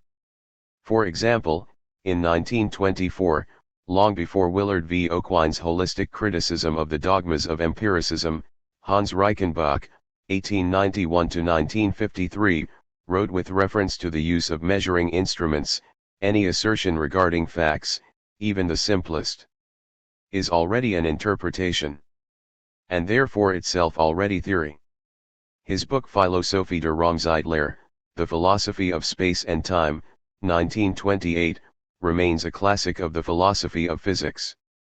Unlike Freya, Reichenbach emphatically defended the legitimacy of non-Euclidean geometries by endorsing a formalist philosophy of mathematics according to which if-then relationships, which are the only ones with which mathematics is concerned, are analytic, and therefore different theorems are valid given different axioms. Synthetic a priori judgments are not necessary in geometry. The question regarding the truth of axioms is not a mathematical problem. The basic concepts of mathematics are implicitly defined by the totality of the axioms. Against Kant, Reichenbach points to the fundamental difference between mathematical and physical geometry. In order to describe physical space-time adequately, coordinating definitions are needed that describe the procedures by which the corresponding values are measured. Reichenbach acknowledges that a certain metric can always be assigned to physical space if one is prepared to change the coordinating definitions accordingly. But against a radical conventionalism he insists that this freedom ceases when one settles on a definition and decides, for example, on measurement by rigid bodies. Definitions are said to be neither true nor false, but the combination of coordinating definitions and measurements produces testable results. In doing so, universal forces, unlike differential ones, are to be disregarded, because their presence could in principle not be noticed because they would also alter the standards. Reichenbach has proved that non-Euclidean geometries, though not four-dimensional geometries, whether Euclidean or non-Euclidean, could be visualized is particularly fruitful. Visualization is based on a normative force that has its origin in logic and is therefore capable of realigning a particular visualization. So-called pure intuition does not prescribe anything to nature, instead, it is the result of an adaptation to real, existing space. In discussing spaces with non-Euclidean topology, Reichenbach examines causal anomalies that are encountered if one continues to interpret these spaces in Euclidean terms, which is in itself always possible. For him, this amounts to a refutation of Kant's system of a prioris, because in this case the principle of causality and Euclidean metric contradict one another. But from this we can infer only that these two principles cannot both be valid in a specific case. In reality, Reichenbach's readiness to sacrifice Euclidean topology in such a case points to the fact that synthetic a priori principles guide him as well. His own reflections on the connection between causality, which is an invariant, and temporal orientation are not so far removed from Kant. A hierarchization of the criteria that make possible a choice from among the various interpretations compatible with the empirical data is lacking, because according to Reichenbach descriptive simplicity has nothing to do with truth. His attempt to distinguish between definitions and empirical statements and the philosophical and physical components, respectively, of the special and general theories of relativity is impressive. The superiority of Einstein's theory to that of Hendrik Lorentz consists precisely in the fact that Einstein foregoes an explanation of the constancy of the speed of light. In the general theory of relativity, however, the metric of physical geometry is explained by gravitational fields. It is noteworthy that a broad consensus regarding the correct interpretation of the two theories of relativity was achieved early on, whereas in the case of quantum mechanics, despite the work of important philosophers and physicists such as Carl Friedrich von Weizsäcker, 1912–2007, there is up to now no such consensus. Indeed, its formalism has favored the most arbitrary ontological assumptions. Alongside its constructive work in the field of theory of science, logical positivism has a critical aspect that found expression, for example, in Wissenschaftliche Weltauffassung.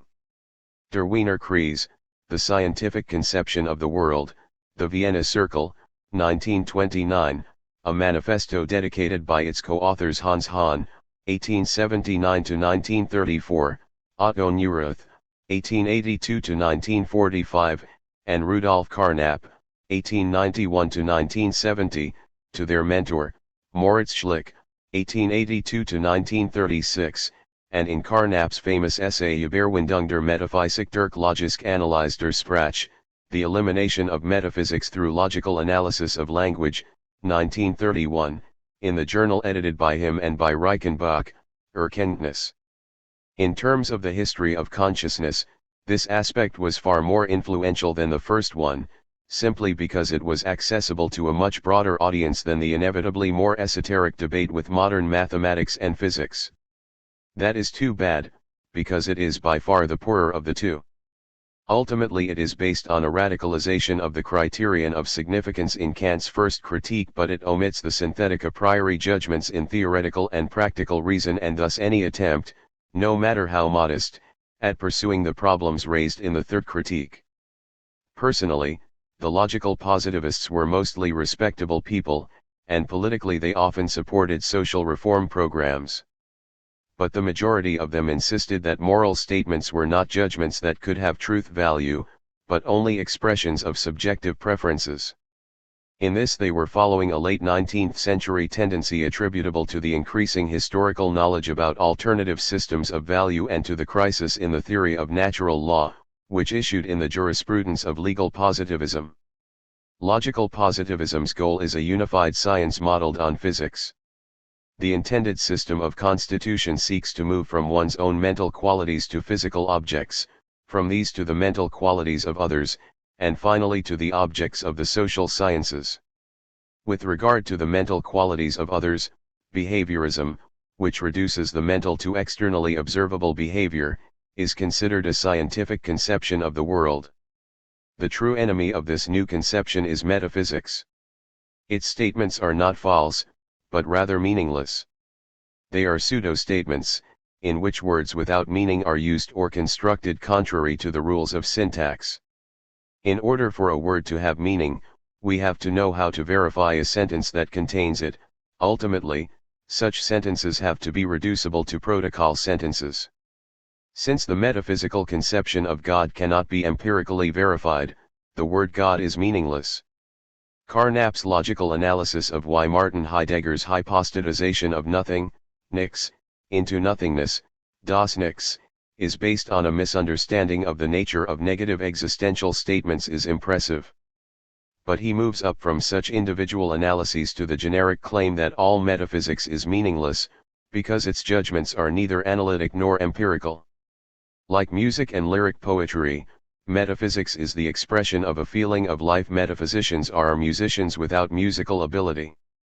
It is not hard to see that here Carnap is himself guilty of a broad generalization of the kind that characterizes a few metaphysicians in the tradition, but only the worst of them. He is concerned at the beginning to prove concretely that some metaphysicians' individual arguments are logically invalid. Such a proof is always meritorious, but two things must be kept in mind. First, there are now many logics, and they partly exclude one another. The choice among them has to be made by philosophical arguments that in a certain sense precede logic itself, and partly have different areas of validity. It is certainly not logic as such that speaks against the use of normative or intentional terms. On the contrary, the obvious indispensability of such terms has led to the elaboration of new systems of logic.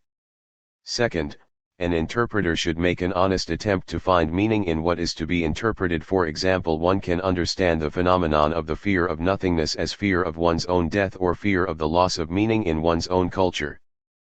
But what Carnap says in the course of his article makes his analyses of arguments completely superfluous. According to him, all metaphysical statements are meaningless insofar as they are verifiable neither analytically nor empirically. Why was this thesis abandoned by analytic philosophy, which now recognizes a broad field of analytic metaphysics? On the one hand, positivism did not succeed in demarcating science and metaphysics in the way that its program required. In view of the difficulties of the problem of induction, what the verification of scientific theories means cannot be made clear. Even Karl Popper's, 1902–1994, critical rational falsificationism in his Logik der Forschung, Logic of Scientific Discovery, 1935, according to which scientific theories can only be refuted, never proven, did not solve the problem of induction, for how do we know that a successful falsification will also be valid for the future? On the other hand, however, this question arises: what is the status of the judgment that only statements that are either analytic or can be validated by experience are meaningful? It is ridiculous to claim that it is the result of logical analysis. Logical analysis can only allow us to distinguish between different kinds of statements. The statement that only the previously mentioned kinds of statements are acceptable is certainly not an analytic statement, because its negation is not a contradiction, and neither can it be grounded in experience, because it is normative in nature. Herein lies a fundamental self-contradiction in the theory that points to its ultimate irrationality. In logical positivism, insight into the logical structure of modern scientific theories was not accompanied by the sense for self-grounding that characterized classical metaphysics, and since this insight was mostly a compensation for not being able to make a creative contribution to the further development of physics, we can return Carnap's compliment by saying that he was a physicist without ability in physics. Although philosophy's study of modern science is non-negotiable, it was naive to think that scientific theories would resolve old philosophical controversies such as that between realism and idealism, precisely because these theories could be differently interpreted philosophically, and it was no less a mistake to reduce epistemology to the theory of science. Science is only one form of knowledge, alongside which there is also ethical and philosophical knowledge, and in fact the epistemological weaknesses of the theory of science were revealed in the 1970s, when the historical turn with its concept of differing paradigms led to a rapid loss of significance for this discipline, whose influence on productive scientists had in any case not been great. However, logical positivism produced one philosophical genius, and that was Ludwig Wittgenstein, 1889 to 1951.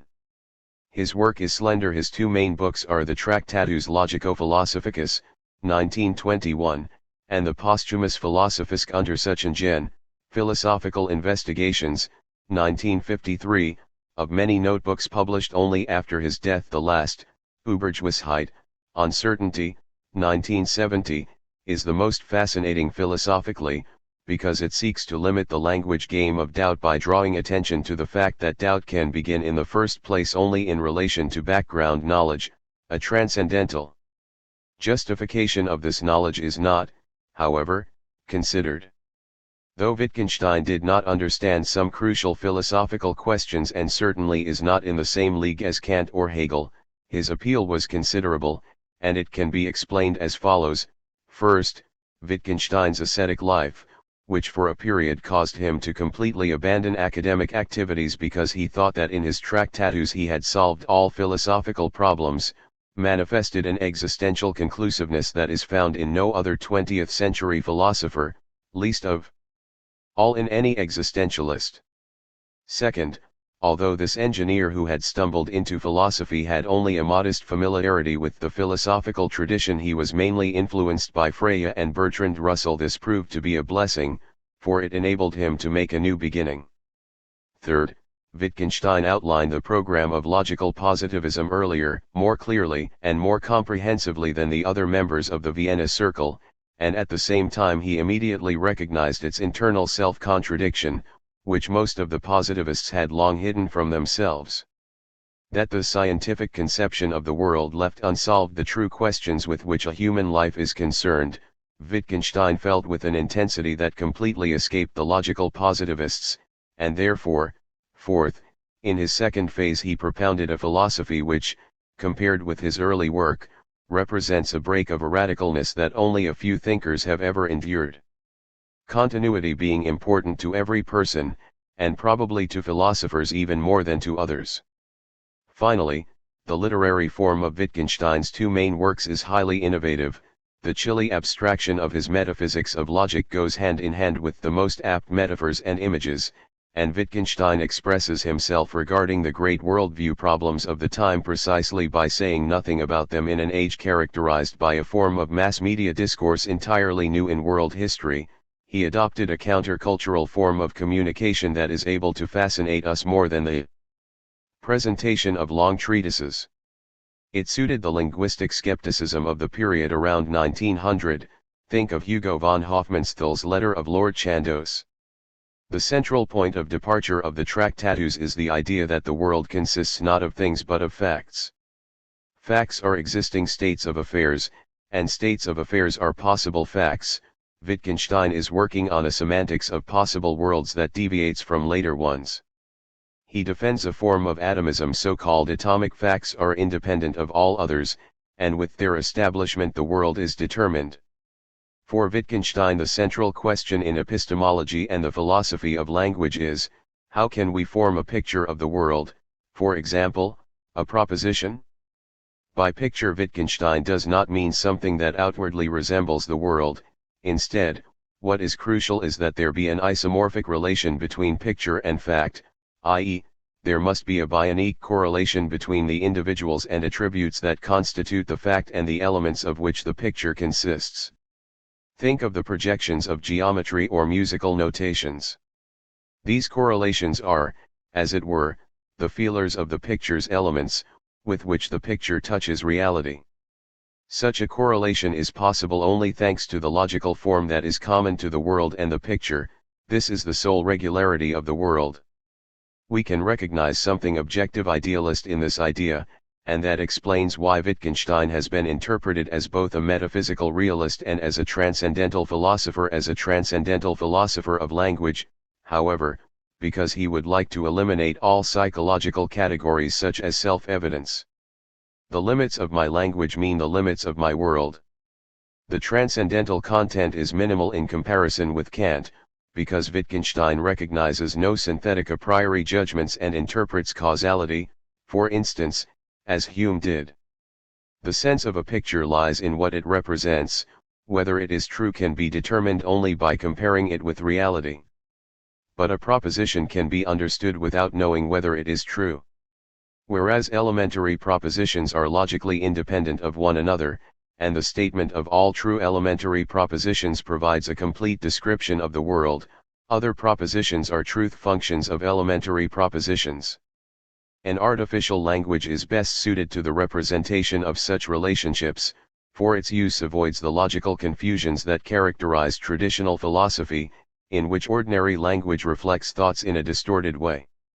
Most propositions that were written about philosophical questions are nonsensical, unsinnig, because they run counter to the logic of language. In contrast, tautologies, that is, the propositions of logic and contradictions, are called senseless, sinless.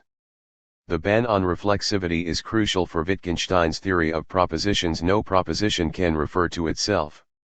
Philosophy clarifies only thoughts. It is not a body of doctrine but an activity. Only questions that can be answered can be legitimately asked. The entirety of true propositions is the entirety of the natural sciences, including psychology.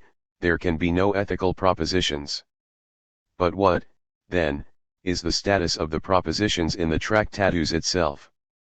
Wittgenstein acknowledges their nonsensical nature. In order to see the world correctly, one should throw them away like a ladder after one has climbed it. And yet Wittgenstein seems not to demand simply the value-free observation of a reality that is structured by formal logic, but in which not even Kant's analogies of experience can still be presupposed. In his view, even if God no longer reveals himself in the world, something mystical is yet manifested in the simple fact of its existence. But it is pointless to theorize about it. What we cannot talk about we must pass over in silence. Wittgenstein's religiousness is diametrically opposed to Hegel's panentheism. Residues of a negative theology are opposed to a cool observation of a world emptied of meaning and held together solely by logic and mathematics. If Goethe's worldview largely corresponded to Hegel's, then the writer who most powerfully expressed the new dualism is probably Franz Kafka. The tacit conventions on which the understanding of everyday language depends are enormously complicated. This sentence from the Tractatus seems to anticipate the program of the philosophical investigations, which seeks to trace ordinary language's subtle ability to adapt itself, rather than attempting to judge how far it deviates from an ideal logical language. However, it remains striking how little Wittgenstein knows about the linguistics of his time. In knowledge about linguistic phenomena he certainly cannot compete with Humboldt, or with the splendid Sprachtheorie, the theory of language, 1934, of the philosophizing psychologist Karl Buehler, 1879–1963, whose organon model distinguishes between the expressive, representative, and appellative functions of language. Even after Wittgenstein finally moved to Cambridge in 1929, he remained, unlike most of the emigrants, true to German, but his view of language and the world changed, and once again he set a trend that thousands of epigones still emulate. The philosophy of the ideal language was followed by ordinary language philosophy, which had, however, been practiced before his change of direction by authors like John L. Austin and Gilbert Ryle at Oxford. In terms of the history of consciousness, this change of direction must be regarded with ambivalence. On the one hand, enthusiasm for the new axiomatic logic and the ideal language modeled on it was the last normative linchpin still recognized by these highly intelligent intellectuals who had lost their belief in God and in the advance of history, or in some cases had even grown up without it, and the fizzling out of this enthusiasm set the stage for the postmodern indifference that paralyzes philosophy today, especially since the fundamental contradiction in the Tractatus is in no way transcended in the later work, and the possibility of a binding ethics still remains unclarified. Philosophy is supposed to be able only to describe the factual use of language, it leaves everything as it is. Therefore one maxim is, don't think, but look. On the other hand, the humbleness of recognizing that, despite all its violations of logic, there are more reasonable achievements in ordinary language than in the Esperanto of artificial languages, commands respect. For the crystalline purity of logic was, of course, not a result of investigation, it was a requirement. The change in content corresponds to a change in form. The carefully numbered and hierarchically ordered propositions of the Tractatus are now succeeded by a loose series of aphorisms in which the author sometimes wearily argues with an imaginary interlocutor, perhaps his own earlier self. The concept of the language game is crucial. It represents a break with the Platonic and Cartesian theories of meaning, including that of the Tractatus. Language is essentially a social process, part of a form of life. Instead of an autonomous relationship to elementary objects, a process of training or conditioning takes place. From the outset, the acquisition of language is interwoven with certain activities, and every historically developed language contains levels of differing abstractness. Our language can be seen as an ancient city, a maze of little streets and squares, of old and new houses, and of houses with additions from various periods, and this surrounded by a multitude of new boroughs with straight regular streets and uniform houses. Even if the diverse language games, such as commanding, questioning, and chatting, change through history, they have a basis in human natural history.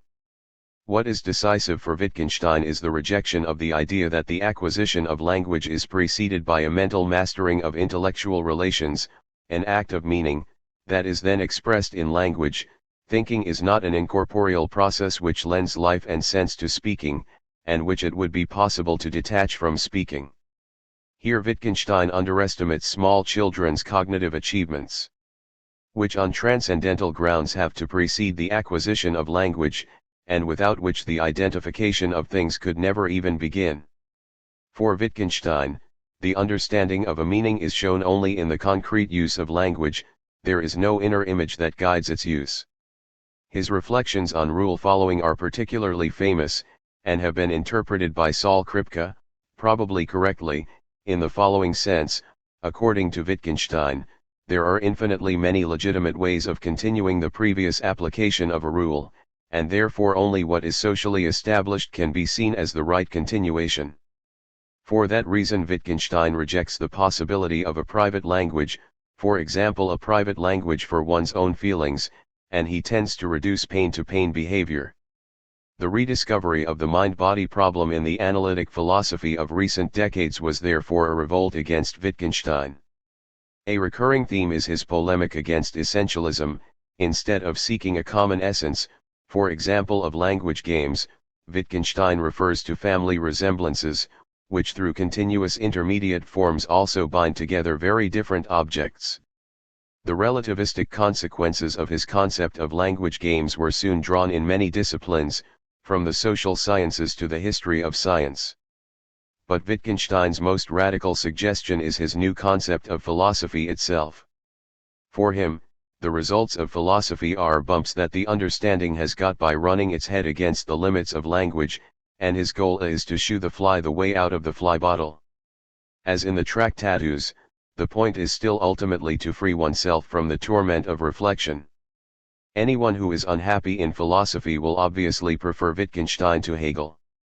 but someone who is attached to autonomy and takes into account the possibility that the individual might be right to oppose the social world's conditioning would be well advised either to go back to the classics or to adopt Husserl's theory of meaning rather than Wittgenstein's. 12.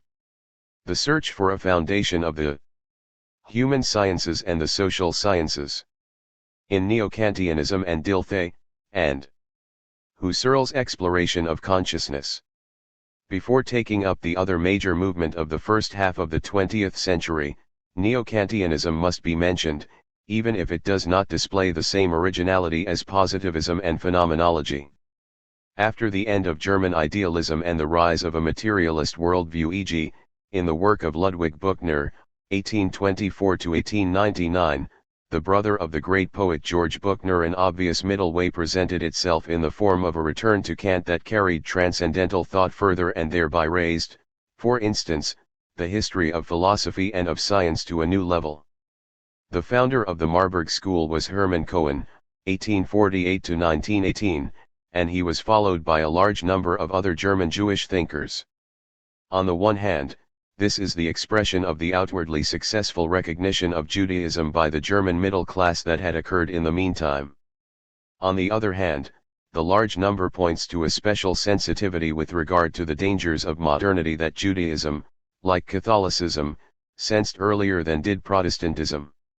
The hegemony of the latter over the German spirit decreased noticeably in the early 20th century, even though it was precisely in this period that its central contribution to modernity was clearly articulated by Weber and Troeltsch.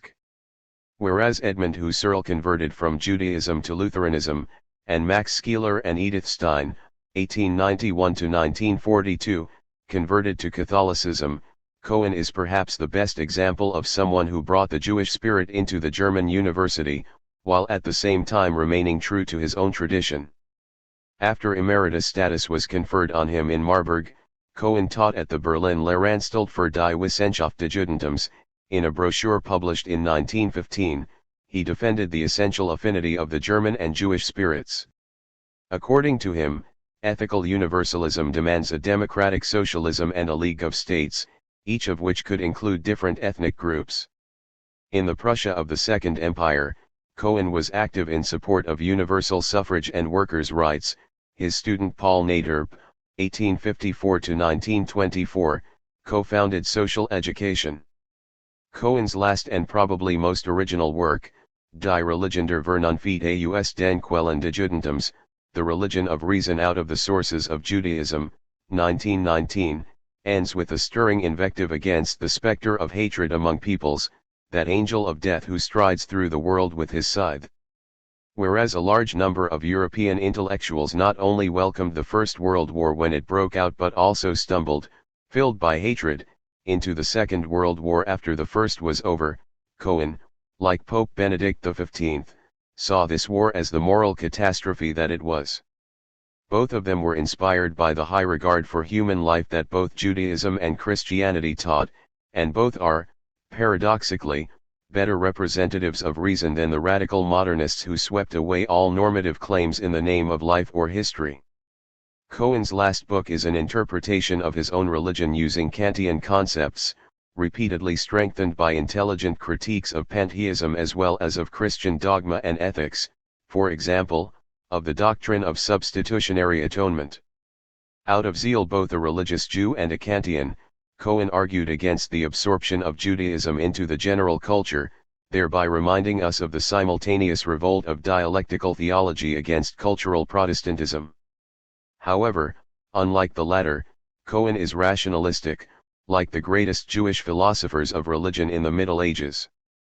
Various monotheistic religions might be interpreted as religions of reason, but according to Cohen, Judaism is distinguished by its originality. But why is religion necessary at all, if ethics is to be grounded autonomously? Cohen sees ethics as characterized by its universality, while law and the state mediate between the I and humanity. But in addition there is the concrete relation between I and thou, who is not reducible to a he, and here religion intervenes with sympathy for the suffering of the thou and the perception of one's own guilt, whereas in Judaism merit is attributed not to oneself, but to the patriarchs. In addition, only God guarantees the unity of theoretical and practical reason. Cohen interprets Jewish monotheism, the law, which he understands symbolically, and the Old Testament prophets, as expressions of a universalist ethics, even if isolation from the rest of humanity was in the beginning unavoidable. The Messianic time is understood imminently, as the epoch, occurring within history, of the realization of social justice.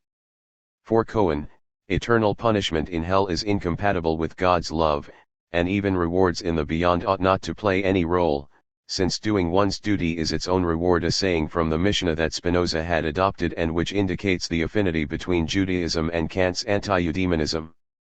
Cohen's knowledge of the Old Testament and Jewish tradition is most thorough, but his work suffers from the fact that the systematic development of the attributes of God or of human virtues is so interwoven with the interpretations of texts that neither the philosopher of religion nor the historian of religion gets his money's worth. Cohen repeatedly underestimates the extent of development over time within Judaism, even if he brilliantly works out the distinction between social prophecy and the emergence of the I in Ezekiel. Thus it is unfortunate that he did not live long enough to read Rudolf Otto's 1869–1937, The Idea of the Holy, 1917, which unsurpassably describes the slow moralization of the numinous, which was originally not a moral category. Cohen strongly emphasizes Judaism's social justice and the place of non-Jews in the Torah. The concept of the Noahide is the predecessor of natural law, and the rights of resident aliens are very wide-ranging. Cohen's rejection of Zionism is bound up with this view. It would contradict the messianic task of Judaism to isolate it in a special state. The rise of a genocidal anti-Semitism in Germany, without which the Zionist ideal would hardly have been realized, was clearly unimaginable for this Maimonides of the 20th century, no matter how much he saw Jews as the people of suffering. Wilhelm Windelband, 1848–1915, and Heinrich Rickert, 1863–1936, the most important representatives of the second branch of Neo-Kantianism, the Baden School, were concerned with a subject that Kant had not taken up: the philosophical grounding of the human sciences and the social sciences as distinct from the natural sciences. This desideratum was particularly urgent in view of the enormous progress made by these disciplines, and especially by the theoretical sociology practiced by philosophical minds such as Ferdinand Tönnies, 1855–1936, George Simmel, 1858–1918, and Max Weber, 1864–1920.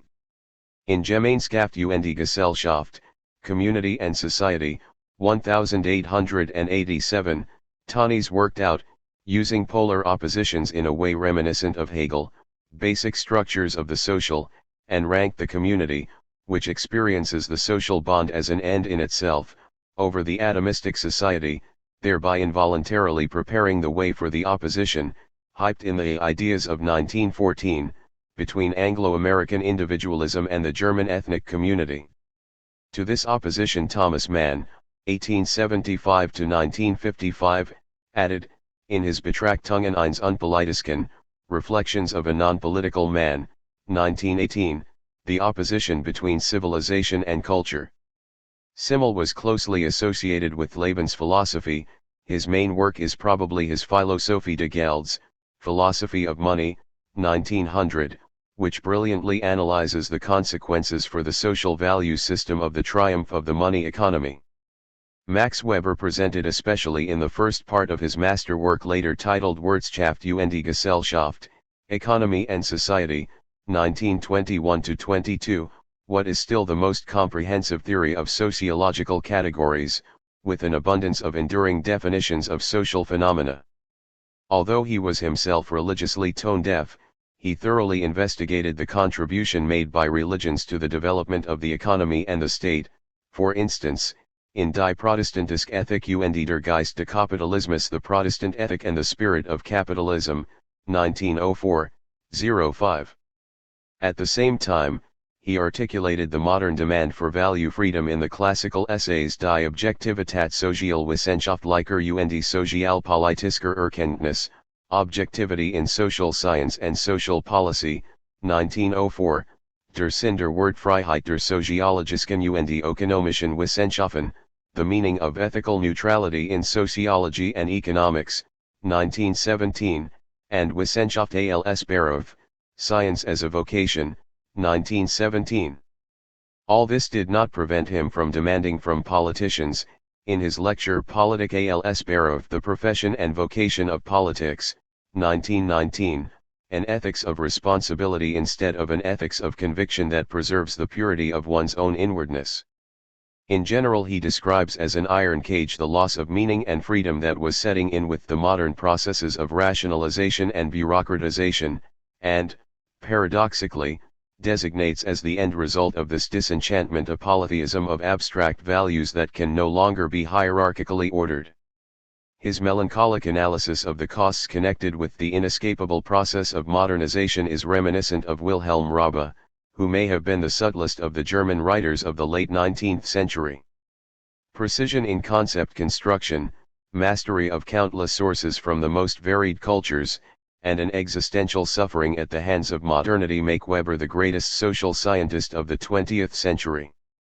In addition to the problem of the role of values in the social sciences, the pair of concepts nomothetic and ideographic played an important role in the Baden School after Windelband's address as rector of the University of Strasbourg entitled Geschichte und Naturwissenschaft, History and Natural Science, 1894. For him, the natural sciences were concerned with general laws, while the human sciences described individuals.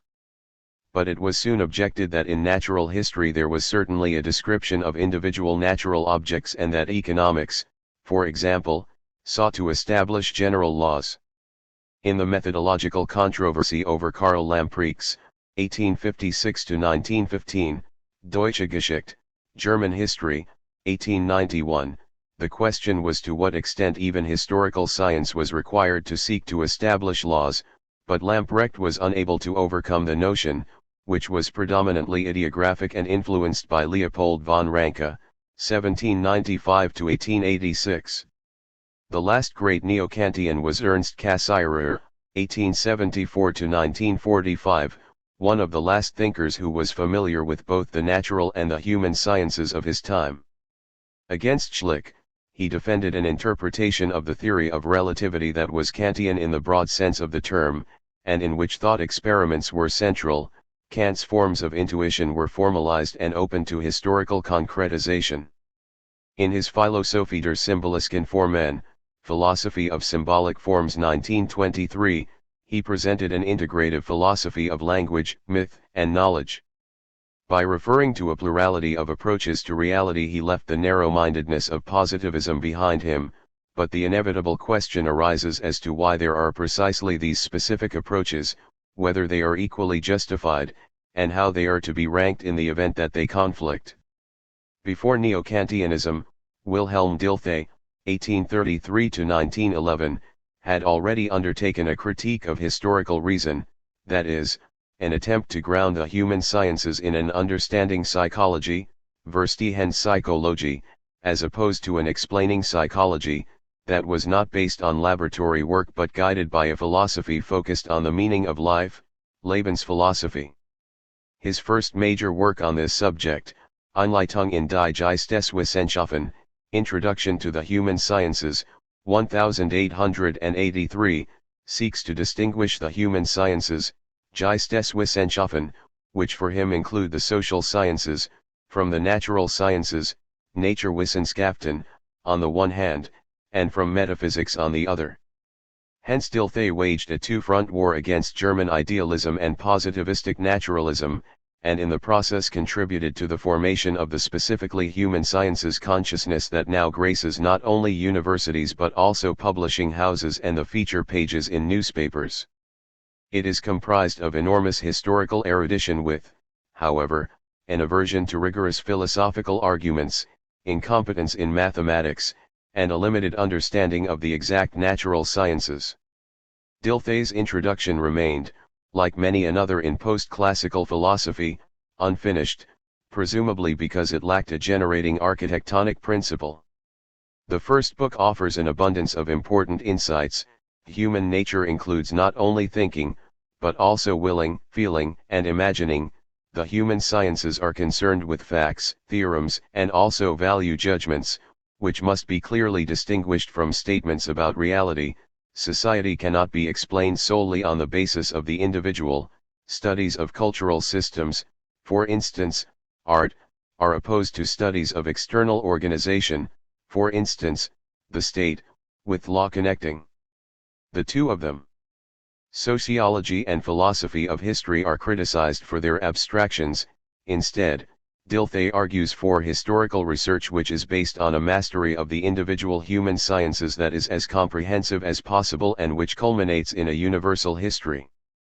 Dilthey claims that there is more certainty in the human sciences so understood than in the natural sciences.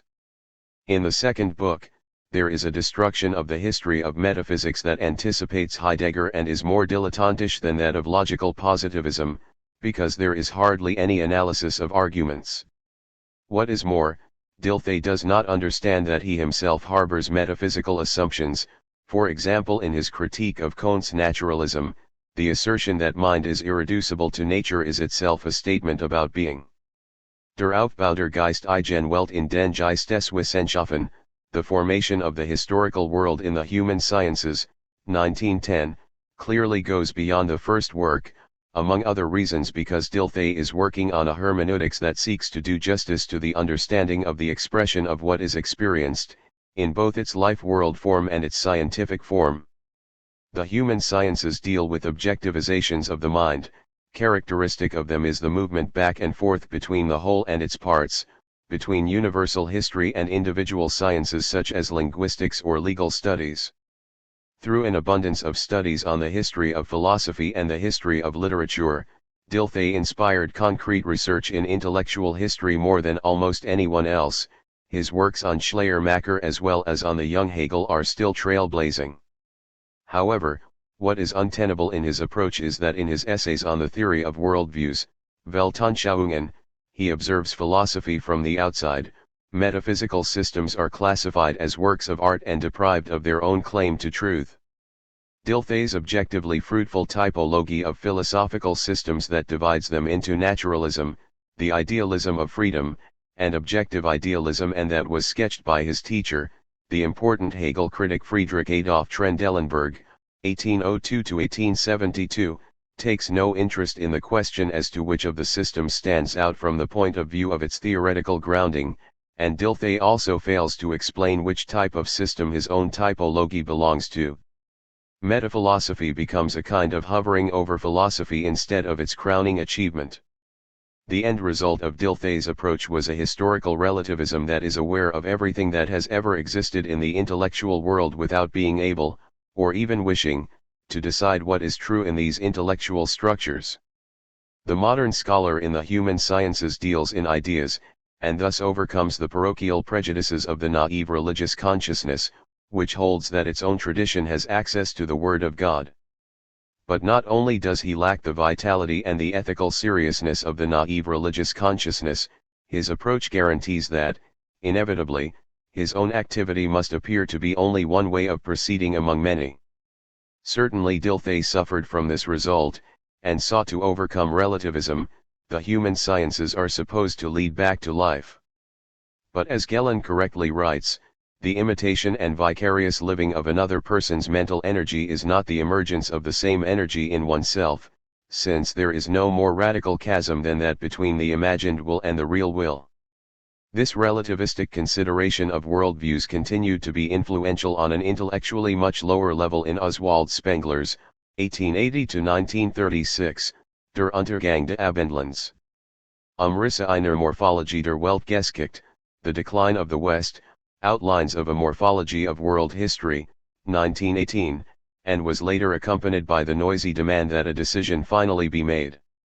How the increasingly more extensive historical research on one's own tradition and on other cultures could be reconciled with the religious and ethical claim to absolute truth that characterizes Christianity, became a painful question for Protestant theology, which, especially in the work of Adolf von Harnack, 1851–1930, had in the meantime raised historical theology to the level of the other human sciences.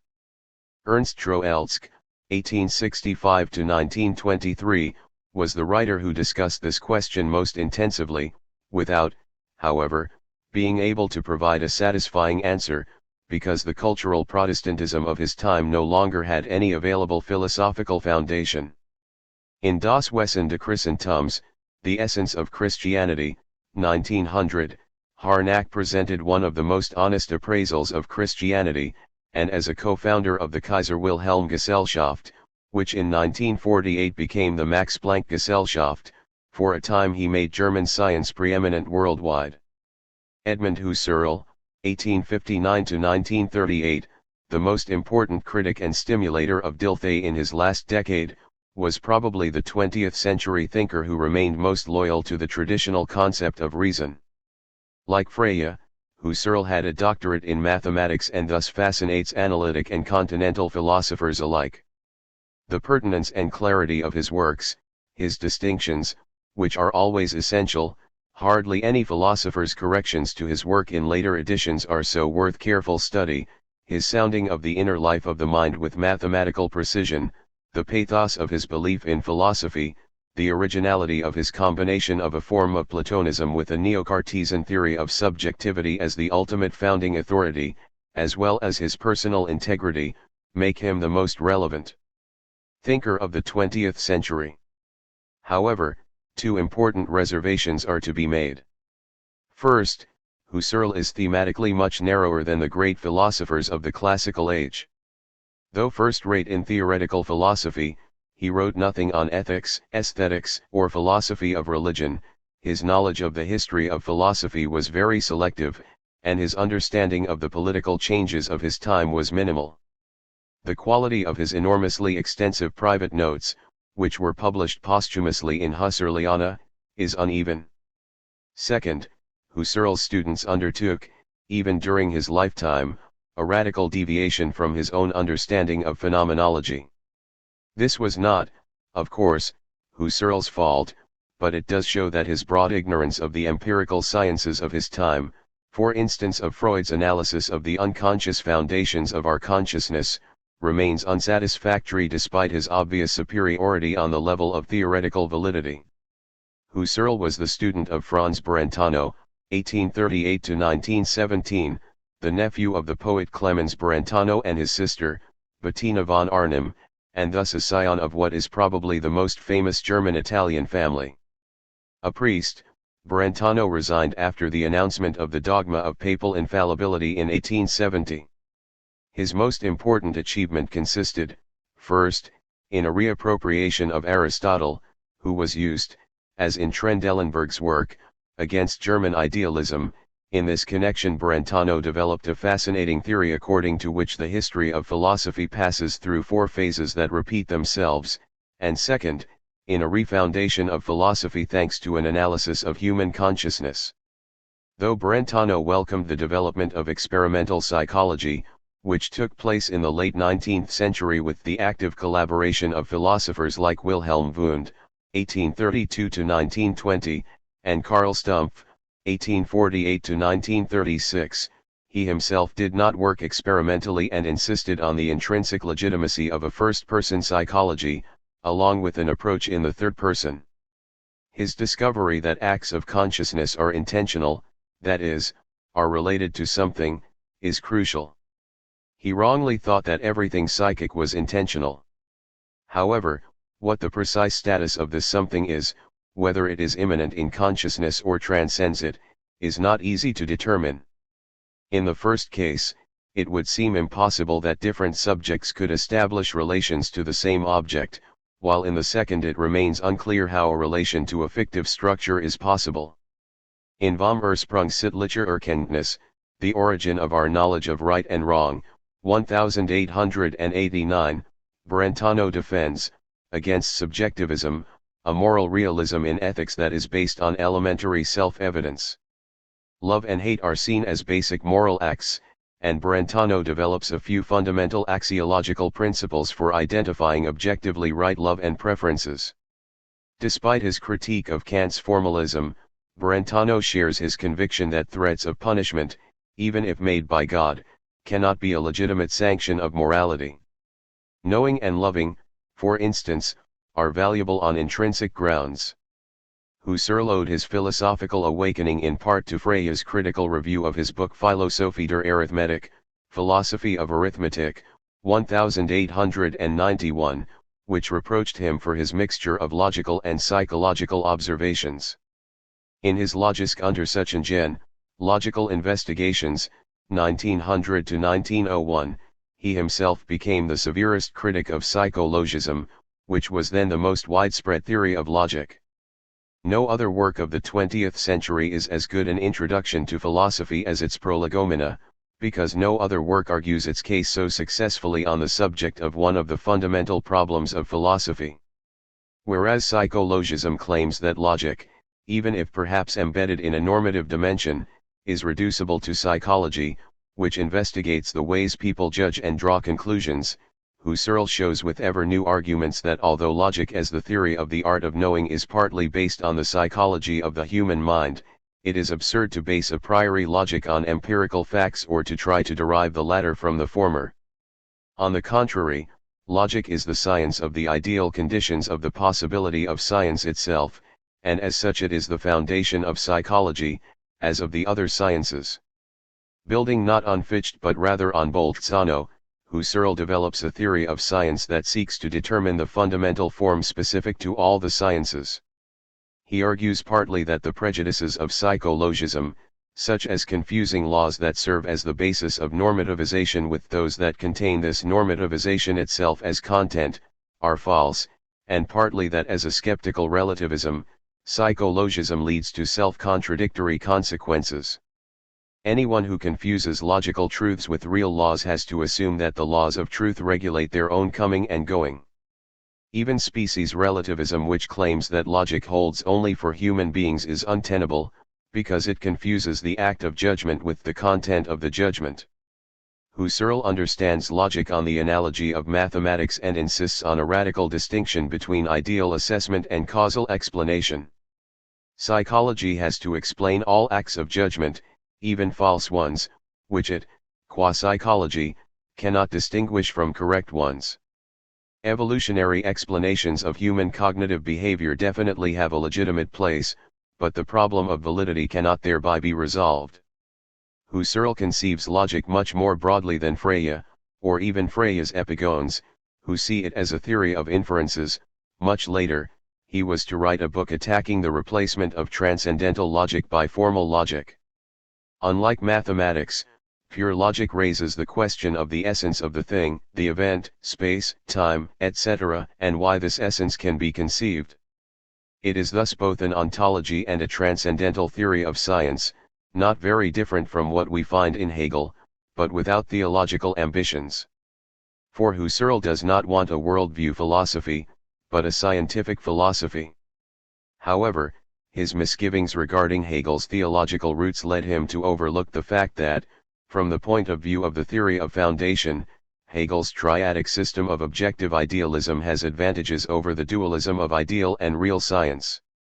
Unlike Hegel, Husserl had no architectonic talent, and never sought to systematically exhaust what belongs to logic in this broad sense. Indeed, even the nature of inferential relationships is not made the subject of any of his investigations, because Husserl considers mediate knowledge as secondary with respect to self-evident knowledge. In actuality, a logic that no longer addresses the problem of clarifying the premises of philosophy suffers from the unfortunate consequence that every argument by contraposition can be transformed into a reductio ad absurdum.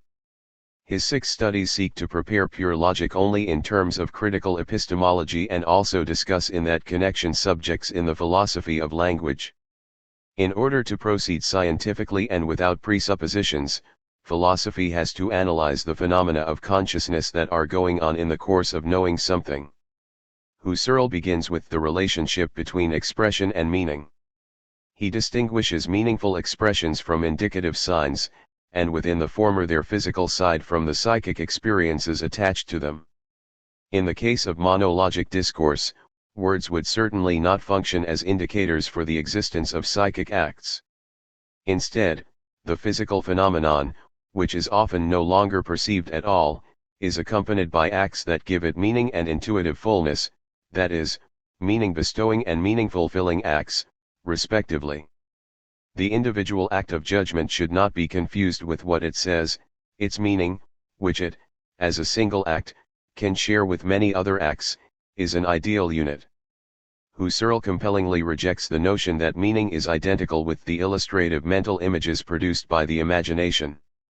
Long before speech-act theory, Husserl recognized the existence of expressions that simultaneously intimate what they name, for example, wishes as contrasted with declarative statements, as well as the peculiarity of essentially occasional expressions such as I and now, whose meaning is achieved through two factors, the word and the situation. The so-called fluctuation of meanings is always a fluctuation of the acts of meaning, because ideal units are immutable. Concepts, judgments, and inferences are such ideal units, which are never made, but only discovered. Many of them remain unknown and unnamed. Meaning is the logical content and not, for instance, a real part of the corresponding psychic process. In the second investigation, this leads to the problem of the unity of the species. Even if he rejects the metaphysical hypostatization of the universal, Husserl insists on the incontrovertibility of the discourse on universal objects. The ideal cannot be interpreted away psychologistically, as it is in British empiricism, whose confusions he subjects to a brilliant critique. The existence of a content in a psychic context is not already its being meant, sensations are not the object of the perception. The third investigation, on the theory of the whole and the parts, connects up with the discussion of the concept of abstraction, but it also has a general ontological meaning. What is central is the difference between independent and non-independent contents, or between pieces and moments respectively. In addition to analyses of the relationship of foundation, the investigation contains a defense of synthetic a priori necessities. Natural laws, however, are mere factual truths. To that extent Husserl occupies a middle position between the a priorism of German idealism and logical positivism. In the fourth investigation the distinction between independent and non-independent contents is applied to language, in which there are also simple and complex meanings, indeed a few expressions, such as and, that are syncategormatic, that is, have meaning only together with other words. Like Wittgenstein in the Tractatus, Husserl seeks laws in the compounding of meanings. What contradicts them is senseless, sinnlos, or nonsensical, unsinnig. He calls contradictions, but not tautologies, absurd, widersinnig. In addition to empirical linguistics, Husserl calls for an a priori linguistics, knowing well that the sense for such disciplines is almost threatening to wither away in our age, even though all fundamental insights go back to them. The fifth and probably most important investigation concerns intentional experiences and their contents.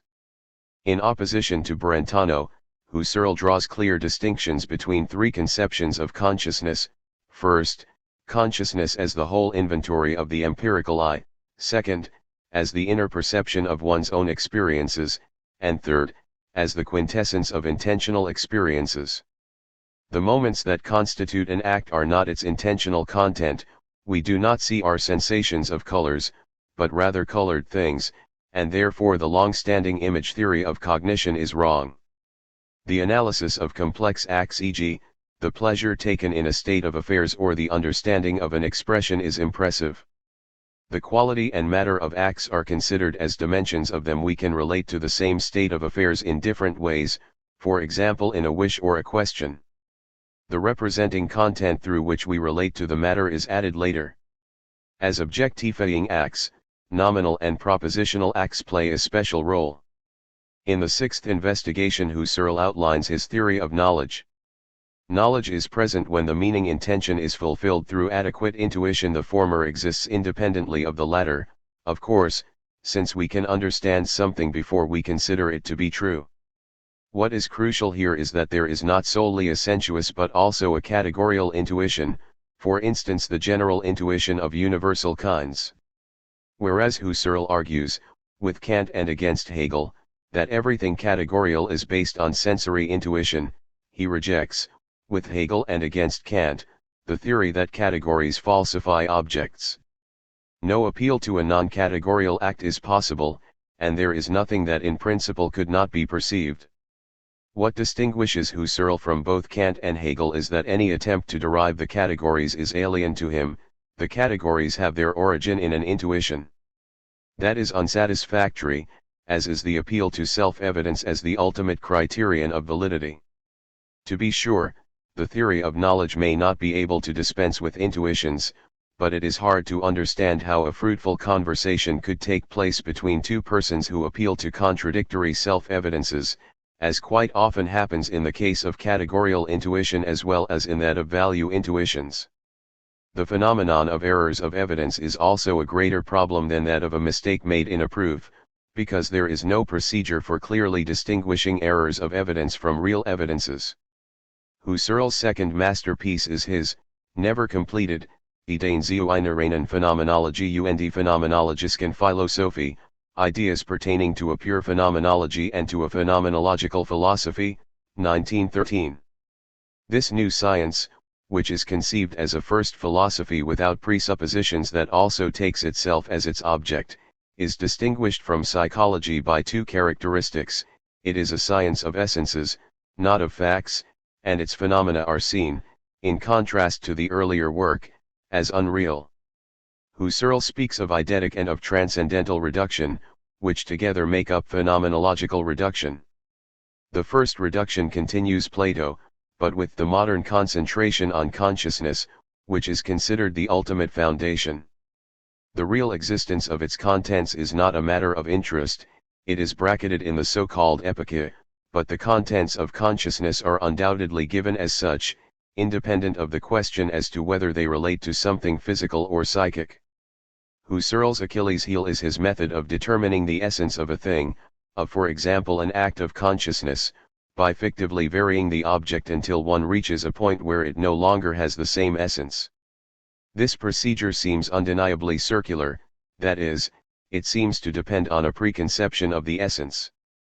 But holding fast to the knowledge of essences against empiricism and skepticism, is crucial for his project. According to Husserl, regional essences ground regional ontologies and their own categories. In addition, there is a formal ontology that thematisks the forms of all possible ontologies. The regional axioms are said to be synthetic a priori cognitions. The bracketing of the world, later compared to a religious conversion, is neither a denial nor a doubt regarding its existence, it consists solely in putting the natural attitude out of action, as it were. By analyzing the stream of consciousness with its peculiar temporality, its retaining of the past, and its anticipation of the future, retention and protension, respectively, Husserl points to the halo of unactual experiences that surrounds the actual one. He shows how the perception of spatial objects takes place in off-shadings, even if they relate to the same object. He distinguishes between acts that are directed to something immanent, to one's own acts, and those directed to something transcendent, to essences, things, acts of other eyes, and he argues in a very Cartesian way that the positing of the world is accidental, while that of the pure eye is necessary.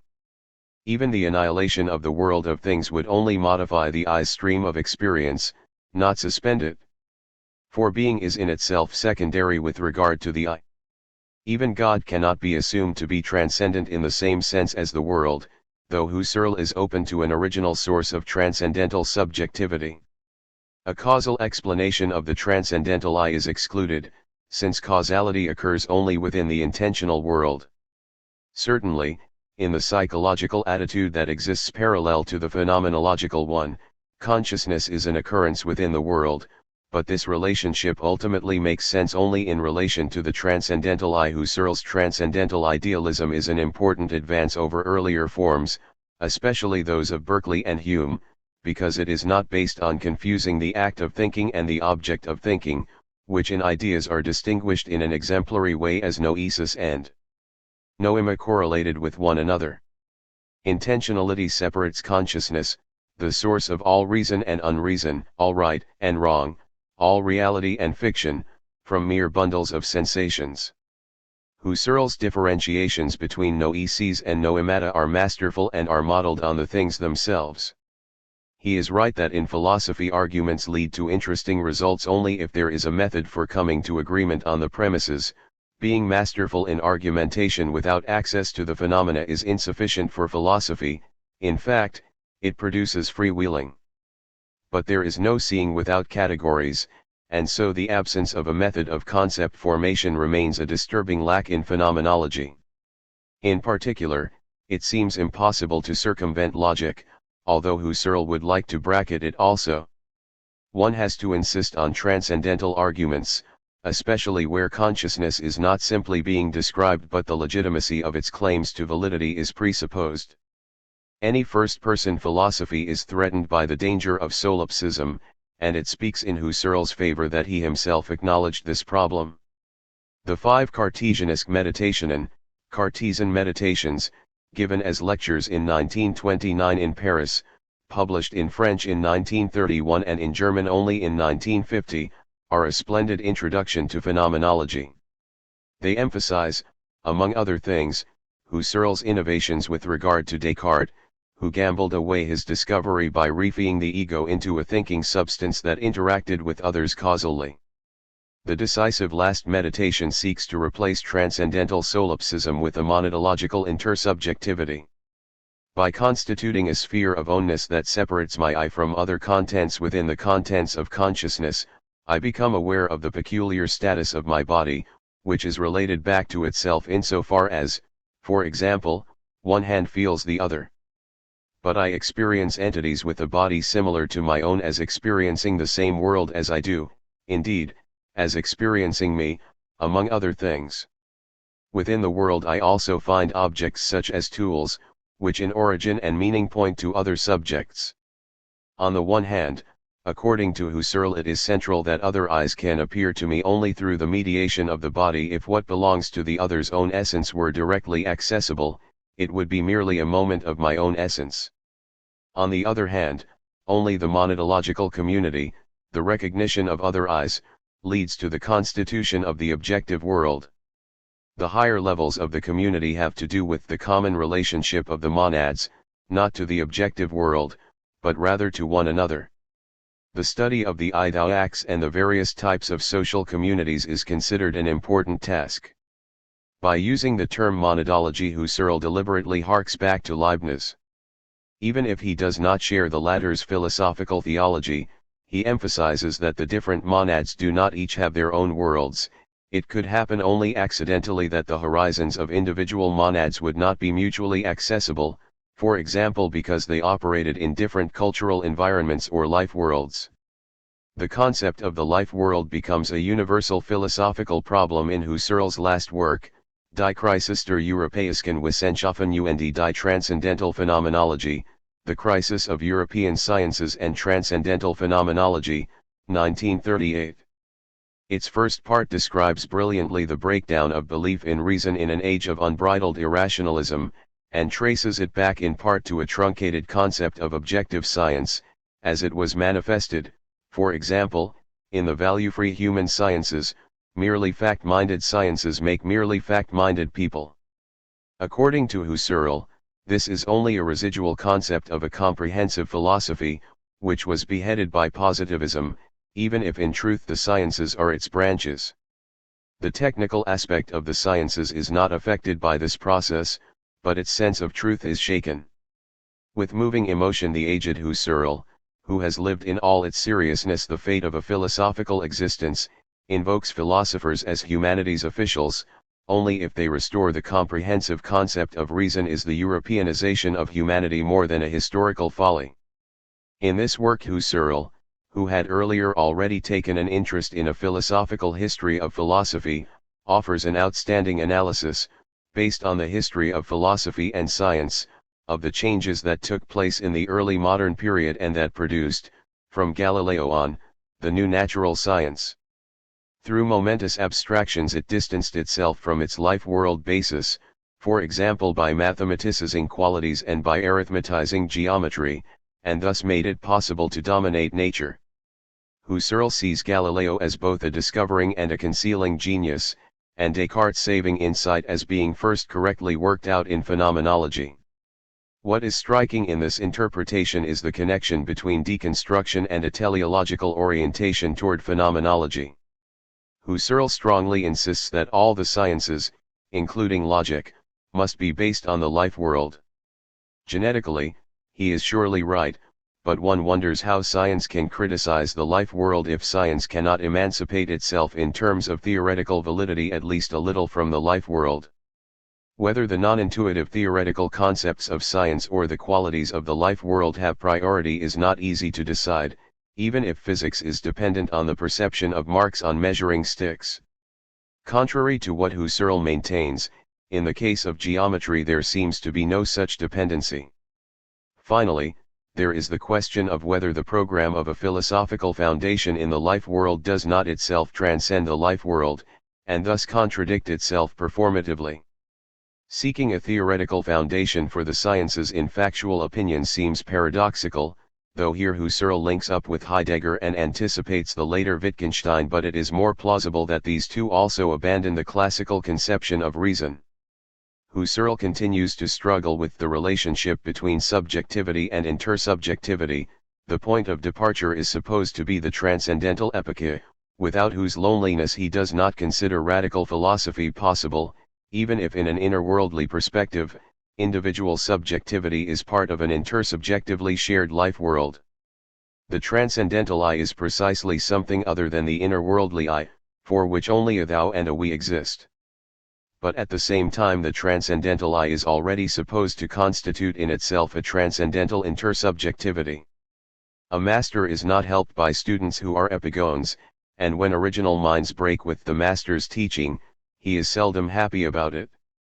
Presumably the best possible student is one who applies the teacher's principles in new domains. That may be difficult in the case of encyclopedic philosophers, but Husserl's ideas could be extended to aesthetics and practical philosophy by analyzing the corresponding acts. The Polish thinker Roman Ingarden, 1893–1970, who often wrote in German, rejected the late Husserl's transcendental idealism and can be seen as the most important realist phenomenologist, but his most original book is probably Das literarische Kunstwerk. Ihn Untersuchung aus dem Grenzgebiet der Ontologie, Logik und Literaturwissenschaft, the literary work of art, an investigation of the borderlines of ontology, logic, and theory of literature, 1931. Untersuchungen zur Ontologie der Kunst, the ontology of the work of art, which deals with the visual arts, music, and film, appeared in 1962. Adolf Renock, 1883–1917, wrote on the philosophy of law. Alfred Schutz, 1899–1959, on sociology, and Oscar Becker, 1880–1964, on mathematics. But the most brilliant among the phenomenologists who remained loyal to Husserl's theory of validity is undoubtedly Max Scheler, 1874–1928. Originally a student of Rudolf Eucken, 1846–1926, whose activism satisfied a worldview-related need and who in 1908 was rewarded for this when he became the only German philosopher to be awarded the Nobel Prize for Literature, Scheler became a convinced phenomenologist after studying Husserl's logical investigations. His existential need for spirituality was now combined with greater precision. Late in his life he became an influential public intellectual. Unfortunately, during the First World War he was, like many another German intellectuals, a propagandist for German violence, but after the war he became a proponent of a Christian socialism. Today, Scheler is definitely underestimated. His eccentric character and his way of writing are both to blame for this. He often argued carelessly, and he never made stylistic revisions to his quickly written works. But the abundance of ideas he offers is overwhelming, and his view of phenomena is penetratingly original, almost like that of the Greek philosophers. His greatest achievement consists in his synthetic power, especially in combining a Platonism of values with a competent analysis of the social development of value attitudes. Scheler was also an excellent sociologist and was, among other things, the founder of the sociology of knowledge. What makes him so exciting intellectually is that he was one of the first to accept Nietzsche's and Freud's challenges and managed to combine their enduring psychological insights into a moral realism. Das Ressentiment im Aufbau der Moralen, Ressentiment, 1912, acknowledges the importance of ressentiment in the formation of moral judgments. Thus for Schiller the establishment of the modern welfare state is a substitute for the personal love relationship between one person and another. Indeed, philanthropy in general is an expression of a counter-impulse against God and against superior people. Those who demand that we be humane often have only the animal side of human beings in mind. Subjective theories of value are an expression of ressentiment. Their only remaining criterion of morality refers to what people generally do. So the herds filled with ressentiment flock more and more together and consider their herd consciousness a substitute for the initially denied objectively good. Against Nietzsche, however, Schiller emphasizes that the revolution in the Christian conception of God does not arise from ressentiment. God is no longer the idea of the good to be loved, but rather himself a loving person. However, this reversal in the movement of love can be instrumentalized by ressentiment if the orientation toward the weaker does not arise from the fact that their inherent worth is recognized, but rather has its ultimate ground in a repugnancy for anything greater. Certainly one thing that is problematic about the theory is that Schiller cannot, and does not want to, ground ultimate decisions regarding values, for instance of the superiority of vital values over values of utility, which he sees as being undermined by modern capitalism, but wants instead to present them as self-evident. Zur Phänomenologie und Theorie der Sympathie und von Liebe und Hass, on the phenomenology and theory of sympathy and of love and hate, followed in 1913. Since 1923 it has borne the title Wesen und Formen der Sympathie, the essence and forms of sympathy, and up to that point, indeed even today, it is the most comprehensive and most subtle analysis of these phenomena.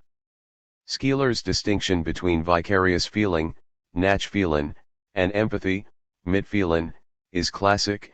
In the former we grasp another person's feeling without an analogous feeling being produced in us, thus the cruel person subsists on vicariously feeling with others but does not empathize with them. Whereas feeling with one another, Miteinander-Fühlen, relates to the same fact, for instance, the death of a person similarly loved in fellow feeling, Mitgefühl, the other's pain becomes the explicit object of the intention.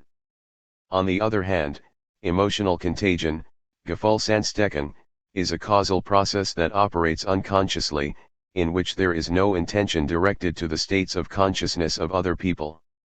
Finally, its limit case is identification, Einsfühlen, in which, as in hypnosis, another subject absorbs the I, or the I takes control of another subject. Love is essentially distinguished from fellow feeling. It is based on the perception of values, in oneself, for example, so that self-love, unlike fellow feeling with oneself, is possible. This thesis leads to the rejection of naturalistic theories of love. The search for a higher value of the beloved object sometimes encounters pre-existing structures and is sometimes creative, that is, it produces the higher value precisely through its expectation. Love is the movement in which every concrete individual object that carries values attains the highest possible values it can have in accord with its ideal vocation. Here Schiller distinguishes between vital, psychic, and spiritual love. Finally, a theory of the perception of others is laid out, according to which the mental states of others are not first made known solely through outward behavior. Instead, certain experiences are given without yet being separated into our own and those of others. This is phenomenologically correct, but the presence of unconscious inferences is compatible with this finding.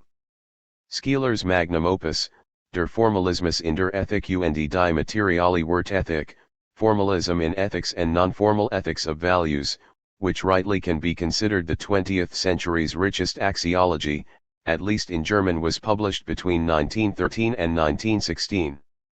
The goal of this work is to overcome Kant's formalism without, however, abandoning his a priorism. This is supposed to be made possible by a material a priori that is grasped in acts of feeling. It may be doubted whether feelings are a better foundation for ethics than reason and will. but in recognizing that our emotional life is morally relevant, Skeeler noted an important truth and brilliantly categorized an important field. Shortly before him, G. E. Moore worked out in England an intuitionist value ethics, but his universe of values is narrower than Skeeler's. In addition, historical processes play no role in Moore. Skeeler distinguishes sensory, vital, cultural, and religious values. Good and evil are said to consist in the right and wrong ranking of these values. Values are related to goods as colors are related to colored objects. In rejecting an ethics of goods like that of Nikolai Hartmann, 1882–1950, Skeeler remains a post-Kantian ethicist and is thus clearly superior to all neo-Aristotelians whose critique of Kant usually denies the intrinsic rights of an autonomous normative sphere. In particular, happiness is not the goal of virtue but it is its source. The criticism bears not only on Kant's normative formalism, but also on his descriptive theory that the lower faculty of desire is driven by inclinations indifferent to value. In truth, the conations are always directed at values, what matters is the order of preference. Skeeler's argument that values precede imperatives is important. For him, imperatives are appropriate only when there is a tendency to act in violation of them, but that is an empirical precondition that is not always fulfilled. On the basis of this distinction, Skeeler also has room for a relativism not of values, but of imperatives, which can turn out differently under different conditions.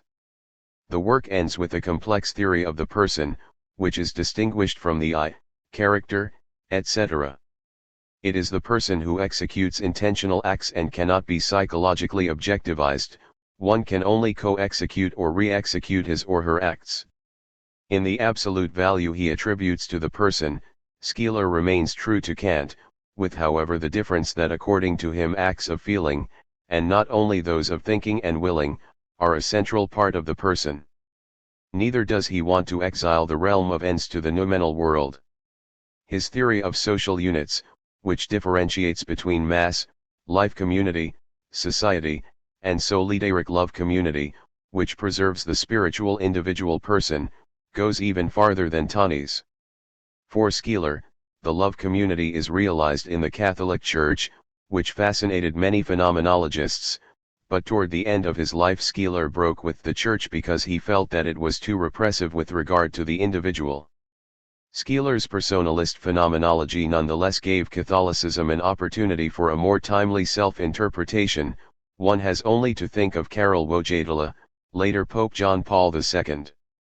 In 1928, Skeeler's Die Stellung des Menschen im Kosmos, The Human Place in the Cosmos, appeared simultaneously with Die Stufen der Organischen und der Mensch, The Levels of the Organic and Man, by Helmuth Plessner, 1892–1985, who had studied with Driesch, Windelband, Weber, and Husserl, and as a critic of totalitarian thinking about community-shaped German sociology. These are two classics of philosophical anthropology, a discipline that has never gained a foothold in the Anglo-American world because it seeks a balance between the German tradition of natural philosophy and the orientation of transcendental philosophy toward the subject. Its goal is to discern the essential characteristics of human beings that distinguish them from other organisms. It emerged, after central preparations in the work of Herder, in a period when, thanks to Darwin's theory of the descent of man and, for example, Wolfgang Kohler's famous experiments with chimpanzees, published in 1917, the demarcation between animals and humans had ceased to be self-evident. Whereas Plessner, in the framework of an a priori but not vitalist philosophy of biology, discussed in detail the distinguishing characteristics of plants and animals, Skeeler's short treatise is at the same time a metaphysics, because the special status of the human being sheds light on the whole of the cosmos. Only a feeling impulse without sensations or representations is attributed to plants, which lack the feedback of organic conditions to a center. The more individualized animal has instincts, drives, and sensations. Indeed, the higher animals have intelligence and are capable of making choices. So what is new in humans cannot lie in that area. Instead, it consists in a principle antithetical to life, the spirit. The spirit is more than drive-motivated intelligence, it is the capacity to be determined by the way things themselves are. For that reason human beings have a world, and not only an environment. In fact, humans can even objectify their own bodies and their own souls thanks to their self-consciousness. The empty forms of space and time and the category of substance emerged from this objectivity. The ability to rise above oneself leads to humor and irony. Indeed, the human being is the eternal Protestant against all mere reality, a being who can sublimate his drives. In connection with his distinction between essence and reality, Skeeler emphasizes that the spirit has its own laws, but no energy of its own. For that it needs the drives, which it directs toward its goals. In itself, the spirit is impotent, only through the process of sublimation can it gain power. The dependency of the upper sphere on the lower is a general law of nature. Spirit and life urge are even said to be the two attributes of the ground of the world, and the spiritualization of drives and the bringing to life of the spirit are the goal of everything that happens, not the beginning, as claimed by the ism, from which the late Skeeler distances himself.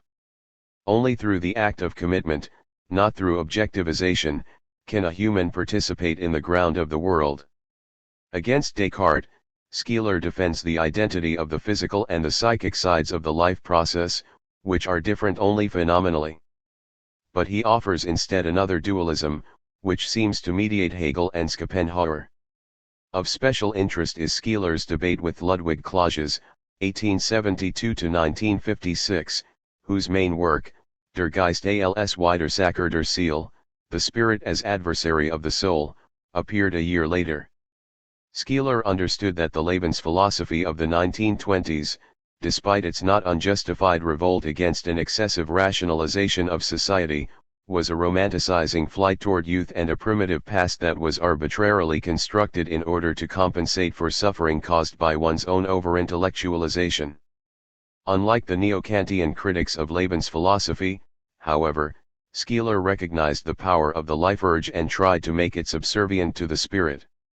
A strong interest in reflection on validity may lead to a loss in the perception of reality, and just after the eruption of the most brutal corporality into reflection, as occurred in the horror of the trenches in the First World War, a revolt against Husserl's neo-Cartesianism seemed natural. His belief in reason was no longer in tune with the new age of crisis. This revolt found its most powerful expression in his best-known student, who will be discussed in the following chapter.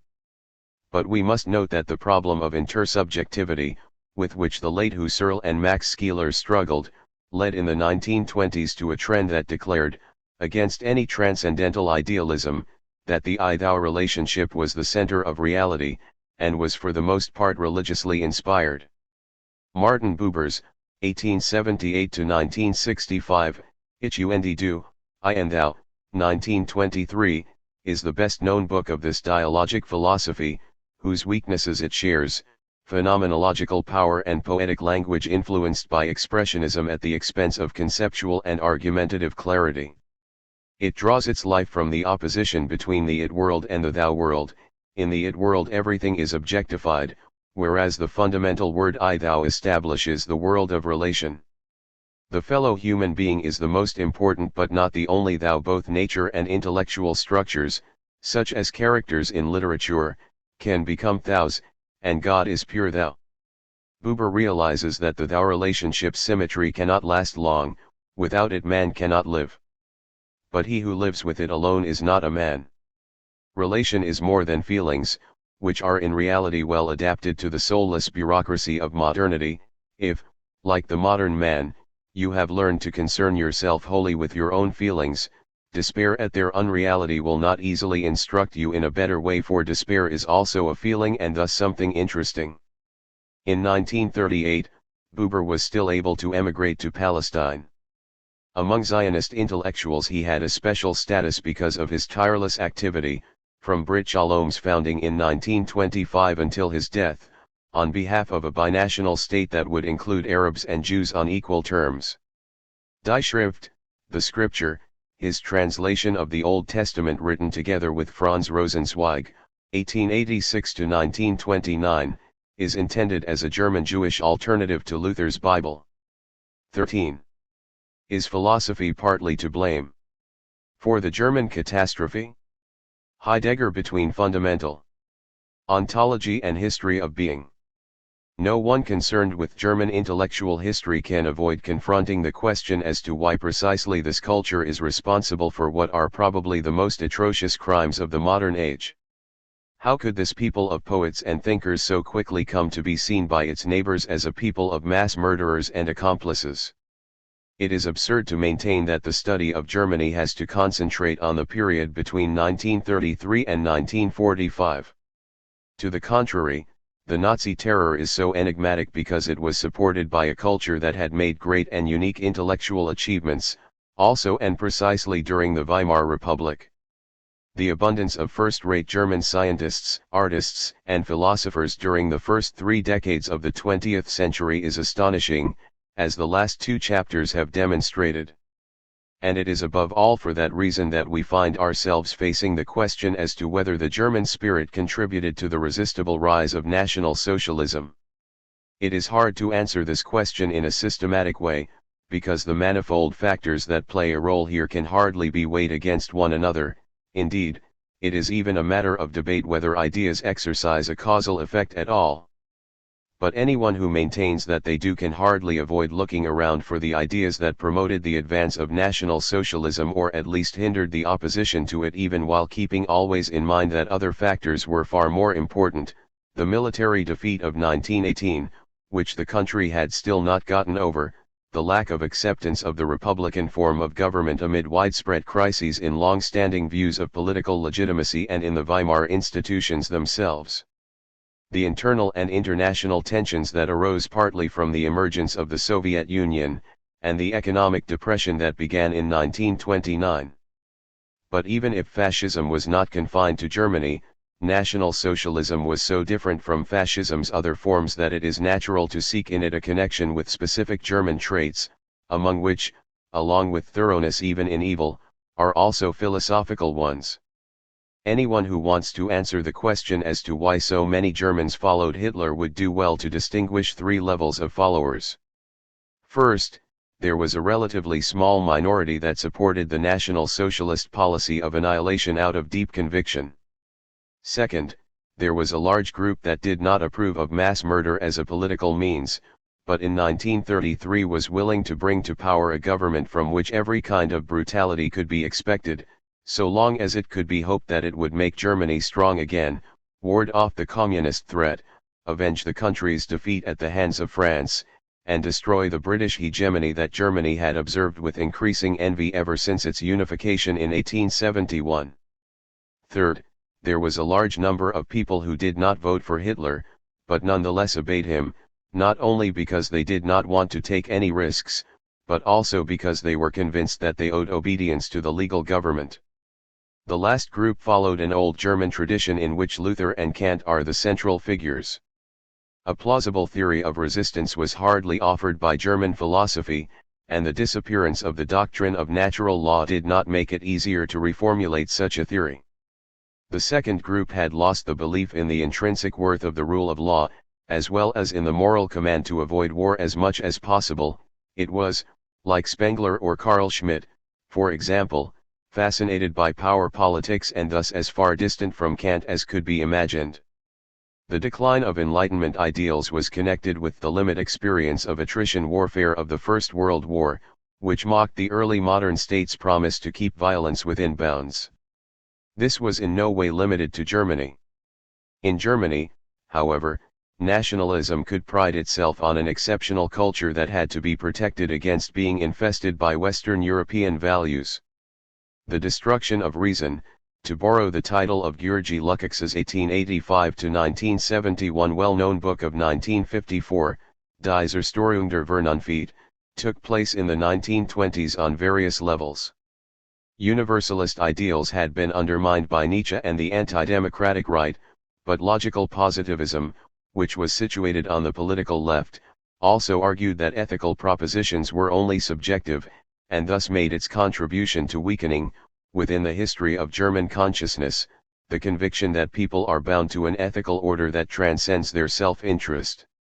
The Marxist alternative was no more attractive, and Lukács's book suffers from the fact that he sees continuities from Schelling to Hitler, because for him anything that is not Marxist is irrational. Indeed, for him, even intuitionism is suspect. Lukács was an important aesthetician. His 1916 Die Theorie des Romans, the theory of the novel, is still a classic, but as an epistemologist he is irrelevant, and his polemic against unreason contradicts both of reason's first commands, namely to listen and to criticize immanently. A conversation was thus no longer possible, and in fact one of the reasons for the fall of the Weimar Republic was its inability to converse. So far as the first group is concerned, Nietzsche had justified the killing of people unworthy of living. He was followed by the Darwinian biologist Ernst Haeckel, 1834–1919, whose monism was, however, rejected by the Nazis. Finally, in the 1920s there was fateful debate among penologists and psychiatrists regarding this subject. This does not mean that any philosopher deserving to be taken seriously urged or condoned the murder of the Jews and Gypsies, though the German tradition of anti-Judaism is certainly ancient, and the successful emancipation of the Jews at the end of the 19th century had set in motion a verbally eliminationist anti-Semitism. But Nietzsche contributed like no one else to the moral cynicism without which this enormous rupture in civilization would hardly have occurred, because he made it intellectually and stylistically acceptable. Moreover, he accelerated dechristianization, which had gained far more ground in Germany, even before him, than it had in Great Britain, for instance. Without this dechristianization, it would have been nearly impossible to establish a totalitarian state that was based on power and that promised to fill the void of meaning in which people cannot live for long. Not only did the genocide of the Jews involve breaking a taboo, but this taboo was broken through actions against the religion that had prohibited killing more strongly than had the pagan cults.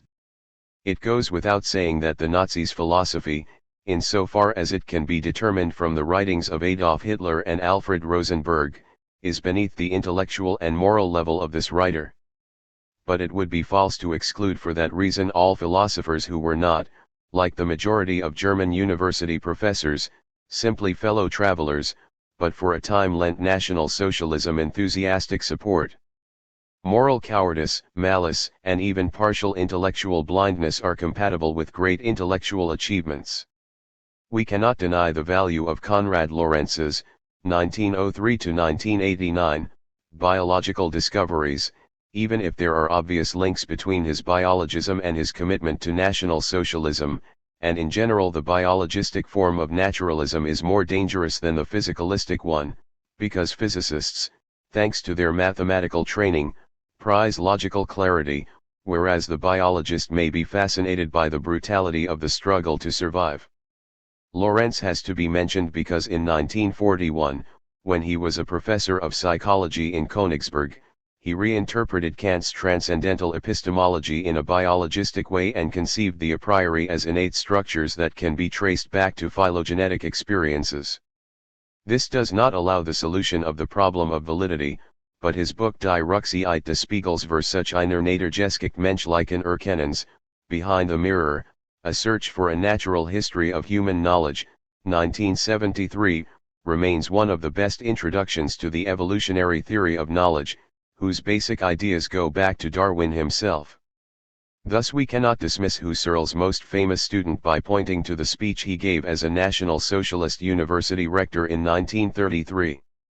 Anyone who compares Martin Heidegger, 1889–1976, with Karl Jaspers, 1883–1969, will immediately see that of the two philosophers of existence Jaspers was an outstanding philosopher of psychiatry, a diagnostician of his time, Die geistige Situation der Zeit. Man in the Modern Age, 1931 remains diagnostically relevant, precisely because Jaspers did not foresee National Socialism, a cultural philosopher with a sense for the dawning global dimension of philosophy, and a public intellectual in the young Federal Republic who was aware of his responsibilities, and who had behaved impeccably during the Third Reich.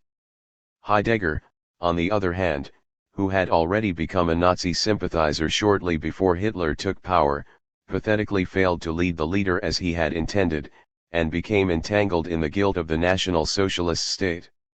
And yet it is unfortunately Heidegger, and not Jaspers, who deserves to be called a philosophical genius. Anyone who maintains that he is a moral and intellectual disaster has a duty nonetheless to understand his central importance in the history of 20th century philosophy. The decoupling of phenomenology from rigorous reflection on validity, such as also occurred in France, was begun by Heidegger.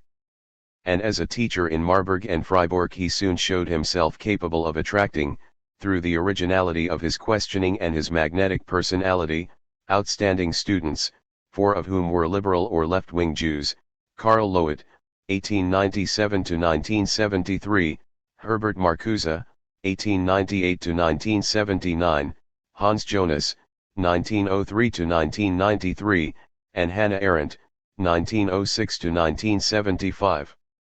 Creative achievements seldom consist in discovering entirely new elements, but rather, for the most part, in bringing together different currents with the resulting synthesis that is something absolutely new. Senuendizeit, Being and Time, 1927, although it was never completed, is just such a path-breaking book. It integrates into a single, unified conception five tendencies that at first glance seem very different from one another. As the title indicates, Heidegger seeks first of all to ask anew the question as to the meaning of being. With his commitment to ontology he turns against Husserl's transcendental idealism. Second, an approach to being is supposed to become possible through an analytics of human existence. This is essentially temporal and thus Husserl's legacy continues. But third, Heidegger uses the theory of the temporality of existence to present one of the most intensive analyses of mortality since the ancients, for which there was no place in Husserl's theory, since the interruption of the stream of consciousness can hardly be explained idealistically. Furthermore, he sets out to base the German discipline of hermeneutics on the life world. It is not only Schleiermacher's subtle interpretations of Plato that are hermeneutic achievements, but existence itself is, as such, a form of understanding. Finally, Heidegger built the bridge between temporality and historicity that had been a very important German theme since the 18th century, although it was only seldom connected with the temporality of our consciousness. However, since Nietzsche's and Dilthey's historicism represented the position opposed to Husserl, this synthesis arouses the suspicion of some inconsistency. Nonetheless, it is not only this connection of lines of thought that made being and time explode like a bomb. The mood of the book was right. The First World War had made death very present to people's minds, but unlike literature, especially Tolstoy, to whom Heidegger owes more than he acknowledges, philosophy had largely ignored it. The association of temporality and historicity suited the period since that it was witnessing a major break in world history, and the book's unique language, full of German chauvinist neologisms, as well as its revolt against the anonymous they, Das Man, in the name of resoluteness had resonance for the generation that fought in the trenches. The search for a life-world foundation for the sciences, which for the most part confused genesis and validity, mirrored the petty bourgeois anxiety aroused by a science and technology that were understood by fewer and fewer people, especially since this archaism, like that of the Nazis, was accompanied by a highly modern trait, which was however easily overlooked because it consisted in an absence. The book has no concrete ethical content to offer. Now, in itself that is not a reproach. A philosopher is not required to express himself on every subject. But the insidious thing about this work is that it undermines, through its redefinition of terms such as conscience and guilt, the traditional moral sense and very clearly suggests that resoluteness, no matter what for, is the only thing that matters. One might, like Skeeler, accuse Kant of formalism, but the metaphysics of morals is certainly not as formalist as Heidegger's anti-ethics. Even if the book intends only a destruction of the history of ontology, it offers no less a destruction of ethics. However, since Heidegger's language is much less clear than Nietzsche's exemplary prose, which was honed on the French moralists, and because he throws around watchwords of the tradition, such as being, sen, and makes no bones about his antipathy to modernity, he is much more dangerous than Nietzsche. Generations of Christian theologians of all confessions have absorbed him with a good conscience. The end result is a postmodern theology that no longer sees the rational clarification of the concept of God as its task, congratulates itself on the confusion of hermeneutic standards because that is a way to put Bible criticism in its place, looks down on the natural sciences because they all emerged historically, and rejects any normative ethics as no longer in tune with the times. It is appropriate to doubt whether this remedy benefits the intellectual status of theology or is in keeping with the theological tradition of the Enlightenment or even the Middle Ages.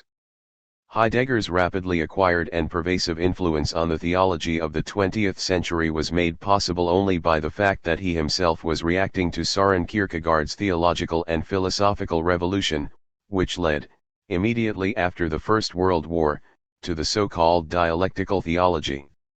The name is peculiar when we consider that the central idea of the movement is the opposition and precisely not the mediation, as in Hegel between the finite and the infinite. I have already mentioned that Hegel's rationalism undermines traditional Christological orthodoxy. In contrast, Kierkegaard wants to maintain the latter at any cost, and since he clearly recognizes that Jesus's unique status, and his radical difference from Socrates, cannot be rationally grounded, he rejects any attempt at a rational justification of theology. We can grant him that the moral appropriation of the Christian message transcends speculative understanding, and we can certainly grant that progressive Hegelian theologians' feeling of superiority over earlier, existentially deeper appropriations of the Christian message was unjustified. But if Christianity can be grasped only through a leap of faith, if it is not only paradoxical in the original sense of the Greek word, that is, because it collides with common opinion but is in fact absurd and prides itself on its absurdity, then we must ask a simple question: how is a reasonable person supposed to accept it? On the one hand, traditional Catholic theology had sought a rational justification of the belief in God, and on the other had offered historical arguments for the validity of what was accepted as revealed truth. Kierkegaard rejects both paths, the latter, because he had studied Lessing in depth. Indeed, he does not even have a fully elaborated intuitionist epistemology. Therefore he can ultimately appeal only to a subjective decision. While we can certainly find biblical passages, for instance in Paul, that refer to the irrationality of belief, there is, already in the Old Testament, a whole tradition that identifies God with wisdom, and Kierkegaard broke with it long before Heidegger and his epigones. But in this connection he analyzes subjective mental states with enormous precision and a dialectical sense for how they can flip over into opposed psychic conditions. But this is a tack that turns theology into the psychology of the religious, and one that can be grounded on atheistic foundations as well. Heidegger's fundamental ontology is based on an existential analytics of existence. In his work, Existence, Dasein, does not refer simply to the human mode of being, for the analytics of existence is irreducible to anthropology and psychology. Moreover, it stands in opposition to the philosophical definitions of the human being in the Greek and Christian tradition as a rational being or an image of God. It is true that of all entities that we know, Dasein is realized only in human beings, who not only have a special ontic status, but are also ontologically oriented. Dasein comports itself towards sen, being. But Heidegger subsumed under the concept of Dasein a plenitude of traits that could in principle also be found in unknown species, whereas at the same time he left out essential characteristics of human beings, ranging from sexuality to religiousness. Against Husserl's eidetic orientation, Heidegger emphasizes that the essence of Dasein lies in its existence, which is precisely not characterized by specific properties, but is instead in each case mine. Gemeinic Dasein is concerned with its own being. Thus Dasein is not part of what is present at hand, vorhanden, it is to be grasped through so-called existentialia, not through categories. Heidegger's fundamental existential is being in the world a determination that turns Husserl's transcendental reduction on its head, so to speak. In knowing, for example, Dasein does not reach out from its inner sphere, instead, it is always already outside, and with that the epistemological problem is supposed to be solved. In sharp distinction to Descartes, but drawing on a suggestion made by Husserl, Heidegger works out worldhood, which according to him is originally characterized by readiness to hand, Zuhandenheit, the mode of being of equipment such as pencils and desktops, hammers and nails, each of which forms a context of assignments or references. This sounds like pragmatism. Knowledge is first formed on the basis of our dealings with things. Heidegger rejects the notion as if an initially objectively present world stuff were subjectively colored. Instead, presentness at hand is a de-worlding Entweltlichung of an original readiness to hand.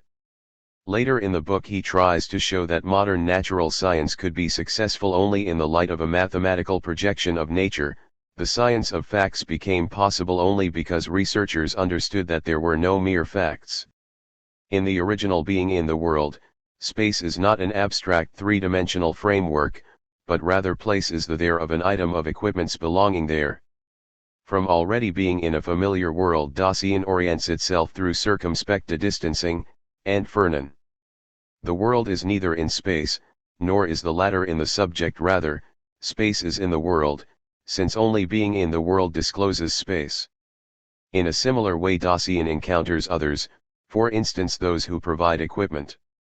Others are precisely not what is opposed to me, but rather those among whom I also am. Their being is Dasein with, mit Dasein, while being in is being with others. These others cannot be taken care of, besorgen, like equipment, but instead are objects of concern, Fürsorge, that can paternalistically leap in or leap ahead of the other, in order to return to him care, Zarga, as such. Analogously, the circumspection, Umsicht, with regard to equipment corresponds to considerateness, Rücksicht, and tolerance, Nachsicht, with regard to others. The existential of the they, man, is central, Dasein is subject to it. This is certainly also an unburdening. We will encounter this determination again in Gelen, but being authentically oneself consists in a modification of the they. Dasein experiences itself as thrown, geworfen, it is subject to attunements and moods, such as fear, for instance, equiprimordially it is understanding. This does not refer to an intellectual operation that is opposed to explaining, rather, it refers to a basic mode of Dasein, namely the disclosing of world. The ready-to-hand is explicitly understood and explained as something, and once again mere staring is a no longer understanding, that is, a privation of understanding, and in no way more primordial. Only Dasein can be meaningful or meaningless, depending on whether it understands its own being and the disclosed world or not. There is a circle in understanding, but it is a question of getting into it in the right way. Heidegger then tries to interpret the elementary logical concept of the statement as a derivative mode of interpretation. In his analysis of language we must emphasize especially his judgment that language is not a means of conveying experiences, passing on information, for instance, presupposes being with, and also his interpretation of keeping silent as an essential possibility of speech. Returning once again to the they, Heidegger introduces idle talk, curiosity, and ambiguity as forms of the falling prey of Dasein.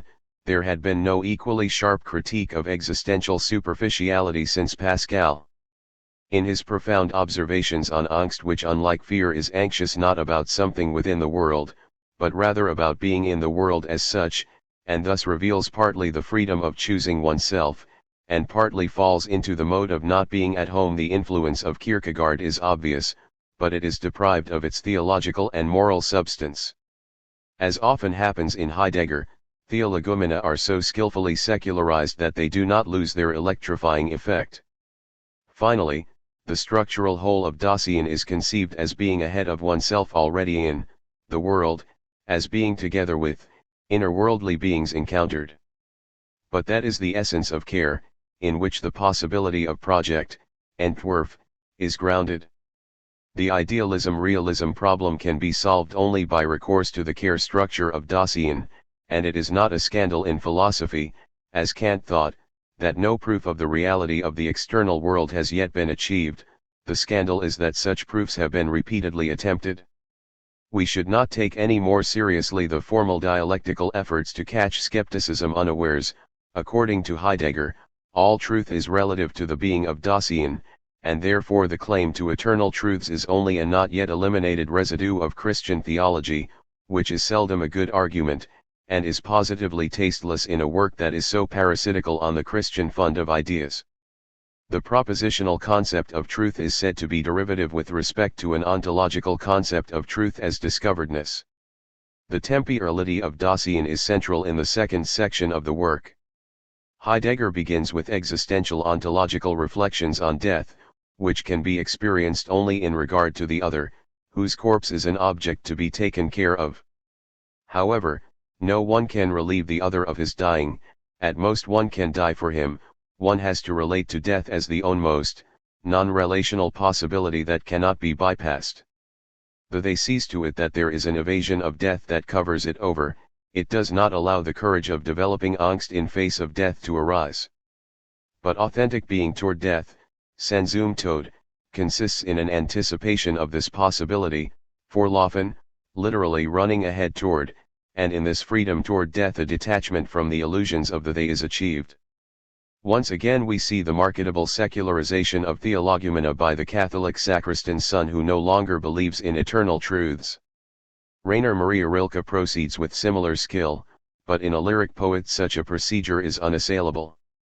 The memento mori is a central Christian practice, and the expectation of divine judgment certainly has a purifying effect. But since in Heidegger there is no longer any talk about the immortality of the soul, one wonders what this running ahead toward death, which once took place in every Ave Maria, might now be. The serenity of the Epicurean seems wiser: if I am, then death is not, and if death is, then I am not.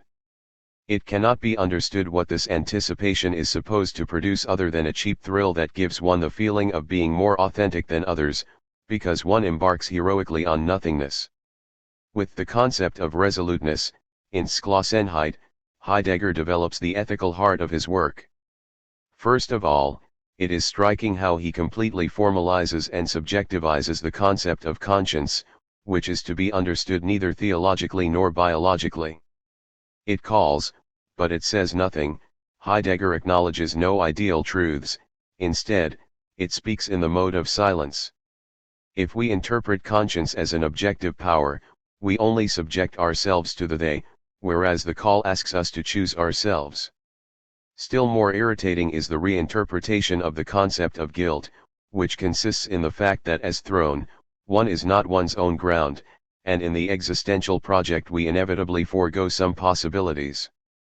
This ontological interpretation of conscience and guilt is distinguished from the vulgar, that is, ethical, which moves under the spell of an ontology of the present at hand. But we are well advised when we, despite the predicate vulgar, defend the stubborn feeling that someone who forgoes the possibility of a career as the commander of a concentration camp is less guilty than someone who plans such a career for himself. However, Heidegger's resoluteness, like that of Jean-Paul Sartre's existentialism, which is so different in kind politically, is empty. Resoluteness is certain of itself only in a resolution. Granted, this does not necessarily lead to National Socialism, but it also has to be granted that it does nothing to block the road that leads in that direction, and in general it encourages a radicalization of irrational convictions. The anticipation of resoluteness heralds the theme of temporality, which lends unity to the structure of care. The being ahead of oneself sich Vorweg is grounded in the future, while the already being in, Chancen in, manifests having been, Gewissenheit, Heidegger's equivalent for Vergangenheit, i.e., past, and being together with is made possible by making present. What is crucial here is the priority of the future. All existentialia are now revisited and deepened with regard to temporality. In fact, even the spatiality characteristic of Dasein is supposed to arise from temporality. Out of the temporality of Dasein its historicity finally arises. Here Heidegger is writing in the wake of Dilthey's historicism, which is, however, valorized in terms of existential philosophy. The movement away from the individualism of authenticity to concepts such as destiny, community, and people is striking. The resoluteness of a whole nation is not discussed, but one senses its possibility. Heidegger's concept of world history has nothing to do with Kant's or Hegel's constructions in the philosophy of history. There is no talk of either progress in history or the formation of a world historical consciousness. Heidegger's observations on history reject efforts at objectivity. He is concerned with the potentialities of existence, of Dasein that has been there, and in no science is universal validity less at home than in history. The historian's choice of materials arises from the existential choice of Dasein's historicity. We will see that Gadamer's founding of hermeneutics is based on a similar idea, which however rejects, through the extension of reception history, the provinciality of Heidegger's suggestion, to which any chauvinistic cobbled-together historical construction can gratefully appeal. The work concludes with reflections on the constitution of public time through time measurements and on the genesis of the vulgar, that is, the scientific conception of time. Time is said to be more objective than any possible object, because it is found in the psychic as well as in the physical, and it is more subjective than any possible subject, because it makes the latter possible in the first place. Given the broad identification of time and being, one wonders what kind of ontic status timeless entities like mathematical structures or values have. In the latter, Plato and metaphysics after him saw the paradigmatic existent, and we are painfully touched to find the natural sciences and ethics, to whose grounding Kant devoted his magnificent work, now both considered, in the twilight of the state based on the rule of law, as vulgar. Shouldn't we rather describe as vulgar the phasing out of the best heritage of the West? Like Wittgenstein, Heidegger reconceived his philosophy in a radically new way. In the 1930s there occurred what he called a care, or turn, which took shape, for example, in his Beitrag zur Philosophie. Vom Erinners, Contributions to Philosophy of the Event, first published in 1989. But unlike Wittgenstein, Heidegger was no longer able to work up his new conception into a classic text. Instead, he published a large number of articles and essays, all of which revolve around a few interconnected themes, but whose level differs greatly. Anyone who reads the collection entitled Holzweg, Off the Beaten Track, 1950, is disturbed to find a text like Der Spruch de Anaximander's saying, which mocks all hermeneutic standards, placed next to two undeniably brilliant articles Der Ursprung des Kunstwerks, The Origin of the Work of Art, 1935-36, and Die Zeit des Weltbilds, The Age of the World Picture, 1938. It is unlikely that there has ever been an important thinker who was less capable of self-criticism than Heidegger. He produced important and confused works alongside one another and was himself not able to distinguish between the two. The crucial basic insight of the care consists in a retreat from the residual transcendentalism of being and time, not Dasein, but Sen.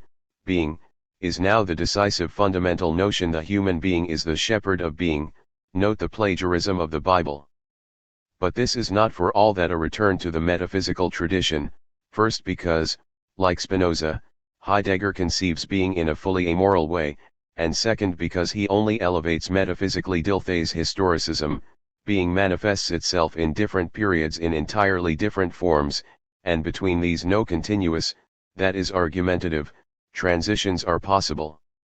The history of being, which is supposed to be essentially a history of the various conceptions of being, is thereby understood as a history of decline and withdrawal, because being increasingly conceals itself, and with his turn away from metaphysics to the philosophy of history of metaphysics, Heidegger seeks to contribute to the transformational recovering, Verwindung, of this misleading metaphysical tradition that is characterized by its oblivion of being.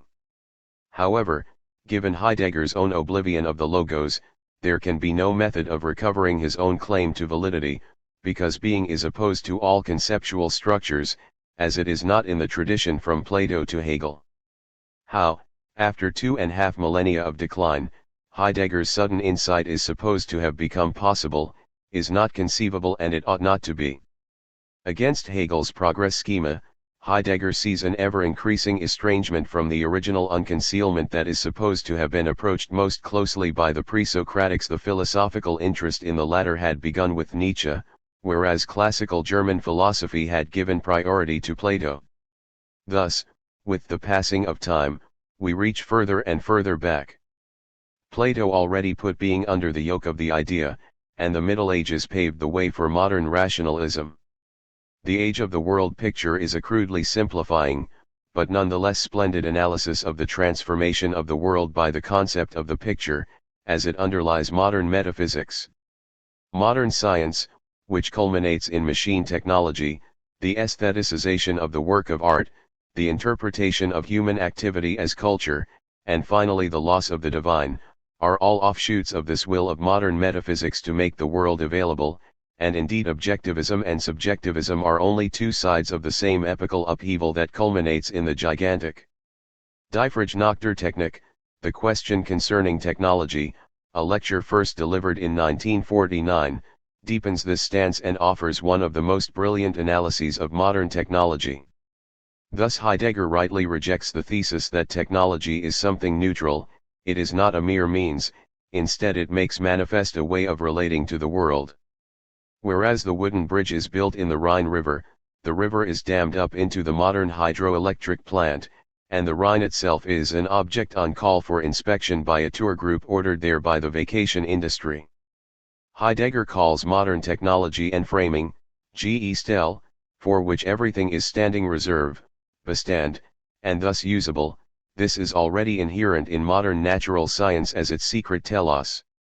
And the danger of this technology, which one could at most encounter by bringing its essence into view, in no case consists only in the potentially lethal machines and apparatus of technology, but rather in the change in the human essence.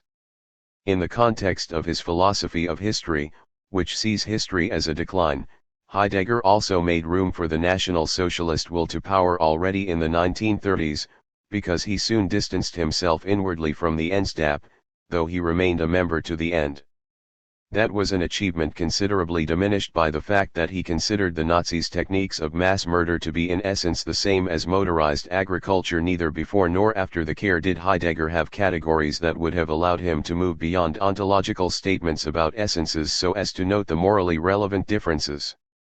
Heidegger's rejection of subjectivist aesthetics enabled him to make the ontology of the work of art central once again. The work of art is not about beauty or even eliciting experiences, but rather about the setting into work of truth ins Werksetzen der Wahrheit. Unlike equipment, the work of art sets up a world. Here, truth is not understood as mimesis, and that is why Heidegger analyzes a Greek temple as one of his examples, in addition to Vincent van Gogh's still life, a pair of shoes. The essence of truth includes concealment, and yet the work of art founds community. It should surprise no one that Heidegger's late philosophy often consists in interpretations of poetry, most of which slap the methodology of literary studies in the face, even if he rightly saw in Hölderlin a predecessor, in tune with his critique of modernity. An idiosyncratic form of polytheistic pseudo-religiousness, a philosophy of language that subordinates the autonomous will of the individual to the happening of language, and finally a quietist ethics of releasement with regard to things, Gelassenheit zu den Dingen, as a simultaneous ja and nay to the technological world characterize the late work. To be sure, it remains Heidegger's world historical achievement to have been one of the first to conceptualize the increasing discomfort with modern subjectivity and with unbridled technology, even if he lacked any ethics such as might have allowed him to propose a therapy once he had diagnosed the disease. 14. National Socialist Anthropology and Political Philosophy, Arnold Gehlen and Carl Schmitt. Probably the most important philosophical book published under the Third Reich is Arnold Gehlen's, 1904-1976, Der Mensch. Seine Natur und seine Stellung in der Welt, Man, His Nature and Place in the World, 1940, which went through several expanded editions. I take the last as my basis here. Like Being and Time, Gehlen's book concentrates on the peculiar mode of being of a finite, rational being that knows it is finite, an obvious subject when belief in God has ceased, while at the same time a thirst for reality prevails that is not satisfied by the subtle foundational ideas of Freya and Husserl. Gehlen and Heidegger are, moreover, connected by their pragmatism, which associates knowledge with action, but only Gehlen refers to its American predecessors. In 1933 Gehlen wanted to write a philosophy of National Socialism, but Heidegger's linguistic German chauvinism was alien to him, and he was also free of anti-Semitism. It is not only in his style, which rivals that of the great European prose writers, that Gehlen is superior to Heidegger, whom he does not cite even once in his main work. Characteristically, Gehlen takes into account a broad range of results from the various sciences. He was the student of the biologist and vitalist philosopher Hans Driesch, 1867 to 1941, and from 1938 to 1940, he was Konrad Lorenz's predecessor in Königsberg. Although the epistemological status of his empirical philosophy is unclear, after abandoning transcendental reflection, a reliance on experience is more honest than Heidegger's indulgence in unverifiable statements about essences. Gehlen seems to have seen his task as making the abundant results of the various sciences intelligible on the basis of one single principle. As someone who after an existentialist phase was for a time strongly influenced by Fichte, Gehlen foregrounds the concept of action. On its basis the system of human characteristics is supposed to be grasped. What distinguishes human beings from other animals is that human beings have to act, because their instincts are greatly reduced and, in fact, they are already deficient beings, Menschelwesen, in their physique, retarded development and secondary altriciality. Action is understood here as something that goes beyond the mind-body opposition. Gehlen has no hope of solving that problem, and instead looks for psychophysically neutral categories. In opposition to any metaphysical dualism, he points out that human beings' special status does not consist solely in spiritual qualities which, as in Skeeler, are superimposed on animal qualities. Rather, the specifically human also permeates the physical, the reason of the body, and expresses itself in, for instance, the enormously adaptable movements that have to be learned in coping with objects. One consequence of this way of seeing things is paradoxically that Gehlen distinguishes humans from animals more radically than Skeeler, Lorenz, and contemporary ethology do.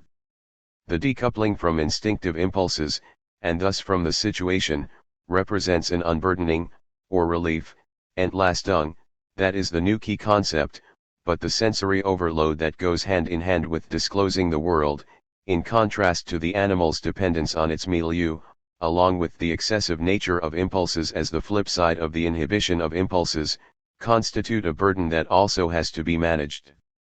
Culture is the quintessence of nature reworked in the service of life, and humans are by nature cultural beings. Thus even acts that appear in animals as end phases, such as eating or sexual intercourse, can in humans be carried out as means and receive a symbolic meaning.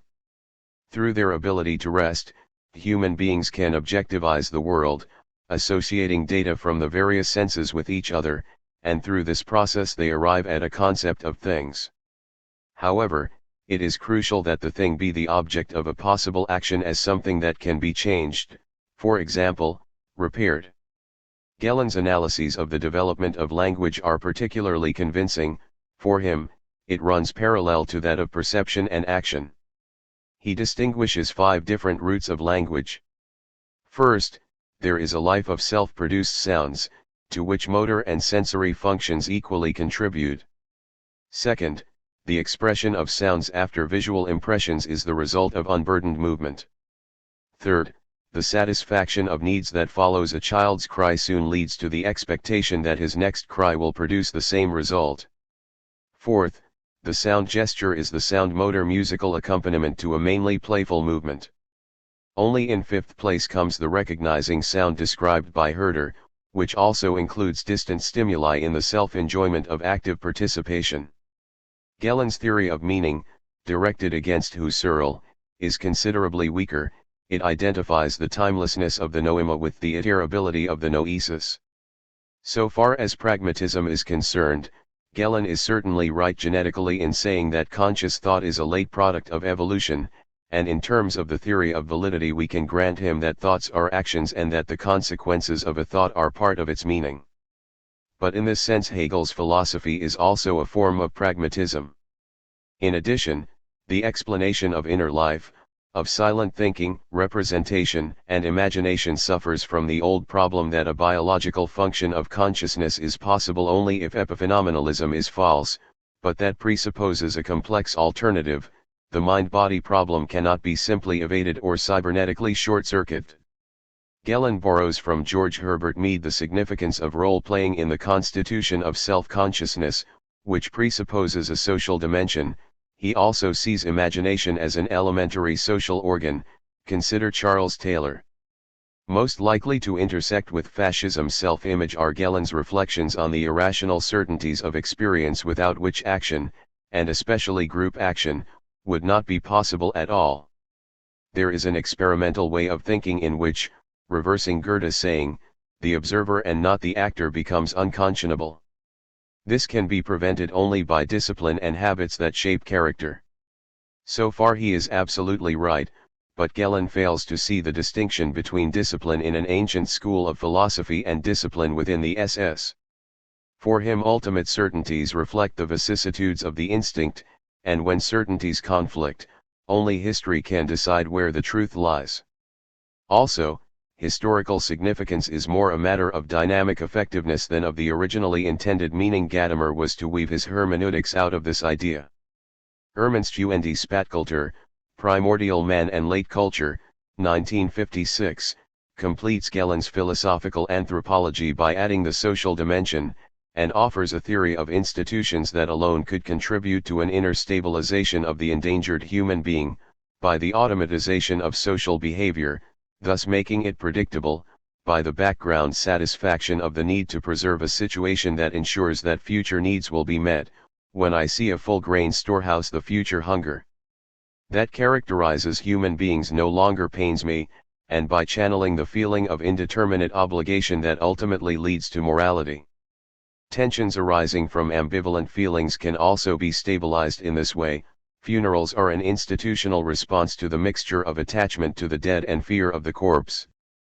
Gellin's attempt to reconstruct the social evolution of primordial man is especially fascinating since Vico, there had been no philosopher who dealt so penetratingly with this subject. One of Gellin's important insights is that by no means all institutions owe their existence to goal-directed action. Even if reciprocity is a crucial principle, sometimes they result from quite different goals. The transition to agriculture and livestock breeding, for instance, was a secondary result of the practice of keeping animals for religious purposes, which had its origin in totemism. Not immediately eating the caught animal, but rather feeding it, presupposes the recognition of its intrinsic value and a control over drives that only a religion could have exerted. Analogously, the artificial, i.e., one-sided, attribution of kinship relations is supposed to have sprung from imitative animal rituals. Only the repetition of concrete acts could provide institutions with continuity. The group encounters itself. A group experience can be set apart in its purity, precisely because it is not a matter of practical cooperation to achieve goals. Naturally, Gellin's interest in primordial man was prompted by his increasing disgust at the subjectivism of the late culture of his time. Like the pagan immanentist counter-enlightenment that has come into being since Nietzsche, Gellin complains about the destruction of the archaic metaphysics of agreeing and quarreling powers of life, first by monotheism, then by scientific technological mechanism. God and the machine have survived the archaic world and now encounter each other alone. A nature deprived of its divine essence corresponds to late-period subjectivity's inner world of mental facts, which is decoupled from actions, and lives on second-hand experiences, for instance, those provided by the mass media. Now the subjectivization and softening of art, of law, and also of religion necessarily begins. Everywhere ideas shoot up with which we can do nothing but discuss them. Philosophy itself has dissolved into ideas.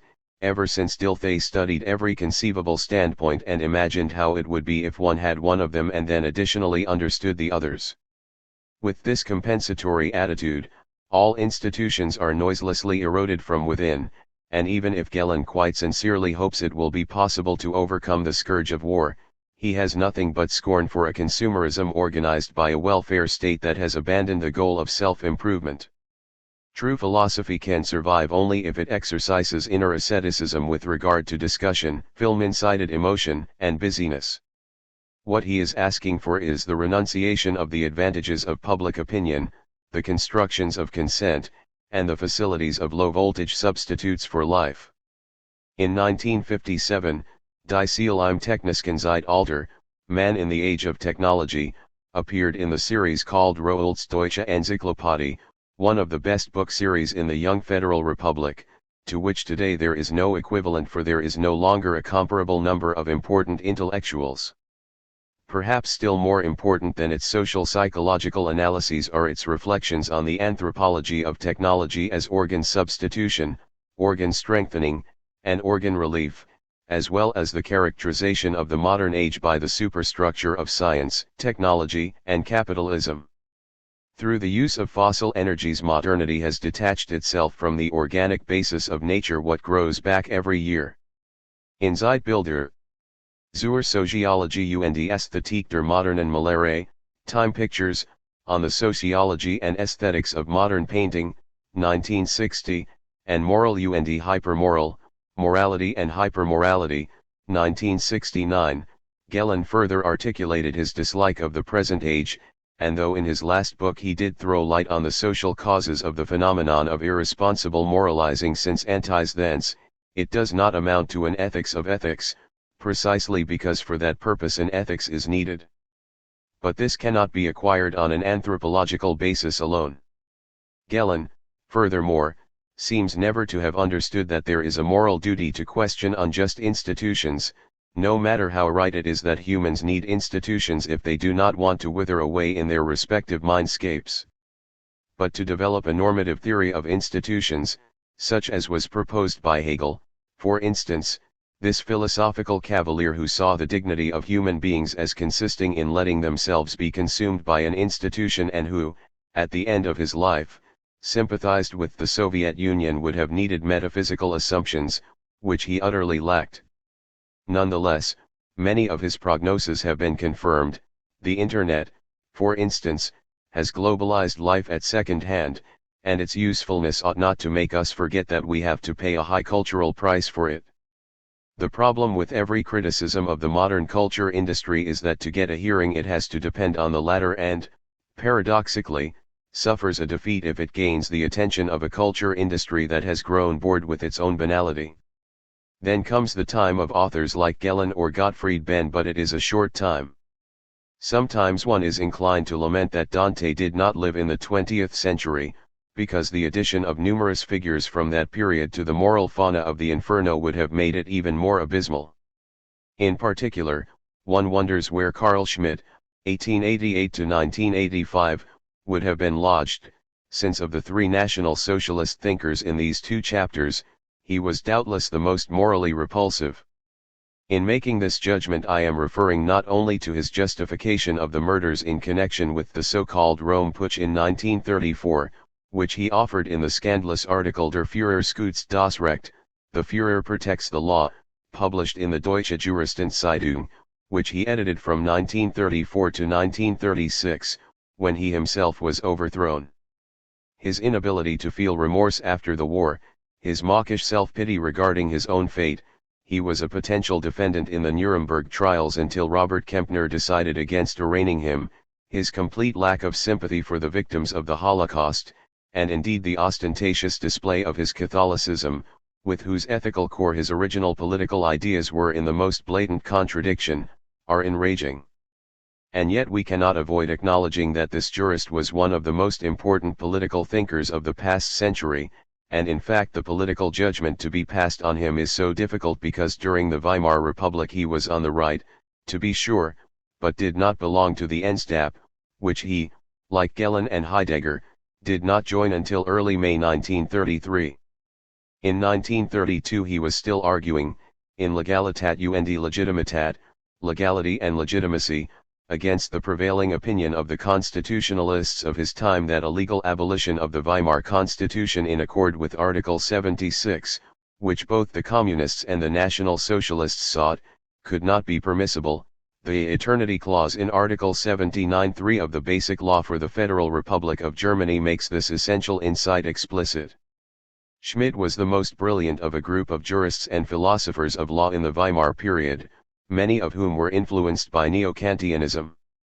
For instance, Gustav Radbruch, 1878–1949, who became, as a social democrat, Minister of Justice in 1922 and 1923, published a Reichsphilosophie, Philosophy of Law, 1932, in which, making a sharp distinction between is and ought, he ranked justice, expediency, and legal certainty beneath the idea of law, as its components. Even if he showed how individualistic, collectivistic, and transpersonalistic conceptions are reflected in the very different forms that the various legal institutions such as property and marriage receive, this relativism did not prevent him from expressing himself clearly on particular questions. His arguments against capital punishment, for example, are classic. For him, it is not based on the right of self-defense. His famous article Gesetzliches Unrecht und Übergesetzliches Recht, Statutory Injustice and Superstatutory Law, 1946, breaks with legal positivism, which weakened any ability to defend oneself against the misuse of National Socialist legislation. According to him, there are unjust statutes, where equality, which constitutes the heart of justice, is deliberately denied in the passing of positive statutes. The statute lacks even the character of law. However, in the case of judges who knew only legal positivism, it was hard to prove intentional perversion of the course of justice, and without that they could not be punished. On the other hand, the Neo-Kantian Hans Kelsen, 1881–1973, remained a pure legal positivist, even if he introduced an ideal basic norm in order to ensure the validity of any given legal system. Schmidt's most important legal opponent, especially in the legal controversy over the dismissal of the Prussian state government by Papen's federal government in 1932, was Hermann Heller, 1891–1933. In his synthetic Staatslehre, Theory of the State, 1934, Heller developed constitutional law into political science and integrated into a descriptive political theory strongly inspired by Hegel the insights into the ontology of law and the state that had been achieved in the meanwhile. No work of Schmidt's approaches Heller's in categorical abundance. His Verfassungslehre, Constitutional Theory, 1928, considers only the constitutional law approach to the state and leaves out political sociology.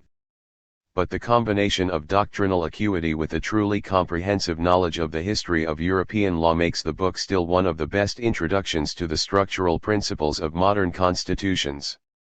In particular, the clear distinction between the rule of law and the political components of a constitution is successful. One of the political components, for instance, is the commitment to democracy, which is logically independent of the principle of liberalism, but is naturally compatible with it. What made Schmidt most famous, however, were two brilliantly written essays that showed a competence in intellectual history very unusual in a jurist: Politische Theologie, Political Theology, 1922, and Der Begriff des Politischen, The Concept of the Political, 1927. These were further developed in Theorie der Partisanen. Zwischenbemerkung zum Begriff des Politischen, Theory of the Partisan, Intermediate Commentary on the Concept of the Political, 1963, and Politische Theologie II, Political Theology II, 1972. Political theology defends the plausible thesis in legal history that central legal concepts are transformations of theological concepts. The metaphysical world picture of a period is also reflected in its political ideas of legitimacy.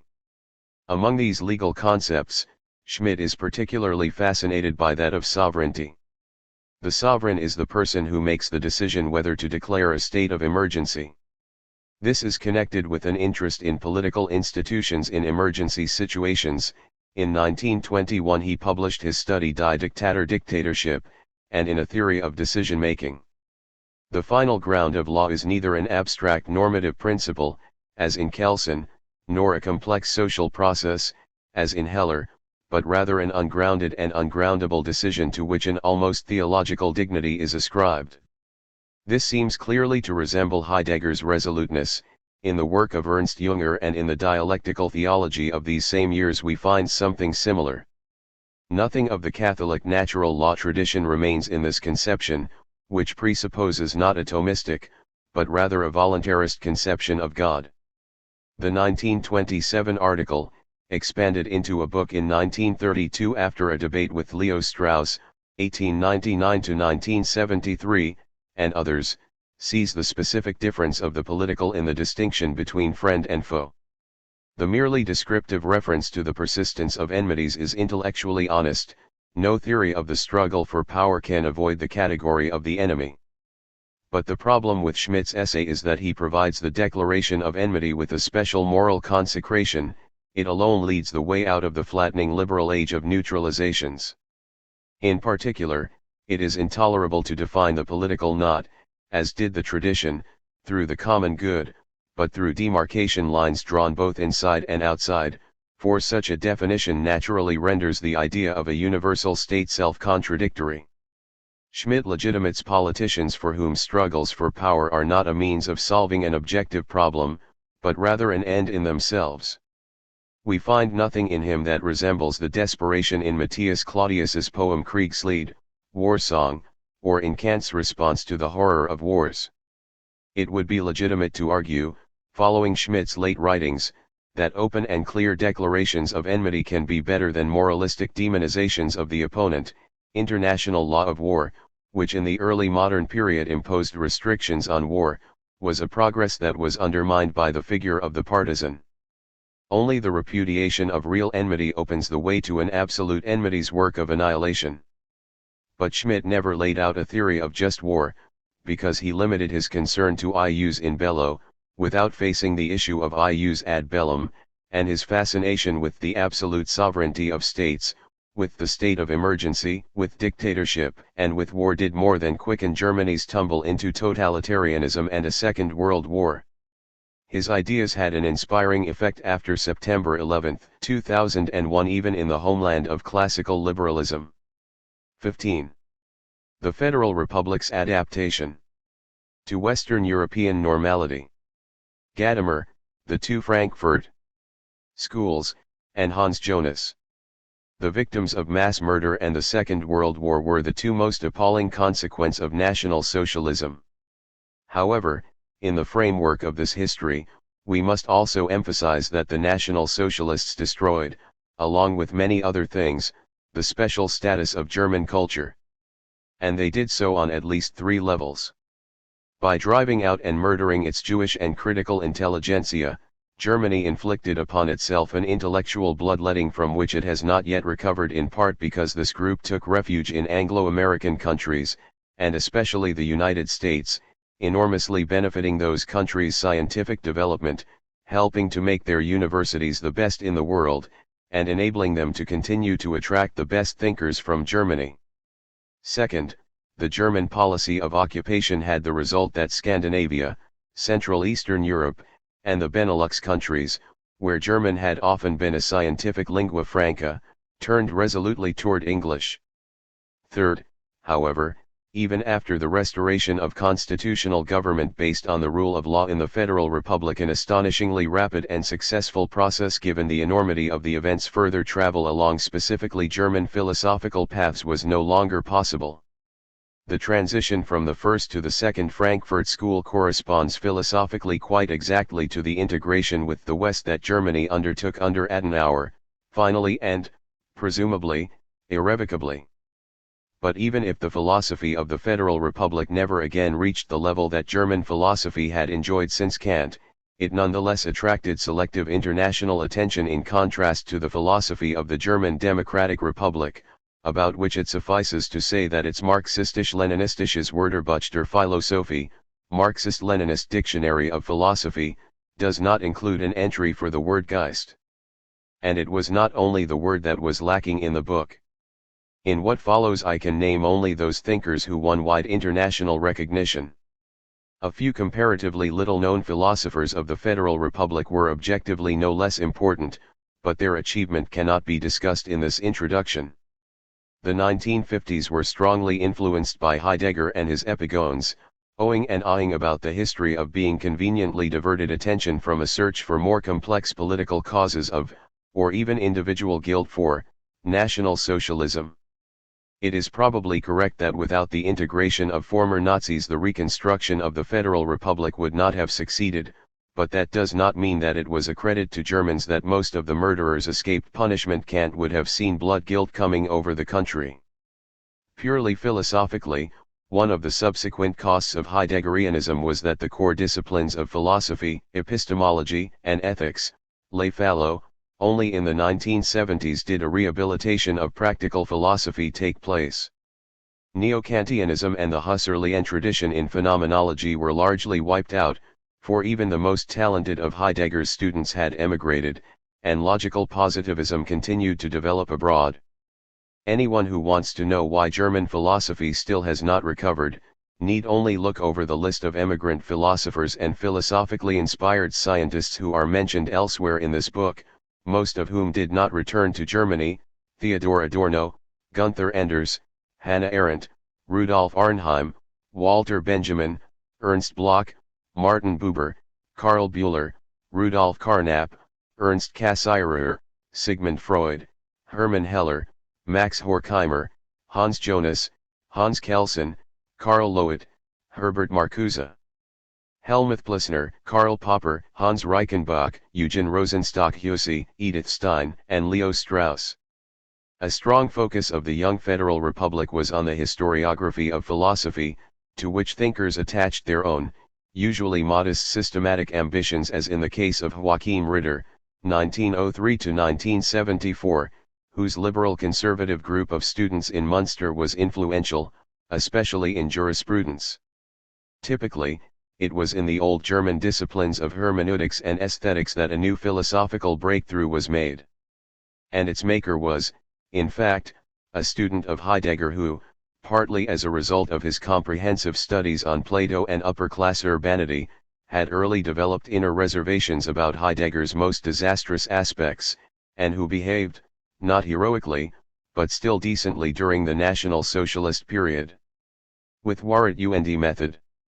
Grundzüge einer philosophischen Hermeneutik, Truth and Method, Outline of a Philosophical Hermeneutics, 1960, Hans-Georg Gadamer, 1900–2002, published one of the most influential books of the post-war period. The subtlety of his analyses of the ontology of the artwork and his comprehensive reconstruction of the history of the human sciences guaranteed this work the status of a classic. And yet it must be conceded that the book did not do justice to the task, set since Dilthey, of producing a critique of historical reason. Instead, it significantly increased confusion in the human sciences, because it definitively abandoned the question as to how one can distinguish true understanding from false, even though the scientific character of the human sciences depends on a plausible answer to this question. Gadamer inherited from Heidegger his aversion to transcendental reflection on validity, and with Heidegger he sought the final answers in history.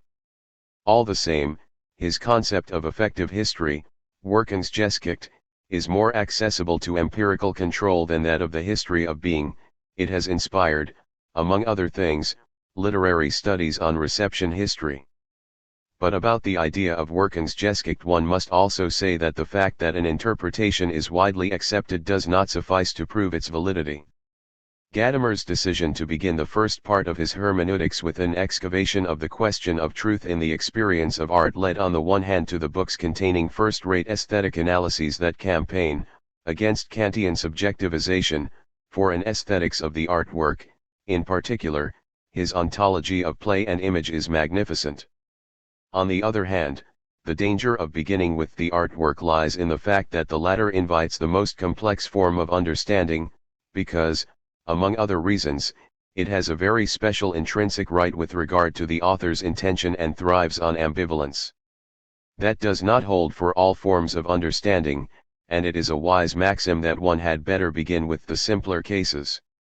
Instead, in the central second part of his book, Gadamer extends what he has already developed to the human sciences.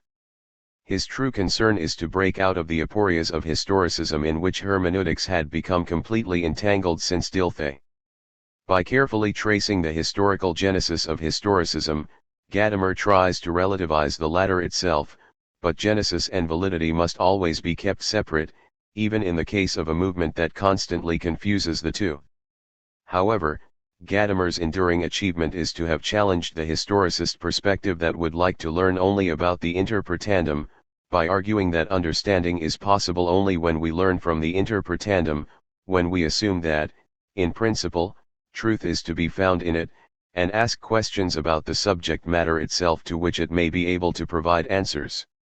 It is undoubtedly true that, compared with the genuine hermeneutical experience that understands the meaning of the text, reconstructing what the author really had in mind is a limited undertaking. Historicism tempts us to regard such reduction as a scientific virtue.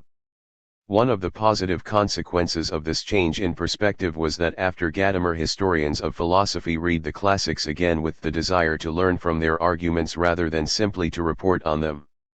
The little book you are now reading would not be conceivable without Gadamer. No less fruitful are his reflections on what distinguishes a true conversation from deficient forms, such as pedagogical and therapeutic conversations.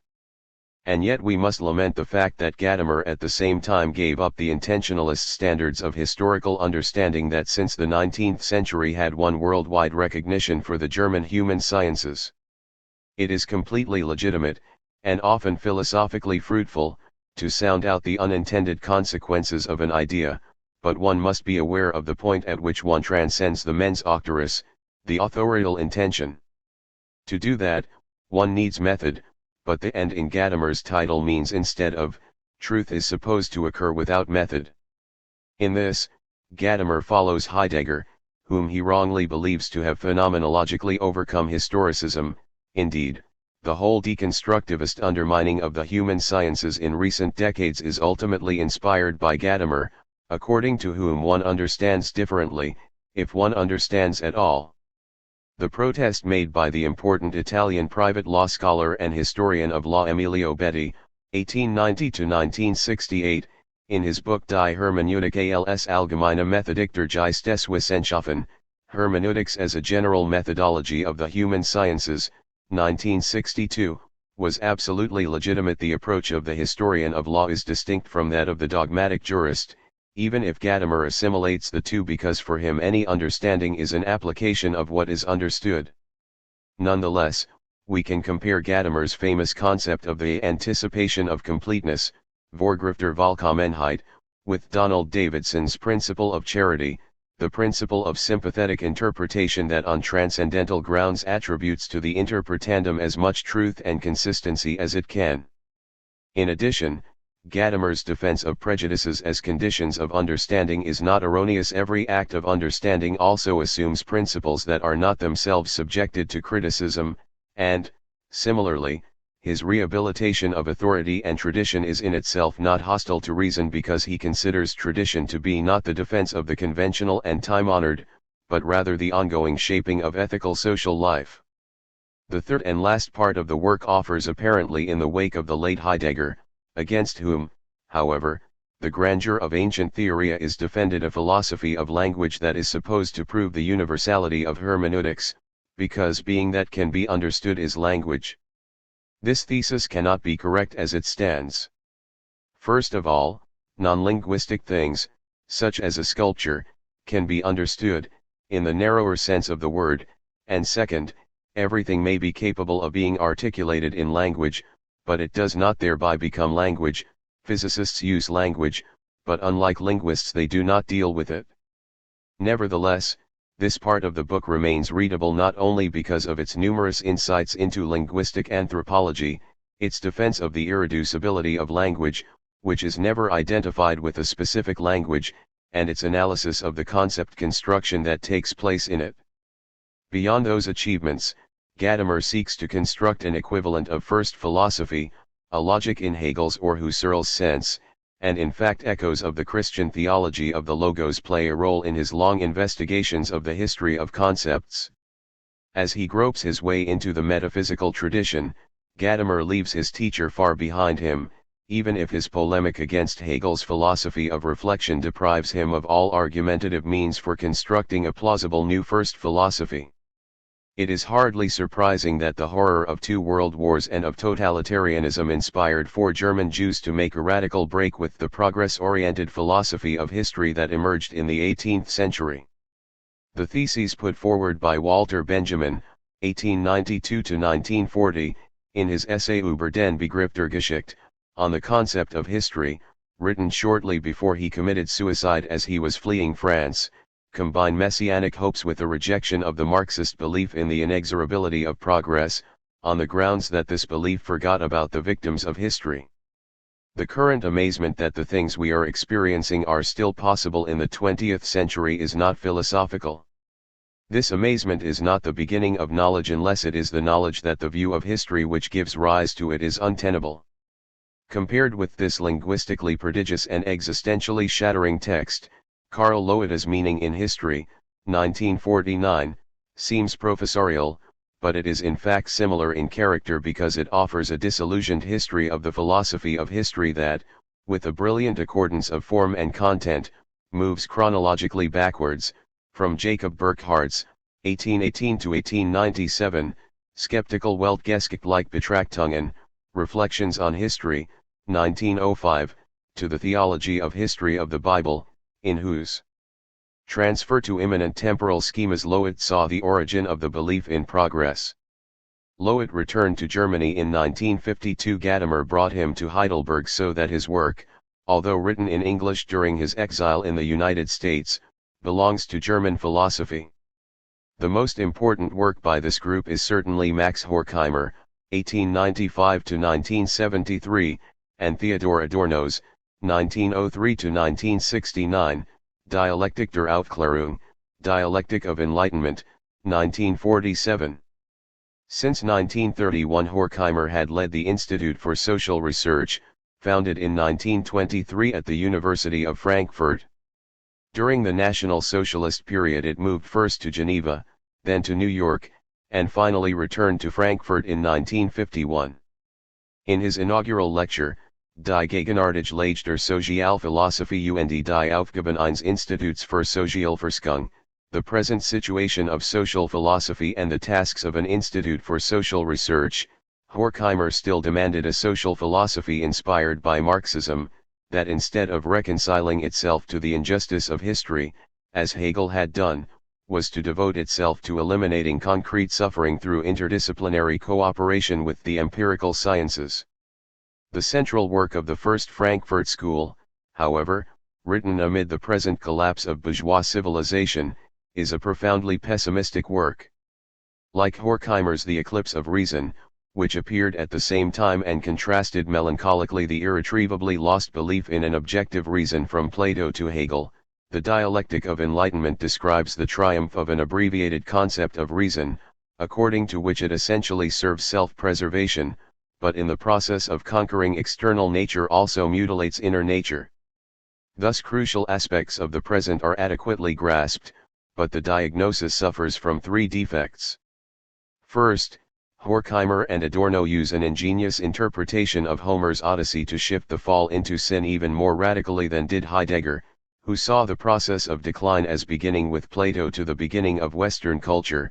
In fact, myth is supposed to be already a product of the Enlightenment, which made its conversion into myth easier. Enlightenment is mythic fear turned radical. This does not account for the specifics of the industrial age, and the fact that the latter appears as the logical endpoint of a development that began very early does not make the criticism any more promising. Second, we can say analogously that the brilliant analysis of the culture industry as mass deception, which is based on an aristocratic conception of art, is disturbing in the context of the book, because the culture industry's banality is of an entirely different order than the Nazis' radical evil.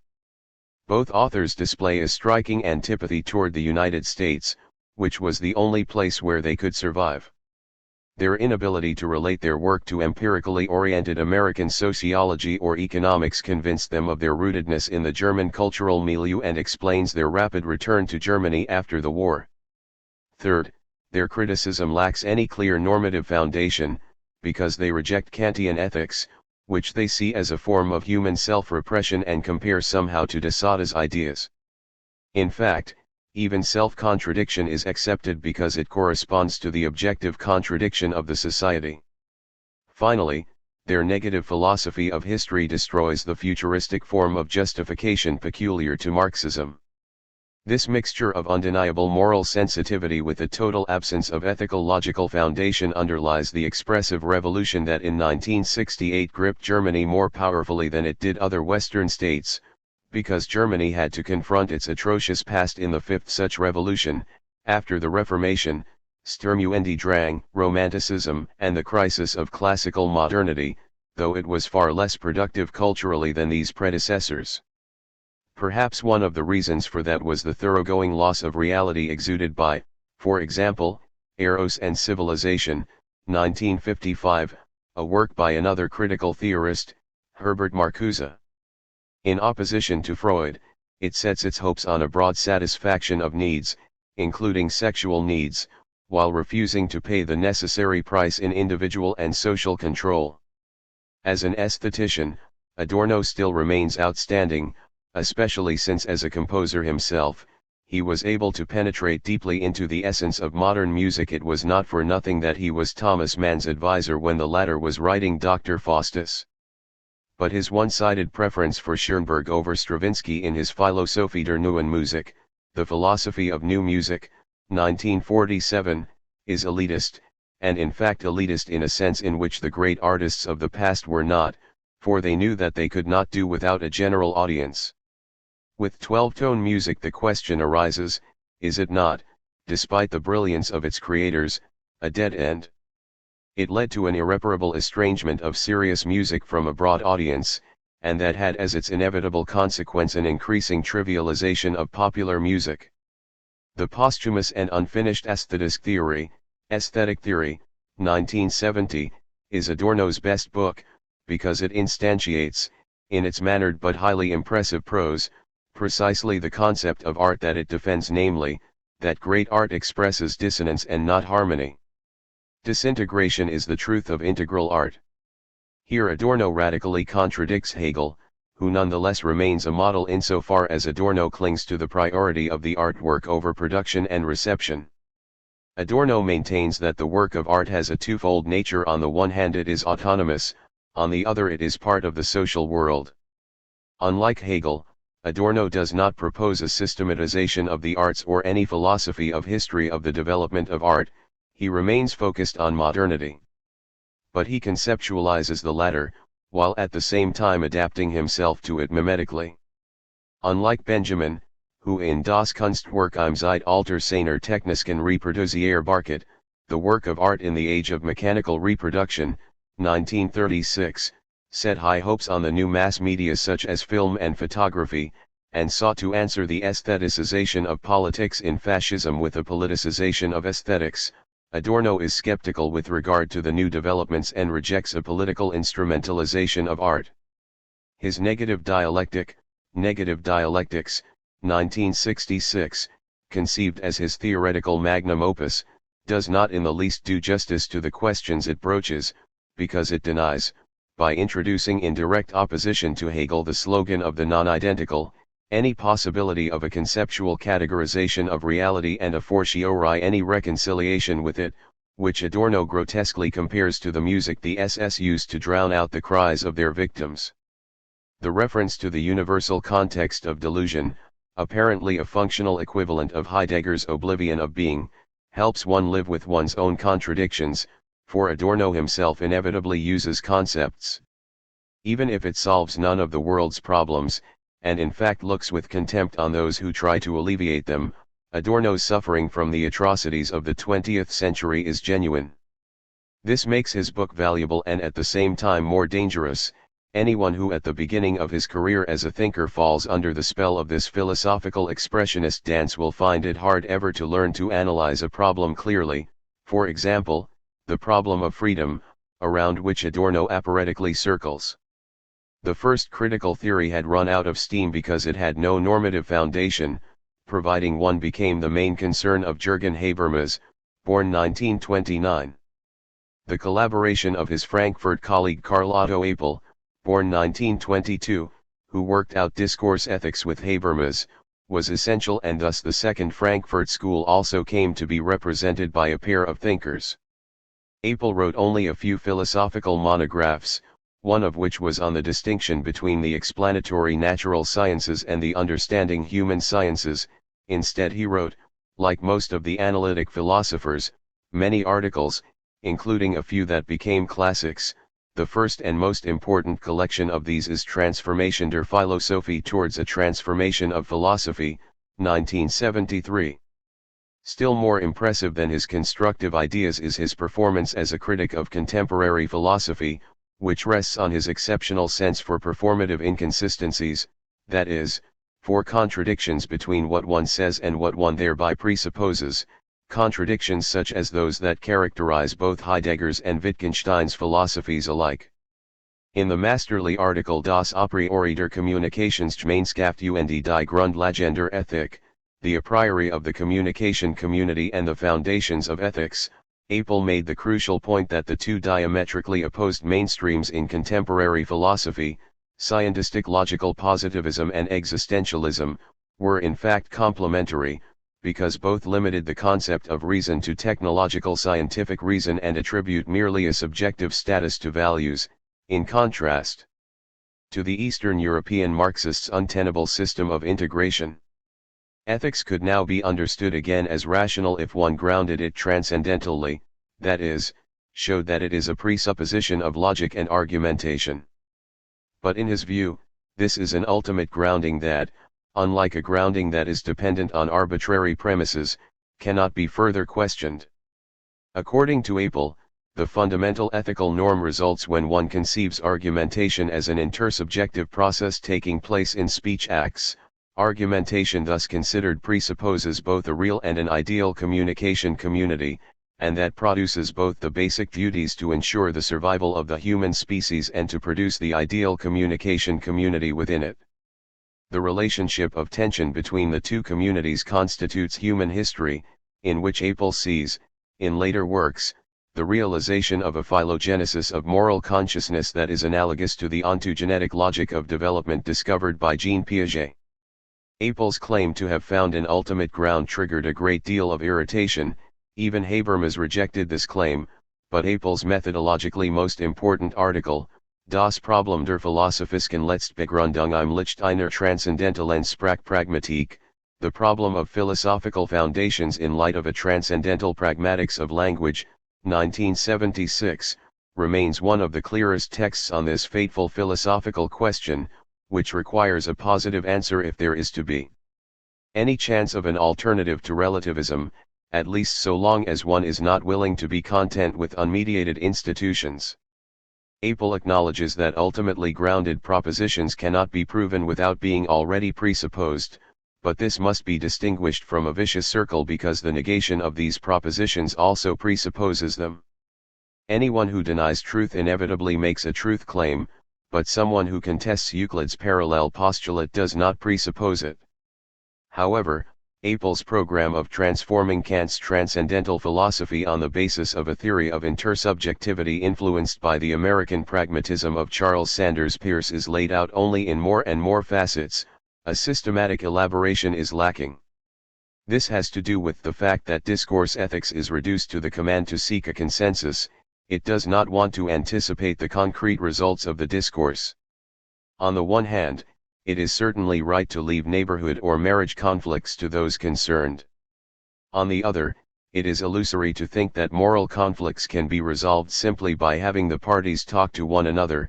It is impossible to see how a consensus could ever be achieved, for example in questions regarding the distribution of resources, without substantive principles such as promoting the greatest happiness of the greatest number or the performance principle. Discourse ethicists are not wrong in saying that such principles must also prove their worth in dialogue, and this holds no less for scientific ideas.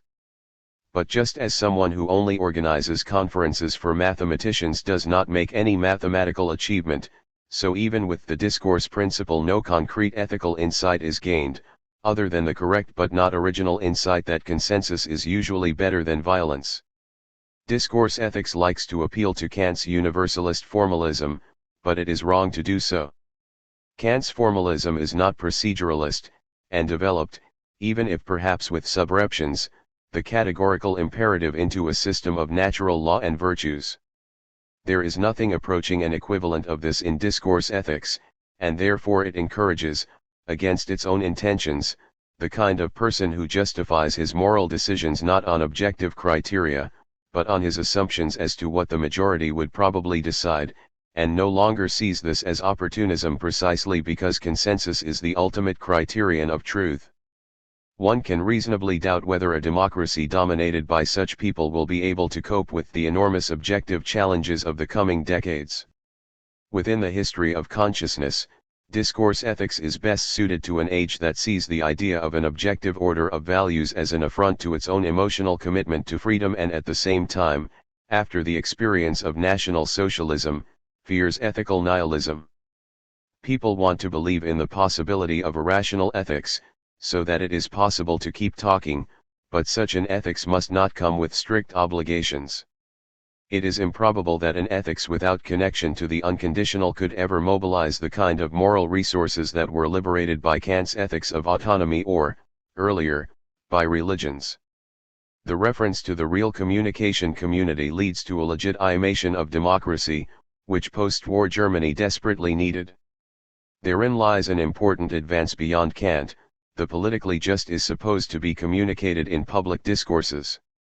With its connection to democratic consensus building, the new conception of legitimacy also moves a step beyond legal positivism. But the help against the abuse of majority decisions that is supposed to lie in the appeal to the ideal communication community is empty so long as the criteria according to which the latter makes decisions remain unknown. But if they are presented, then the individual can also decide on his own responsibility what is right, after he has ascertained the legitimate needs of others. The communicability of one's own ideas is a necessary, not a sufficient condition of morality.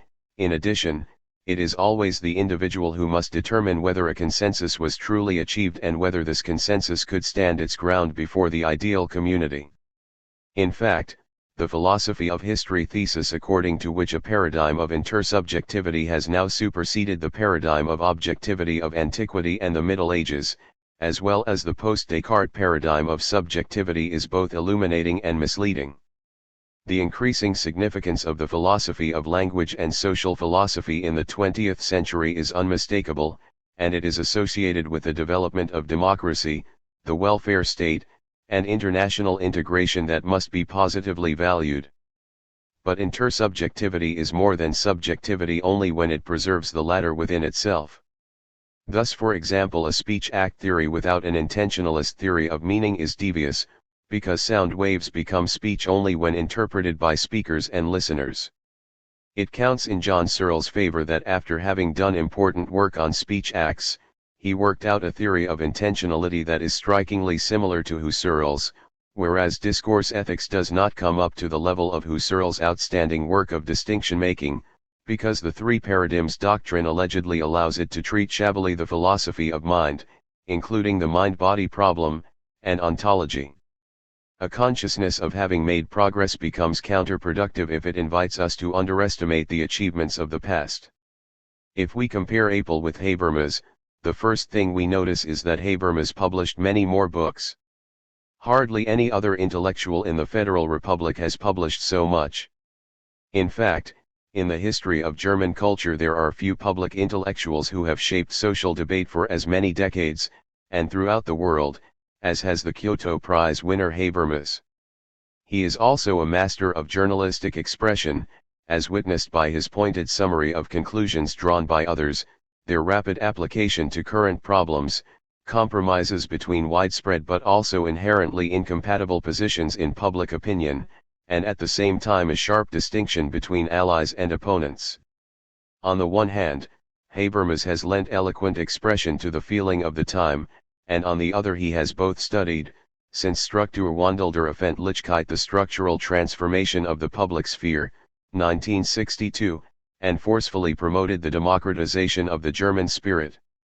His sense of mission in this regard is explained in part by the year of his birth, 1929, That cohort was particularly important for the intellectuals of the Federal Republic because of the group that still had very consciously experienced National Socialism. It was the first that was no longer drafted, it spent no time fighting on the front lines, nor did it have experience of the prisoner of war camps that often followed on combat, and thus it had little reason to critically examine or repress its own role. On the other hand, Habermas stood for the integration of leftists into German scholarly institutions, where they remained marginalized before 1968, an injustice that had to be fought, but which led to a politicization of the universities that was not good for their scientific quality. Early on, Habermas rejected the irrational aspect of the student revolution of 1968, which he at the same time inspired, and his political involvements, most recently on behalf of the process of unifying Europe, are almost always intelligent and responsible. However, in the so-called historians' quarrel of 1986–87 he failed, out of the respectable motive of maintaining the uniqueness of the German crimes, to differentiate sufficiently between the very different positions of his opponents. What distinguishes Habermas from Apel is his enormous capacity for work, which he retained even into old age, and his immense knowledge of the various social sciences, from psychology to political science, not including economics, however. He offered a new normative foundation for these sciences, which since Émile Durkheim, Max Weber, and Wilfried Pareto had set out on the path toward becoming value-free. This explains the worldwide success of his work in the sociologists' positivism dispute of 1961 between Adorno and Popper. Habermas supported Adorno. And yet, despite our admiration for Habermas, the limits of his achievement cannot be overlooked. In the central philosophical disciplines of epistemology and ethics, Apel is much more precise technically than Habermas, for the clarity of the latter's arguments is more often obscured than increased by the abundance of his sociological knowledge. Even if we compare Habermas with the first Frankfurt School, despite all the undeniable progress made, we can also draw up a list of losses. Adorno's aesthetic sensitivity is absent in Habermas. Despite his battle against it, Adorno grudgingly acknowledged the complexity of the theoretical foundations of the great systems of objective idealism, whereas Habermas considers them refuted by a simple reference to the views that social scientists now hold, and, finally, the slender normative basis of discourse ethics no longer allows any criticism of the vulgar aspects of late modernity that Horkheimer and Adorno unsparingly analyzed. Relying not so much on the conceptual tools of critical theory as on the upper bourgeois education that both of them had still enjoyed. If we compare Habermas with the great German philosophers of the past, we see that the individual sciences with which he is familiar include neither mathematics, which Frege and Husserl possessed, nor the natural sciences of physics and biology that informed logical positivism and Hans Jonas, nor the human sciences with classical philology as their center that were cultivated in German idealism up to Gadamer, but rather only the social sciences. This has inevitable consequences for the concept of philosophy, as demonstrated, for example, by his rejection of a sharp distinction between a priori and a posteriori, and in his sweeping defensiveness with regard to metaphysics, a discipline that is, however, now being seriously pursued again in analytic philosophy.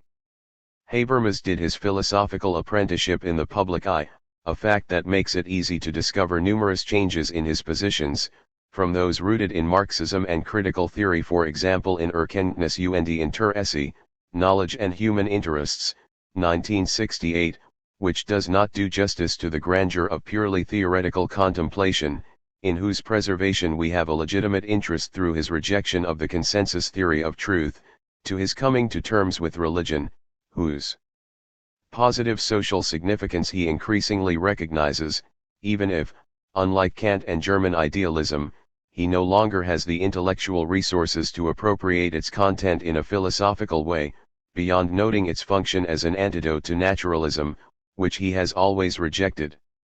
His public debate on January 19, 2004 with Joseph Cardinal Ratzinger, whose election a year later as the first German pope since the Middle Ages gave Germans the feeling of having returned to the center of world attention, is an outstanding example of Habermas's curiosity and readiness to engage in conversation. Habermas's most important work is Theorie de communicatieve handelens, the theory of communicative action, 1981, of which I can only provide a succinct summary. In it he offers a comprehensive history of theoretical sociology and his own theory of society, developed in reflections inserted between the historical chapters, though they are much longer than the famed intermediate reflection, Zwischenbetrachtung, in Max Weber's posthumous Gesammelt Aufsätze zur Religionssoziologie, Collected Essays in the Sociology of Religion, 1920. Habermas seeks to solve two problems in sociology. On the one hand, he is concerned with the concept of rationality, which is not only the object of important theories of social development, but is also presupposed by sociologists on the methodological and meta-theoretical levels. On the other hand, he seeks to mediate between the two most important sociological approaches, that of theory of action and that of systems theory. The latter is based on the unintended consequences of actions that merge, for example in the market, in a system with its own logic. However, Habermas ignores the phenomenon of collective decision-making in corporate groups. His most important sources of inspiration are Durkheim, Weber, Mead, Western Marxism from Lukács to Horkheimer/Adorno, and Talcott Parsons. His debate with the latter is in many respects a surrogate for the criticism of Habermas's rival, the defender of systems theory, Nicholas Luhmann, 1927–1998. According to Habermas, the ultimate, indeed the only source of validity is the communicative action that takes place in the life world, which he opposes to the construction of systems like the capitalist economy and bureaucratic administration. Communicative action is sharply distinguished from strategic action, but Habermas does justice neither to the fact that in the life world these two forms of behavior are interwoven. Usually we communicate in order to achieve goals, nor, unlike Apel, to the fact that there are situations in which there is no moral alternative to strategic action. Habermas's complex attitude toward modernity insists that modernity engages in a colonialization of the life world through the systems, and also that it both obliges the validity claims implicit in communicative action to give reasons for the actions and differentiates their original, religiously grounded unity. He sees the colonization as negative, the giving of grounds, and the differentiation as positive. Habermas recognizes four validity claims inherent in every speech act: comprehensibility, truth, truthfulness, and normative rightness. In his main work he concentrates, taking his inspiration from Buhler, on the last three, which he connects with Karl Popper's three worlds. Popper, after the worlds of the physical and the mental, combines in his third world Freya's third realm with Hegel's objective spirit, that is, something ideal with something real.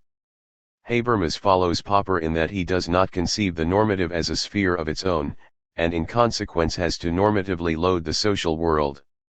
Naturally, Habermas concedes that an objectivizing approach to the social world is possible, but this concession endangers the parallel he draws between his validity claims and Popper's three worlds. In addition, he does not recognize that normativity is also conceivable in a lonely rational being's relation to itself. Indeed, the nature of intentions alone distinguishes a pretended from a real communicative purpose. According to Habermas, the roots of modern science, art, and morality lie in the three validity claims. An alignment of art and truthfulness is implausible. The specifically aesthetic element has much more to do with the indirectness of the communication and, for instance, the relation between sound and meaning, the organic coherence of the fictive world, etc. No less unsatisfactory is the fact that Habermas connects rationality with the process of giving reasons that must eventually come to an end. Since he rejects both intuitionism and ultimate grounding, one has to ask what distinguishes a valid grounding from an invalid one, because some kind of reasons can be adduced for everything, and nothing guarantees that the justifications given by different persons will converge. Naturally, unconscious background assumptions and social pressure work in this direction, but they are not free of domination, as ideal discourse presupposes they are. In his metaethics, Habermas ranks values under norms, without adequately criticizing the opposite position. For instance, Skeeler's The Status of Values, which are supposed to be neither private nor as intersubjective as norms, remains unclear. Though Habermas acknowledges that the mythical experience of a unity of all validity claims was one of the most important sources of solidarity, he rejects as untimely attempts to derive theoretical validity claims from practical ones, as they are found even and especially in Kant, who interprets the world as the site of the realization of the moral law, while at the same time he also rejects, against Weber, a polytheism of values. To that extent, we cannot be surprised that the critical power of the new critical theory is quite modest. In the end, Habermas rightly warns against an excessive juridification of school and family, such as would lead to system rationality undermining the life world, but he offers nothing remotely like a comprehensive theory of the pathologies of late modernity, such as the destruction of capitalism by the encroachment of the principle of self-interest in the political system, which should instead limit capitalism. He lacks the relevant material principles to develop such a theory. His substitute criterion, the playing out of the life world, is not a functional equivalent of the old natural law, first because the expression life world cannot be sharply distinguished from system. What is part of the system today is already part of the life world tomorrow, and second because life world is used homonymically, on the one hand as a sphere of reaching agreement, and on the other as a way of life that still has not been undermined by modern system rationality. Traditional wars are part of the life world in the second sense, but not in the first. To be sure, Habermas understands the discontent of many people in the late modern age, who would like to have all the commodities that modern capitalism produces, and are at the same time becoming aware of the ever greater cultural price that has to be paid for them. But nowhere do we find an injunction to choose between keeping intact certain traditions and personal values and the economic growth with redistributions that, according to Habermas, provides the social legitimacy on which late capitalism depends. Certainly we find in the theory of communicative action a few references to social movements dedicated to environmental questions, but there is no mention of the insights of the Club of Rome, which have shaped modern environmental consciousness since 1972. It would seem that Habermas has neither a concept of intergenerational justice nor a philosophy of nature. 2 years before Habermas's theory of communicative action came out in German, however, in 1979, one of the most important books on modern environmental philosophy appeared, Hans Jonas's Das Prinzip Verantwortung, The Imperative of Responsibility. Jonas was almost a generation older than Habermas, but his work is in many respects more timely, because with this book he conceptualized the crucial problem of the 21st century. It is noteworthy that it finally won for Jonas, in the last quarter century of his life, general recognition and even reverence. So far as I know, he is the only German philosopher of the 20th century to whom a statue has been erected, in the city where he was born, Mönchengladbach. Paradoxically, part of the reason for the book's success was the archaic German in which it was written and which goes so well with its content. Jonas left Germany in 1933 with the declared intention of returning to Germany only as a soldier in an opposing army. In the years that followed he wrote mainly in English, which meant that he missed out on much of the development of the German language, and this did him more good than harm. But despite 4 decades spent in Palestine, Canada, and the United States, Jonas still needed much more time in order to write good English than he needed to write good German, and therefore he decided, in view of his advanced age, and even though he was not a remigrant, to return to his mother tongue. This was the right decision, because his thought was more essentially related to the German moral sensibility than to that of the United States, a country which because of its shorter history and more limited possibilities of comparison has a harder time seeing the ambivalence of modernity. The book rapidly became widely read in Germany, and it contributed to the articulation of that moral sensibility in wide sections of the population, so that today Germany is the most environmentally conscious industrial country. The imperative of responsibility was so successful because it deals with a contemporary issue but on a level that can be achieved only by someone who has been reflecting for decades on the corresponding foundational questions. In fact, the success of this late book drew attention to Jonas's main work, which had hardly been noticed when it came out, namely The Phenomenon of Life, 1966. This book contains one of the most important philosophies of biology. Jonas had begun his career as a historian of philosophy and religion, illuminating the history of late antique gnosis by using his teacher Heidegger's categories to interpret it. But he soon realized that this was possible only because Heidegger's own approach sprang from an analogous historical situation and for that very reason was not universally valid. This allowed him to move beyond Heidegger's historicism, and instead of focusing on the philosophy of history of the images of nature, to work again directly on the philosophy of nature. Plessner had already recognized that life has a more general structure than Heidegger's Sorge, care, but Jonas conceives the organic form of Dasein on the basis of metabolism rather than demarcation. For Jonas, the Sorge, of humans, is only a special case of a far more general structure, the organism's need to take in food. By constantly exchanging matter, the organism is independent of concrete matter. The cells we have now are not the same as those we had 20 years ago, and this makes it autonomous. But at the same time, the organism has to appropriate new matter by food intake. If it fails to do so, it dies. Jonas regards life as more than a regional ontological problem because the peculiar connection between matter and consciousness in life leads at the same time to a rejection of Cartesian dualism. Life's central position between the inorganic world and the spirit forces us to correct the prejudices of both materialism and idealism.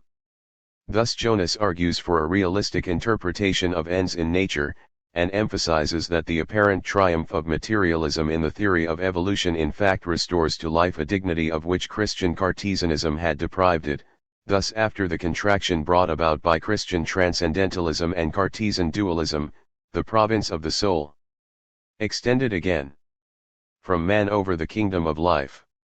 Jonas rightly maintains that Darwinism is compatible with a hierarchy of forms of life, which he explores in his analyses of the difference between plants and animals, whose essential characteristics, the ability to move, perception, and feeling, are derived from heterotrophy, and in his phenomenological studies of individual sense organs. Like Aristotle and Hegel, Jonas discerns a continuity between the philosophy of life and the philosophy of the spirit, but he also discerns specific characteristics of human beings, such as the ability to paint pictures, and this sensomotor achievement also underlies creations that transcend mimetic representation. Jonas's ethical work adopts a similarly ambivalent position with regard to Heidegger. The subtitle of The Imperative of Responsibility, In Search of Ethics for the Technological Age, already indicates a break with Heidegger's rejection of a normative ethics. Contrary to what one might think, Jonas in fact follows Kant's central insights. According to both philosophers, the ethical law is irreducible to self-interest. In particular, Jonas recognizes that in the case of intergenerational obligations, reciprocity ceases to apply, indeed, that the current form of democracy does not provide for any representation of future generations. At the same time, Jonas rejects Kant's formalism, though he underestimates the scope of the formulation of the categorical imperative that speaks of ends in themselves, and he finds the material content in the ends that he sees realized in nature, in both organs and artifacts. Certainly, not every end is a good, but the ability to have ends is undeniably a good in itself, for even someone who wants to free himself from ends must at least set this end for himself. Jonas seems to defend the idea that it is not only humans that have intrinsic value, even if he clearly ranks their worth above that of other organisms, unlike radical ecologists who are less alarmed than Jonas at the prospect of humanity's self-destruction. Heidegger's influence is discernible not only in the first chapter on the changed essence of human action, but also and precisely in the phenomenology of responsibility, which Jonas sees as defined by totality, continuity, and futurity. The last two determinations have to do with temporality, but here it is not a question of rushing ahead toward death, but rather of care for the lives of children and of future generations. Jonas's God is a God of life, not of death, but life is essentially mortal because it is temporal, and only as such is it an object of responsibility. The ontology has changed. Ours is not that of eternity, but of time. It is in this context that responsibility can become dominant in morality. The most time-bound element in the imperative of responsibility is surely the conjecture that the way toward the necessary limitation of consumption might be shown by the Soviet Union, rather than by the capitalistic and democratic West, but since Jonas at the same time subjected the utopianism in Ernst Bloch's, 1885–1977, Das Prinzip Hoffnung, The Principle of Hope, 1954–1959, to a brilliant critique, this apparent sympathy for communism on the part of a values conservative must have been surprising, but at the same time fascinating as the sign of a free spirit. Nonetheless, his failure to furnish economic and also concrete observations from the point of view of a philosophy of the state is a defect that might well mislead to the dangerous conclusion that the problem of the environment requires the abandonment of the democratic constitutional state. Jonas was no longer able to work out a concrete moral policy in response to the ecological challenge. This makes all the more noteworthy his essays on medical ethics in Technik, Medicine, und Ethik, Technology, Medicine, and Ethics, 1985, a book born of concern that not only the existence, but also the essence of human beings might be endangered by modern technology, a conception that he shares with Gunther Anders's, 1902–1992, Die Antiquiertheit des Menschen, The Antiquatedness of Humankind, 1956 and 1980. Especially classical are Jonas's essays opposing cloning and the brain death criterion recognized in the United States since 1968. The fact that a student of Heidegger's like Jonas, without really wanting to, had returned to German idealism's natural philosophy and Kant's ethics proves that the central ideas of classical German philosophy can be relevantly pursued further even after almost 200 years of philosophical development. But as Jonas's death in New Rochelle as an American citizen makes plain, the most important thinking in the German language is no longer taking place in Germany. A person looking for justice in history might see in this a punishment for the near total obliteration of European Jewry, which since Mendelssohn had made such an essential contribution to the rise of German culture. 16. Why we cannot assume that there will continue to be a German philosophy. Anyone who is asked today which contemporary German philosophers are internationally known will react mainly with embarrassment because there are no clear candidates under the age of 80. This has to do both with philosophy's present situation in the world and with specific characteristics of German culture. To begin with the former, we can say that there is a striking decline of great names worldwide. This can be explained on three levels that reinforce each other. On the level of production, there is a distinct decline in the number of minds with the complex weave of intellectual and stylistic qualities and character traits that distinguished past masters. This is in part due to the specialization required by the division of labor in the knowledge industry, which is almost lethal for the very idea of philosophy. The drying up of religious motivation is also a factor, for it has deprived philosophy of an essential source of strength or, if one prefers, of a possible enemy whose opposition might prove invigorating. The increasing embarrassment of the arts is hardly a source of inspiration. And the defensive reaction against political ideas that represent more than the management of the status quo has more or less eliminated the need for public intellectuals. On the level of distribution, the excess of information is the crucial problem. There are too many intellectuals. It is hopeless even to try to keep track of all of them, and anyone who wants to have a career in science or scholarship is well advised to quickly latch onto a network whose members mutually cite each other, invite each other to conferences, and organize university appointments for each other, even if that inevitably means that they have less time to read the classics and pursue their ideas further.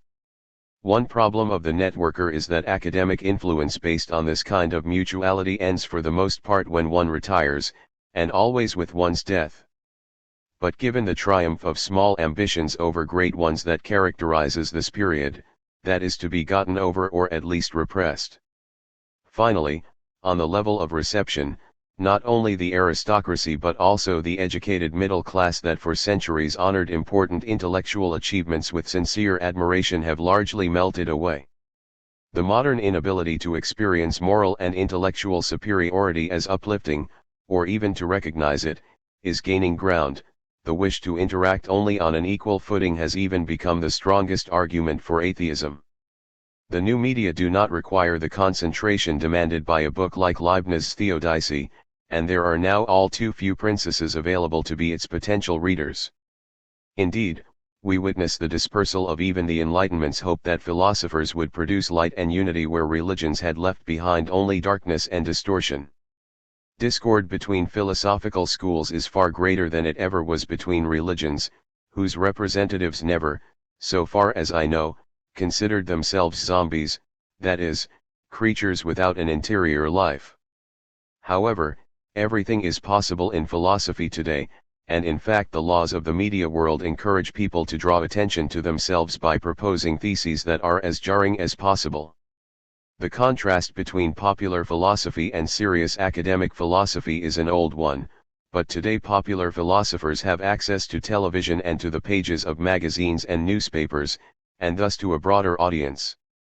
At the same time, the formation of a popular philosophy is a necessary consequence of the fact that academic philosophy has become increasingly technical. This process, which was favored by analytic philosophy, was in part necessary.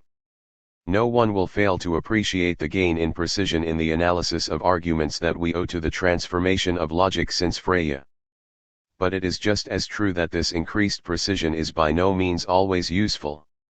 Instead, it is often superfluous and thus also harmful, because the time spent on its study diverts attention from more important philosophical problems. As a result, insofar as we consider a holistic theory of knowledge correct, we lack the genuine grounding that consists in the internal connection of the various philosophical disciplines. The disastrous dualism between analytic and continental philosophy, which conceals the only interesting opposition, that between good and bad philosophy, which runs orthogonally to the former, has disadvantaged German philosophy, because it is located between the more or less Anglo-American analytic philosophy and the more or less French continental philosophy. But the decline of German philosophy cannot be reduced to this alone. Instead, it has to do with the world historical situation, with the end of the German spirit, and with special problems in German universities, which will be examined below.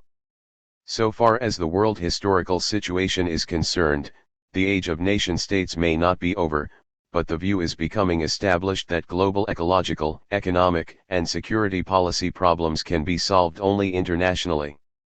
Whether the European Union will fall apart or manage to take the next steps toward a deeper political union remains unclear, but globalization is irrevocable, unless a great war should intervene, which at the moment no one seems to want. But globalization depends on an international lingua franca, and that is English.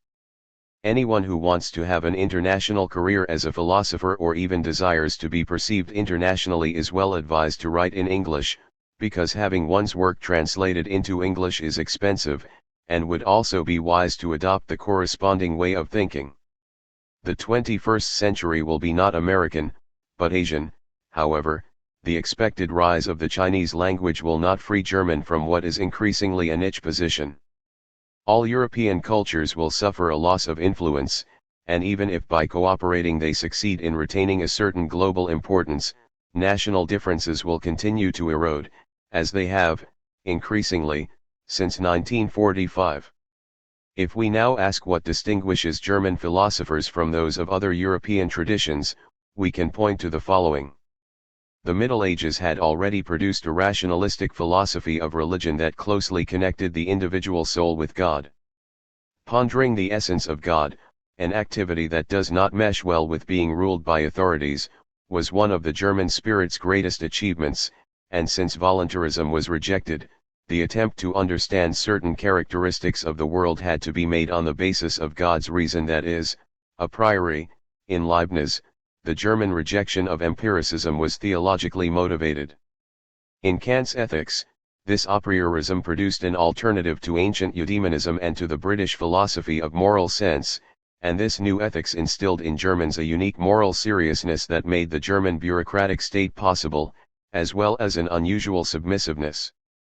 When 18th century Europe discovered the historicity of the world, a renewed Lutheranism took a gigantic leap from a naive belief in revelation to a theology of the historical development of human culture.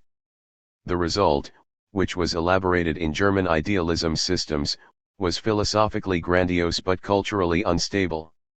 In the course of the 19th century, the very high level of historical reflection largely corroded Christianity and led to a general relativism that during the political-social crisis of the period between the two world wars solidified into one of history's most horrifying worldviews.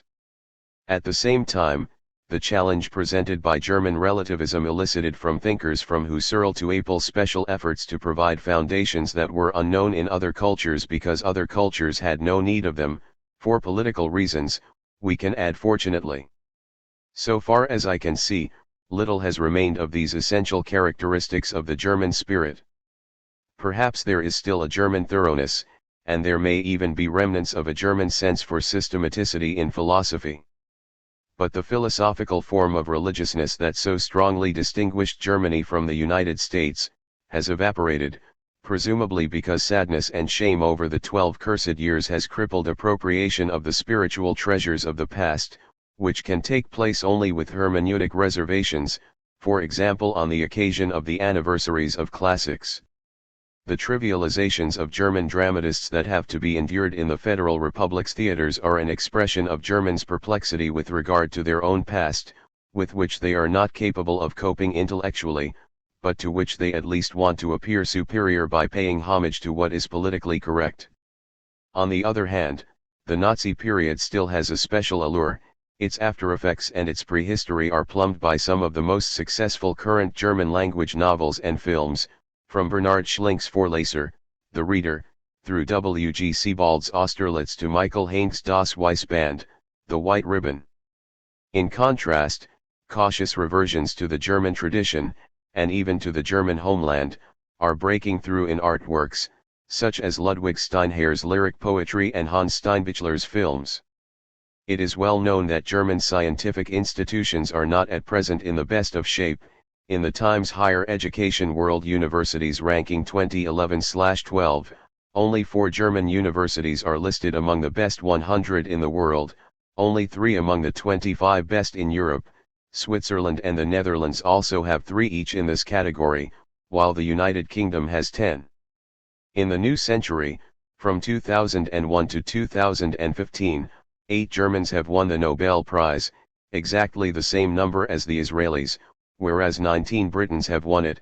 Of course, this is also in part because Britain is able to attract intellectuals from all over the world. As for the Kyoto Prize, which has been awarded since 1985, it has been won by 3 Germans, 8 French, and 11 Britons. The country of Gauss and Hilbert has won a single Fields Medal, the highest honor in mathematics, while Belgium has won 2 and France 12. Here as before I do not count Germans who emigrated as children and were educated elsewhere. A comparison with the United States would be still more dramatic, but comparison with countries with a smaller population shows even more clearly that Germany has now become a second-rate scientific power. To be sure, most German prizes go to Germans, but the contrast between the illustrious figures of the past after which these prizes are named and today's winners is often striking, and so is the slender correlation between objective scientific achievement and academic influence. The weaknesses of the German system have been amply discussed over the past 2 decades, but it is unlikely that fundamental reforms will be undertaken in the foreseeable future, because too many interests would be adversely affected. Underfinancing cannot be corrected without tuition fees, the lack of appropriate compensation based on performance cannot be corrected without abolishing professors' status as civil servants, and the absence of competition, despite excellence initiatives, which precisely do not rely on the market, cannot be corrected without reducing the bureaucracy in the ministries of education, and the latter, as well as the professors and the students, would oppose all such measures. In short, institutionally, there is little reason to predict a great future for German philosophy. And yet the works dealt with here are inexhaustible reservoirs of philosophical ideas. No matter where it takes place, philosophy will hardly be able to overcome its current crisis if the crucial ideas of Leibniz, Kant, and Hegel are not raised to the present level of awareness of the problems facing us. Therefore, this little introduction has sought to provide a guide to reading the classics of German thought. The author cannot abandon the hope that when the cataclysmic natural, institutional, and mentality-related changes produced by our ever-increasing environmental problems will, in the course of the present century, have swept away most of the present-day culture industry, the ark of culture will carry these ideas to the salvific shore of a new beginning.